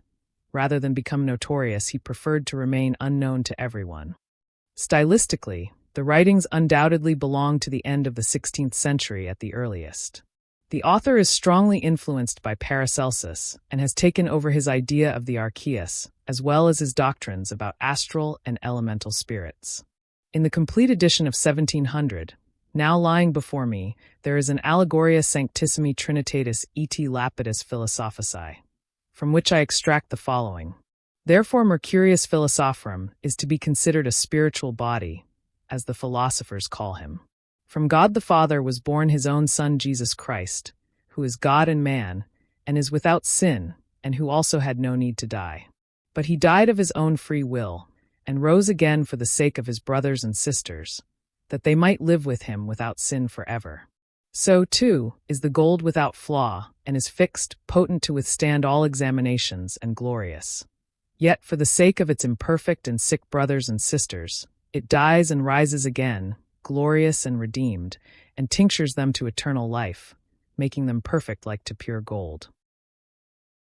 The third person of the Trinity is God the Holy Ghost, a comforter sent by our Lord Jesus Christ to his faithful Christians to strengthen and console them in the faith until eternal life. Therefore the Spiritus Solis is likewise Materialis or Mercurius Corporis. When they come together, he is called Mercurius Duplicatus, that is, the two spirits, God the Father and God the Holy Ghost. But God the Son is the Homo Glorificatus, like our glorified and fixed gold, the Lapis Philosophorum. Wherefore this lapis is also called Trinus, namely ex duibus aquis vel spiritibus, minerali and vegetabili, and from the animal sulfur solis. In the year 1619, there appeared an alchemical book of devotions entitled Wasserstein der Wesen. On page 67, the anonymous author says that he will now set forth how the rejected cornerstone, lapis angularis equals Christ, accords and is in exceeding subtle and artful agreement with the terrestrial and corporeal philosophical stone. From which it will be seen how that the terrestrial philosophical stone is a veritable harmonia, contrafactor, and prototype of the true spiritual and heavenly stone Jesu Christ. The demonstration occupies close on 50 pages. The book made a great stir, and even Jacob Boehme is to be counted among its admirers. Kopp, who mentions the book, is scandalized by the blasphemous mixture of alchemical ideas, which make use of highly obnoxious symbols, and religion. We should not, however, judge medieval naivete too severely, but must try to understand what such an unwieldy language was intended to convey. The Lapis-Christ Parallel plays an important role in Jacob Boehme, 1575 to 1624. But I do not want to go into this here. A characteristic passage is to be found in De Signatura Rerum. It is clear enough from this material what the ultimate aim of alchemy really was. It was trying to produce a corpus subtle, a transfigured and resurrected body, i.e., a body that was at the same time spirit. In this it finds common ground with Chinese alchemy, as we have learned from the secret of the golden flower. There the main concern is the diamond body. In other words, the attainment of immortality through the transformation of the body. The diamond is an excellent symbol because it is hard, fiery, and translucent. Orthelius tells us that the philosophers have never found a better medicament than that which they called the noble and blessed stone of the philosophers, on account of its hardness, transparency, and rubeous hue. This same Orthelius also wrote at length on the theology of the lapis. Since he is later than Boehme, I mention him here only because of his preoccupation with the spirit embedded in matter. There are said to be two treasures. One is the written word, and the other is the word become fact, verbum factum. In the verbum scriptum, Christ is still in swaddling clothes in his cradle, in cunis sui involutus. But in the verbum dictum et factum, the word is incarnate in God's creatures, and there, in a manner of speaking, we may touch it with our hands. From them we must raise up our treasure, for the word is nothing other than the fire, the life, and the spirit which the Holy Trinity did scatter abroad from the beginning of creation, and which brooded incubavit on the face of the waters, and which was breathed into inspiratus, all things by the word of God, and embodied in them, as it is written. The Spirit of God filled the whole world. Some have expressed the opinion that this world's spirit, Spiritus Mundi, was the third person of the Godhead. But they have not considered the word Elohim, which, being plural, extends to all persons of the Trinity. They say this spirit proceeded from thence, and was by it created, that it became corporeal, and is the chief constituent of the Savior, Salvatoris, or philosophical stone, and is the true medium whereby body and soul are held united during our life. The Spiritus Mundi, that lay upon the waters of old, impregnated them and hatched a seed within them, like a hen upon the egg. It is the virtue that dwells in the inward parts of the earth, and especially in the metals, and it is the task of the art to separate the archeus, the Spiritus Mundi, from matter, and to produce a quintessence whose action may be compared with that of Christ upon mankind. Once more the Gnostic vision of nous entangled in the embrace of physis flashes forth in the work of this latecomer to alchemy. But the philosopher who once descended like a Hercules into the darkness of Acheron to fulfill a divine opus has become a laboratory worker with a taste for speculation. Having lost sight of the lofty goal of Hermetic mysticism, he now labors to discover a tonic potion that will keep body and soul together, as our grandfathers used to say of a good wine. This change of direction in alchemy was due to the all-powerful influence of Paracelsus, the father of modern medicine. Orthelius is already tending towards natural science, leaving mystical experience to the Church. Paracelsus and Boehme between them split alchemy into natural science and Protestant mysticism. The stone returned to its former condition. Vilis vilissimus, the vilest of the vile, in via iectus, thrown out into the street, like Spitaler's jewel.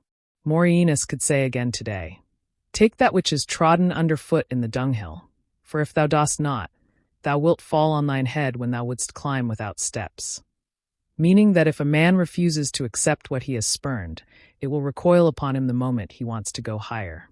The Lapis-Christ Parallel recurs all through the last days of alchemy in the 17th century, but only in epigonic form.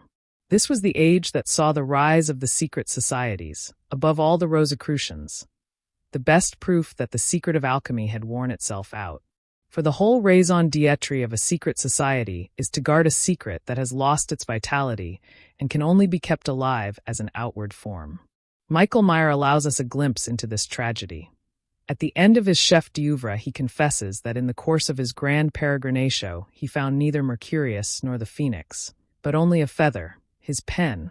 This is a delicate hint at his realization that the great adventure had led to nothing beyond his copious literary achievements, whose merits would no doubt have gone unremembered had it depended solely on the spirit of the next 3 centuries.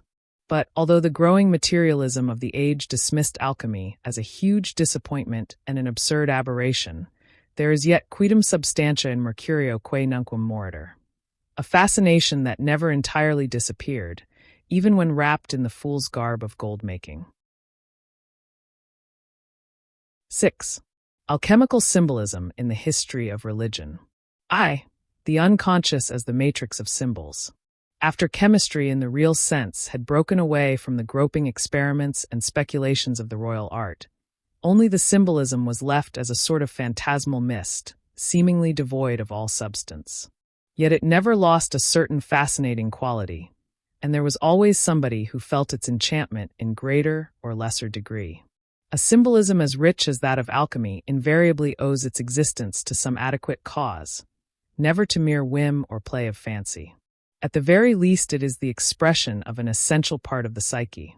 This psyche, however, was unknown, for it is rightly called the unconscious. Although there is, materialistically speaking, no prima materia at the root of everything that exists, yet nothing that exists could be discerned were there no discerning psyche. Only by virtue of psychic existence do we have any being at all. Consciousness grasps only a fraction of its own nature, because it is the product of a preconscious psychic life, which made the development of consciousness possible in the first place. Consciousness always succumbs to the delusion that it developed out of itself, but scientific knowledge is well aware that all consciousness rests on unconscious premises, in other words, on a sort of unknown prima materia. And of this the alchemists said everything that we could possibly say about the unconscious.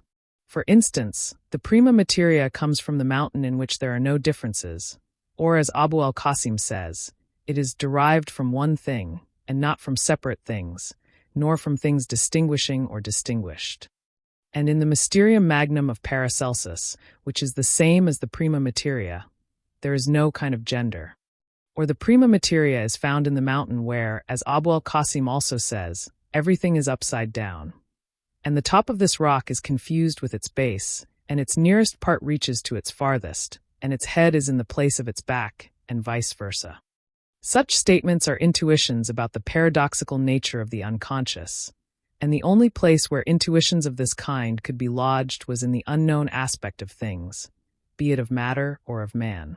There was a feeling, often expressed in the literature, that the secret was to be found either in some strange creature or in man's brain. The prima materia was thought of as an ever-changing substance, or else as the essence or soul of that substance. It was designated with the name Mercurius, and was conceived as a paradoxical double being called monstrum, hermaphroditus, or rebes. The Lapis-Christ Parallel establishes an analogy between the transforming substance and Christ, in the Middle Ages doubtless under the influence of the doctrine of transubstantiation, though in earlier times the Gnostic tradition of older pagan ideas was the dominant factor. Mercurius is likened to the serpent hung on the cross, John 3 verse 14, to mention only one of the numerous parallels. 2. The paradigm of the unicorn. I have chosen the example of the unicorn in order to show how the symbolism of Mercurius is intermingled with the traditions of pagan Gnosticism and of the Church. The unicorn is not a single, clearly defined entity, but a fabulous being with a great many variations. There are, for instance, one-horned horses, asses, fish, dragons, scarabs, etc. Therefore, strictly speaking, we are more concerned with the theme of the single horn, the alicorn. In the chemical wedding of Rosenkreuz, a snow-white unicorn appears and makes his obeisance before the lion. Lion and unicorn are both symbols of Mercurius. A little further on in the book, the unicorn gives place to a white dove, another symbol of Mercurius, who, in his volatile form of spiritus, is a parallel of the Holy Ghost. At least 10 out of the 15 figures in Lamsprink's symbols are representations of the dual nature of Mercurius. Figure 3 shows the unicorn facing a stag. The latter, as Cervus fugitivus, is also a symbol of Mercurius. Milius illustrates the opus by a series of 7 symbols, of which the 6th is the unicorn couched under a tree, symbolizing the spirit of life that leads the way to resurrection. Penotus gives a table of symbols where the unicorn, together with the lion, the eagle, and the dragon, is the coordinate of gold. The aurum non vulgi, like the lion, eagle, and dragon, is a synonym for Mercurius. The poem entitled Von der Materie und Pratik des Steins says, I am the right true unicorn. What man can cleave me hoof from horn, and join my body up again, so that it no more falls in twain? Here I must refer once again to Ripley, where we meet the green lion lying in the queen's lap with blood flowing from his side. This image is an allusion on the one hand to the Pieta, on the other to the unicorn wounded by the hunter and caught in the lap of a virgin, a frequent theme in medieval pictures. True, the green lion has replaced the unicorn here, but that did not present any difficulty to the alchemist, since the lion is likewise a symbol of Mercurius. The virgin represents his passive, feminine aspect, while the unicorn or the lion illustrates the wild, rampant, masculine, penetrating force of the Spiritus Mercurialis.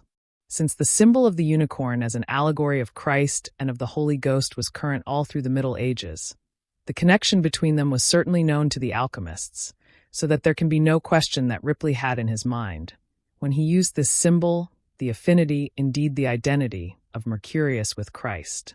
B. The unicorn in ecclesiastical allegory. The language of the Church borrows its unicorn allegories from the Psalms, where the unicorn stands in the first place for the might of the Lord, as in Psalm 29 verse 6. He mocketh them also to skip like a calf, Lebanon and Sirion like a young unicorn. And in the second place for the vitality of man, as in Psalm 92 verse 10. But my horn shalt thou exalt like the horn of an unicorn. The power of evil is also compared to the strength of the unicorn, as in Psalm 22 verse 21. Save me from the lions. Mouth, for thou hast heard me from the horns of the unicorns. On these metaphors is based Tertullian's allusion to Christ. His glory is that of a bull, his horn is that of a unicorn. This refers to the blessing of Moses, Deuteronomy 33 verses 13 and 14-17. Blessed of the Lord be his land, for the precious things of heaven, for the dew, and for the deep that coucheth beneath, and for the precious fruits brought forth by the sun, and for the precious things put forth by the moon. His glory is like the firstling of his bullock, and his horns are like the horns of unicorns. With them he shall push the people together to the ends of the earth. From this it is clear that the horn of the unicorn signifies the health, strength, and happiness of the blessed. Thus, says Tertullian, Christ was named the bull on account of 2 qualities, the one hard ferus, wild, untamed, as a judge, the other gentle mansuetus, tame, as a savior. His horns are the ends of the cross. Justin Martyr interprets the same passage in a similar way. Cornua unicornis cornu ius. For no one can say or prove that the horns of the unicorn could be found in any other object or in any other shape than in that represented by the cross. For the might of God is manifest in Christ. Accordingly, Priscillian calls God one-horned. One-horned is God, Christ a rock to us, Jesus a cornerstone, Christ the man of men. Just as the unicorn symbolizes the uniqueness of the unigenitus, so St. Nilus uses it to express the fearless independence of the Kappa Alpha Lambda Gamma Eta Omicron the monk. Mov sigma tau iota nu Omicron to Omicron, zeta Omicron nu alpha tau nu Omicron mu Omicron nu. He is a unicorn, a creature on his own. St. Basil takes the Filius Unicornium to be Christ. The origin of the unicorn is a mystery, says St. Ambrose, like Christ's procreation. Nicholas Cosson, from whom I have culled these extracts, observes that the unicorn is a fitting symbol for the God of the Old Testament, because in his wrath he reduced the world to confusion like an angry rhinoceros, unicorn, until, made captive by love, he was soothed in the lap of a virgin. This ecclesiastical train of thought has its parallel in the alchemical taming of the lion and the dragon. Concerning the conversion of the Old Testament Jehovah into the God of love in the New Testament, Pisanelli says, "Of a truth God, terrible beyond measure, appeared before the world peaceful and wholly tamed after dwelling in the womb of the most blessed Virgin." Saint Bonaventure said, "Christ was tamed and pacified by the most kindly Mary, so that he should not punish the sinner with eternal death." In his Speculum de Mysteriis Ecclesiae, Honorius of Autun says, "The very fierce animal with only one horn is called unicorn. In order to catch it, a virgin is put in a field. The animal then comes to her and is caught, because it lies down in her lap. Christ is represented by this animal, and his insuperable strength by its horn. He who lay down in the womb of the Virgin has been caught by the hunters. That is to say, he was found in human shape by those who loved him." St. Rupert compares Christ to the rhinoceros, and Bruno of Würzburg simply calls him cornu, horn. Cosson writes that Albertus Magnus, in his Hypotyposes, mentions the Virgin in connection with the Monoceros. Albertus was an expert on alchemy and drew his quotations from the Hermetic treatises. In the Tabula Smaragdina, there is a sun of immense strength who comes down to earth and penetrates everything solid. It is not only in astrology that Virgo is an earth sign. In Tertullian and Augustine, the Virgin actually signifies earth. Isidore of Seville emphasizes the perforating effects of the unicorn. In the Tabula, the mother-son incest is very thinly disguised, a fact of which the alchemist Albertus was possibly aware. As I said before, the unicorn has more than one meaning. It can also mean evil. The Physiologus Graecus, for instance, says of the unicorn that it is a swift-running animal, having one horn, and evilly disposed towards man. Nu nueta sigma kappa alpha kappa omicron nu delta pi rho epsilon iota nu theta pi omicron iota. And Saint Basil says, "And take heed unto thyself, O man, and beware of the unicorn, who is the demon. For he plotteth evil against man, and he is cunning in evil doing." These examples should suffice to show how close is the connection between alchemical symbolism and the language of the Church. It is to be noted in the ecclesiastical quotations that the unicorn also contains the element of evil. Originally a monstrous and fabulous beast, it harbors in itself an inner contradiction, a complexio oppositorum, which makes it a singularly appropriate symbol for the monstrum hermaphroditum of alchemy. C. The unicorn in Gnosticism. There is also a connection between the language of the Church and pagan Gnostic symbolism. Hippolytus, giving an account of the doctrine of the Nasines, says that the serpent dwells in all things and creatures, and that all temples were named after her, nu alpha pi tau omicron nu alpha, a play on the words nu alpha equals serpent, nu alpha equals temple. Every shrine, he says, every initiation, 8 epsilon lambda epsilon tau, and every mystery is dedicated to the serpent. This immediately recalls the passage in the Tabula Smaragdina. Pater omnis telesmi totius mundi est hic. This is the Father of the perfection of the whole world. T lambda omicron, tau epsilon lambda epsilon tau, and tau epsilon lambda epsilon sigma mu all mean the same: perfection and maturation of the corpora imperfecta and of the alchemist himself. These Nasines say that the serpent is the moist element, as Thales of Miletus also said, and that nothing which exists, whether immortal or mortal, animate or inanimate, could exist without it. This definition of the serpent agrees with the alchemical Mercurius, who is likewise a kind of water. The divine water, delta megaro epsilon omicron nu. The wet, the humidum radical moisture, and the spirit of life, not only indwelling in all living things, but immanent in everything that exists as the world soul.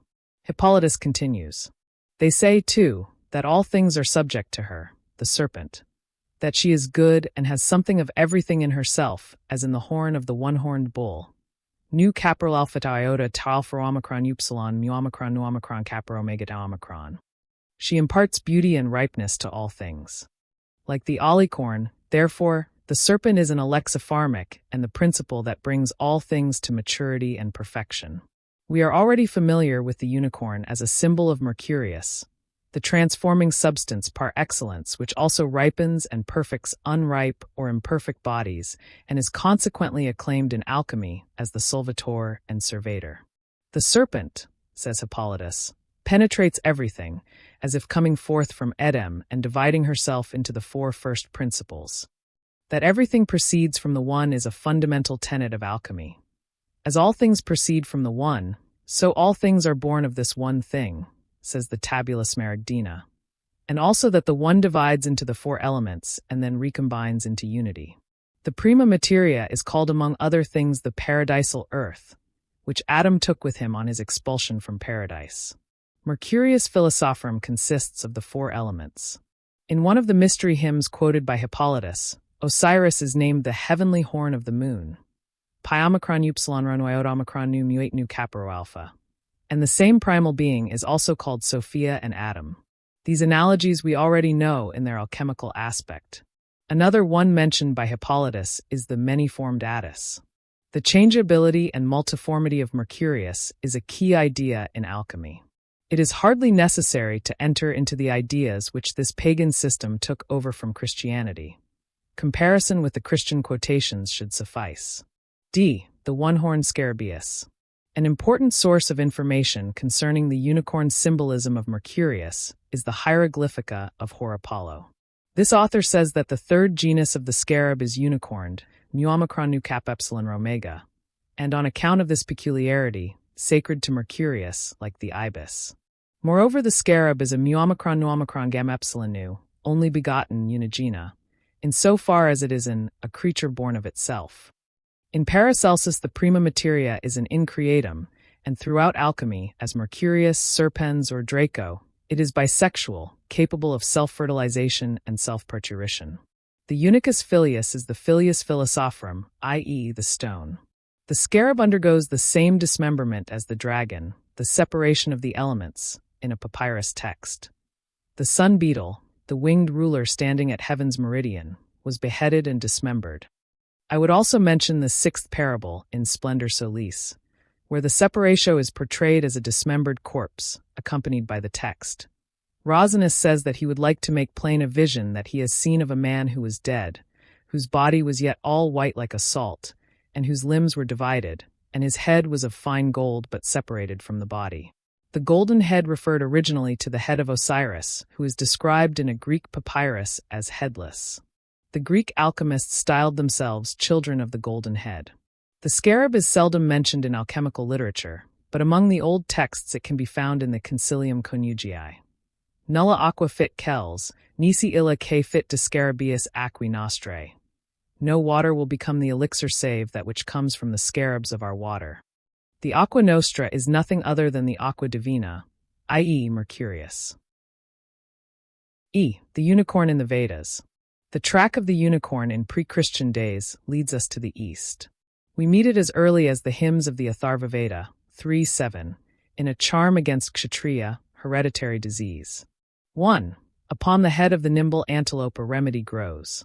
He has driven the kshatriya in all directions by means of the horn. 2. The antelope has gone after thee with his 4 feet. O horn, loosen the kshatriya that is knitted into his heart. 3. The horn, that glistens yonder like a roof with 4 wings, sides, with that do we drive out every kshatriya from thy limbs. The fish of Manu seems to have been unicorned, although this is not specifically stated. But always its horn is mentioned, never its horns. According to the legend recounted in the Shatapatha Brahmana, Manu hooked a fish which grew larger and larger and eventually towed him over the flood to dry land. Manu tied his ship to its horn. The fish is an incarnation of Vishnu, and Manu means man. In many respects he corresponds to the Greek anthropos. He is the father of humanity and is descended direct from God, here called Svayambhu, the self-so, i.e. Brahma. He is a god-man, identified with Prajapati, lord of created things, and even with Brahman itself, the highest soul. In the Rig Veda he is named Father Manu, and is said to have begotten mankind on his daughter. He is the founder of the social and moral order, the first sacrificant and priest. He transmitted the Upanishadic doctrine to mankind. It is of particular interest that he is also derived from the androgynous Viraj. The Shatapatha Brahmana associates him with a bull who is entrusted with the task of annihilating the Asuras and Rakshas, demons hostile to the gods.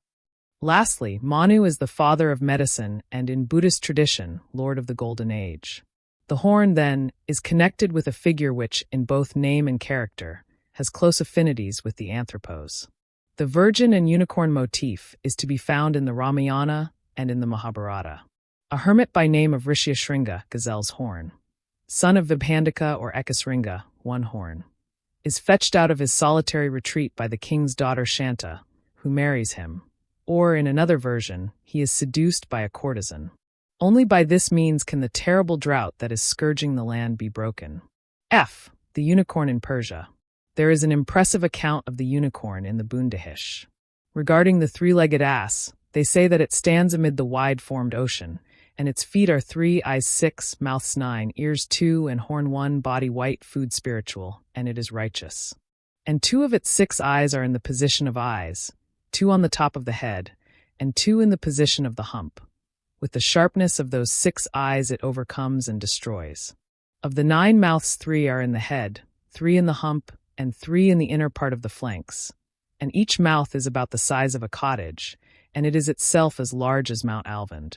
Each one of the 3 feet, when it is placed on the ground, is as much as a flock of 1,000 sheep comes under when they repose together. And each pastern is so great in its circuit that 1,000 men with 1,000 horses may pass inside. As for the 2 ears, it is Mazendran which they will encompass. The one horn is as it were of gold and hollow, and 1,000 branch horns have grown upon it, some befitting a camel, some befitting a horse, some befitting an ox, some befitting an ass, both great and small. With that horn it will vanquish and dissipate all the vile corruption due to the efforts of noxious creatures. When that ass shall hold its neck in the ocean, its ears will terrify, and all the water of the wide-formed ocean will shake with agitation, and the side of Ganavad will tremble. When it utters a cry, all the female water creatures, of the creatures of Ahurmazd, will become pregnant, and all pregnant noxious water creatures, when they hear that cry, will cast their young. When it stales in the ocean, all the sea water will become purified, which is in the 7 regions of the earth.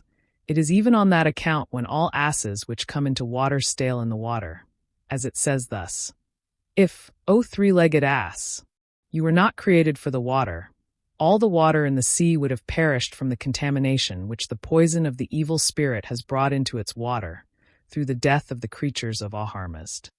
Tistar seizes the water more completely from the ocean with the assistance of the three-legged ass.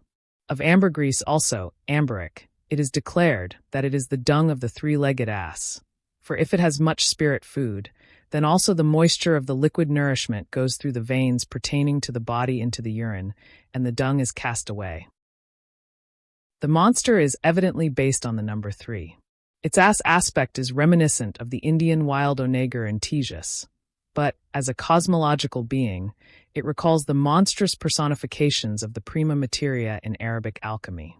In the Book of Ostanes, for instance, one such monster, with the wings of a vulture, the head of an elephant, and the tail of a dragon, gives the adept the key to the treasure house. The ass stands in the ocean, like the tree gokard that grows from the deep mud of the sea. The Bundahish says of this tree, It is necessary as a producer of the renovation of the universe, for they prepare its immortality therefrom. Some say it is the proper curing, some the energetic curing, some the all-curing. The ass and the tree are evidently related, because they both represent the power of life, procreation, and healing. This is a truly primitive equation. Both are or have mana. The Arabic alchemists likewise obtain their prima materia from the tree in the Western land. We read in the book of Abu al-Qasim, This prime matter, which is proper for the form of the elixir, is taken from a single tree which grows in the lands of the West. And this tree grows on the surface of the ocean, as plants grow on the surface of the earth. This is the tree of which whosoever eats, man and jinn obey him. It is also the tree of which Adam, peace be upon him, was forbidden to eat, and when he ate thereof he was transformed from his angelic form to human form. And this tree may be changed into every animal shape. The monster and the tree both stand for the elixir, the alexipharmic, and the panacea. The tree's peculiar power to change into any animal shape is also attributed to Mercurius Versipellis. The ass is a demon triunus, a chthonic trinity, which is portrayed in Latin alchemy as a 3-headed monster and identified with Mercurius, salt, and sulfur. The classical rumor about the worship of an ass in the Temple of Jerusalem and the graffito on the Palatine showing a mock crucifixion I will mention only in passing. Likewise, the Saturnine aspect of Jehovah and Ialdabaoth as demiurges, which brings these figures into conjunction with the equally Saturnine prima materia. G. The unicorn in Jewish tradition. The Talmud tells the story of how the unicorn, Riem, escaped the flood. It was tied to the outside of the ark because, owing to its gigantic size, it could not go inside. Og, the king of Bashan, survived the flood in the same way.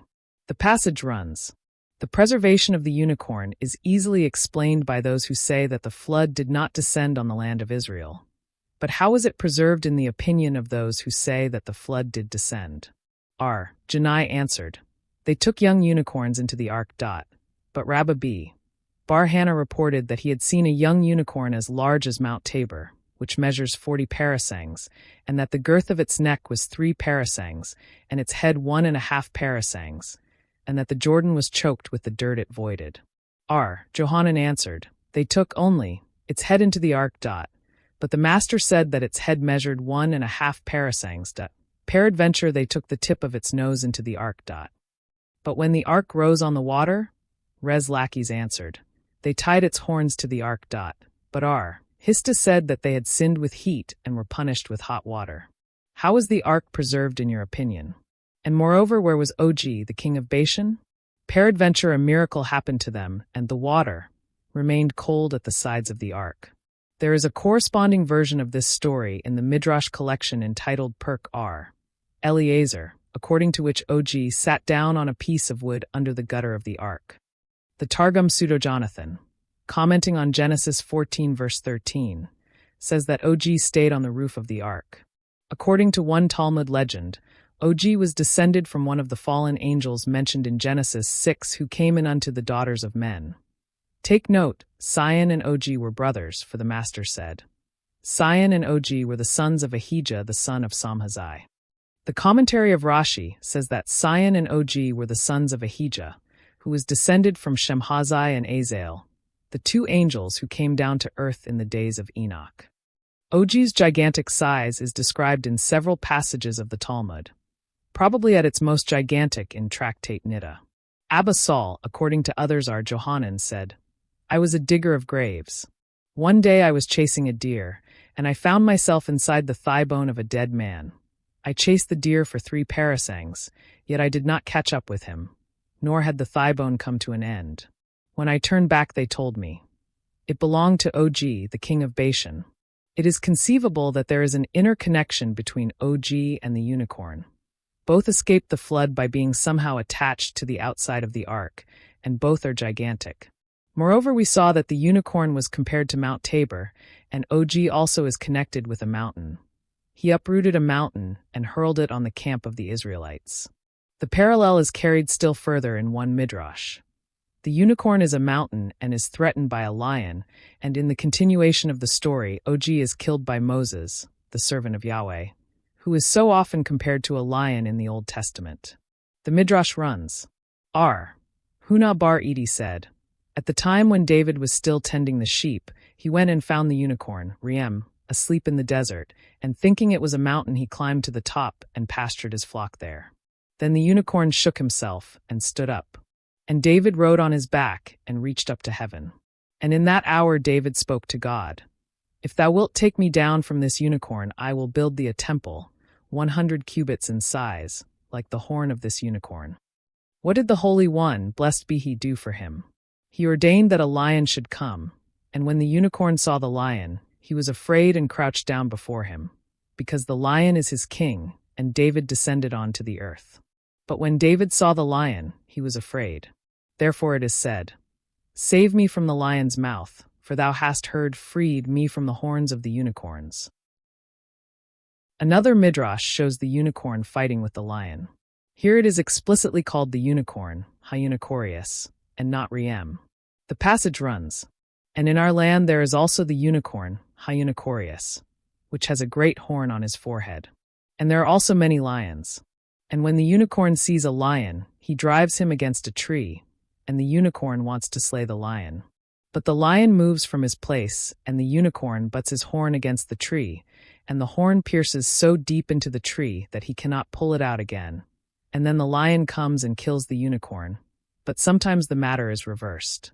In the chemical wedding, as in the royal arms of England, lion and unicorn are combined. Both are symbols of Mercurius in alchemy, just as they are allegories of Christ in the Church. Lion and unicorn stand for the inner tension of opposites in Mercurius. The lion, being a dangerous animal, is akin to the dragon. The dragon must be slain, and the lion at least have his paws cut off. The unicorn too must be tamed. As a monster, he has a higher symbolical significance and is of a more spiritual nature than the lion. But as Ripley shows, the lion can sometimes take the place of the unicorn. The two gigantic beings, OG and the unicorn, are reminiscent of Behemoth and Leviathan, the two manifestations of Jehovah. All four of them, as also the unicorned ass of the Bundahish, are personifications of the demonic forces of nature. The power of God reveals itself not only in the realm of the spirit, but in the fierce animality of nature both within man and outside him. God is ambivalent so long as man remains bound to nature. The uncompromising Christian interpretation of God as the summum bonum obviously goes against nature. Hence the secret paganism of alchemy comes out in the ambivalent figure of Mercurius. By contrast, the androgyny of Christ is conceived as exclusively spiritual and symbolic, and therefore outside the natural context. On the other hand, the very existence of an adversary, the prince of this world, betrays the polarity of God as shown in the androgynous nature of the Son in whom he is manifest. H. The unicorn in China. The unicorn also appears in China. According to the Li Qi, or Book of Rites, there are 4 beneficent or spiritual animals: the unicorn, Chilin, the phoenix, the tortoise, and the dragon. The Chilin is chief among 4-footed beasts. It resembles the stag, but is larger, with the tail of an ox and the hoofs of a horse. It has a single horn of flesh. There are 5 colors in the hair of its back, and the hair of its belly is yellow or brown. It does not tread any living grass underfoot nor eat any living creature. It shows itself when perfect rulers Qingzhen appear and the Tao of the king is accomplished. If it is wounded, this is an evil omen. Its first appearance was in the garden of the Yellow Emperor, 2697 BC. Later 2 unicorns sojourned in Pingyang, Emperor Yao's capital. A unicorn appeared to the mother of Confucius when she was pregnant, and as an omen before the death of the sage, it chanced that a charioteer wounded a unicorn.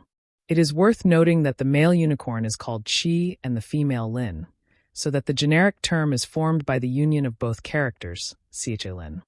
The unicorn is thus endowed with an androgynous quality. Its connection with the phoenix and the dragon also occurs in alchemy, where the dragon stands for the lowest form of Mercurius and the phoenix for the highest. As mentioned before, the horn of the rhinoceros is an alexipharmac and for this reason is, even today, a favorite article of commerce between the African East Coast and China, where it is made into poison-proof drinking cups. The Physiologus Graecus tells us that when a snake has poisoned their drinking water, the animals, noticing the poison, will wait for the unicorn to come down to the water. For his horn is a symbol of the cross, and by drinking he dissipates the virulence of the poison. 1. The Unicorn Cup. The healing cup is not unconnected with the cup of salvation, the Eucharistic chalice, and with the vessel used in divination. Migny says that Cardinal Torquemada always kept a unicorn cup at table. La Corne de Licorne preserved a sortileges. Hippolytus, in his summing up of the teachings of the Nasines, says that the Greeks called Geryon of the threefold body, the heavenly horn of the moon.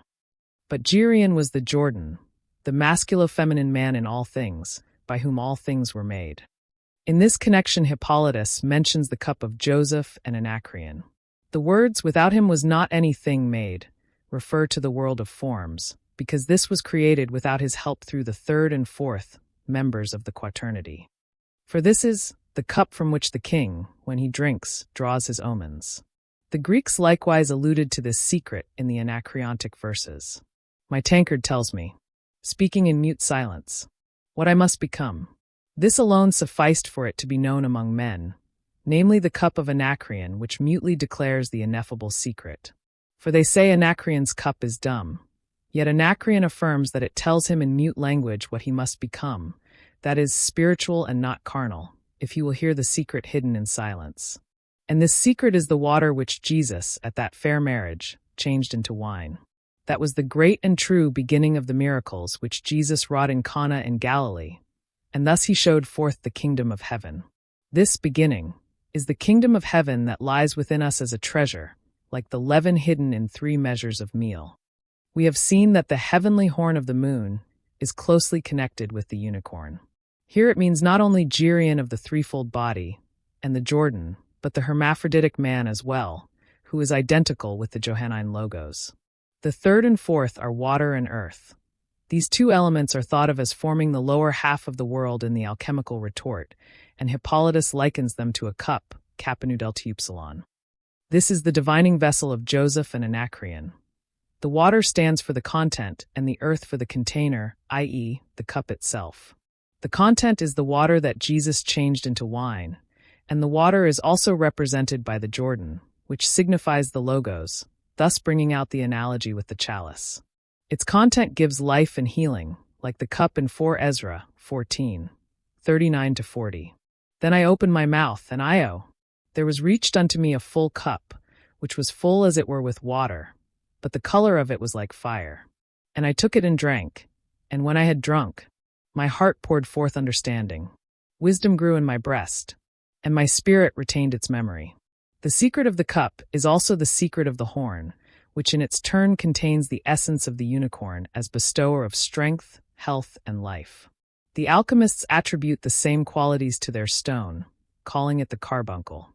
According to legend, this stone may be found under the horn of the unicorn, as Wolfram von Eschenbach says. We caught the beast called unicorn, that knows and loves a maiden best, and falls asleep upon her breast. We took from underneath his horn the splendid male carbuncle stone, sparkling against the white skull bone. The horn as an emblem of vigor and strength has a masculine character, but at the same time it is a cup, which, as a receptacle, is feminine. So we are dealing here with a uniting symbol that expresses the bipolarity of the archetype. These assorted unicorn symbolisms aim at giving no more than a sample of the extremely intricate and tangled connections between pagan and natural philosophy, Gnosticism, alchemy, and ecclesiastical tradition, which, in its turn, had a deep and lasting influence on the world of medieval alchemy. I hope that these examples have made clear to the reader just how far alchemy was a religious philosophical or mystical movement. It may well have reached its peak in Goethe's religious Weltanschauung, as this is presented to us in Faust. Epilogue. What the old philosophers meant by the lapis has never become quite clear. This question can be answered satisfactorily only when we know exactly what the unconscious content was that they were projecting. The psychology of the unconscious alone is in a position to solve this riddle. It teaches us that so long as a content remains in the projected state, it is inaccessible, which is the reason why the labors of those authors have revealed so little to us of the alchemical secret. But the yield in symbolic material is all the greater, and this material is closely related to the process of individuation.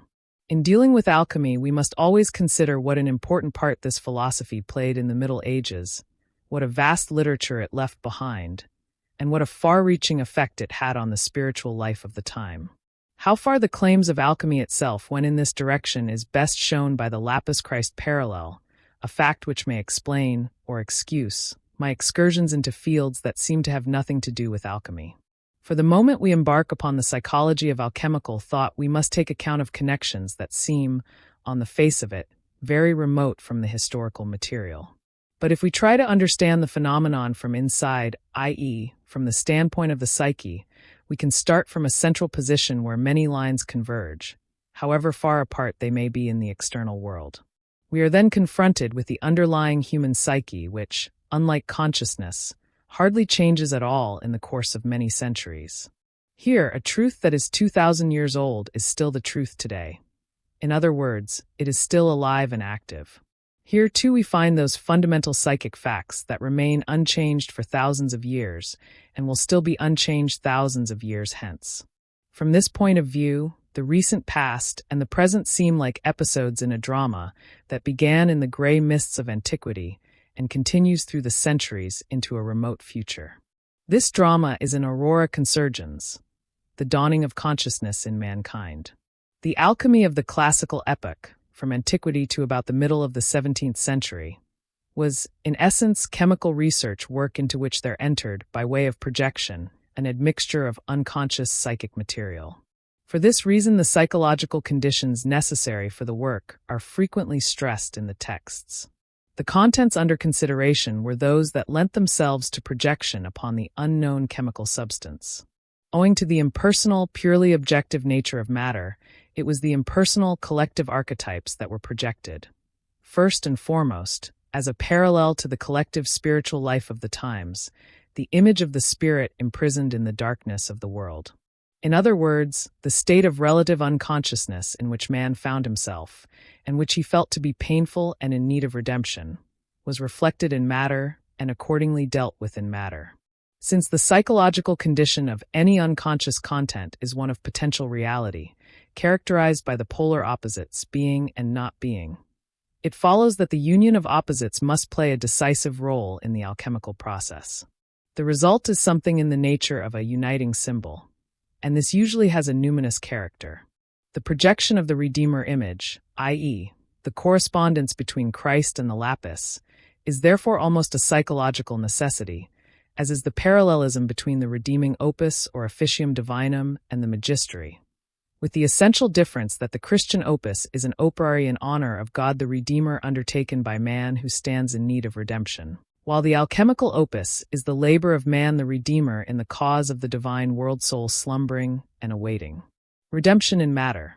The Christian earns the fruits of grace ex opere operato, but the alchemist creates for himself, ex opere operantis in the most literal sense, a panacea of life, which he regards either as a substitute for the Church's means of grace or as the complement and parallel of the divine work of redemption that is continued in man. The two opposed points of view meet in the ecclesiastical formula of the opus operatum and the opus operantis, but in the last analysis they are irreconcilable. Fundamentally, it is a question of polar opposites, the collective or the individual, society or personality. This is a modern problem insofar as it needed the hypertrophy of collective life and the herding together of incredible masses of people in our own day to make the individual aware that he was being suffocated in the toils of the organized mob. The collectivism of the medieval church seldom or never exerted sufficient pressure on the individual to turn his relations with society into a general problem. So this question, too, remained on the level of projection, and it was reserved for our own day to tackle it with at least an embryonic degree of consciousness under the mask of neurotic individualism. Some time previous to this latest development, however, alchemy had reached its final summit, and with it the historical turning point, in Goethe's Faust, which is steeped in alchemical forms of thought from beginning to end. The essential Faustian drama is expressed most graphically in the scene between Paris and Helen. To the medieval alchemist, this episode would have represented the mysterious conjunction of Sol and Luna in the retort. But modern man, disguised in the figure of Faust, recognizes the projection and, putting himself in the place of Paris or Sol, takes possession of Helen or Luna, his own inner, feminine counterpart. The objective process of the union thus becomes the subjective experience of the artifacts. Instead of watching the drama, he has become one of the actors. Faust's personal intervention has the disadvantage that the real goal of the entire process, the production of the incorruptible substance, is missed. Instead, Euphorion, who is supposed to be the filius philosophorum, imperishable and incombustible, goes up in flames and disappears, a calamity for the alchemist and an occasion for the psychologist to criticize Faust, although the phenomenon is by no means uncommon. For every archetype, at its first appearance, and so long as it remains unconscious, takes possession of the whole man and impels him to play a corresponding role. Consequently, Faust cannot resist supplanting Paris in Helen's affections, and the other births and rejuvenations, such as the boy charioteer and the homunculus, are destroyed by the same greed. This is probably the deeper reason why Faust's final rejuvenation takes place only in the postmortal state, i.e., is projected into the future. Is it a mere coincidence that the perfected figure of Faust bears the name, which we have already met, of one of the most famous of the early alchemists, Marianus, or, in its more usual spelling, Maurianus? By identifying with Paris, Faust brings the conjunction back from its projected state into the sphere of personal psychological experience, and thus into consciousness. This crucial step means nothing less than the solution of the alchemical riddle, and at the same time the redemption of a previously unconscious part of the personality. But every increase in consciousness harbors the danger of inflation, as is shown very clearly in Faust's superhuman powers. His death, although necessary in his day and generation, is hardly a satisfactory answer. The rebirth and transformation that follow the conjunction take place in the hereafter, i.e., in the unconscious, which leaves the problem hanging in the air. We all know that Nietzsche took it up again in Zarathustra, as the transformation into the Superman. But he brought the Superman into dangerously close proximity with the man in the street. By so doing, he inevitably called up all the latter's reserves of anti-Christian resentment. For his Superman is the overweening pride, the hybris of individual consciousness, which must necessarily collide with the collective power of Christianity and lead to the catastrophic destruction of the individual. We know just how, and in what an exceedingly characteristic form, this fate overtook Nietzsche, tam ethis quam physis. And what kind of an answer did the next generation give to the individualism of Nietzsche's Superman? It answered with a collectivism, a mass organization, a herding together of the mob, tam ethis quam physis, that made everything that went before look like a bad joke. Suffocation of the personality and an impotent Christianity that may well have received its death wound. Such is the unadorned balance sheet of our time. Faust's sin was that he identified with the thing to be transformed, and that had been transformed. Nietzsche overreached himself by identifying his ego with the Superman Zarathustra, the part of the personality that was struggling into consciousness. But can we speak of Zarathustra as a part of the personality? Was he not rather something superhuman, something which man is not, though he has his share in it? Is God really dead, because Nietzsche declared that he had not been heard of for a long time? May he not have come back in the guise of the Superman? In his blind urge for superhuman power, Faust brought about the murder of Philemon and Baucis. Who were these two humble old people?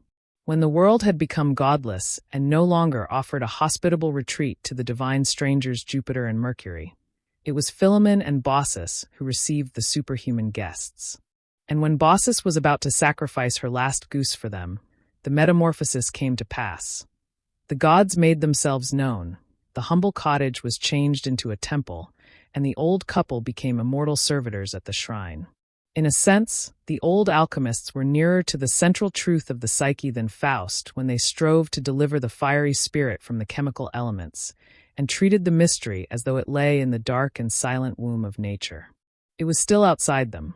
The upward thrust of evolving consciousness was bound sooner or later to put an end to the projection, and to restore to the psyche that which had been psychic from the beginning. Yet, ever since the age of enlightenment and in the era of scientific rationalism, what indeed was the psyche? It had become synonymous with consciousness. The psyche was what I know. There was no psyche outside the ego. Inevitably, then, the ego identified with the contents accruing from the withdrawal of projections. Gone were the days when the psyche was still for the most part outside the body and imagined those greater things which the body could not grasp. The contents that were formerly projected were now bound to appear as personal possessions, as chimerical phantasms of the ego consciousness. The fire chilled to air, and the air became the great wind of Zarathustra and caused an inflation of consciousness which, it seems, can be damped down only by the most terrible catastrophe to civilization, another deluge let loose by the gods upon inhospitable humanity. An inflated consciousness is always egocentric and conscious of nothing but its own existence. It is incapable of learning from the past, incapable of understanding contemporary events, and incapable of drawing right conclusions about the future. It is hypnotized by itself, and therefore cannot be argued with. It inevitably dooms itself to calamities that must strike it dead. Paradoxically enough, inflation is a regression of consciousness into unconsciousness. This always happens when consciousness takes too many unconscious contents upon itself and loses the faculty of discrimination, the sine qua non of all consciousness. When fate for 4 whole years played out a war of monumental frightfulness on the stage of Europe, a war that nobody wanted, nobody dreamed of asking exactly who or what had caused the war and its continuation. Nobody realized that European man was possessed by something that robbed him of all free will. And this state of unconscious possession will continue undeterred until we Europeans become scared of our God Almightiness. Such a change can begin only with individuals, for the masses are blind brutes, as we know to our cost. It seems to me of some importance, therefore, that a few individuals or people individually should begin to understand that there are contents which do not belong to the ego personality, but must be ascribed to a psychic non-ego. This mental operation has to be undertaken if we want to avoid a threatening inflation. To help us, we have the useful and edifying models held up to us by poets and philosophers, models or archetype that we may well call remedies for both men and the times. Of course, what we discover there is nothing that can be held up to the masses, only some hidden thing that we can hold up to ourselves in solitude and in silence. Very few people care to know anything about this. It is so much easier to preach the universal panacea to everybody else than to take it oneself, and as we all know, things are never so bad when everybody is in the same boat. No doubts can exist in the herd. The bigger the crowd, the better the truth, and the greater the catastrophe. What we may learn from the models of the past is above all this, that the psyche harbors contents, or is exposed to influences, the assimilation of which is attended by the greatest dangers. If the old alchemists ascribed their secret to matter, and if neither Faust nor Zarathustra is a very encouraging example of what happens when we embody the secret in ourselves, then the only course left to us is to repudiate the arrogant claim of the conscious mind to be the whole of the psyche, and to admit that the psyche is a reality which we cannot grasp with our present means of understanding. I do not call the man who admits his ignorance an obscurantist.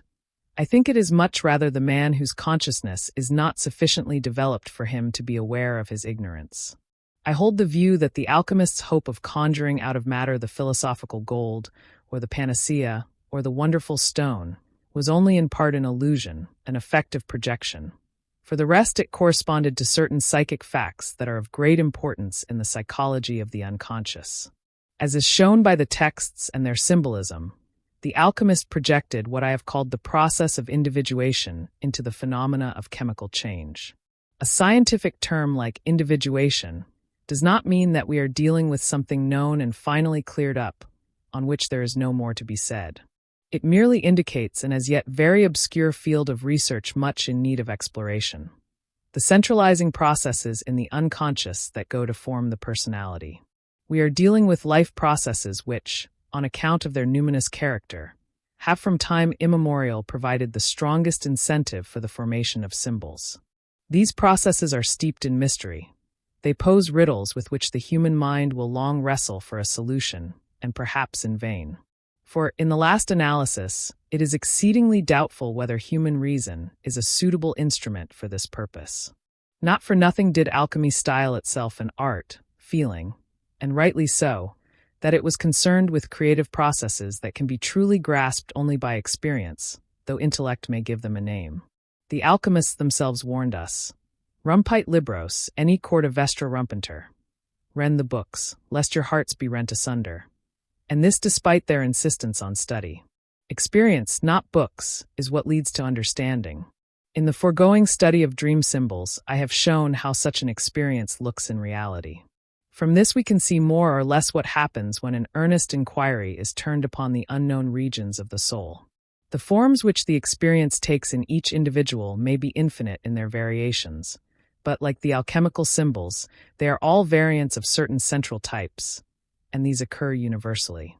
They are the primordial images, from which the religions each draw their absolute truth.